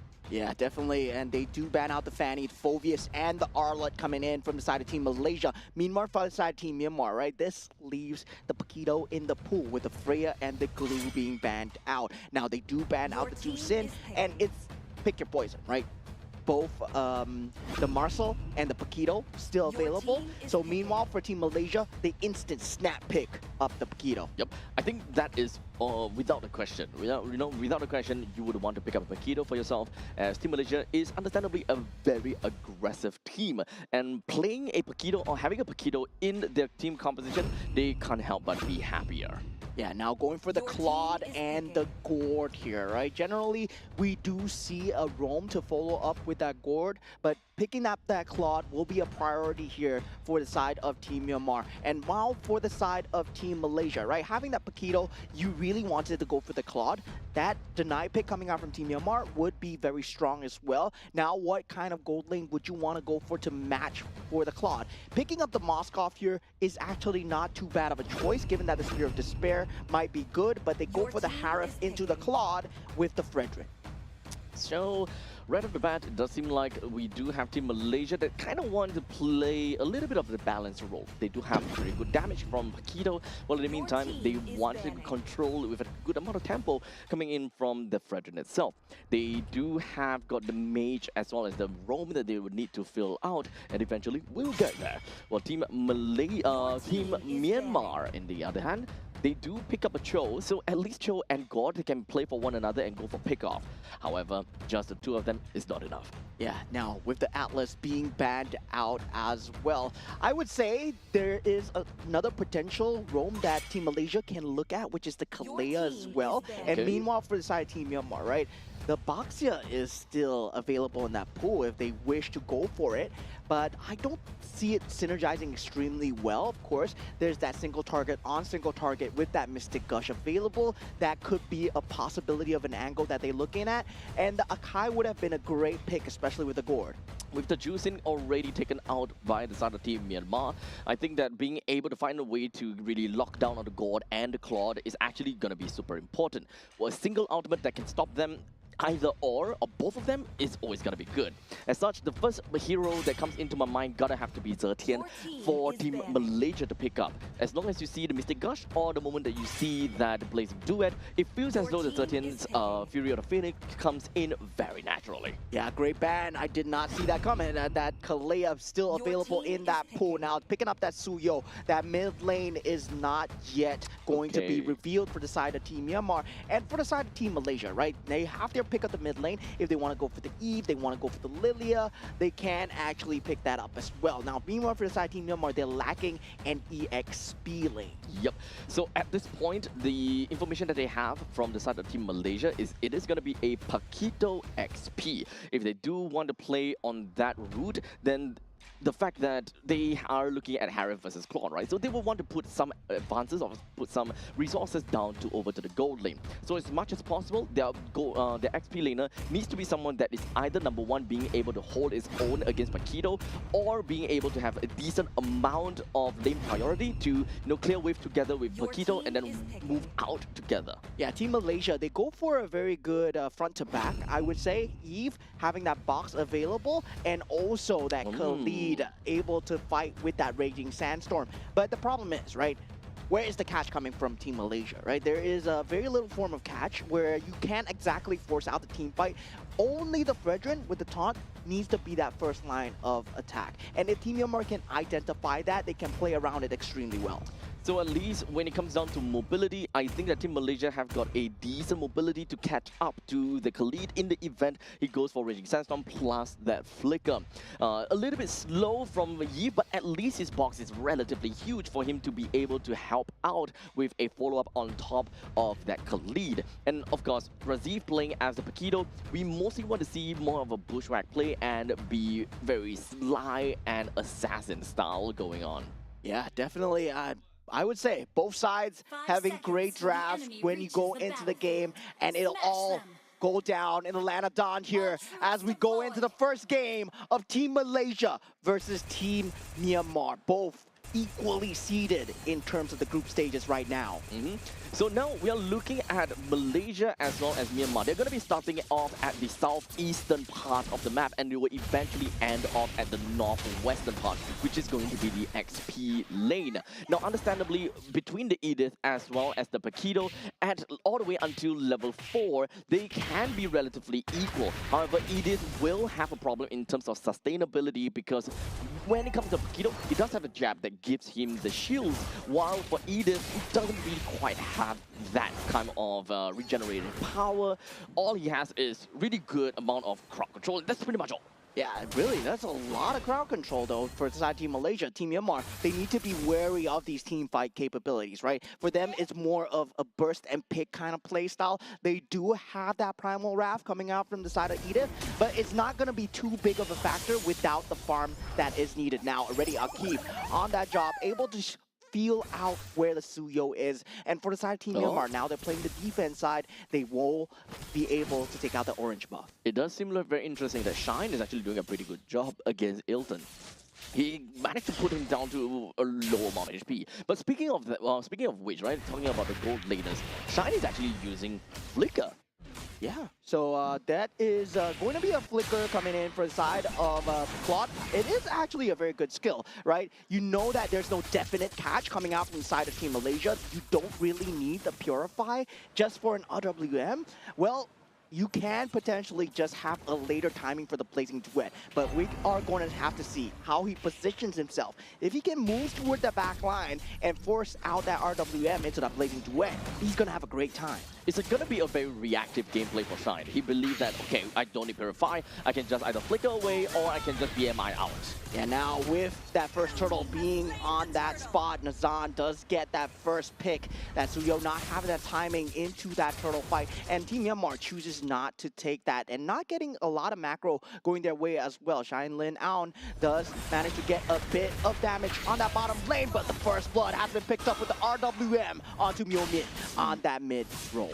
Really good layering coming in from Team Malaysia. Is just a matter of milliseconds for Team Myanmar to really want to react to that. Didn't even give any time for Myo Min to just kind of flicker away. Yeah, now with the Zamon's Force being popped out as well, Blazing Duet is available here, but Shanglin Ao needs to play extremely safe here. Now, Tu Shui, he does have the ability to go in, but now being forced out from Akif as well. Mystic Gush does come through from Yomin. It's not going to be enough here as Team Malaysia. They just go for the clean disengage. Very nice. Team Malaysia at this point in time, they do have a slight bit of lead on top of Team Myanmar. Just a shy bit of 1,000 gold. Not going to be that big of a situation right now. But here we go. Take a look. Razif does come in, but clean reactions coming out from the side of the Suyo player as well. Now with the Damon's Force being popped on the bottom, does not matter too much here. Skirmish will be here at the orange buff here. The jump up from Akif into that raging sandstorm, and he does find that clean cut kills. Team Myanmar, 2 members down so far. Team Malaysia, they invade successfully.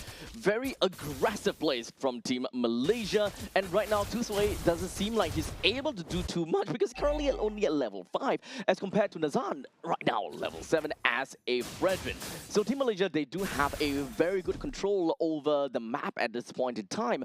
Is very likely due to the fact that, you know, Team Myanmar, they kind of seem like they are having a little bit of difficulty trying to control out the middle lane to a certain extent. Yeah, consistently popping out the Zamon's Force to the bottom side as well, not giving the macro advantage while this is going on, right? They want to take the team fight and get the macro. No, you're not going to get the best of both worlds here. Team Malaysia just slamming their foot down. Now they will have that second turtle available, but this time that Way of the Dragon is available, and they gotta watch out for that. A lot of ultimates is currently still available, and in fact, Team Malaysia has just refreshed all of their cooldown. Every single one of them can be part of this game. The ultimate economy so far looks pretty darn good for Team Malaysia, and if they ever want to jump right in, they absolutely can. And now we do see that bottom lane. Nobody's rotating in, and Hilton will be going in. But Akif does have that Raging Sandstorm towards the back. Myo Min in a lot of trouble here, but RWM in the back line, keeping the rest of Team Myanmar locked up as Team Malaysia, they get 2 for nothing, and the turtle as well. Great early game start for them so far. Unfortunately, Akif did not manage to get a kill down on the Myo Min, but the main thing is being able to lock Myo Min out of that team fight due to the fact that it is a turtle fight after all. The moment that God is out, one of the main damage dealers of Team Myanmar is going to be out of commission, and Team Malaysia, none of them will die. Yeah, Flicker being forced out in the side of the gold lane here. Macro advantage also not going the way. The recovery here not going Team Myanmar's way at all. 3,000 gold advantage coming out from side Team Malaysia. And they're going to keep up the pressure with the top, mid, and bottom tier 1 all going to be going down soon. Team Malaysia, they definitely do have a very good grasp of this current game, with a total of 3.7 thousand gold lead on top of Team Myanmar. They're constantly just going to be putting themselves right in the face of Team Myanmar, as you can see from Akif. He's always showing himself, and he's always trying to give information to the team. Yeah, they are doing a great job of keeping vision onto the Suhyo. Team Malaysia, Akif, especially onto Han Tu Shui, where this Suyo, he has unable to find any sort of momentum at all. Yep. At this point, he needs to be able to find a way to get himself out of this ditch, right? Because Team Malaysia, they are very aggressive, and Team Myanmar, honestly, I think that the main thing that they want to look for is to play bushwhack and kind of snipe out the back lines. The only one that can realistically go down maybe is going to be the Keto, because he's very powerful in terms of firepower. The moment that he runs out of these skills, that is the point in time where Han Tu Sui would be able to find some of these advantages or these windows to play around. Yeah, and now with the Whale Dragon not being available as well, they know that Flicker is down for the side of Claude. They push the issue here. Conceal already being used here. They still have Flickers on the side of Team Malaysia. They're waiting to pounce for a slight positioning error for the side of Team Myanmar. And now they will want to take this turn as well. The thing is, for Team Myanmar, they can play pick-off. This is kind of what they are wanting to do, right? As long as for Tuya is able to find a good kick onto someone, literally onto anyone, I feel, then the Mystic Gush can come in and followed by a good execution from Tu Sui, then it should be fine. Yeah, now with the rest of the team falling in, Team Malaysia, they might not want not to overextend here. Great knockup from the Earth Shatter so far, but Mr. Gush not coming through as Akif does find the damage onto the Gourd, and 2 members already down for the side of Team Malaysia. And now Team Myanmar, they answer back with 1 kill of their own. Unfortunately, the fight did not start off great because the Weird Dragon from Tuya just did not land correctly. It did kick onto Amar, yes, however, not in the direction that you wanted it to go. So that is one of their main win condition, or rather their main game plan already thrown into the gutter.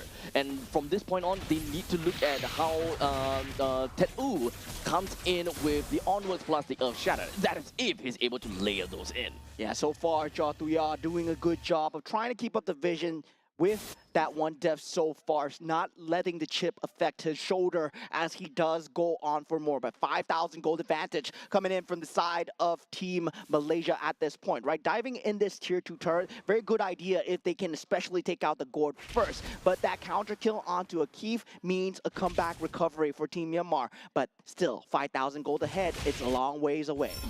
Hardly any form of recovery, but here we go. The conceal play right over to middle lane. They found one. Yeah, Jaw in a lot of trouble as he gets instantly shut down. And that's what you want to do from the side of Team Malaysia, right? Make sure the Cho is unable to start these fights. Make sure that the flicker is consistently used. The good thing here is that Jaw did not use the flicker at all.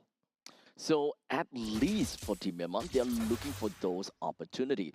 The Lord is definitely going to be coming out. So at least for Tuya, he understands that, okay, we're just going to be playing it still. He may die a couple of times, in fact, 2 times only. So he'll want to open things up and wait for the prime opportunity to go in for a nice Way of the Dragon. As long as he gets one good one, there is a possibility the Team Myanmar will be able to take away with a good amount of trades. Yeah, Team Malaysia so far very dominant throughout the entire map. They will have that Zaman's Force available together with that taunt capability. This team fight for them is going strong. And Team Myanmar, they have not been able to find a pick-off so far. They need to pick and burst, right? That's their entire crucifixion of that lineup. And that fixation is not going to find them any opening at all.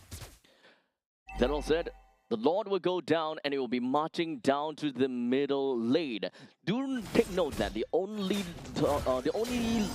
turret that is available is all the way up in the northern side. And as long as Team Malaysia is able to get more than that outer turret and being able to touch more of these inner turret, this is going to be great for Team Malaysia. And they will be able to get quite a lot of advantage just from a single Lord. Yeah, the lack of frontliners here as Edith will be that only source of damage. So coming in from the side of Team Myanmar, they have no one to frontline. They still have holy defenses available. But look at that, Han Tu Sui getting caught here. But he is a Suyo, able to get out. And Amar, oh, very premature. yeah, flickers away. Yep, but at least that is going to save his life a little bit, I suppose. However, might not exactly be too necessary, but it's okay. Since Team Malaysia, they are already pretty far ahead. They will want to look for a window of opportunity to eventually run right in. RWM with the Raging Sandstorm. Akeem unable to find that opening so far. Now Team Myanmar, they are able to defend this for now as long as they can keep their members alive. And they are able to hold on for now. Shinlin out going aggressive. Oh! He does have the BMI away. Is he able to pop it? He does. And this is the power of the Claude. Oh my, oh my. Initially, it kind of seemed as though Myanmar has a lot of problems trying to reach in over to the masses from the side of Team Malaysia. Just because of the RWM, it creates so much space between Malaysia and Myanmar, which even to this point in time, Han Tu Sui, he don't have a way to go right in. The moment he goes in, he's going to come out with half HP and he didn't even get to touch anyone. As such, that initiation coming in from Shine, he's just trying out his luck, it does seem.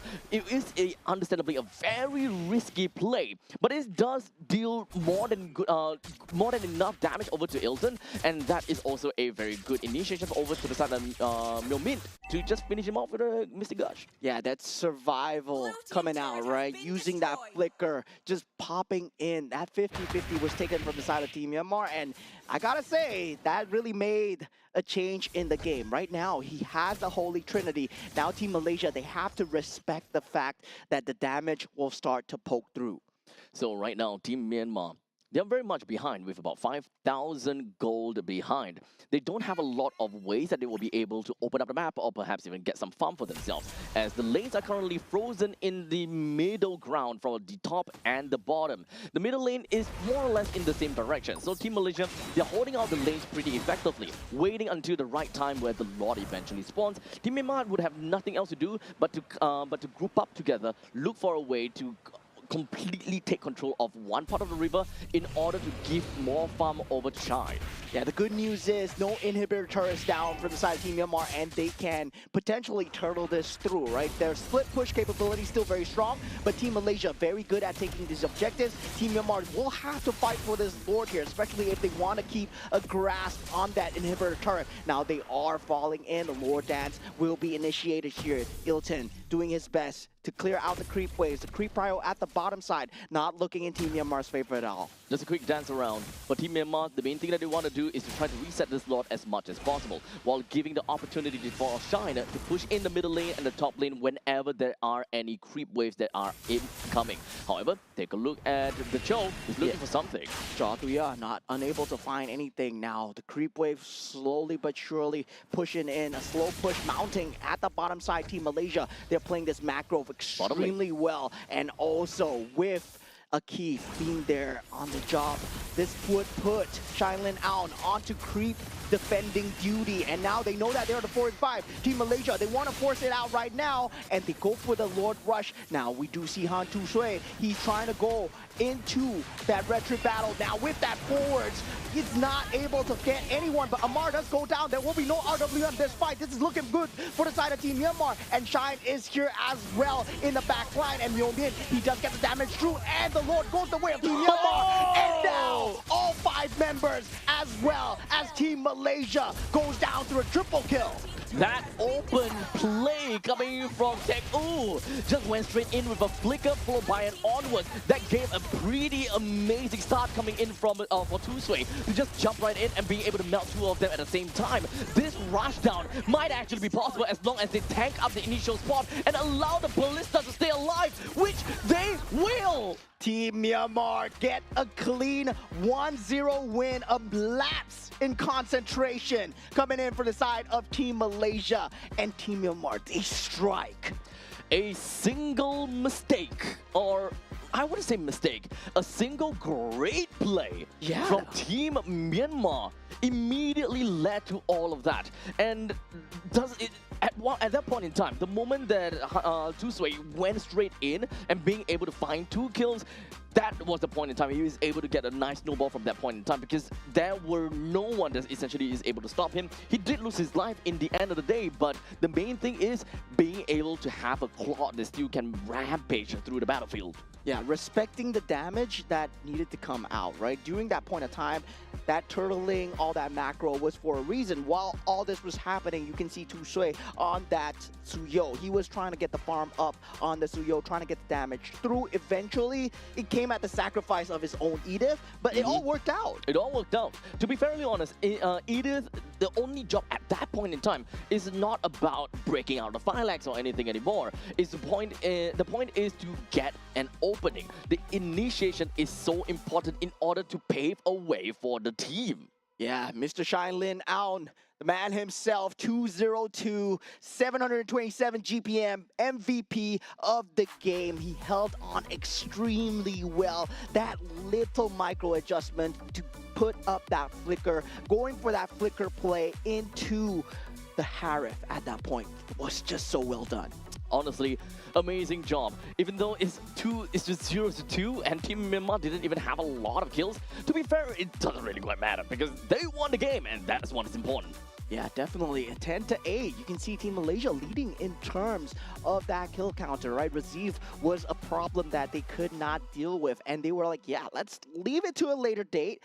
Our problem now is to get the farm on the Claude as much as possible. And this is a situation, once again, the Claude from behind, right? This is a hero to be respected. This is something that only a Claude can do. And currently, I feel this is why he's so strong in the meta.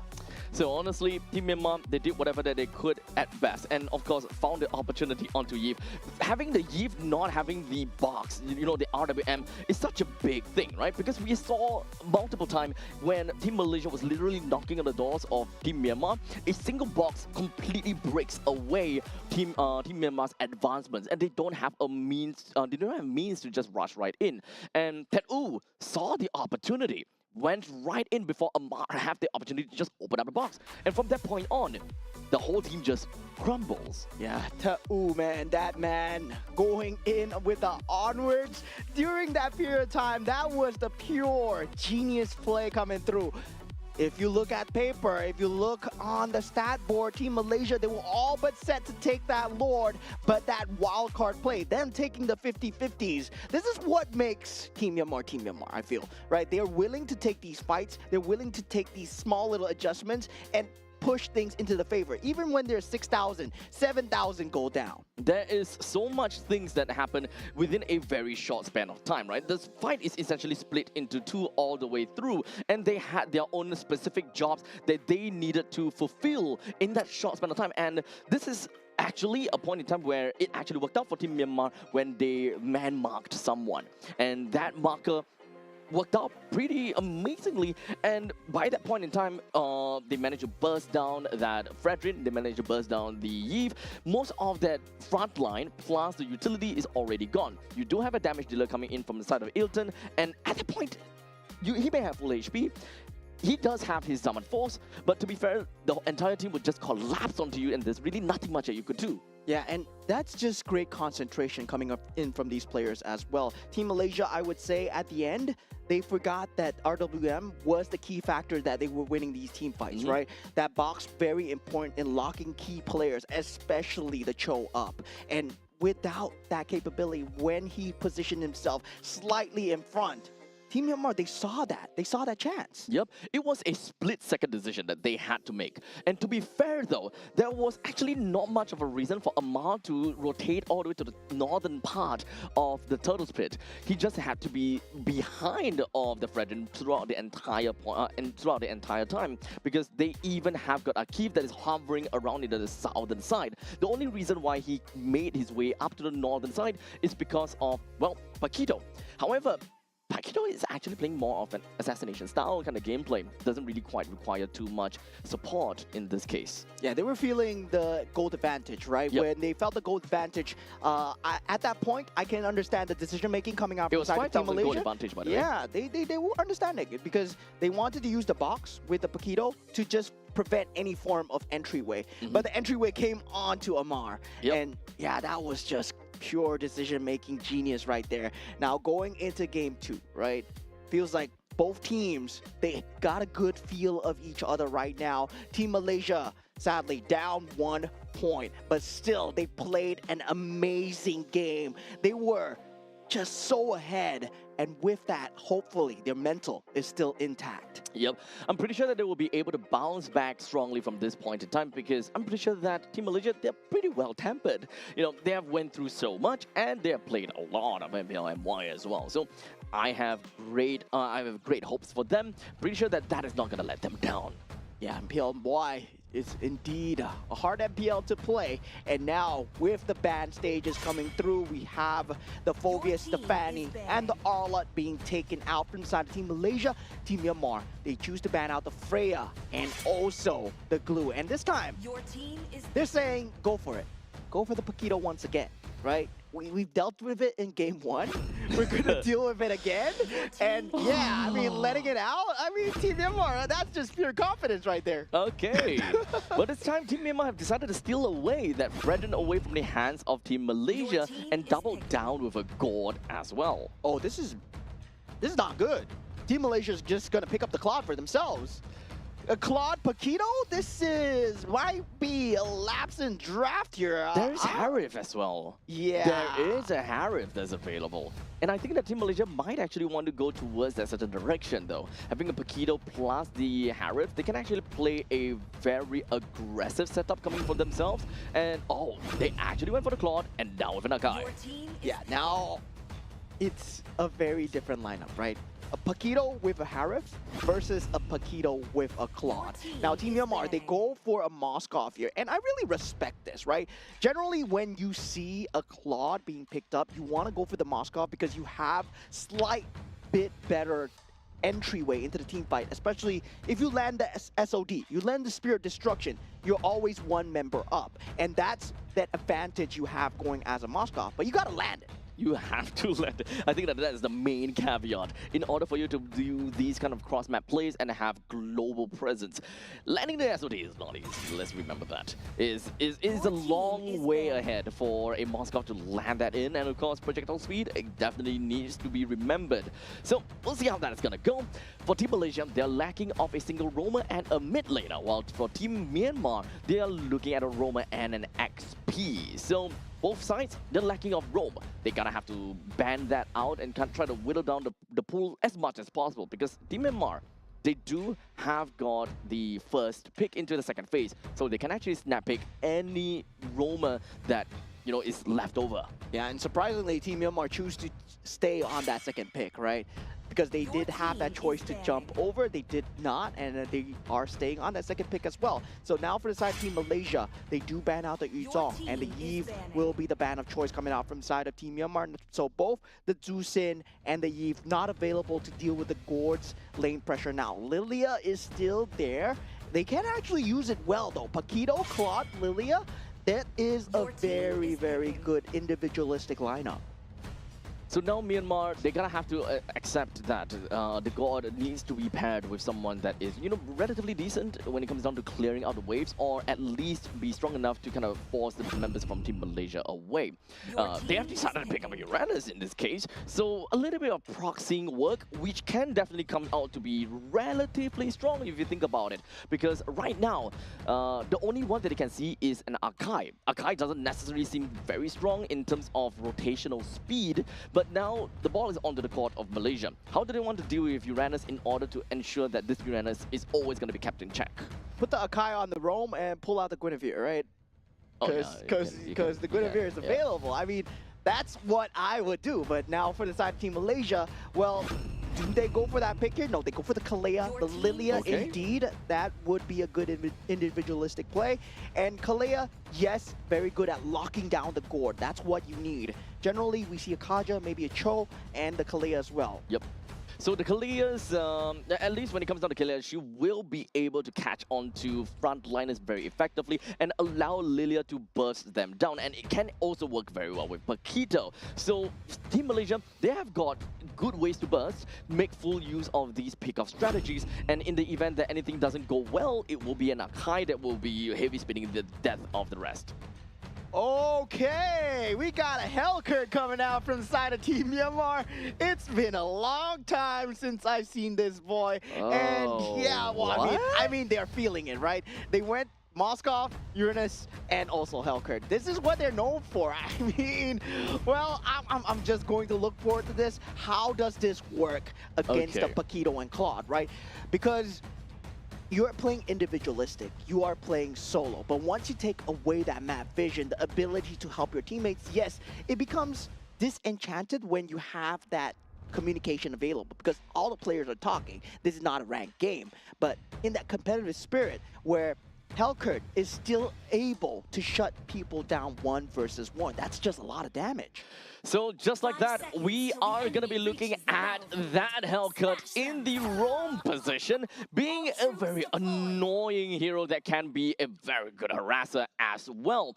So looking at this, with a great power in the roam section, you generally will be able to find your ways into the side lanes very effectively and to kind of help out whoever that would be in need. This puts the goal lane for the side of Team Malaysia in a really tough spot as the Claude, because you constantly have to look out. Is there going to be a Hellcurt here? Oh my my god, that was just so much damage. I have no idea what Myomin was doing standing beside there, and the flicker being used as well. Oh no, that's an early blunder. Yep, as I mentioned, Team Malaysia, they're not gonna find themselves in a demoralizing state. They will use that loss as a lesson.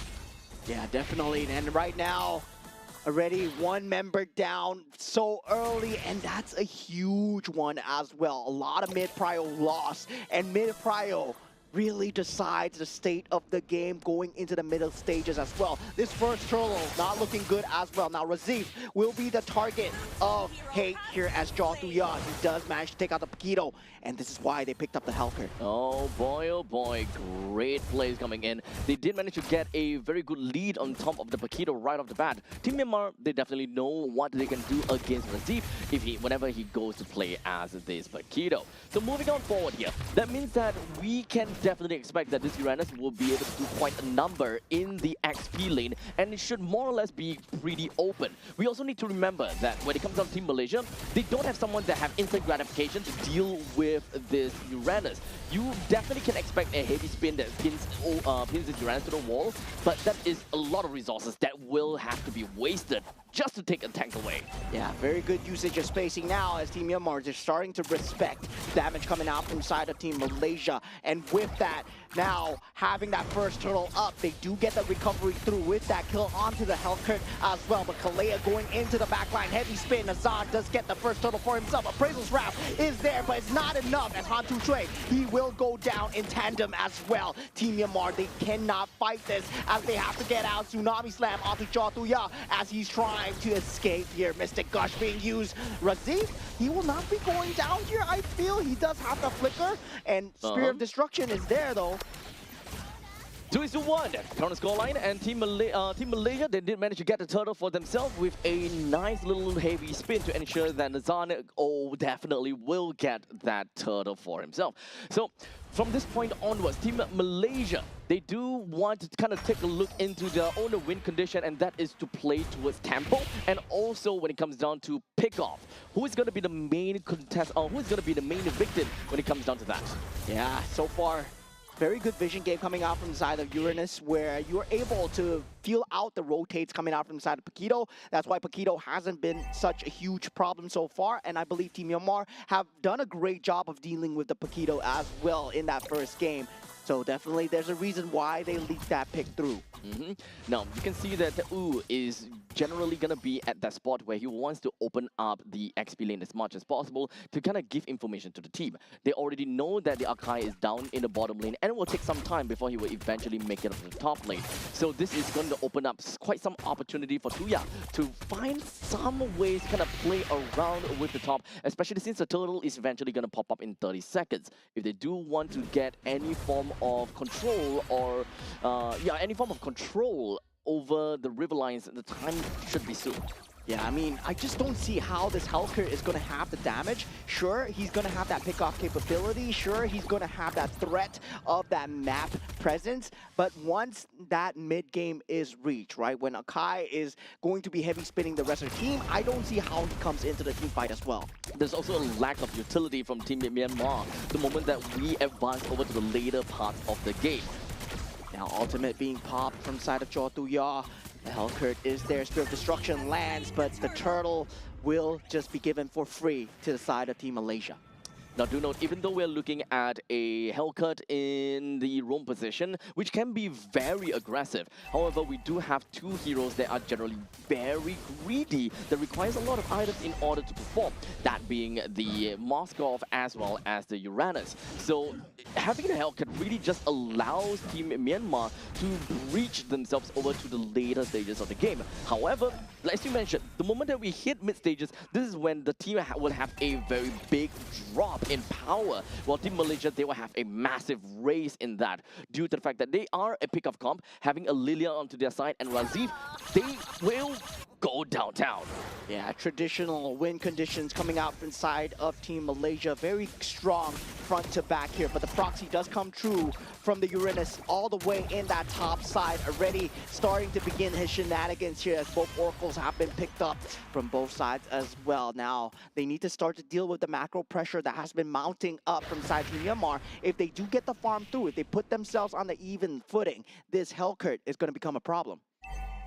The bottom lane tier 1 turret seems like it's about to go down, and Team Myanmar unfortunately will not be able to answer for that. Team Myanmar, one of the main problems is also when it comes down to initiation and execution. You don't really have a way to keep Team Malaysia in place, as you can't just hold them down right there. You need to slowly play around, you gotta feel it out a little bit, and technically speaking, harass the opponents. And this is where Tet-U comes into play. Yeah, the Kalea is also there for the side of Team Malaysia as well, right? So Tet-U with that just vision game, Razif will be having a hard time now going in on the Hellcurt as well, but that's not enough damage, man. You don't have enough farm. Blade of Heptaseed is being picked up, but yeah, it's not gonna be enough. Yep, all they want to do is be pretty much just harass Razif as much as possible. But with the help of the Hellcurt, they could actually potentially bring down the Tier 1 turret, which was something that they really wanted to rush down. Because there is, of course, some sort of timer that they will want to reach out for when it comes down to Suya. Yeah, now just putting a lot of utility onto Tet-U, and this is exactly what Team Myanmar want. As you fall into that Mystic Gush, Myomin takes out the Kalea at this point. Now with that heavy spin, Razif just takes out the turtle, but SOD is there, not able to jump in, but Tet-U still being a menace. The SOD managed to land, but unfortunately that was not a fight for them to win. They will want to play a little bit more on the macro ground as he's all the way down to the bottom lane, being able to take the T1 turret. However, Malaysia, they were responding kind and will do the exact same thing by taking down the T1 turret up to the top lane. Right now, the big change will happen very soon, and that is the middle lane contest. Whichever team that is able to secure the middle lane for themselves first by taking down the T1 turret essentially will be able to win in, the early parts of the mid stages of the game because of their control in the opponent's jungle. Yeah, this is where Team Malaysia starts to group up, and with that Mystic Gush, not able to catch onto Nazan. Mystic spin, heavy spin, pin onto the wall, Tan Su Shui does go down. SOD is there, but Razif already dealing unfathomable amounts of damage. Does seem like Team Myanmar is the one that have their back against the wall. Team Malaysia, they are still very strong ahead and very strong-willed. They bring down the middle lane T1 turret indeed. While in the meantime, what we wanted to see from Shine was to go in with that SOD, but he did not. He decided to try to split push down to the top lane. However, that was completely dispelled because we got Razif going up top. Yeah, and the problem is still there, right? The Claude Paquito that Team Malaysia, they managed to get for themselves. This is not exactly a combo that you want to give away. Now that macro pressure is starting to mount, and now 4,000 gold ahead is Team Malaysia, but they aren't supposed to be ahead. That's the thing. Now, there's other thing that we need to look out for is the power spike that we are talking about in the mid stages of the game. And this is where Amar and Razif will start to pop up. Amar has just picked up the Blood Wings for herself, which makes things so much more difficult for the members of Myanmar to harass her. Right now, the only one that can realistically harass is going to be Tet-U. We talked about that, and it's constantly just going to be in their face time and time again with the disc just spinning around. But with the Blood Wings, the movement speed coming in from Lilia will make things a little bit more difficult for the Uranus to do his job. Yeah, there's farm trying to be secured on the Hellcurt at the moment as Tuya going in for the flank movement, but Tet-U falling extremely low. But he's a Uranus after all, ultimate being popped here, blazing wet. Tu Shui has to get out, Mystic Gush is not there, but Tuya takes out a kid, and this is huge. No Tsunami Slam being used so far, but no Mystic Gush is there, and Shinlin out being taken out. That's a 1-for-1, but it's a gold laner for a roamer. Yep, it is definitely not a favorable trade for Team Myanmar, but the good thing is they did not get completely wiped out. They can still continue to go for a fight and try to repel this lot as much as possible, which is going to be marching in from the middle lane. This very first lot that marches in, the main thing that it wants to do is to take down every single one of these outer turrets. Team Malaysia can still look into playing into the mid stages of the game, which is the timer from now until somewhere about 16 minutes. The moment that they have got got a larger income gap between them and Myanmar, the longer that they can kind of drag the game out to 17 or to 18 minutes even. Yeah, they're playing an extremely dangerous game here. Team Myanmar getting tsunami slammed in the back line, and Tu Sui, he's falling extremely low. Mr. Gush used to defend here. Heavy spin comes through from the side of Nazan just to try and disengage. Now he does have that SOD to pop away, and very clean disengage coming out from the side of Team Malaysia, despite being forced into that position. Now, with the Holy defense being popped here, Team Malaysia, they were trying to go for inhibitor turret damage, and this looks very familiar, right? Team Myanmar holding onto the inhibitor turrets, but this time, the Claude is on the other foot. Not too big of a damage over to the side of Team Myanmar, to be fairly honest. The whole defense would have went down at the 12 minutes mark either way, which will be happening in, which will reach that within 1 minute mark. So right now, the main thing that we want to look out for is just how online are some of these players. So let's take a look so far. Ilton have already got a total of 41,000 damage dealt by from him alone. So it's relatively fair to say that he has got the 3 items that he needs in order to go absolutely ham. But speaking of items, there we go. The 3 items from the side of Claude. And of course, we talk about Lilia. And now with that, they want to go on to and this is not exactly a prime target of the choice, right? Nope. You see the Paquito with the most amount of damage coming in. Yes, it's not going to be able to do anything to Uranus at all. And Team Myanmar, as long as they can keep this up, as long as they can make sure Ta'u is that first point of contact, they can essentially inch their way back. Now, our eyes definitely will be on to the side of Tuya. What is going to be his role in this fight? He will not be able to give any form of utility, so the best thing that he can do is to look out for any form of opportunities to go for quick kills or quick assassinations. At this current state, it does definitely seem like he is going to be looking out for Amar because of that Execute. Execute is undoubtedly very strong against a Lilia in the event that the Lilia just go ahead and Black Shoes trying to min-max the amount of damage she can receive throughout the entire time. So as long as Amar is constantly away from the main team fights and has to look out to be really careful, or he needs a lot of support coming in from either Nazan or Akif.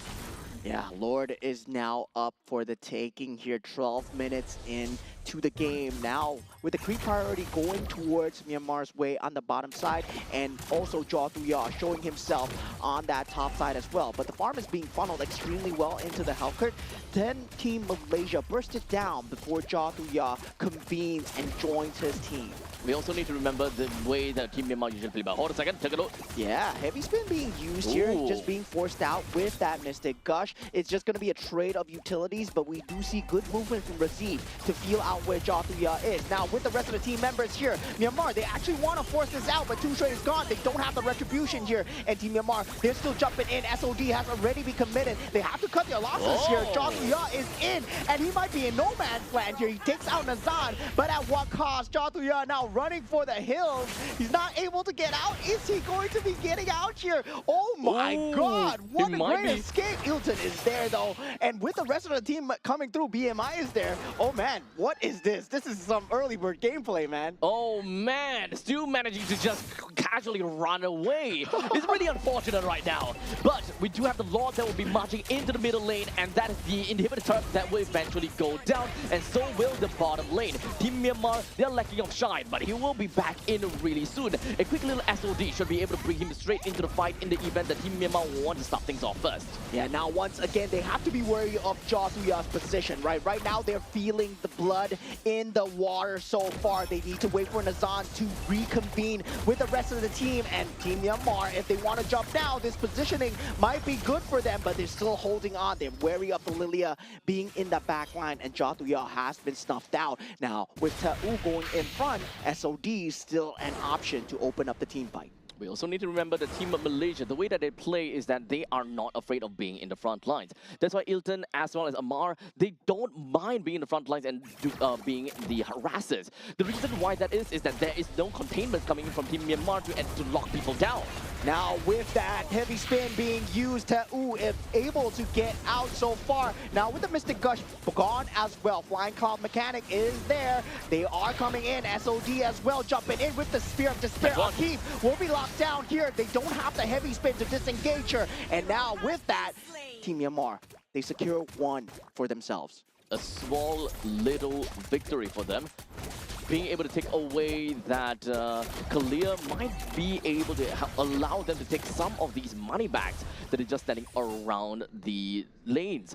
The top lane and the middle lane T1 turret can definitely go down. But so far, Team Myanmar, they can look out for more of these opportunities of split push, which is something that Myanmar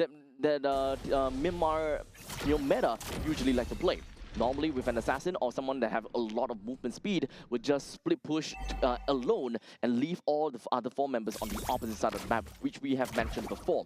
This is something that you will always want to take a look at and be reminded of, that Nagoya, he can come in at any point in time. Yeah, this guy, man, this guy, he made the great escape so far. I would say losing all inhibitor turrets in the process, but still holding on to the game, right? The map pressure that he provides alone, you need to think about the back every single time you're pushing forward as Team Malaysia. So this is why they can't exactly go for the base rush, because their backwards is always exposed. Now with the Lord up though, I don't think that Team Myanmar will be able to control this Lord, however, though. It is always going to be a 4v5 because the Hellcat will always need to take some time before he reaches the main fight.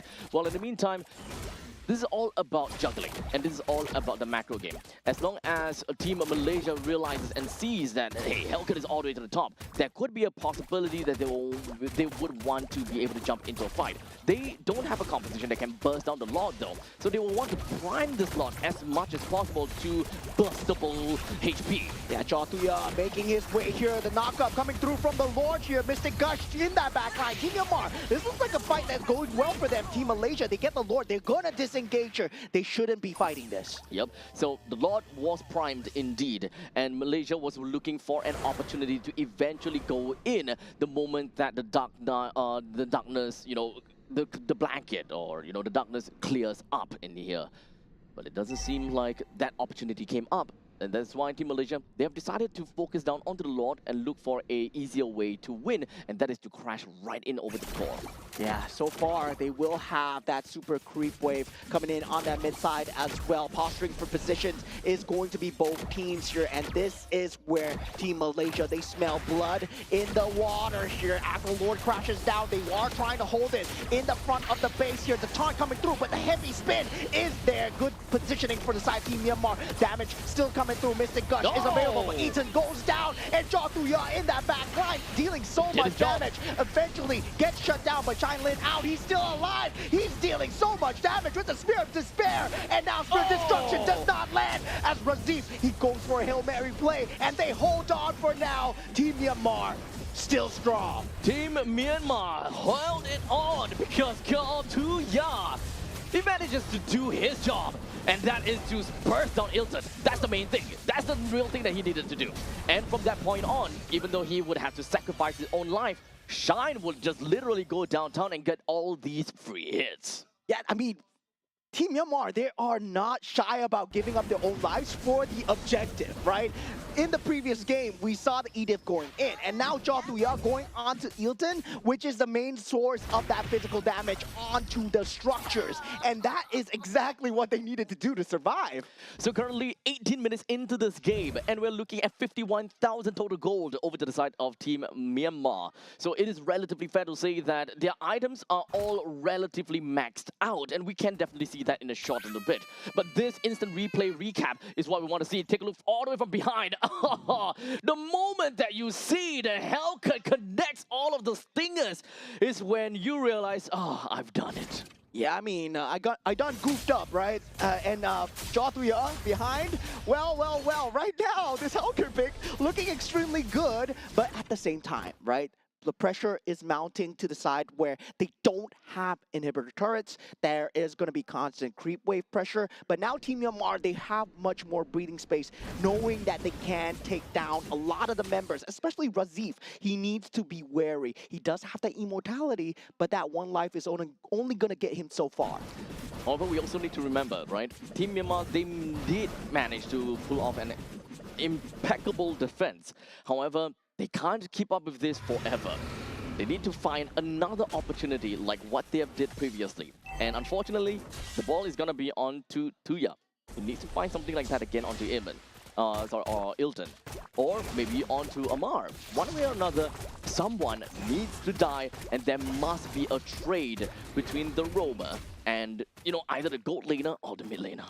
I mean, now at this point, this Lord is something that both team members, they cannot give up, especially so for the side of Team Myanmar. This is an enhanced Lord. That damage reduction is there, so they cannot afford to give this up at all. But looking at the side of Team Malaysia, there is that creep wave coming through from the top side as well. There is that winning possibility. Jatuya is there, popping the ultimate, but the tsunami slam into the Mystic Gush. Spear of Destruction is there as well. Spear of Despair is there. They're trying to hold on, Team Myanmar.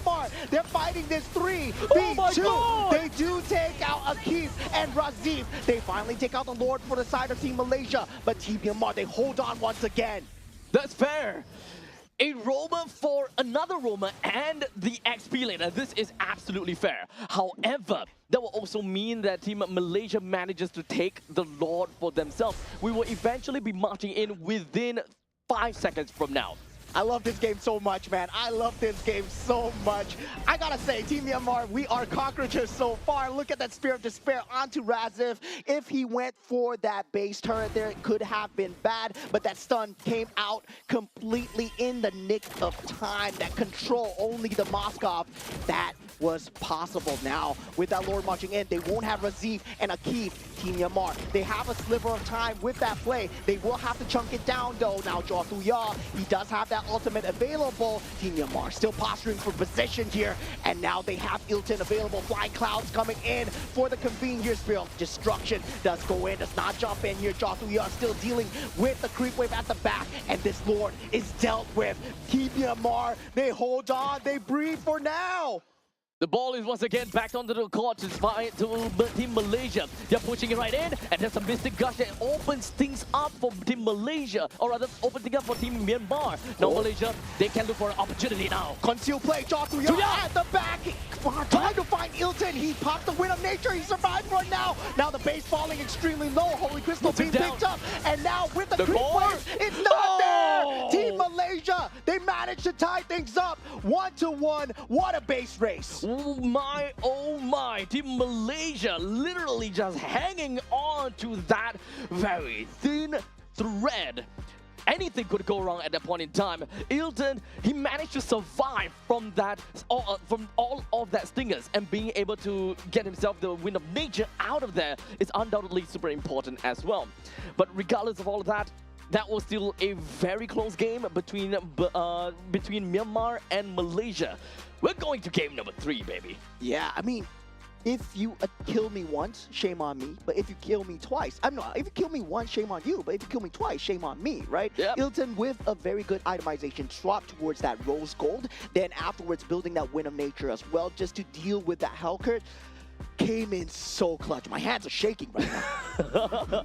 Well, in the end of the day, it is going to be crowning the MVP over to Amar with 2 kills, 0 death, and 8 assists. It's really unfortunate for Blink that he was not able to do anything towards this Lilia, even picking up that execute to hope to be able to take her down. But alas, this Lilia was still a little bit too slippery. Yeah, I gotta say, Amar 208, that first blood is a first blood that should not have happened, right?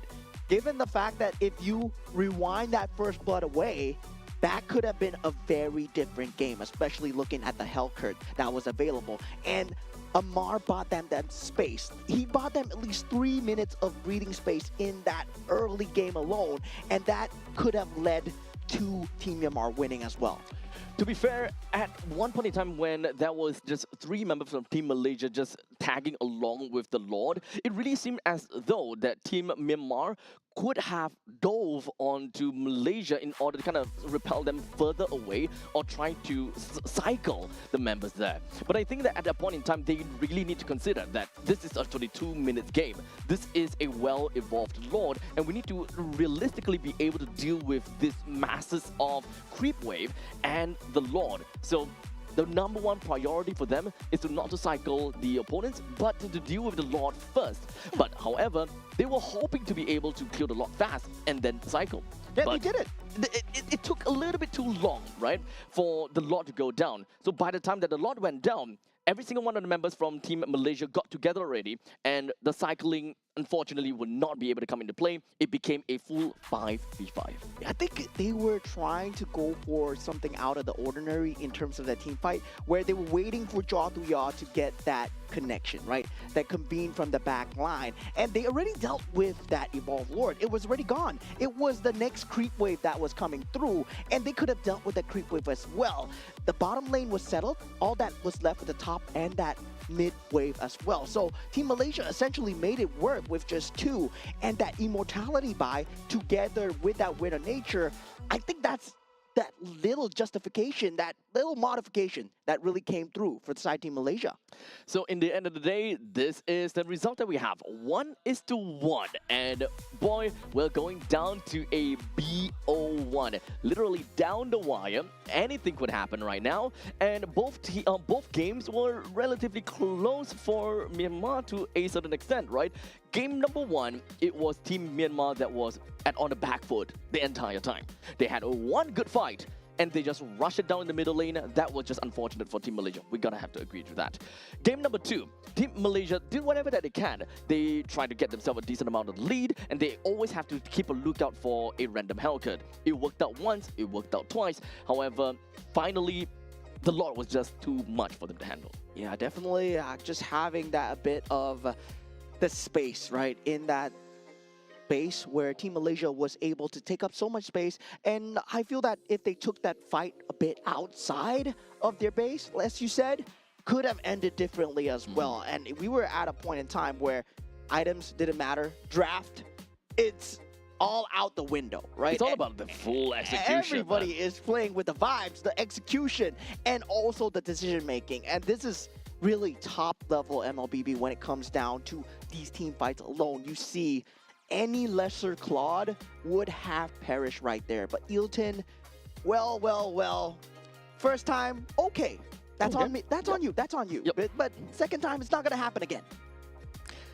He did not crack under pressure. That's the main thing.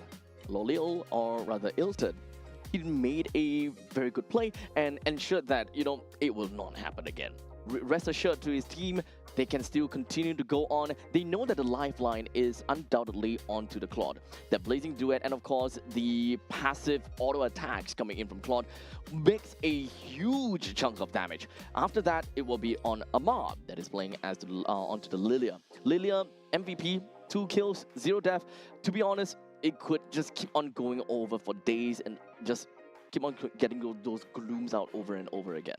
Yeah, I mean, that was twice as well, right? We saw the base rush down with the Paquito and the Spear of Destruction into the Spear of Despair into the own crystal. How many times have you used your own crystal as the target for the Spear of Despair as the Moskov? I believe even in a ranked game, there is very little chance that happens. And oh my God, what a play that was. Both teams, thank you for a great game of MLBB. But one of you guys are going to have to lose here as we head on into the game number 3. Now all drafts out the table. Game 1, game 2 didn't matter. Game 3 is now the main thing here. There's only one game now. Between these two, which region will be the one that comes up on top of all of these? We've had very different, very different form of drafting, very different forms of playing, when of course very different heroes, being a Hellcat coming in, being signature and all. So what is going to be Malaysia's idea here? Technically speaking, game number 1 worked out great for them. They just made one single mistake. So technically speaking, do they have to fix anything? That's kind of the question. What kind of things did they do wrong? Can they continue with the way that they have been constantly playing in order for them to get this game 3 in the bag? Yeah, I would say, all right, just don't give the Paquito and the Claude. You want to give one? Yeah, sure. That was game 1, right? But you give both the Paquito and the Claude? Well, yeah. That Hellcat, I gotta say, it's a wild card for now. But I'm pretty sure now, Team Malaysia, they know how to play against the Hellcat. It's not gonna happen twice in a row. Not at all. In fact, when it comes down to this kind of niche pick, or what we'll like to say an X Factor pick coming in from Team Myanmar, these kind of picks are supposed to win them the game. It's supposed to be that cheese pick that gives the opponent a run for, just give the opponent such a big shock that they don't know how to deal with it.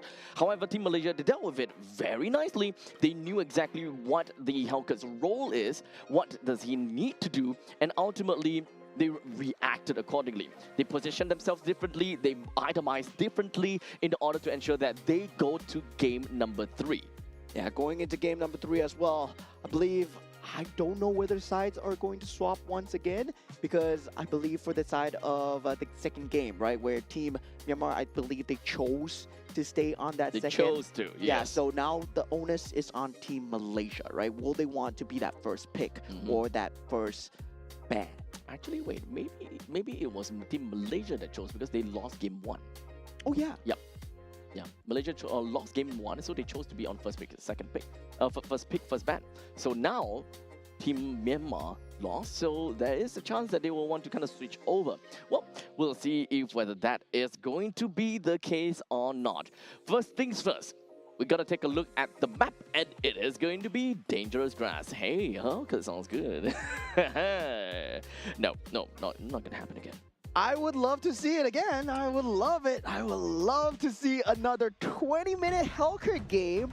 But now with the sides Your team being is swapped here, banned. Fanny being banned, out Glue and Kalea.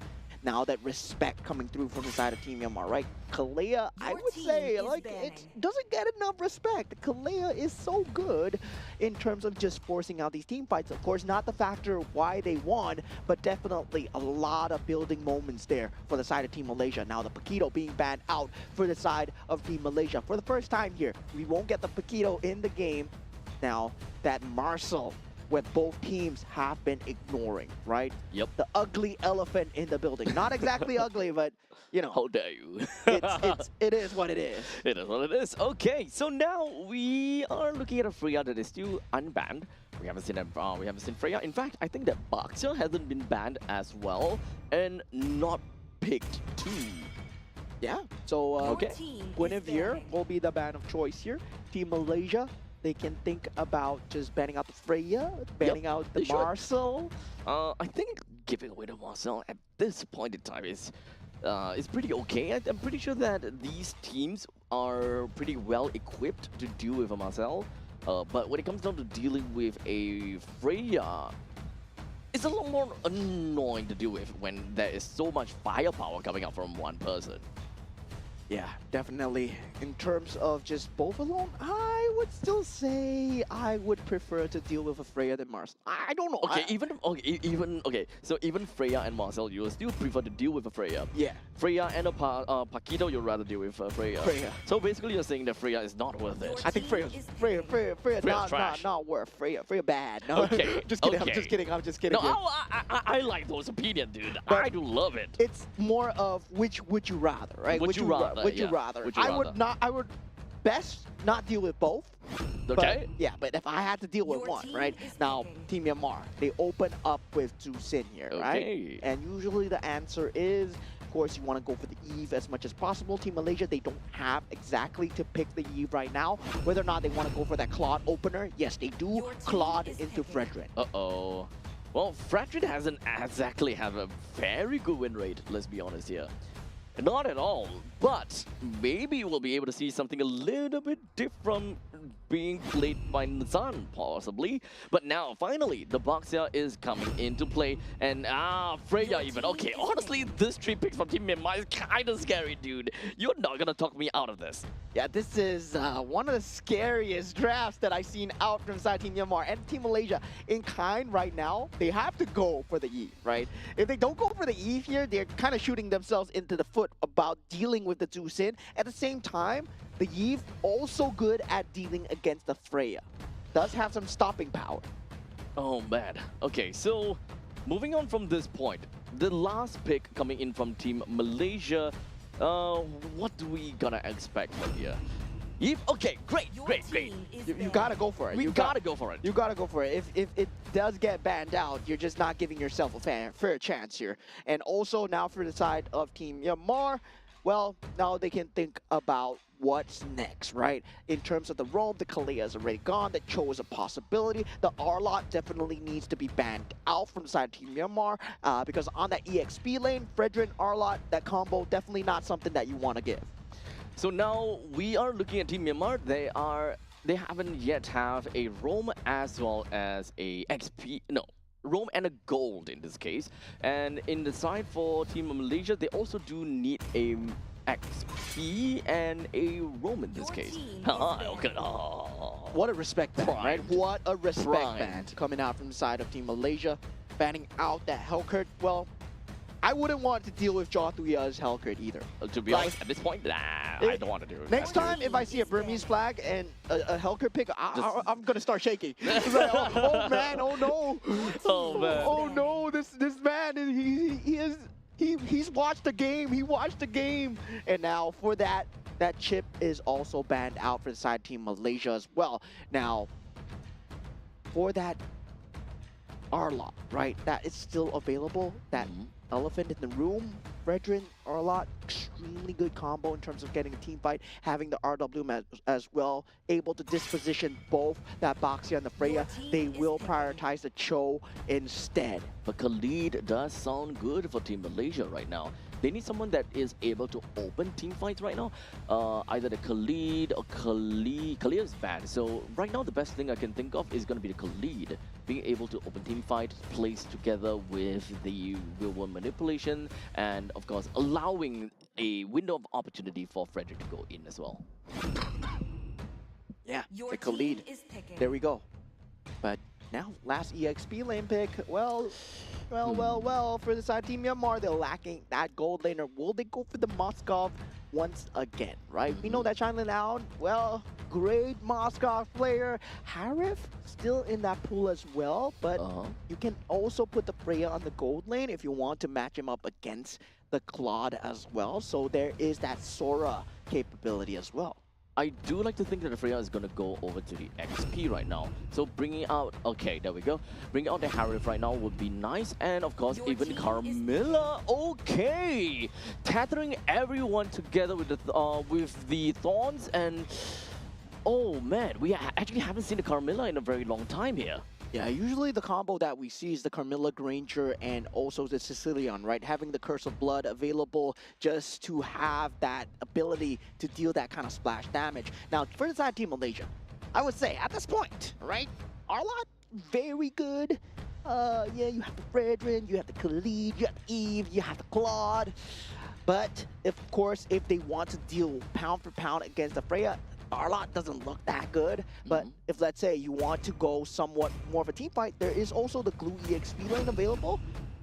They go for the Phobius. Oh okay. Yeah, it's there. Completely open, in fact. Okay. So, as a matter of fact, for Team Malaysia, they still kind of want to go for their team fight strategy. They want to pounce right in and kind of play front to back. While in the meantime, for Team Myanmar, they do have got pretty good ways to deal a lot of single target damage, but not necessarily a way to kind of spread it across to everyone else. That is where the Curse of Blood kind of comes into play. Baxia, Freya, and Camilla, they can play pretty early into the game and try to find a way to open some window of opportunity in order to break through in the mid stages of the game. Feel that 5-on-5, there's no way that Team Malaysia want to clash into Team Myanmar, right? Yep. They're trying to find out that pick off as much as possible, try to play the macro game, especially for the Claude. Yes, they will have the AoE damage where it matters, but Team Myanmar's AoE damage is just so oppressive. But heading into game number 3, we've had 1-1 right now for Team Myanmar versus Team Malaysia as the series is tied. So just like that, this is the last game between these two teams, and only one team will be able to be crowned as the winner of this series. We start things off coming in for both of the junglers. They're starting up at the northwestern part, and they will end off at the southeastern, and that is where the turtle is going to be. So from this point, Team Malaysia starting to be a little bit more aggressive, immediately popping into the purple buff, trying to get a little bit more of an idea of what they are able to do. Yeah, definitely at this point, that lethal going to way of the side of Team Myanmar as well, right? Getting that slight mid roaming advantage. Now, for the side of Team Myanmar, it's really to the point where are you able to keep the Claude down? You want to take up the 5-on-5 fights, but at the same time, you're very reliant on that ultimate, especially the Curse of Blood coming in for the Camilla. You do have that stun available, but you need that level 4. As we move on right now, we can talk a little bit more about the side lanes, right? Shine versus Ilton, when it comes down to the Harif, he always do have got the presence of a lane bully to really do quite a lot of numbers over to the side of Claude. But in the meantime, down in the bottom, it is understandable that Freya is a lane bully too. So right now, Team Myanmar, they have very strong side lane control. How about the mid lane though? Having the Jusin and the Carmilla, generally they can be quite a bit of a harassers, and I think that is the main game plan that Team Myanmar is trying to do. Yeah, mid lane looking like a watch for now, and now with that turtle spawning up really soon, we are trying to see whether Razif can get that level 4 in time for this turtle fight here. Having that Infernal Pursuit is going to go a huge way here as they go for the last EXP catapult. Both EXP laners hit that level 4, and it will start to collapse here right now. Shu Unity collapses as well. Real world manipulation is there. Nazar takes out Jothuya with the Appraisal's Wrath, but he goes down as well. They get a turtle, but they lose. The jungler team fight still goes on. Razif now has that Infernal Pursuit, has to flicker away though, does not want to jump into too far. The Jusin is still a problem, and Myomit dealing so much damage, being alive the entire time, pulling off a Delvin cosplay here. Look, that is just the doing Freya things, man. Right off the bat, 2 kills. Didn't even use Vengeance, by the way. He didn't even have to use the Vengeance, and he survived throughout that entire fight. And I, of course, need to commend Myomit on just that flicker. That flicker was just masterful, being able to return a favor back over to the side of Malaysia, making them think, hey, you know what? It's going to be very difficult for this Jusin to get back into the fight. But he turned things around. Just got to keep your eyes onto Myomit. He's constantly getting a very strong control on team fight and just allowing Tet-U to constantly just bring out all of these damage. Yeah, I mean, despite the fact that he was getting chased down, he flickered forward, right? Like, yeah, Infernal Pursuit, no problem. You flicker away, I flicker back at you. And definitely heads up play coming out from side of Team Myanmar, given the fact that now they have that Freya. So, yeah, it's going to be a very scary tool to deal with, especially with that Boxia as well. We saw the 3 coming out, right? Jusin, we have the Freya, we have the Boxia on that first 3 picks. Just from the first 3 picks, it's really scary already, right? It's really not scary. So, honestly, I just have the main question. How does Malaysia want to kind of get themselves out of this very difficult spot? The early game, understandably, will go over to the side of Team Malaysia quite well. But hold a second. Does seem like Team Malaysia, they are looking at something over there, but not going to commit too hard to it. Yeah, they don't really have that great initiation capability. Even onto the Freya himself, he's going to survive extremely long. Shu Unity crashes into Nazad. Will have that Appraisal's Wrath, though. They have to watch out for that. But there's a lot of damage coming onto Razif at the moment. Appraisal's Wrath onto the box here, not enough. Now, Myomit in the scene as well. Will have the flicker available, and Tet-U is able to just stand and deliver as he is able to deal so much damage. Those Infernal Pursuit did absolutely nothing, dude. It did absolutely nothing. And the only thing that is, the only thing that's happening and the only damage that is going through is Tet-U onto Nazad. And in fact, the Frederick is just constantly being bullied. Yeah, Appraisal's Wrath not landing onto Freya. Key moment there as Shinlin out. Does take out the turtle. Still very handed advantage. We talked about this team fight going out for side Team Myanmar. It's extremely strong. Now the Curse of Blood coming through. That's a good connection. Team Myanmar, they want to take this, but Ilton takes out the box here so far. But Shinlin out with the Zayman's Force. He is now around. Double kill is there as well. Amar will not be long for life as triple kill. And the mid lane turret are secured for Team Myanmar. So, Mr. Mosat-ong, would you rather deal with a Freya? No. Not anymore. Not anymore. Not after I see this. Dude. 205. There's a reason why Freya is constantly being banned out. It doesn't seem like Tet-U is constantly getting a lot of these kills, but boy, oh boy, is he just literally just glazing on the opponents and dealing so much damage and not dying. Well, if they had a Marcel, maybe that would have stopped the Freya from coming in, yeah, maybe. But looking at the damage coming through, right, the RWM was just not enough from the side of Amar. And now with Shinlin Ao joining the fight, well, that was just icing on the cake there. Oh man, 7 kills already to the side of Team Myanmar, and they're currently 3.7 thousand gold lead on top of Team Malaysia.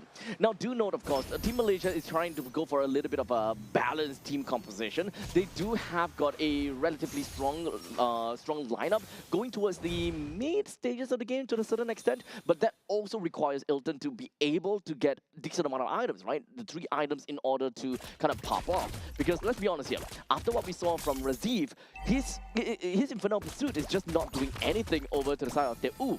So we need the power of Claude to realistically be able to bring Teu down. Yeah, now the conceal play coming through. It's been spotted out from the side of Team Myanmar. David's force is being used here as they re-aggress. Now, Yeomin is here on that scene, and with the lantern pull up, that RWM is finally being popped, and the Curse of Blood in the back line, not exactly connecting onto multiple here, and David's force is not there, but Yeomin and Tu Sui, they are dealing and sustaining so much. Team Malaysia are falling like dominoes here as 3 members just instantly go down to the sustained damage. Team Myanmar, they were just playing the game slowly and surely. But the moment that they know that, you know what, we can go all in, and then when Teu just went straight in, and you're like, yep, you guys are dead, but not by me. By someone else. In this case, it was Myomit that constantly just getting all of that lantern over to the side of Team Malaysia. There was just absolutely no answer to the frontliners of Myanmar. All across the composition of Team Myanmar. They can't be stopped. Ilton in trouble as well. Does not have the BMI. Flickers away. Mega kill onto the side of Shinlin Ao. The rest of the team is collapsing here, but they're collapsing onto nothing as their main carry is already gone. There's no damage. Team Myanmar with the Curse of Blood trying to keep Nazan down. But Team Myanmar, right now, they have the Holy Crystal on the Harif already at 8 minutes into the game. 8,000. Gold advantage. 8 minutes into the game and the top lane Holy Defense has already been popped. So right now, if the Lord were to just rush right in, then it will be half of the turret completely taken down. Not only does Team Malaysia does not have the resources to deal with Team Myanmar at this moment in time, how do they even deal with Team Myanmar backed by a Lord? Yeah, at this point, they don't have any reposition. They don't have any way to jump in. And it feels like they're playing on that defensive foot. Going to be that way for a very long time, right? 8,000 gold advantage. They're going to have to pull off a Team Myanmar cosplay from that game 1, right? Where in the same way, Ilton needs to perform that same way that Shinlin Ao did in that first game. You really need to look for the opportunity, that small little window. And honestly, even at this point in time, right? If Akif does find a window onto the side of Team Myanmar, which honestly is kind of difficult, right? Because you find a window, who is going to be the real threat here? Is it Myomit that is constantly doing all of these control and harassment? Or is it Teu that has been constantly being the main bruiser that just can't die? Or is it just Shine that is the main aggressor and being able to free real estate all around the map? Damon's force is there with the Curse of Blood. There's just so much AoE control, man. This Carmilla pick is going crazy. And now with that Freya just going in ham, Teu, he does not give a rat's ass about anyone at the moment. Oh, speaking of that, look at Ilton. No. He's way too far out, but at least the Cyclone's Eye is going to help him open up a little bit more. Ilton, you want to run? You want to run, buddy? Can you even run? Because 2 yards here, baby. And this time, I don't know. Is this even really a point in time where Ilton can run away? Well, no. Yeah, he needs Here's Johnny. He needs like 6 Wind Talkers, man. And yeah, at that point, Tu Sui was like, oh, freebie for me? For me? Oh, so nice of you, Team Malaysia. Now, with that going in, they will have that Lord as well. Now, Ilton up in 10 seconds. Curse of Blood already in the backline. Shu Unity crashes. There's just going to be so much damage here as Teu does crash in. RWM is there. They won't overcommit for the kills. They will get the inhibitor turrets, but look at that. Ooh, once again, jumping in and out. They have the Lord here, Team Myanmar. They smell blood in the water here as they go for the blazing duet, but it's not enough. Instantly disrupted as Myo-Min still going for more. Gets the double kill. Make it a triple. Can he get the Maniac here? It doesn't matter. They get the base. They win 2-1 for Team Myanmar. Myanmar, they came in with a bang. When it comes down to game number 1, it seems like they were not getting the win. It seems like they are not able to get themselves out. One team fight, one single push, one win to themselves. Game number 2, it's definitely a close game. We saw the base rush coming in from Team Malaysia. They were getting desperate. They were doing whatever that they can in order to close the game out. Eventually, they did. Game number 3, the moment that we kind of see the first 3 picks out coming in from Team Myanmar, honestly, I was shivering already. I know what kind of things that a Freya could do. And the game pretty much explains itself. Yeah, I mean, we got the drafts. We were just messing around here too. You know, we wanted to play the Hellcurt. Our boy Tuyao, he was like, oh yeah, let me play the Hellcurt. I want to do well. You know, 2-0, and then yeah, that's exactly what happened. And then in game 3, okay, lock in, guys, lock in. We got this. Okay, guys, this Burmese is getting real smug. We got this, guys. Lock in. For the Malaysians out there, I will do something about him off stream. Okay. Yeah. Hey, you are Singaporean. Hey, look, I can't. We're neighbors, dude. We are the Malaysian. We're neighbors. We're all part of one community here, and that was some great MLBB, right? Given the fact that Team Malaysia they falter in that game 3, but Myo-Min, man, this man, he was able to deal so much damage the same way Team Indonesia delve in, right? That playstyle was there. His lantern rate was just insane. 89% kill participation. The damage didn't matter. Him having that Sky Piercer so early just gave him so many stacks. Yep. Of course, I would say that the MVP of the game goes over to Myo-Min. 9-0-7 because of the amount of space that the team managed to get for this Ju-Sin. In my honest opinion, Ju-Sin is a scary hero, and the moment that you give her the opportunity, she will run. She will get a home run with it.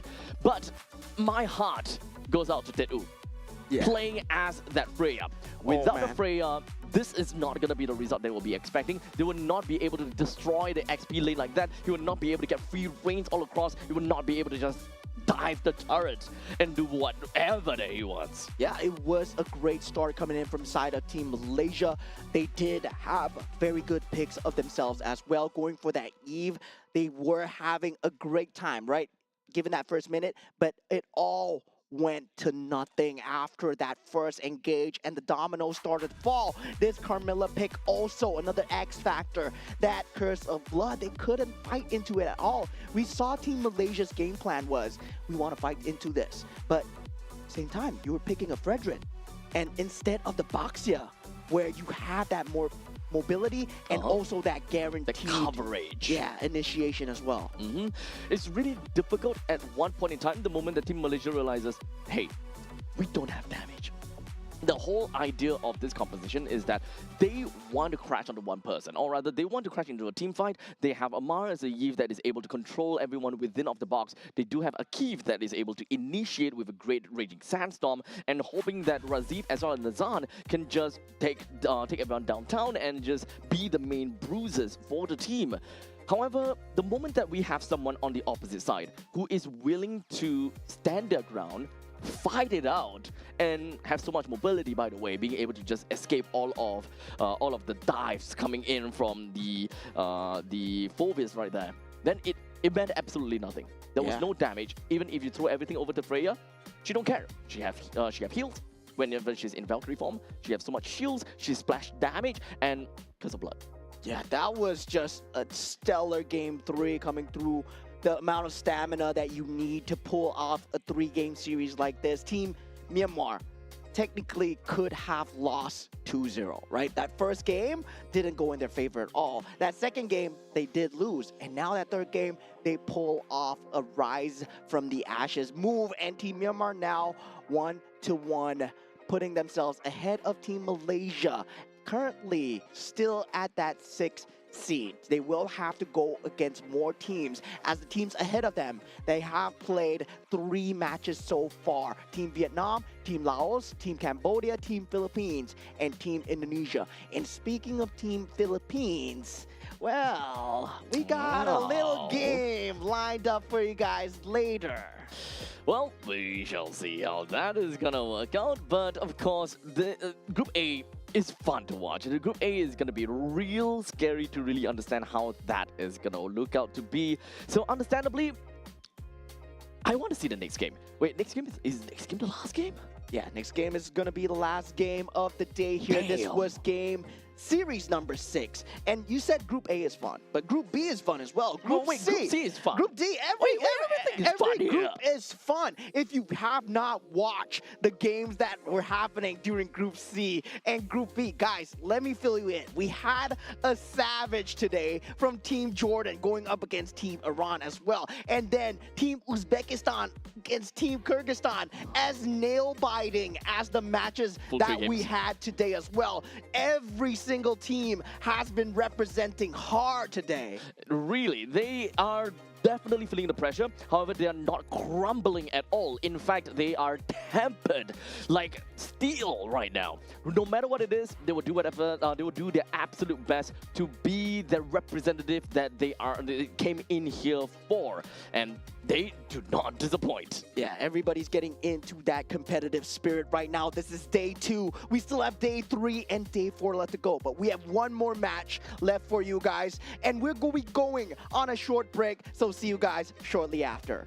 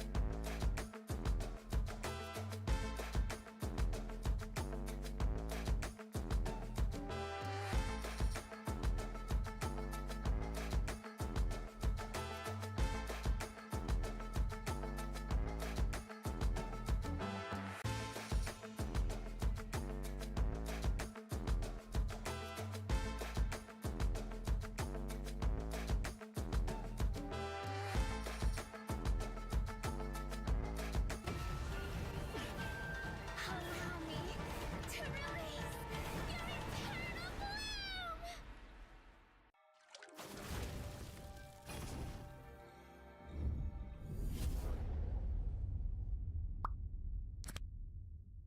The human body was built to move. Not trapped at a desk in one singular posture for 12 hours a day. It's time your chair evolved. This is Secret Lab Titan Evo. Ergonomically engineered for you, gamers, hybrid workers, artists, backing your every move.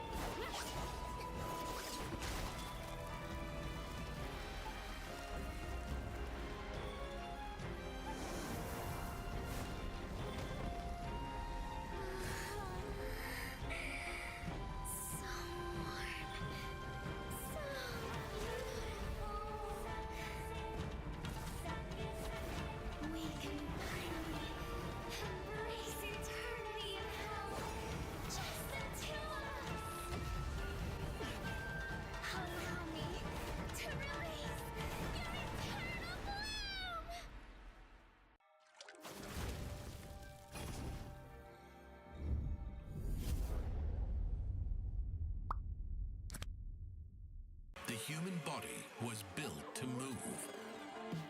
Not trapped at a desk in one singular posture for 12 hours a day. It's time your chair evolved. This is Secret Lab Titan Evo.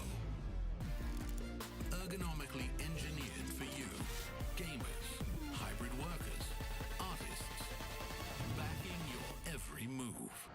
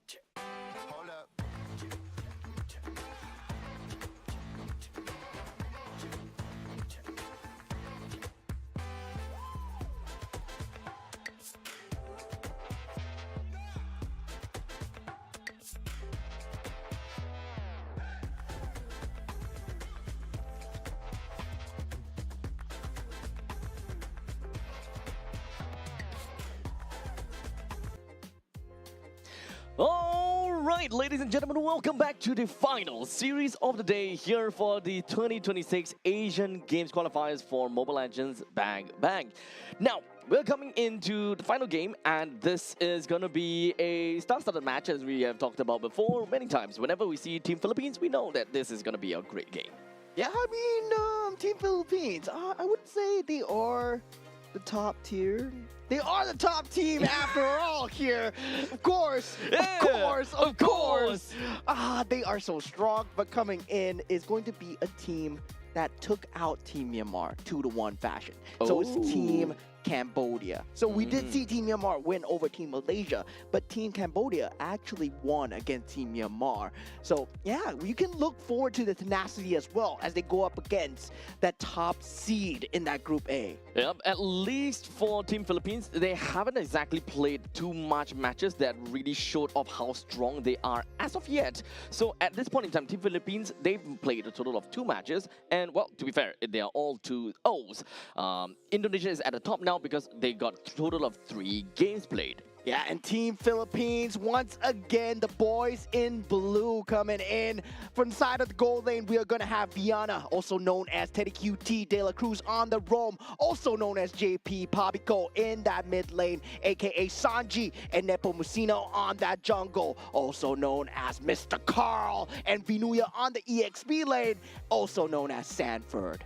Now, Team Philippines, they are undoubtedly one of Singapore's favorites as well. You know, we have a lot of fans for Team Philippines, and of course, when it comes down to, you know, the team overall as an organization as well, they are just amazing. I think they're so good. I think this Team Philippines team is so good. I think organizations should scout them and make them play together because they're so good together. You know? Yeah, I agree. To the very extent that they don't play together all the time is blasphemy. Yeah. Yeah. /S, by the way, in case we get shot by people. Okay.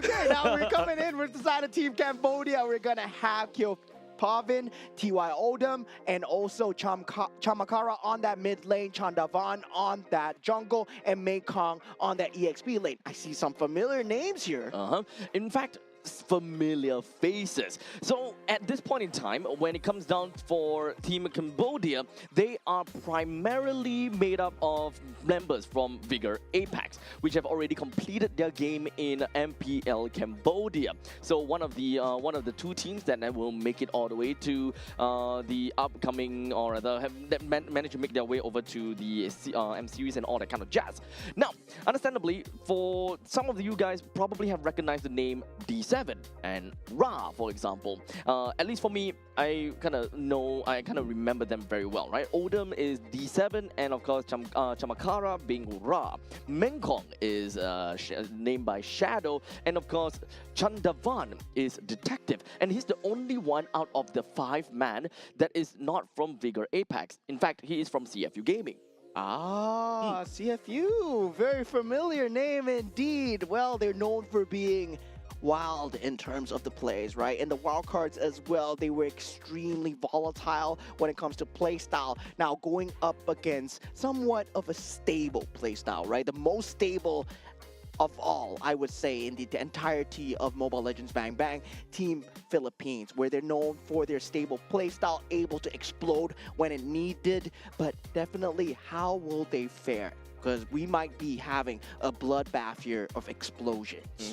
In fact, it is actually a little bit hard to really understand if whether, Team Cambodia is gonna have a great time or not. But understandably, whenever we kind of look at Team Philippines, we automatically assume that they are the top dogs and they can't be bled by, all the other teams, for example, unless you're constantly being in contention with Team Philippines, like whenever we are looking at international series, like, against Team Indonesia, very tight back and forth. So this is the stage where we want to see people of other nations, other regions, to be able to, kind of put a dent in the armors of Team Philippines and, even to a certain extent, Team Indonesia.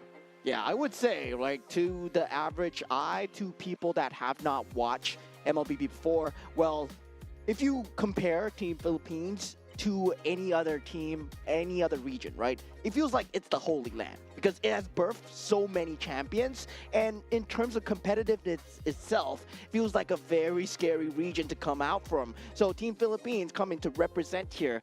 Well, a lot of the teams, you might not have the chance once again in your entire lifetime here. So luckily for them, Asian Games Qualifier, well, you get a chance to taste what is that apex. Indeed. And to be fair, while we are kind of talking about that, right, being here is definitely going to be a great honor to many of these players, and they will be happy to represent their team, or rather represent their region.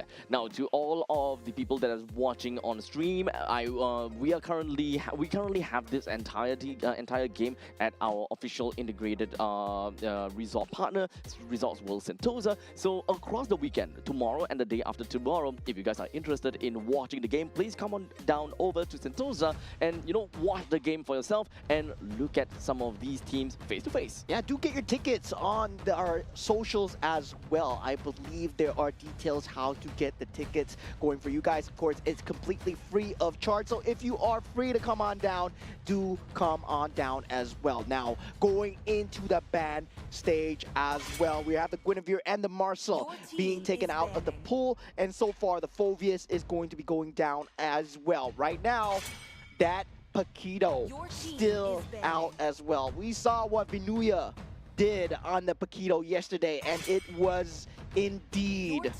devastating for the members of the other team. Now, for the side of Team Cambodia, will they want that being done to them as they have the final ban right now? We do have the Paquito that's currently still available to be picked, and I'm pretty sure that they don't want to give the Paquito over to Vinuya. That's the last thing that we want to see even from our side. So Cambodia, don't have to think about it. Take it away. You're not first pick. You're not first ban. Don't bet on the fact that the Paquito will be passed over to you. Yeah, don't. You're not him, man. You're not him. Cambodia, Team Cambodia, come on. Come on. Oh. Okay, they poked the beast. They poked the beast. They Yeah. ban out the Kalea instead. Team Philippines. Crikey. Oh no. Oh no, is it gonna come out? The Paquito! It's a Paquito. I'm gonna poke you with a stick. No! Okay, Team Cambodia, they feel like they can go up against it, Can right? they? Yeah, they want to test the punches. I mean, Paquito, he's wearing punching gloves, right? Maybe it's not that hard. Maybe it's soft. Maybe. Yeah, now for Team Cambodia, right? You can open up with Jusin there. You can open up with Claude as well. Definitely, you have to look to take the Claude away right now. That Boxia. Okay. And, they do here. They have a game plan. They have a game plan. So having a Boxia and the side of Claude is definitely great, and especially since we're talking about a lot of rotations that these two are able to do. They can play around the map quite a lot. Boxia will cover the grounds in order to allow Claude to just make his way around the map and, you know, really farm up at accelerated pace. In the meantime, Team Philippines, they are really happy with what they've gotten. At this point in time, with the Harith as well as Akai, Akai is always going to be very solid pick. If they do want to play that into the jungle, it's almost guaranteed that he'll always be able to get himself a, I would say not guaranteed, but very high chance of being able to take the Lord or the Turtle down because of the heavy spin. Yeah, generally we do see it as a tool being used against the Boxer as well, where the shield unity does come in and the heavy spin is there to force out the disengage or also pin it onto the wall for that counter engage as well. Now for Team Cambodia here, they need to think about either the mid laner or the roam, and they do pick up the Atlas, so they will have that Fatal Links capability. Now going into the best of both worlds here is going to be the side of Team Cambodia, right? That team fight is going to be there with the Fatal Links and Boxia, but Claude is not going to provide that early game damage. Yep, so they need to be able to just kind of hunker down and be able to use a full sheer number in order to do anything to the side of Team Philippines. But the question is if whether Team Philippines is even going to let you do that. Well, we'll see how that goes. Yeah, I'm surprised they didn't go for the Jusin themselves, right? And that would have been a great opener. Jusin, Claude, Boxia against the Paquito. Yes, now you have enough stopping power, especially as a unit itself, right? And also in the macro sense, where you have that capability. Now the Jusin finally banned out, Glue as well. There's a Cho still available. Kalea already has been banned out. Meanwhile, from the side of Team Philippines, it's about limiting that side of that mid role as well. But at the same time, they haven't picked the mid role for themselves. Yep. So at this point, both sides actually needs to pick up a mid role for themselves. Unfortunately, the Juicin is going to be out of the question, and even Arlott will be taken away now. So quite a lot of these XP and roamers are currently are really out of the equation, and now we push that ball over to the side of Cambodia. What exactly are they supposed to look out for? They're lacking of a mid laner and they're lacking of an XP laner. As of now, Atlas and Baxia, they're all super tanky. They will probably want to look for something a lot more on the hybrid sense for the XP laner in order to, you know, deal good enough damage. Without glue, I would say that having a Lapu on your team would generally be really great since it's currently taken away. It's either going to be Lapu, I don't think it will be, Lapu, Yuzhong, they are generally going to be good answers. Yeah, they do snap up the E for themselves, but now from the side of Team Philippines, thinking of what they want to go for the mid, they have the Gord available with the Akai heavy spin as well, and now with the Matilda as well. Matilda Paquito, right? Oh my God, this is such a classic coming out from the side of Team Philippines. Such an early game comp from the side of Team Philippines. They are looking to be really aggressive with the Matilda and the Akai, and you kind of mix it up together with God. At this point in time, it's definitely a little bit difficult for God plus Matilda to be able to clear the wave really fast, but this is also just kind of, we're just gonna have to see what exactly Team Philippines have got in store for them and how do they rotate well enough to kind of cover the grounds for the lack of mid lane clear. Yeah, and we've seen this before from yesterday as well. Just all firepower, not having much of the frontliner. Akai will be there, yes, but heavy spin is mostly used as a disengage and engage tool. Now, for the last pick coming out from the side of Team Cambodia, it will be that Yuzhong as well, right? Trying to match up against that Gord as much as possible. I would say Team Cambodia, right now, you have a good draft, but you let the Paquito through. I think that is the main problem here. You let the Paquito through. This enables Team Philippines to play a very aggressive early game comp. And honestly, we have seen how that worked out. So hopefully for Team Cambodia, they're able to last all the way to later stages of the game, allowing the Yuzhong possibly, either the Yuzhong or the Baxia to be able to take the reins of the early game. But normally, during the laning phase, I think the Cambodia's lineup, they can do it. I think that they can do it. However, the moment that we kind of move past to 6 minutes into the game, that is where Team Philippines understandably will be a lot more annoying and they will have a lot more firepower and escape mechanism. And here we go, game one of Team Philippines. And for the first time ever on the stage, Team Cambodia as well. How will they fare against the top seed of Group A so far? Well, both of the junglers, they're going to be starting up at the northwestern part of the map and eventually make their way down to the southeast, which is going to be the XP lane. So with that all said and done, that means that we generally going to be looking at the we're definitely going to be looking at the Akai that will be a little bit slower to reach the Little Wanderer. Well, Team Cambodia, they definitely can clear wave a lot faster though. Yeah, they do have that rotational speed coming through, and with that orange buff being that first target of choice here now, Nepomuceno will be in that scene here, but using that guy to get out and get it with that retribution as well. Clean, decisive win coming out from side Team Philippines, and these kind of small wins, they add up here. But Vinuya going head-to-head against Mengkong here, and he will have the ability to have that shard residue, but this becomes a huge skill matchup here. EXP lane is massively skill-based matchup, so we'll see how that is eventually going to work out for Team Cambodia, because this is a Paquito after all. A Paquito does have a lot of mobility that is able to escape from your Dragon's Tail, so you don't really have a lot of utilities that is able to ensure your Dragon Tail connects, and in the meantime there is also those jabs that gives him shield, which makes things not as painful for him. Yeah, Team Philippines right now still controlling the pace of the game towards that bottom of that side of the map where the turtle is going to spawn. You can see the early rotations coming through from the side of De La Cruz, trying to force out the rotations from that mid laner as well. Now that mid lane clear will eventually come through, and the turtle has spawned up. Heavy spin now available for Nepomuceno. Here, Shield Unity already popped. Not exactly at level 5 as of yet, but at least between him as well as the Baxia, there's not a lot of difference in terms of XP. But here we go, Dragon Form has been popped so far. Petrify will be available for this fight, but heavy spin with that Mystic Gush. De La Cruz will get that turtle for now. Now Team Philippines, they ducks come true, but Esports in the backline. First blood being picked up from the side of the Kai, and Team Philippines,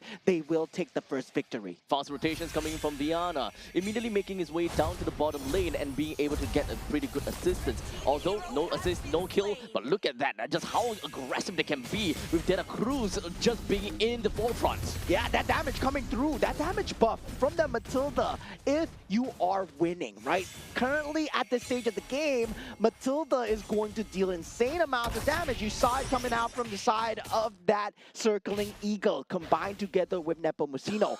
And now for the side of Team Philippines, well, masterful.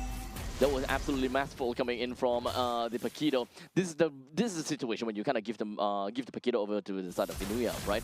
Because a Yuzhong generally have got a lot more priority in the lane because of the fact that he's got good damage, he's got good range, and he's got lifesteal technically speaking because of the Shard residue. However, if you are really good at Paquito, you will naturally be able to use your dashes to get away from the Dragon Tail, number one, and you will be able to use your jabs to ensure that you don't lose any health, and the only thing that you lose is going to be shields. And throughout this entire time, Vinuya hardly lost any form of HP at all. Yeah, at this point, Team Cambodia still 2,000 gold behind, 4 minutes into the game here. Team Philippines, you know them as a very strong macro team as well. You sometimes don't even feel you're losing, but right now, they're 2,000 gold behind already. Team Philippines just working the map, getting that shield value on that mid, and also the proxies on the bottom as well. This is something that only Team Philippines could do. I mean, I wouldn't say only, but they'll definitely be able to do that. The proxy and ensuring that, you know, this Yuzhong is not going to have a great time as well. I don't think that even for Team Philippines, they can kill the Yuzhong that easily, but at least we'll be able to kind of keep him in check. And Team Cambodia, right now, they wanted to find that top lane re-engage, and that was a good force coming out from the side of Team Philippines, forcing out the flicker from the side of Pavin as well. Now, with this second turtle being up as well, Chandavan now up in that scene, Nepomuceno will have that heavy spin, and this second turtle taken. Let's also remember about the quality of Retribution. Nepomuceno is currently at level 8 versus the fact that the Baxia, oh, hold a second. What a reaction speed coming through from the side of Vinuya as he reacts just in time, and that flicker will not find that Fatal Links combination. Nothing connects coming out from the side of Team Cambodia, and real manipulation, not enough. Nepomuceno eventually taken down with the help of the Black Dragon form here, and that's just Team Cambodia responding. But Vinuya, man, the moves coming out so far, and now with that turtle being up for the taking, having that circling eagle, taking out Baxia. It's dealing so much damage. There's no retribution on either side, but with that blazing duet, Claude eventually gets it for Team Cambodia. And Team Philippines, for the first time, they will be on a slightly even ground. Very close fight between the two of the team, but however, mid lane is not over. Esports together with the Mystic Gush, and now they don't have that Fatal Links, no flicker available. Team Philippines, they know their timings perfectly as they push onwards with the timing. And just like that, Team Philippines, they still have got themselves a pretty good lead on top of Team Cambodia with a total of 2,600 gold lead. And the gold is pretty well distributed to the entire team here, with the most amount of gold lead going over to the hands of that Harry, about 800 gold lead, followed by, for some reason, we do have Matilda that is having pretty good gold on top as well. But you guys pretty much get the idea. Very well distribution coming in from the entirety of Team Philippines. This ought to allow them to have a very good movement going forward. Yeah, this is De La Cruz just being able to be in that front line consistently, right? And now with that Mystic Gush, Vinuya, well, lane priority, we don't care about that. We have a Mystic Gush and Vinuya's boxing.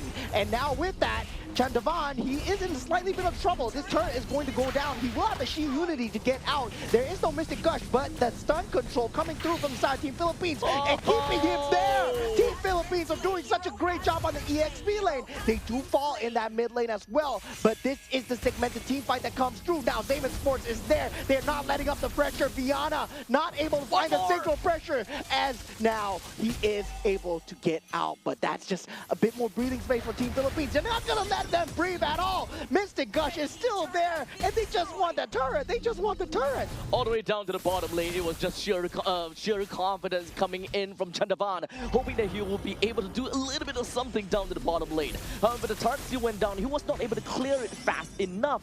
And such, what Papico as well as Ivinia did, they just focused down onto the turret. They don't even bother getting a kill or a hit down on the Chandavan, so they do not get the enmity of the turret. And shortly after that, with the amount of control that they have, they will bring him down. And of course, from that point on, they were just styling onto the middle lane. Yeah, the turtle does go the way of Team Cambodia, and with that heavy spin being used already, Circling Eagle used to disengage. They know they don't have that Damon's Force for now, and a clean disengage coming out so far. Fatal Links coming out from the Day side onto the De La Cruz, and Team Cambodia, they respond back, but the macro damage has been done. Well, there we go. At least when it comes down to Team Cambodia, they managed to get a little bit of a small victory on top of Team Philippines. They have managed to get themselves 2 total turtles, which is a huge win in my honest opinion, trying to balance out, of course, get a good amount of distribution. But hold on a second, Mystic Gush and RWM. RWM used to just disrupt that Mystic Gush. Papico has that flicker just to get away. Now Nepomuceno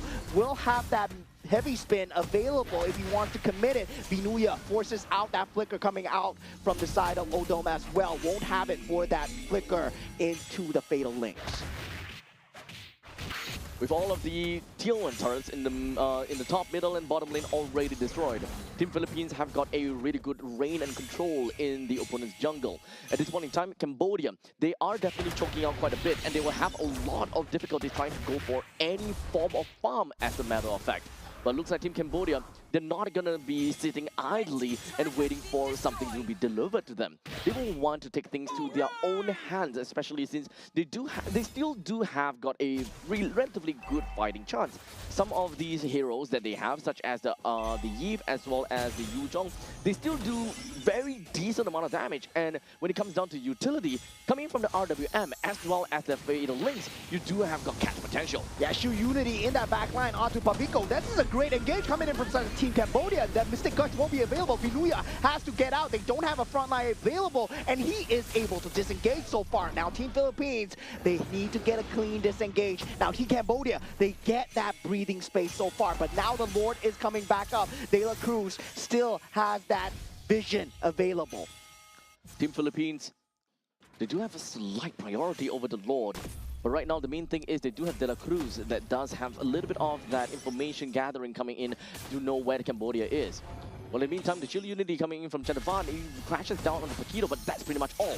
Yeah, Circling Eagle has been spotted out. He does have the Fatal Links, not going to pop in now. Just knows that he does not have the flicker. It's 2 seconds from being popped up. Team Philippines make full use of the timing, gets that top lane priority going their way. Preparation coming in for this Lord. Better Spell economy is undoubtedly going to go over to the hands of Team Philippines for now. Almost every single one of them have got their Battle Spell, inclusive of Viana and De La Cruz, which is very importantly, they have their Purify. Widia does not have that, but that is completely fine, because they did manage to take one out of Chamakara, which is playing as a Yip. Fatal Links pops through, not on the key target there. Mistake coming in from side Team Cambodia, and a punish from Team Philippines. They will not be able to fight for this Lord. And Favin, he's coming down with that Blazing Duet, but without the Roamer, without that huge Fatal Links, it's gonna be a mistake from Team Cambodia to go in. Shu Unity with a Blazing Duet does not connect on anything, and in the back line, here's Damon's Force, and Vinuya just coming through. Magic and boxing as the Black Dragon has to run away. That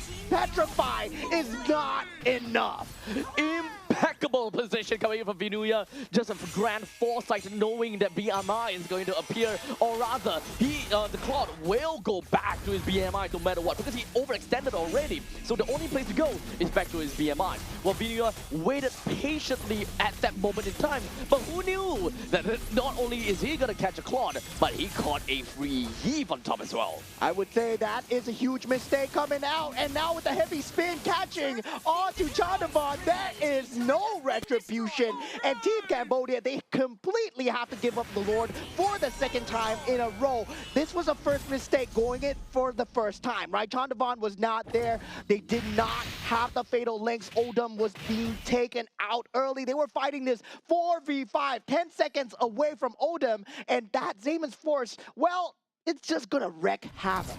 It is such a difficult fight for Team Cambodia. They really did their very best to see what they could eventually do in the team fight. However, they were very pressured to make a move. They really want to make a play. And Team Cambodia, at least, they believe that they have the power spike. They have something that they can do. Now all 5 members gathered onto Vinuya. Finally a shutdown from side of Team Cambodia here as they respond towards that Lord pressure. But that means that they won't have the capability to jump in with a Shield Unity once again for the next few seconds. But they will have the Fatal Links with a Flicker available. Right now they already lost that inhibitor turret on that top lane. And Team Philippines playing it safe. Know that they don't have that backline penetration. The rest of the members coming from Team Philippines now slowly expand themselves out. Oh, take a look at that! RLWM into the Fatal Links combo. Papico gets taken out. Same Sports Viana doing what he can. 3 members already down from the side of Team Philippines. And now Team Cambodia, they answer back. They might have lost an inhibitor, but they fight back. And this is the wild card as we talk about. Team Cambodia is wild when it comes to this. Constantly just cracking down onto these turrets. Team Philippines manages to crack open the top lane T3 turret and almost there for the middle turret as well. The Lord will of course spawn in 80 seconds and throughout the entire fight we can even have the instant replay to really show us what happened over there. Cambodia did a very good job when it comes down to a flawless defense. In fact, I wouldn't call it flawless, but a really good defense altogether. The fact that they did not lose more than 1 inhibitor turret is already pretty darn good, despite the fact that Team Philippines, at one point in time, they had, what, 8,000 goal lead? They managed to kind of square it down a little bit to 5,000 lead. And honestly, if you ask me, they're back to the point where they originally started. Yeah, this is the same situation that Team Myanmar were in. Now Black Dragon for being popped just to be on the defense. Your Circling Eagle finds its mark onto Odin. Mystic Gush still not there in time. Team Philippines, now it's your turn to disengage here, right? They have to watch out for the Fatal Links, but little they didn't know that that Flicker is not available for the side of Team Cambodia. As such, they are going to be grouping up once again. And definitely don't want to force things out too much over here. Especially since the Lord is going to be opening in 15 seconds. Once it spawns, that is where the priority will want to go over to the side of Team Philippines. Team Cambodia, they will want to look for an opportunity. Odin, he does have Flicker, he does have got his Fatal Links as well. But unfortunately, they are not capable or they are not equipped to be able to do a full-out team fight. Yeah, now Team Cambodia, they know that Esports is not worth fighting into, yet they go into it anyway. This might be the huge mistake here as the RWM is there. So Vaughn takes out De La Cruz. That Mystic Gush is there as Viana gets taken out from the side of Team Cambodia. But Vinuya is still there, laying waste in that back line. And Famin finally puts an end to it. And this is huge for the side of Team Cambodia. And they finally fight back. Papico, the only one left to deal damage. And now Papico, he's currently being choked down and being a little bit too greedy. Cambodia strikes back, and now they have the priority over the Lord. What a game!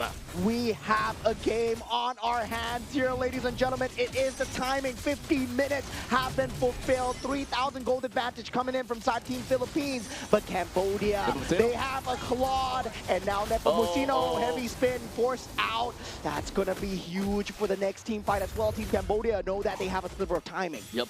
Luckily for them, it doesn't seem like the Nepomuceno will go down despite all of that. This fight was very much spread out, and it was actually kind of scary to see how it all turned out to be. Before that fight happened, there was just a little bit too much pandemonium going on about, and Cambodia managed to make full use of all of that confusion and hysteria in order to zone in onto the right people as they man-marked whoever that they really needed to. Odin, though, bought a lot of time. We definitely got to give it to him. And by the end of the fight, he was still alive. Yeah, now with the fleeting time being picked up from the side of Odin as well, this Fatal Links has become just a lot more fatal as Team Cambodia, they look poised to strike here with the Lord marching down on that top side. And now, for the first time, I believe the Giants are bleeding as Team Cambodia, putting them in equal ground. Just going to be jumping right in. Vinuya is not going to let go that fast. or that easily. The top lane does have a Lord that will be marching in, while Team Cambodia, they are going to be looking for an opportunity to eventually jump in. Right now, Vinuya. Yeah, he does have that Petrify and is able to keep Vinuya there. Flicker is there as well, but the rest of the team is coming in. And Vinuya in a lot of trouble. Immortality has been used. He's not going to be able to get this one out here. Wait. And with that RWF, Fatal Links has to be used. And that is, I would say, still a win from the side of Team Cambodia, but that Fatal Link's no longer available. Team Philippines, they can look for a fight going in. Viana is online with the orange buff. Yep, is that really a win though? They had to use the entire lot duration that just marched down from the top lane. They did not manage to take any of the other outer turrets as much as possible. They lost the Fatal Links, which would be able to do something over there. It's slowly creeping closer and closer for at least Cambodia, right? So when it comes down to the goal lead, indeed, you're right on that. Cambodia is catching up. Yeah, and this is a lineup that they are poised to strike in that late game, right? Team Cambodia, in terms of the draft, that Claude wins out the Harif handedly in that gold lane. And the same problem that Team Philippines, well, they've been taking advantage of that lack of a frontliner. Nepo Mucino will be the only one that's able to frontline. Everyone else will fall like flies. The game is now dead even. However, Team Philippines, they refuse to back down. And now with that Damon Sports being popped up as well, Viana going into safety. RWF catching him out here, and Mekong actually takes out the magic damage here. And now Team Philippines, they scramble for their lives here as Team Cambodia. They're doing it. Pabigo takes out Odem at this point. Sharp residue, not enough onto De La Cruz. He's taking him on a walk here. And Team Cambodia, they don't have the shield unity to crash back in. They're unable to get any form of macro damage. Team Philippines might have bought themselves enough time to fight for this Lord. But however, do know that it was a roam for a gold lane. I'm not too sure if whether Team Philippines can even try to contest this without Viana, which is playing as the Harith right now. Team Cambodia, they're taking their own sweet time though. I'm not too sure if whether they actually do have the opportunity or rather they have that window to do that. In the meantime, sneaky beaky like, but it doesn't seem like the Tuna Unity managed to do too much. Vinuya all the way down to the bottom lane manages to clear a path in. Forces out the recall coming in from the side of Team Cambodia. Now two lanes are exposed with that mid lane at a sliver of HP. Man, the cuts are adding up for the side of Team Cambodia so far. The team fight might not be going their way, but the macro stays true for Team Philippines. That move from Vinuya single-handedly allowed Team Philippines to have a way higher chance to secure this evolved Lord. With a mega creep that eventually marches down from the bottom lane, this pretty much allows Team Philippines to play things a little bit slowly by around the Lord's pit. This way, whenever there will be a slow push down to the bottom lane, Team Cambodia cannot go too far in because Vinuya could just push it any time. Yeah, this is going to be a case where they need to think about the base. Circling Eagle is there. Vinuya slowly inching towards the Team Cambodia's base, and now he will call off the assault, but definitely bringing the members back. See it now. Favin, he's over there with the BMI placed up, but Vinuya, he continues to stand his ground. But unfortunately, it does seem like the creep wave did appear, and that is going to halt that push down in the bottom lane, but the rest still stays the same. There is still going to be a lane priority coming in from the top and the bottom lane, and Team Cambodia, they always need to keep a valiant eye down on the bottom, if whether there's going to be a slow push oncoming, and eventually that push will always go towards the victory of Team Philippines. Yeah, Nepo Mucino able to sniff out the members of Team Cambodia, but Vinuya goes for the back door. The turret is now down. Vinuya is in no man's land, but now Team Cambodia trying to take out the Lord. Favin is already there. Nepo Mucino gets the Lord on the other side. Team Philippines, they get the Lord. They get the mid turret. They force out the Winter's Crown, and Favin, he is extremely low. Flicker is being forced forward. They get out Vinuya for now. Team Cambodia, if they can win this team fight, they keep themselves in the game. Circling Eagle just to disengage here as Team Cambodia, they want more. Nepo Mucino still has that capability to respond, and now Team Philippines, they respond with Viana, a shutdown, double kill, and the Lord marching down the mid lane. All of these immortalities are constantly being popped. Great thing that we do have Fabian that managed to outplay against Vinuya. However, we are already looking at 4v3. This is an impossible push for Kempo to defend. Yes, there is nothing they can do here, especially with the heavy spin coming out from the side of Nepo Mucino. Team Philippines are going at the crystal and they take it down. A 1-0 lead, but what a fight from Team Cambodia. That was way too close for comfort for Team Philippines. But this also gladly shows to all of the people in Cambodia that their team, their representative is out here and they mean business.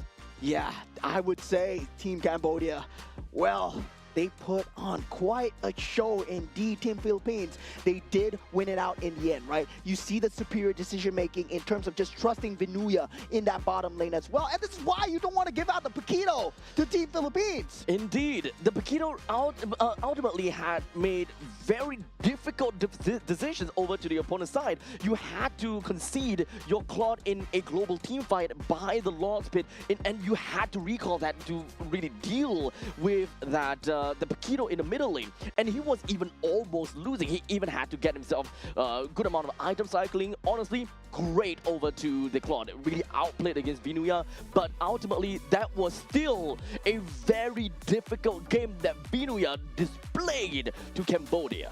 Great decision making in terms of he didn't win the game by ending the enemies. He won the game by forcing the errors, right? He forced out so many errors from the side of Team Cambodia. They consistently had to keep him at the back of the heads. At one point, Vinuya, he was just soaking up 3 creep waves. And this man, Vinuya, Sanford, whatever you might want to call him, this Paquito, still 100% win rate here. And teams are still giving it to him.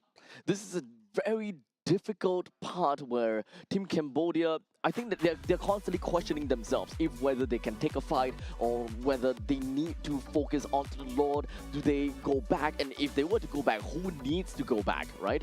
There is so many fights that even for the side of Mengkong, to be honest, as a Yuzhong, he did an amazing job. He had so much threat looming all over, constantly being able to just give a lot of chase over to De La Cruz, that's playing as a Matilda who has great amount of mobility, but yet he still can catch up time and time again. Team Cambodia really outplayed themselves throughout this entire game. Yeah, I mean, they did pick up the Claude as well. That was a great late game too that they had. And I really like the decision to just have the disrespect, right? Coming out from the side of Team Cambodia. Yeah, it's time to stop respecting Vinuya's damage. It's time to collapse and time to do something about it. And finally, we see an end to his reign of terror. But still, he kept the echoes going where he kept on the creep waves. If I can't kill your heroes, I'm going to take out your turrets and eventually your base. Vinuya single-handedly just brought down 2 of the inhibitor turret just due to pure macro and of course map understanding. They had enough information to say, okay, there is no way that they are going to rotate over the Vinuya despite the fact that there is a Baxia, by the way. We need to remember that there is a Baxia to the side of Team Cambodia. However, the Baxia is required to be in the Lord's Pit or at least dancing around the Lord because there is that threat of Nepomuceno to just take the Lord away, and that is just a big Lord that will march down in middle lane. And unfortunately for Team Cambodia, they have to face an inevitable. Yeah, now game 1. What a nail biter of a game, right? Team Cambodia show impressive mettle, especially against that top 1 team. And yeah, Team Philippines, for the first time ever, I felt threatened for them. I really did feel threatened for them. But still, that impressive decision making, a W is a W so far. Man, oh man. Now going into game 2, I believe Team Cambodia, they won't let out that Paquito ever again. I don't think so. Especially even for the side of Team Philippines, they won by the skin of their teeth. And right here, I think that they have something that they're gonna have to change about because that was way too close for comfort. And for a team like Team Philippines, naturally they are a team that can play really aggressive and they can be really good in the early stages. For them to be able to allow Team Cambodia to play such a late game all the way down to 22 minutes and to threaten so many different kinds of options or strategies that Team Liquid have to, Team Philippines have to kind of take out. This is a very difficult spot. Yeah, if I had to choose an MVP for inside Team Cambodia, it's the Eve, right? Where the RWM timing was just so immaculate, always catching the members of Team Philippines off guard, especially when they're trying to retreat and disengage, and then finally follow through with that fatal links. And everybody was playing as if they are one heart, one mind, one spirit, right? And this is the amazing thing about MLBB, where all 5 members, they look like, well, a singular unit being controlled. To be honest, that game will not be forgotten by any one of us here. And this is just game number 2. The pressure is mounting up, and of course, the pressure cooker right now is just so much pressure. However, this is game number 1. We're moving on to game number 2. Team Philippines, they managed to just... They did not have a great time here. But game number 2, I'm pretty sure that they will want to do something about this and they will want to end the game faster. They want to do things a lot more convincingly because they don't want to concede any of these past mistakes in order for Team Cambodia to capitalize on. Yeah, definitely. I would say it was going to be a statement piece coming out from the side of Team Cambodia. But at the same time, well, Team Philippines, they keep their 100% win streak, right? Results are results, and definitely when it comes down to doing business, to getting the objectives done, to winning the game that is MLBB, Team Philippines have proved it once again. And yeah, this is what happens when you give out the Paquito. And once again, I'm very happy to see the Matilda and Viana as well, especially on the Harif. He was able to deal out so much damage in that 4v4 situation towards the end. Yep. Now, if you guys kind of take a look into the entirety of Team Philippines lineup, you also need to really remember that this lineup coming in from Team Philippines, they are ultimately a draft that can do very well in the early stages of the game. Not particularly amazing in the late stages, they can still play a very good game. However, it requires them to be really macro intensive, which is exactly what we saw coming in from Team Philippines. They did whatever that they could to make full use of this lineup. And for Team Cambodia, they did whatever that they could with this lineup, and they are the one that actually do have a slight bit of an advantage coming into the late stages with that Claude in tow. It could end up really badly for Team Philippines the moment that Claude were to win against Vinuya in the middle lane, and the fact that Team Philippines, they lost Vinuya, and Team Cambodia, they could actually just play it a little bit safer. At one point in time for Team Cambodia, they wanted to run it down over to the side of Team Philippines, and I think that was that is the smallest and the biggest mistake at the same time, where they were stoked to make a play. They really wanted to make something to work out. They ran all the way down to the side of Team Philippines. They tried to make a play only to find themselves in such a difficult spot where they were unable to disarm Team Philippines. By the time that they wanted to back off, they were slowly losing in health, and they were unable to get themselves out of the death grip of Team Philippines. Yeah, I would say just that small little decision makings really influenced the state of the game there, right? And for all the team members involved here, I would say, wow, that stamina needed, especially as a pro player, not an easy thing at all, right? Given the fact, if you were in a similar situation, I believe any lesser player would have crumbled under the pressure. And right now, Team Cambodia are showing that they can withstand that pressure. Now, when we take a look at Group A, we always think about who's going to be that top 5. And right now, Team Cambodia, I think that they deserve a spot in there. yeah, they really look like they deserve a spot here. I'm now curious to see how Team Cambodia are going to do up against Team Indonesia as well. But that's looking forward. That's looking to day 3. We're gonna chill. That's looking day 4. Now we still have game number 2, and that was cutting it close for Team Philippines, Too right? close. Way too close. What if we have a game 3 here? Oh my goodness gracious. I don't think my heart can take it, to be fairly honest with you. And yeah, expanding rivers. And now for the side of Team Cambodia, they will be on that first pick. Now, themselves, they can force out the Paquito. We saw Ming Kong on that Yuzong as well. His decision-making skills are good. He knows how to play the map macro, and you don't want to give that over. That Paquito right now is just extremely very strong. And also, that Marcel has been banned out in the first game as well. Now, we did see the Freya being a problem in the previous series. Whether or not that will be a problem now, we're not too sure. Looks like the draft is going a little bit slower. Both teams are taking their sweet time to really examine what has happened and of course analyze a little bit more into this game. Because especially for Team Cambodia, they are on match point. They need to be really careful with how they draft. They do not want to give this game away to Team Philippines. Yeah, right now, so definitely at the side of Team Philippines, they will be looking towards that second stage of the ban. Kalea has been picked out, and now also the ban coming through from the side of Team Philippines. It will be the Fredrin as well, right? Fredrin really, in terms of having that insane teamfight capability, having that taunt available, along with the Appraisal's Wrath turn, something that we've yet to see so far for the side of this game. Paquito, Fanny, Freya. These three heroes are yet to be thrown away into the banning pool as of yet. Let's not forget about Marcel.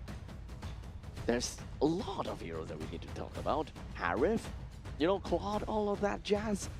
But some of these, or if not most of these, are going to be leaked out. Paquito is finally taken away. Cambodia, they do not want to deal with that.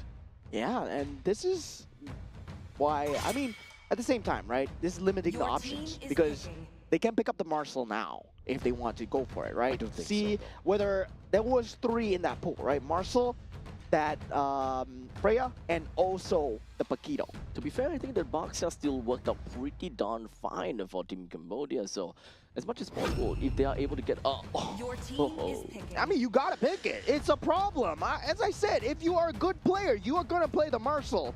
And yeah, we missed out Marcel in many of those games that where Marcel was just not banned, not picked. So to see Cambodia finally picking out, I wouldn't say finally, but to see Marcel being picked up for Cambodia is definitely fresh of breath Your air. team is picking. yeah, it's Fresh of breath air. Eve, Breath of fresh air. and Boxia being picked up from the side of Team Philippines so far. And now for the side of Team Cambodia, they will have that Claude available if they wish to go for it. And also that Tusin as well, right? So Marcel, Claude, Tusin. That would be a very good opener for the side of Team Cambodia. Not revealing too much, not revealing the car strategy as well. But of course, same time, they don't have that catch